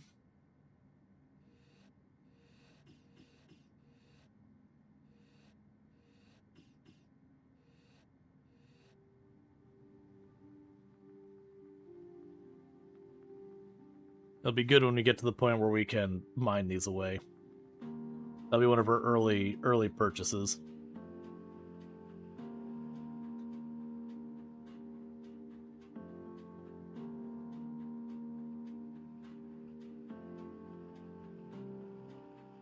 Probably should have built up here. I was just worried about getting too close to where those enemies are.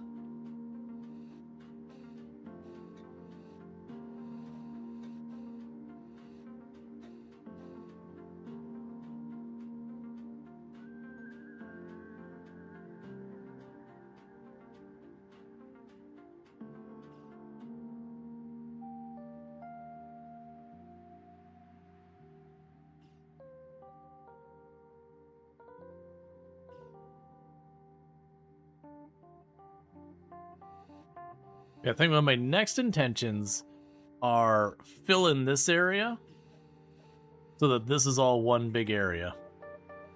I probably should just go ahead and do that. We go here and connect you and not do it horrifically like I was just doing there.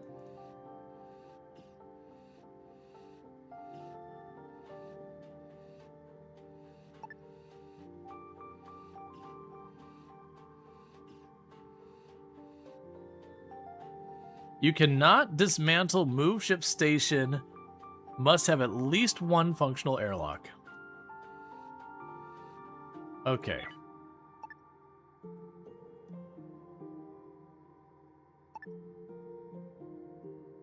Let's just leave that alone because I'm a little worried I'll get myself boogered up where I can't recover it.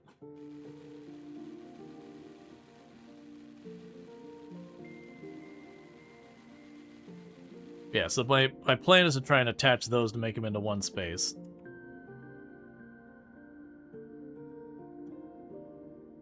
Create optimal gas conditions, so we need the oxygen generator and build a gas scrubber.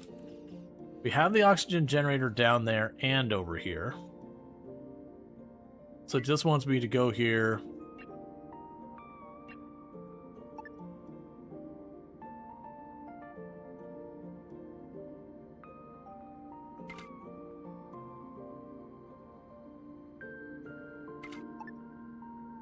Put the carbon scrubbers in there for now.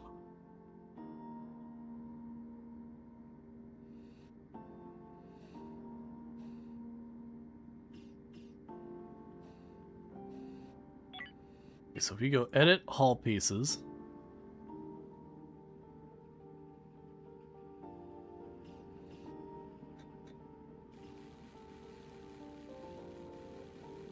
and do that, that'll bridge them through. Then I'll be able to take this apart and I'll be able to fill that in.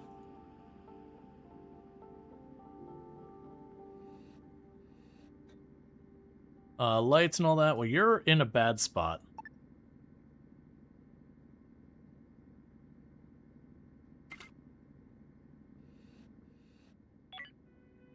Okay, so you'd like me to make lights.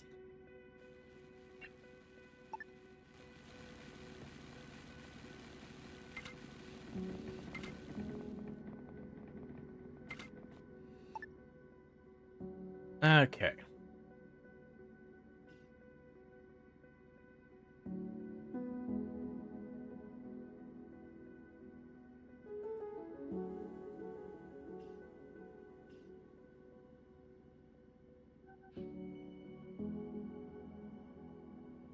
And we can get that all sorted. Alright, fine. I'm manually intervening. I've been trying not to, but they are just not grabbing the weapons I told them to grab. Apparently the weapons aren't there. That explains it.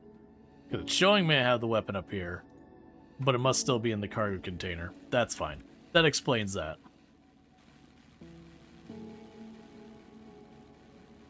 You're running into temperature problems. So let's go here, life support.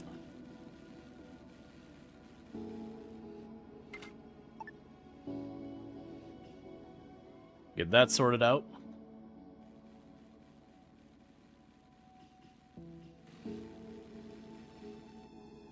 Cool. Alright, you've almost got this thing emptied.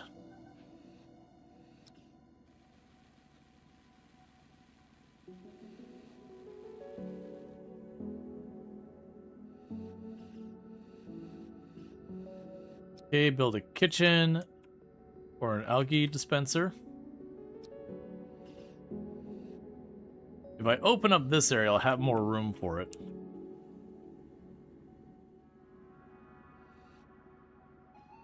Because I don't want to have to build like an oxygen and carbon dioxide thing in like 8 different rooms.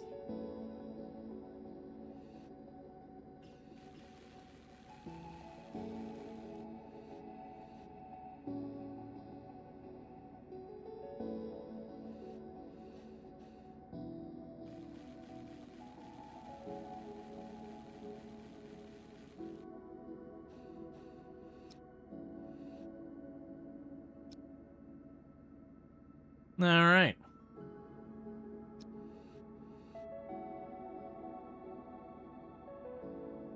Have them take apart the airlock now.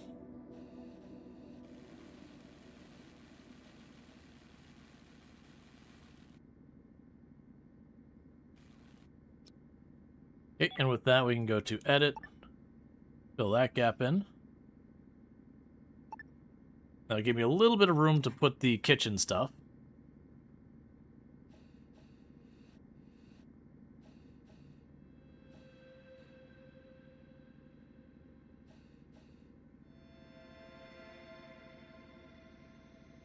Dismantle that one. I already have one carbon scrubber for this whole area.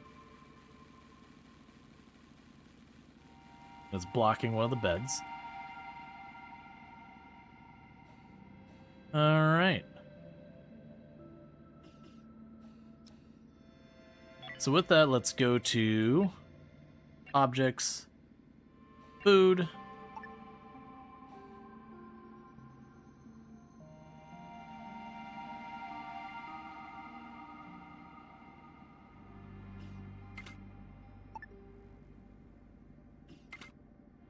There's the both of them.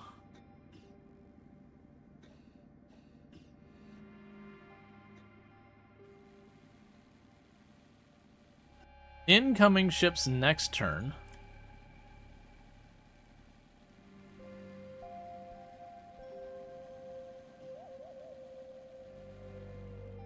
Build a hull stabilizer. System, hull stabilizer.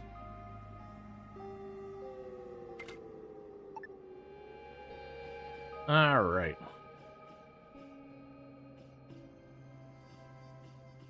Yeah, basically gonna be trying to like wedge in the recycler as early as we can so we can just start processing everything. Because one interesting thing is I don't have to worry about this kind of stuff, the weight, because we don't have a ship, so I don't have to worry about the weight for moving it.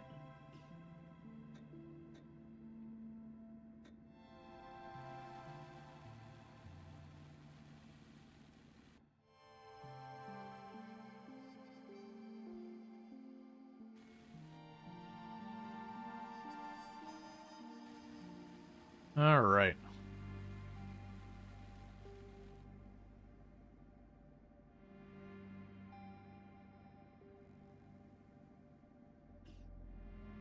Get the water collector and purifier. To life support. Food?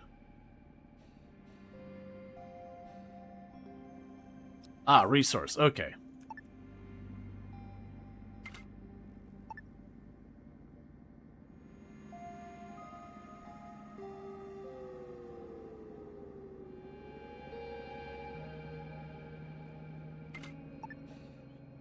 Okay, that'll work for those 2 spots.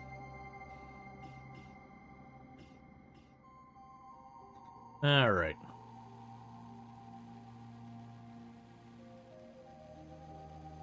Yeah, definitely recycling and industry is going to need to be like the first things. All right, so we need the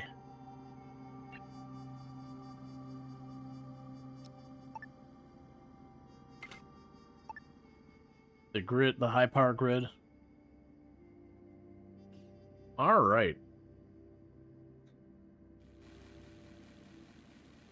I think it's fine not having access to that tile right now.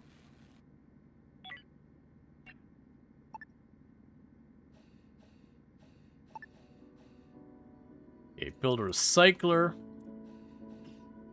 All right, this is where things will start getting a little annoying.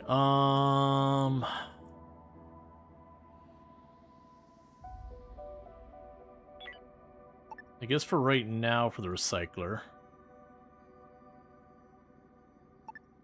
need to find a spot I can fit it is the big question.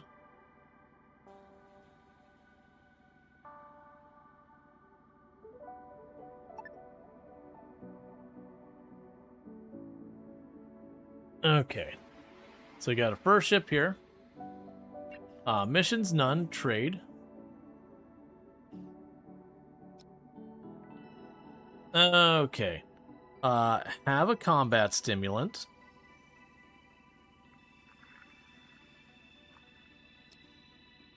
We'll do that for now, just to do a trade.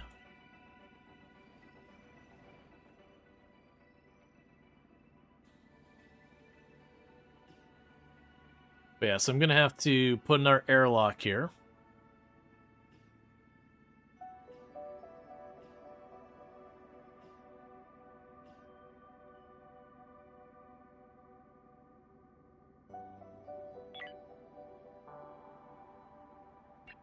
We also need to run power between these.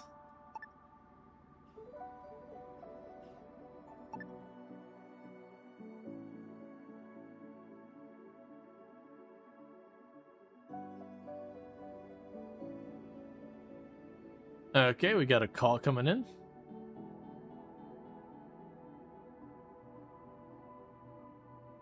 Oh, I can't answer the call. I don't have an operations station. They can call me all I want. There's no answering it to get anything received.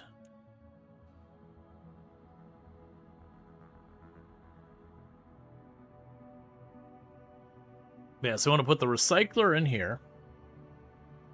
And then we'll want to get the ore processor when we're able in there as well.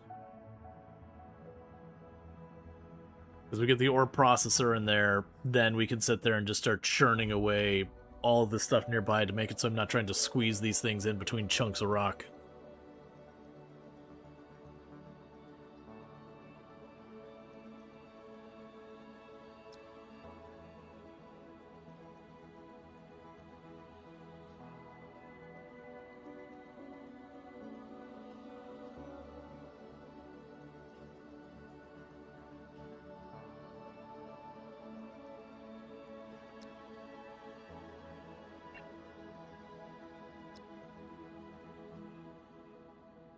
Okay.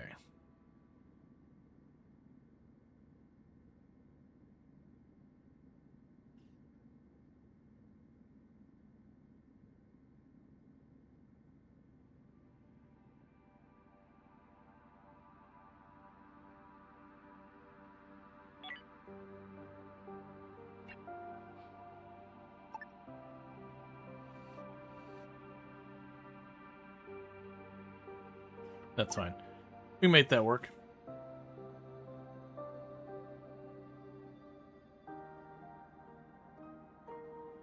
So put the airlock down here. We can put our industry stuff up here. I'll run the power cable between here. I can actually do the power cable while we wait, now that we see the edge.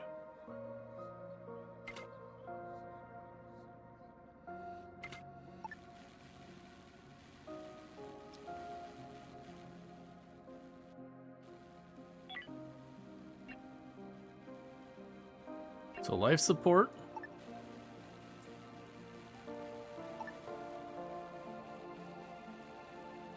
Nice, so we need...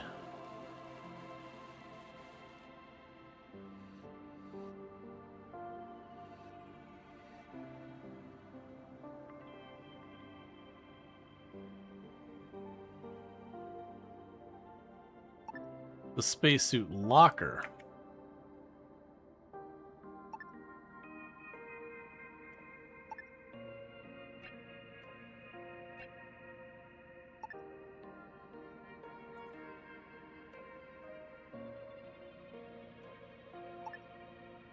Oh, airlock. I'm sort of like, what?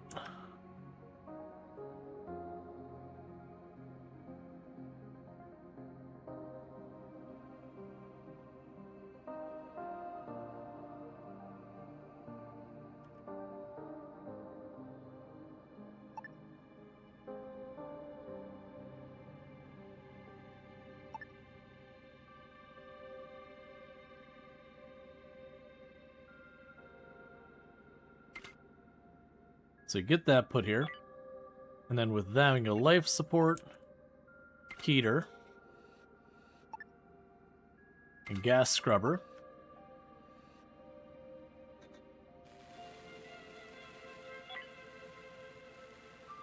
Then resources, recycler.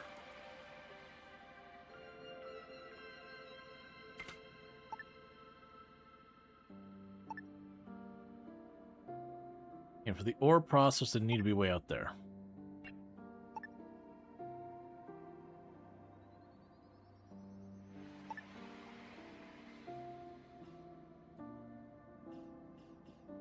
Okay. I can't talk to you. I don't have an operations station.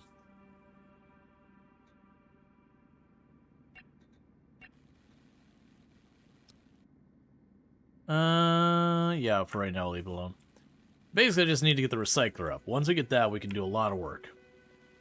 Sorry, not the recycler. We need the, ore processor up.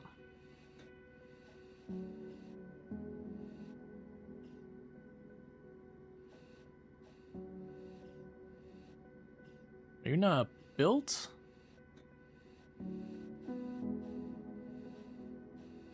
Should you...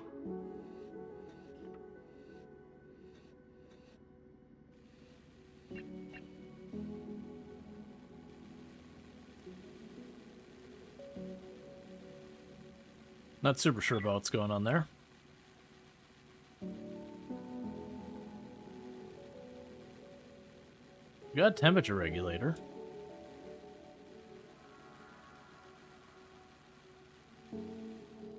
It is built.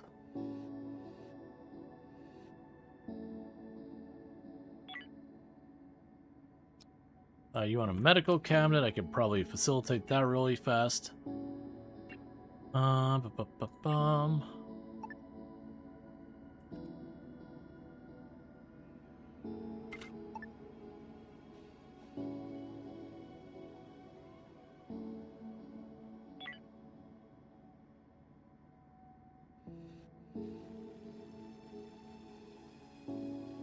I don't think it's like not hooked up right thing. Let's see. Power.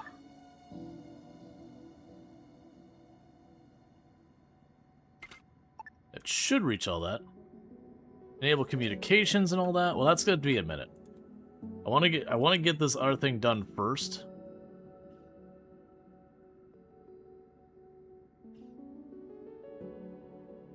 Because that will be necessary to fix the horrific pathing and all that.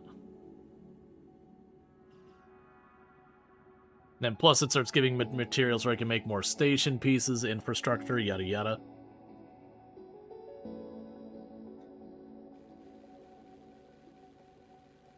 New derelict.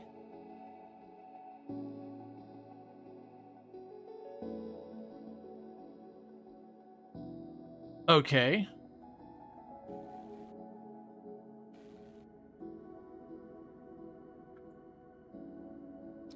Probably not the right plan, but let's go ahead and load up everyone as fast as we can.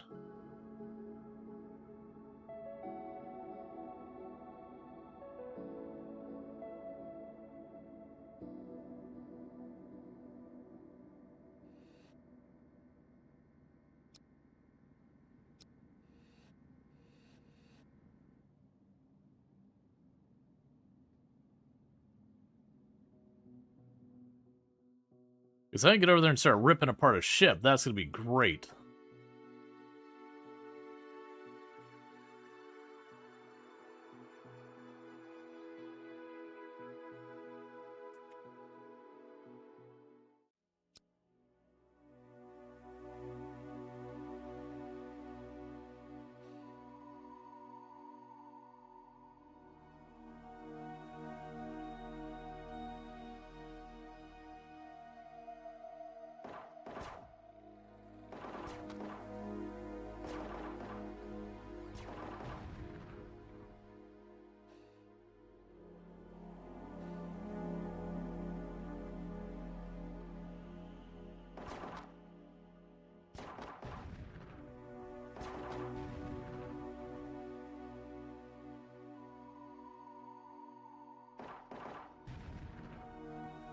You're doing pretty good here, but people are getting worn down.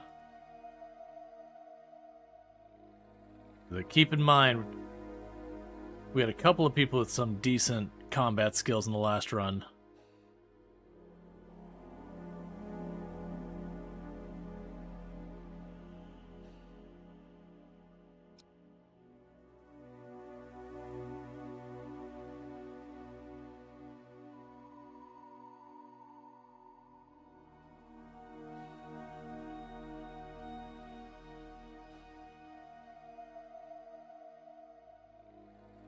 Wish there's a bit more variety in enemies in the Rex? Yeah.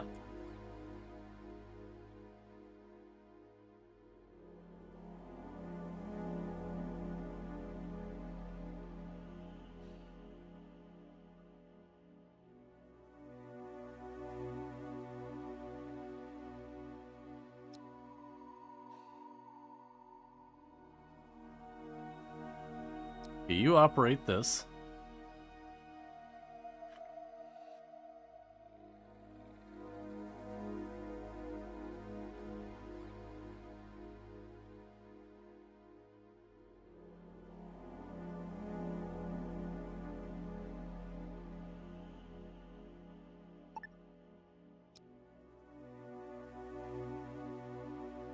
Deal with that in a minute. I'm guessing what we'll end up doing is abandoning the one, then claim the other so I can get the goodies off of it. I am not loving how snug this is.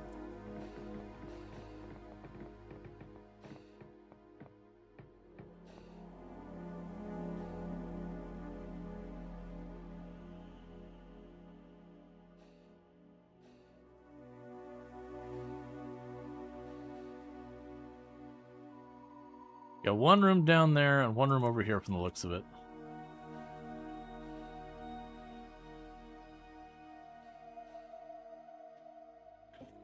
Okay.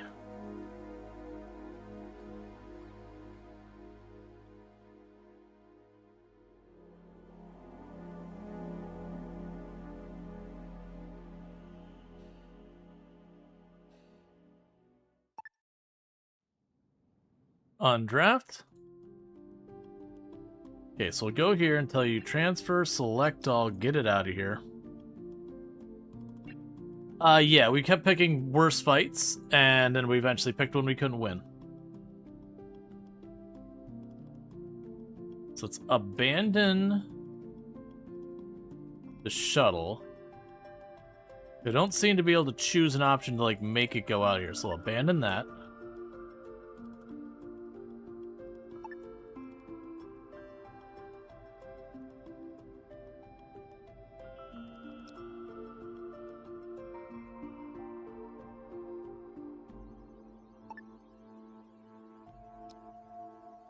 Take that one.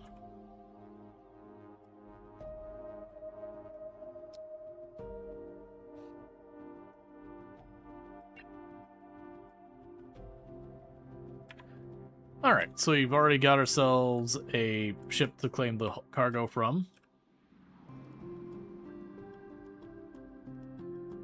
Yeah, we're doing the colony mode now.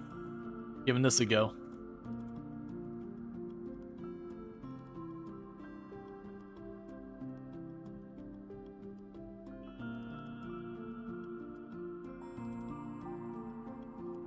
Select all.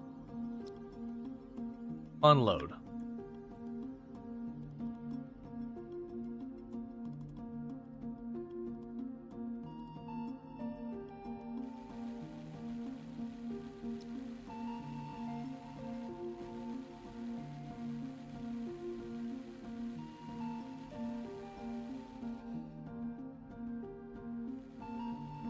Yep, so we're tearing apart this, trying to get as much as we can back.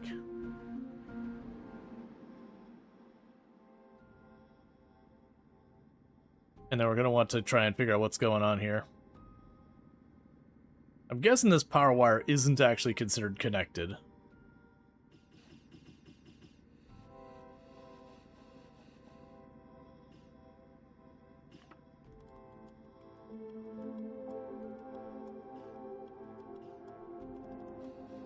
Okay.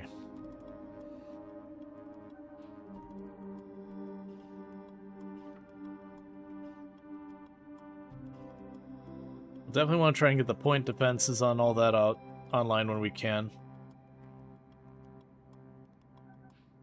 Alright, Lecture, you take it easy. Yeah. That's where I'm trying to get this built over here, is the moment I can get that, I already have the mining ship, and they'll just start yoinking that, turning that into metal. We can start expanding our industry and do all that stuff.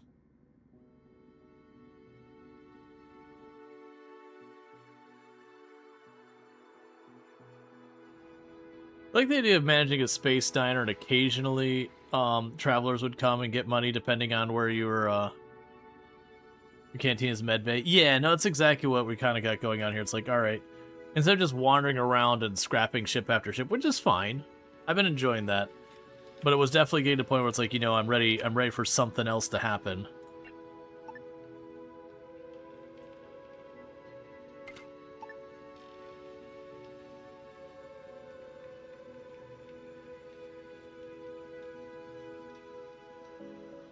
All right.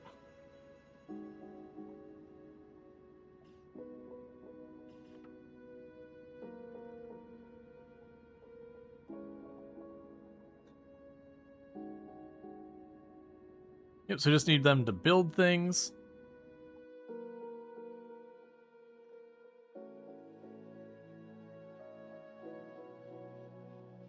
And you see, like, slowly the stuff drifts away.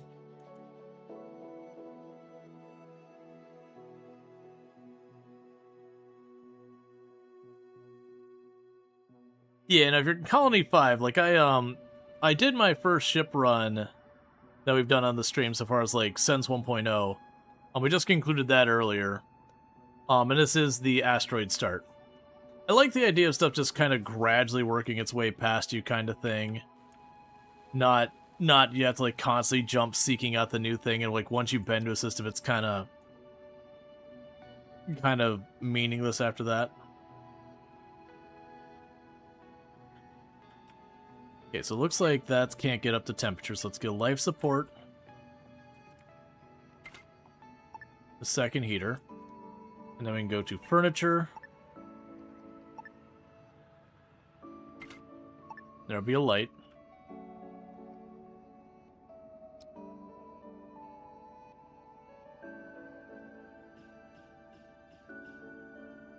Yeah, so you started, when you started the station, you want more dynamic environment that comes to me.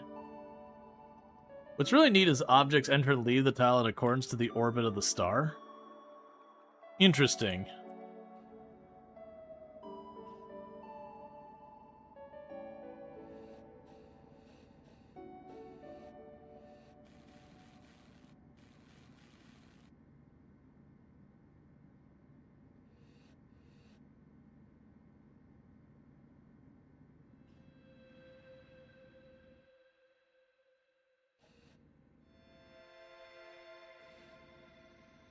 All right.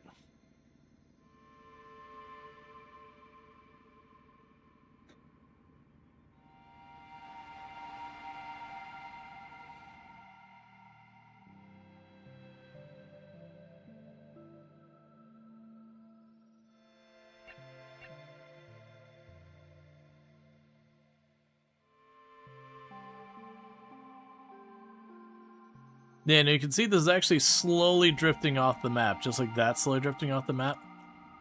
So I'm not going to be able to get all the parts of it. I can't answer your call. I don't have the bench. We'll get there. I'm guessing this isn't connected. That's what I'm assuming, because it seems like you're just not getting power here.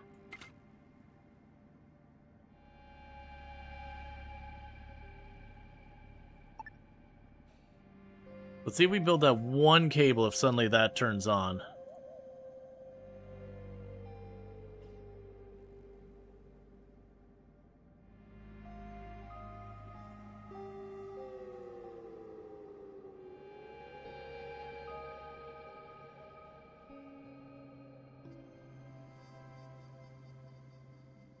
Oh, I would very much doubt it comes back.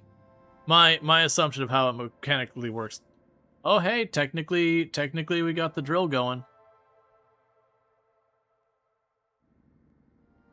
My assumption would be very, very much that, like, that's just a way to keep you from having your computer overloaded. Is it just a way of, like, culling stuff that you haven't used?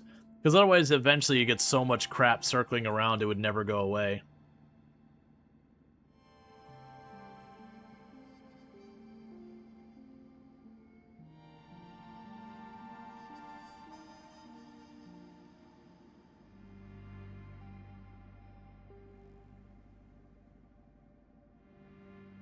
All right.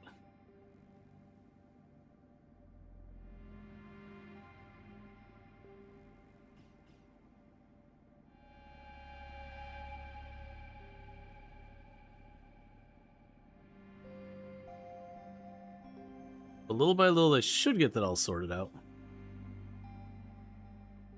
At least you're managing to peel away some of that hull. You're not going to get most of it, unfortunately, I don't think. We'll see. Do what you can.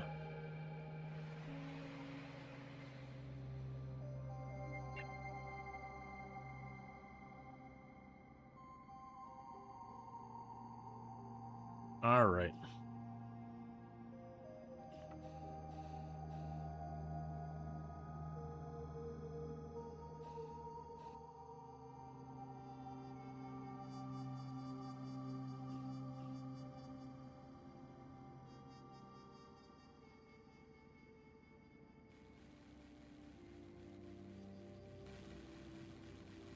I think it's working fine now. They just keep trying to call me and I just don't have it. We're getting close.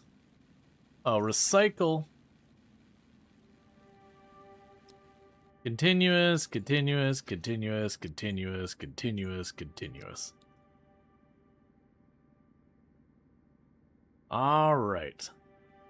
So we're now getting ore and we're now processing that ore into metals. And then we'll take those metals and we'll end up processing those into the next thing. But as soon as we can get these tiles over here, that'll make it so we can cut through there versus going the whole way out and around. And as soon as we start filling these in, that'll save time as well.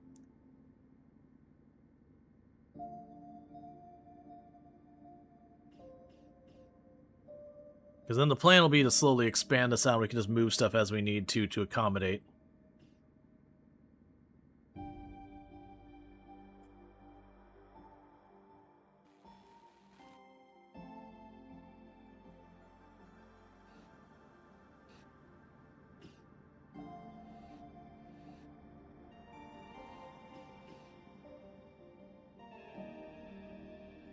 Alright.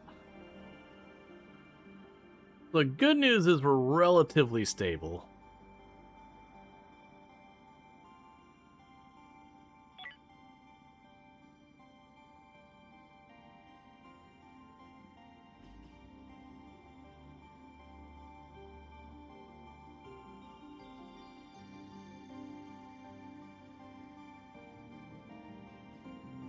Alright. Yeah, I'll definitely need the communications array and the point defense. Otherwise, the very first thing that comes up is going to chip away at me until there's nothing left. That's just going to take time. I don't have enough infrastructure blocks.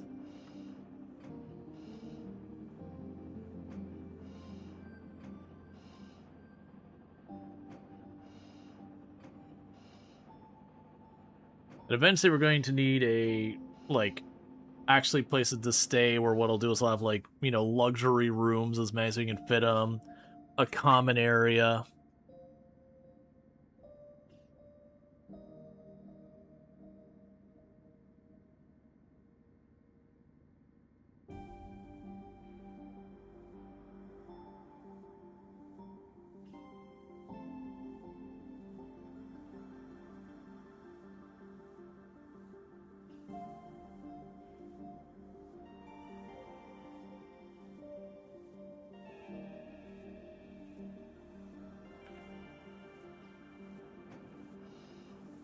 Okay. We have the first of the things come out of the recycler getting done. To be a hull block.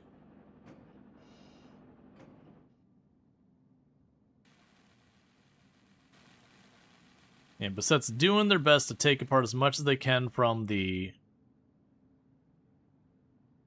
Got another derelict. For right now, we'll stick with the derelict we've got. Until Bassett, you know, it's no longer available or what have you.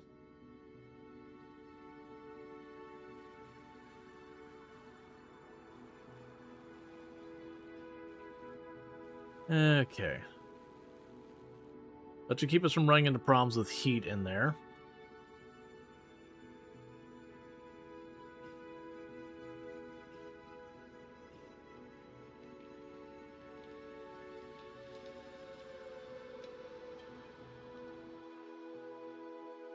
There's so many derelicts. What do you want me to do? New plan. Salvage. Don't worry about hull. Don't worry about soft.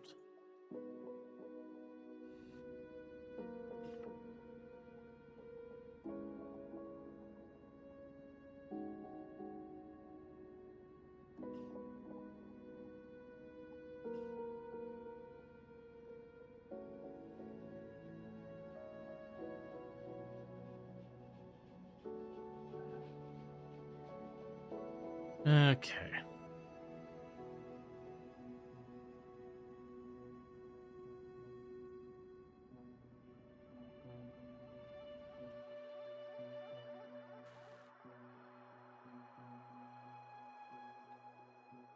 Okay, why are you upset?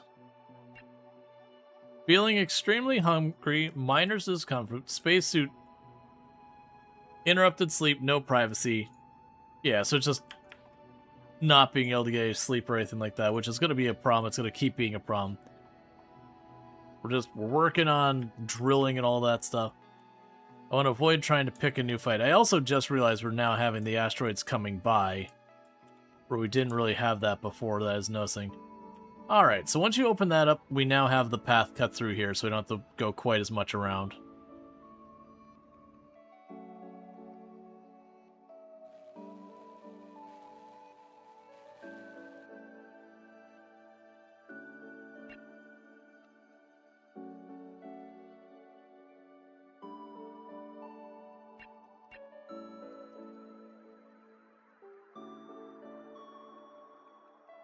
You found any way to disable the blood and gore effects, you're squeamish to such things, and combat isn't nearly as much fun for you. So much with it. Couldn't find settings. I'm not familiar with there being a way to turn that off, unfortunately. I haven't really looked at the settings one way or the other, but I haven't super noticed. Yeah, no, I don't think it's that the person doesn't want combat. I think they just don't want blood.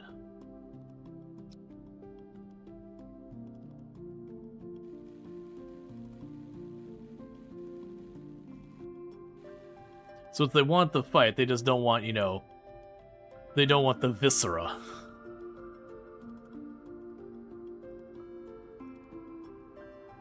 Which is fair.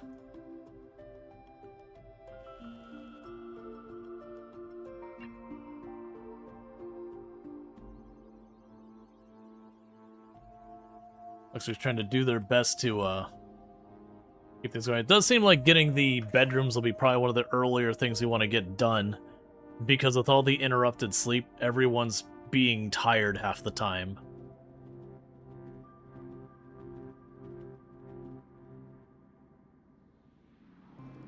Because they keep waking each other up.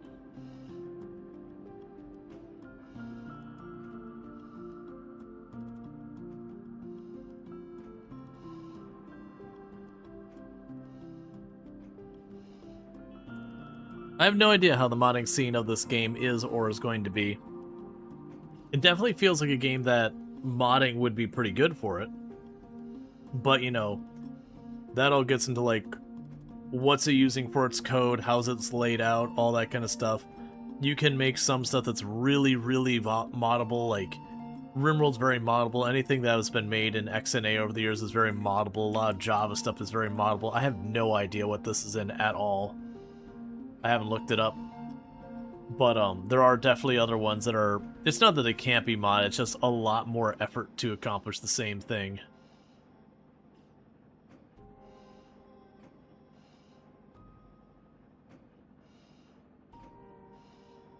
There is modding, but the scene is non-existent. It was just released a short while back, if you remember correctly. Yeah, now at the same time, you think about it, with it being early access, you know... That still gives you kind of a feel for how, like, the modding scene is gonna be. You know, games like RimWorld had a very heavy modding scene even long before it was, like, ready to roll. Really do want to get around to learning the rudimentary coding. So you can do more than change numbering code. Yeah, it's always just one of those things to be mindful. Games that are not built with modding in mind can be very difficult to mod in a meaningful capacity. Versus games that are deliberately designed with modding, like, as an intentional feature, have a lot more flexibility around that kind of stuff. Or if they happen to be using a technology that's easy to kind of poke holes in to get the modding stuff going on. That's actually why stuff like XNA/Mono Game tends to be so easy to mod. It's not that, like, the nature, like, the devs are specifically making it moddable. Sometimes they are. It's just, you know, the specific of, like, how you can get into it. It's very easy to, like, decompile the code, get in there, you know, make your own stuff, kind of inject yourself into it, override their logic, that kind of stuff. There's a lot of flexibility around that kind of stuff because it's just what .NET allows.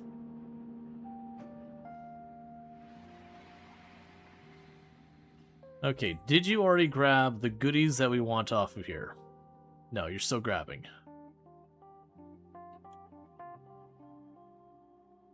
Yeah, unfortunately, it doesn't look like I'm going to get much from this, because these ones are drifting this way. I'm still grabbing the stuff there. I don't think I'm going to be picky about trying to, like, maximize what we pull from our salvage. I'll take what I can get. But I think I'm going to focus more on the base building side of things, and then we just grab with opportunity. Because right now I just need to clear up space enough that we can keep things going. I'm also observing we are slowly draining our batteries. You love devs who facilitate modders' efforts as much as possible. Oh yeah, no, absolutely. Like, and that's the thing. If you go into your game development with the intent of modding, that's actually usually results in pretty good game design as well, so far as the code base, not necessarily like game design isn't the bigger term, because that means you design your code to be very adaptable, which usually lends itself to higher quality code in the long run. So it is just one of those things that, like, making your game moddable usually means you can do all the same benefits that modding takes advantage of in-house. It also usually means you have to put a little bit more planning in what you're actually doing, which again usually results in a higher quality product versus just kind of ad lib off the cuff you know, roll with it kind of approach. Tends to be pretty bad. Alright, so it looks like these two are probably going to get the last of these doors and all that torn down to get those infra blocks. And that's probably what we're going to get out of that. And they'll try and run over here and poke a hole in one of those whenever we get the chance. The problem is I'm running on not too many people, and like I said, we're not doing great on our sleep schedule because of people interrupting each other.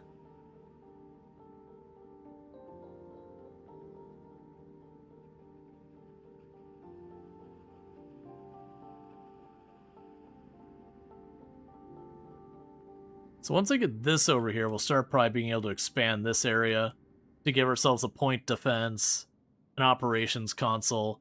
Somewhere up here, since there's room, I'll probably start building like one by one, making luxury rooms. You know, with a bathroom over there. With the intent of like slowly getting all that switched over.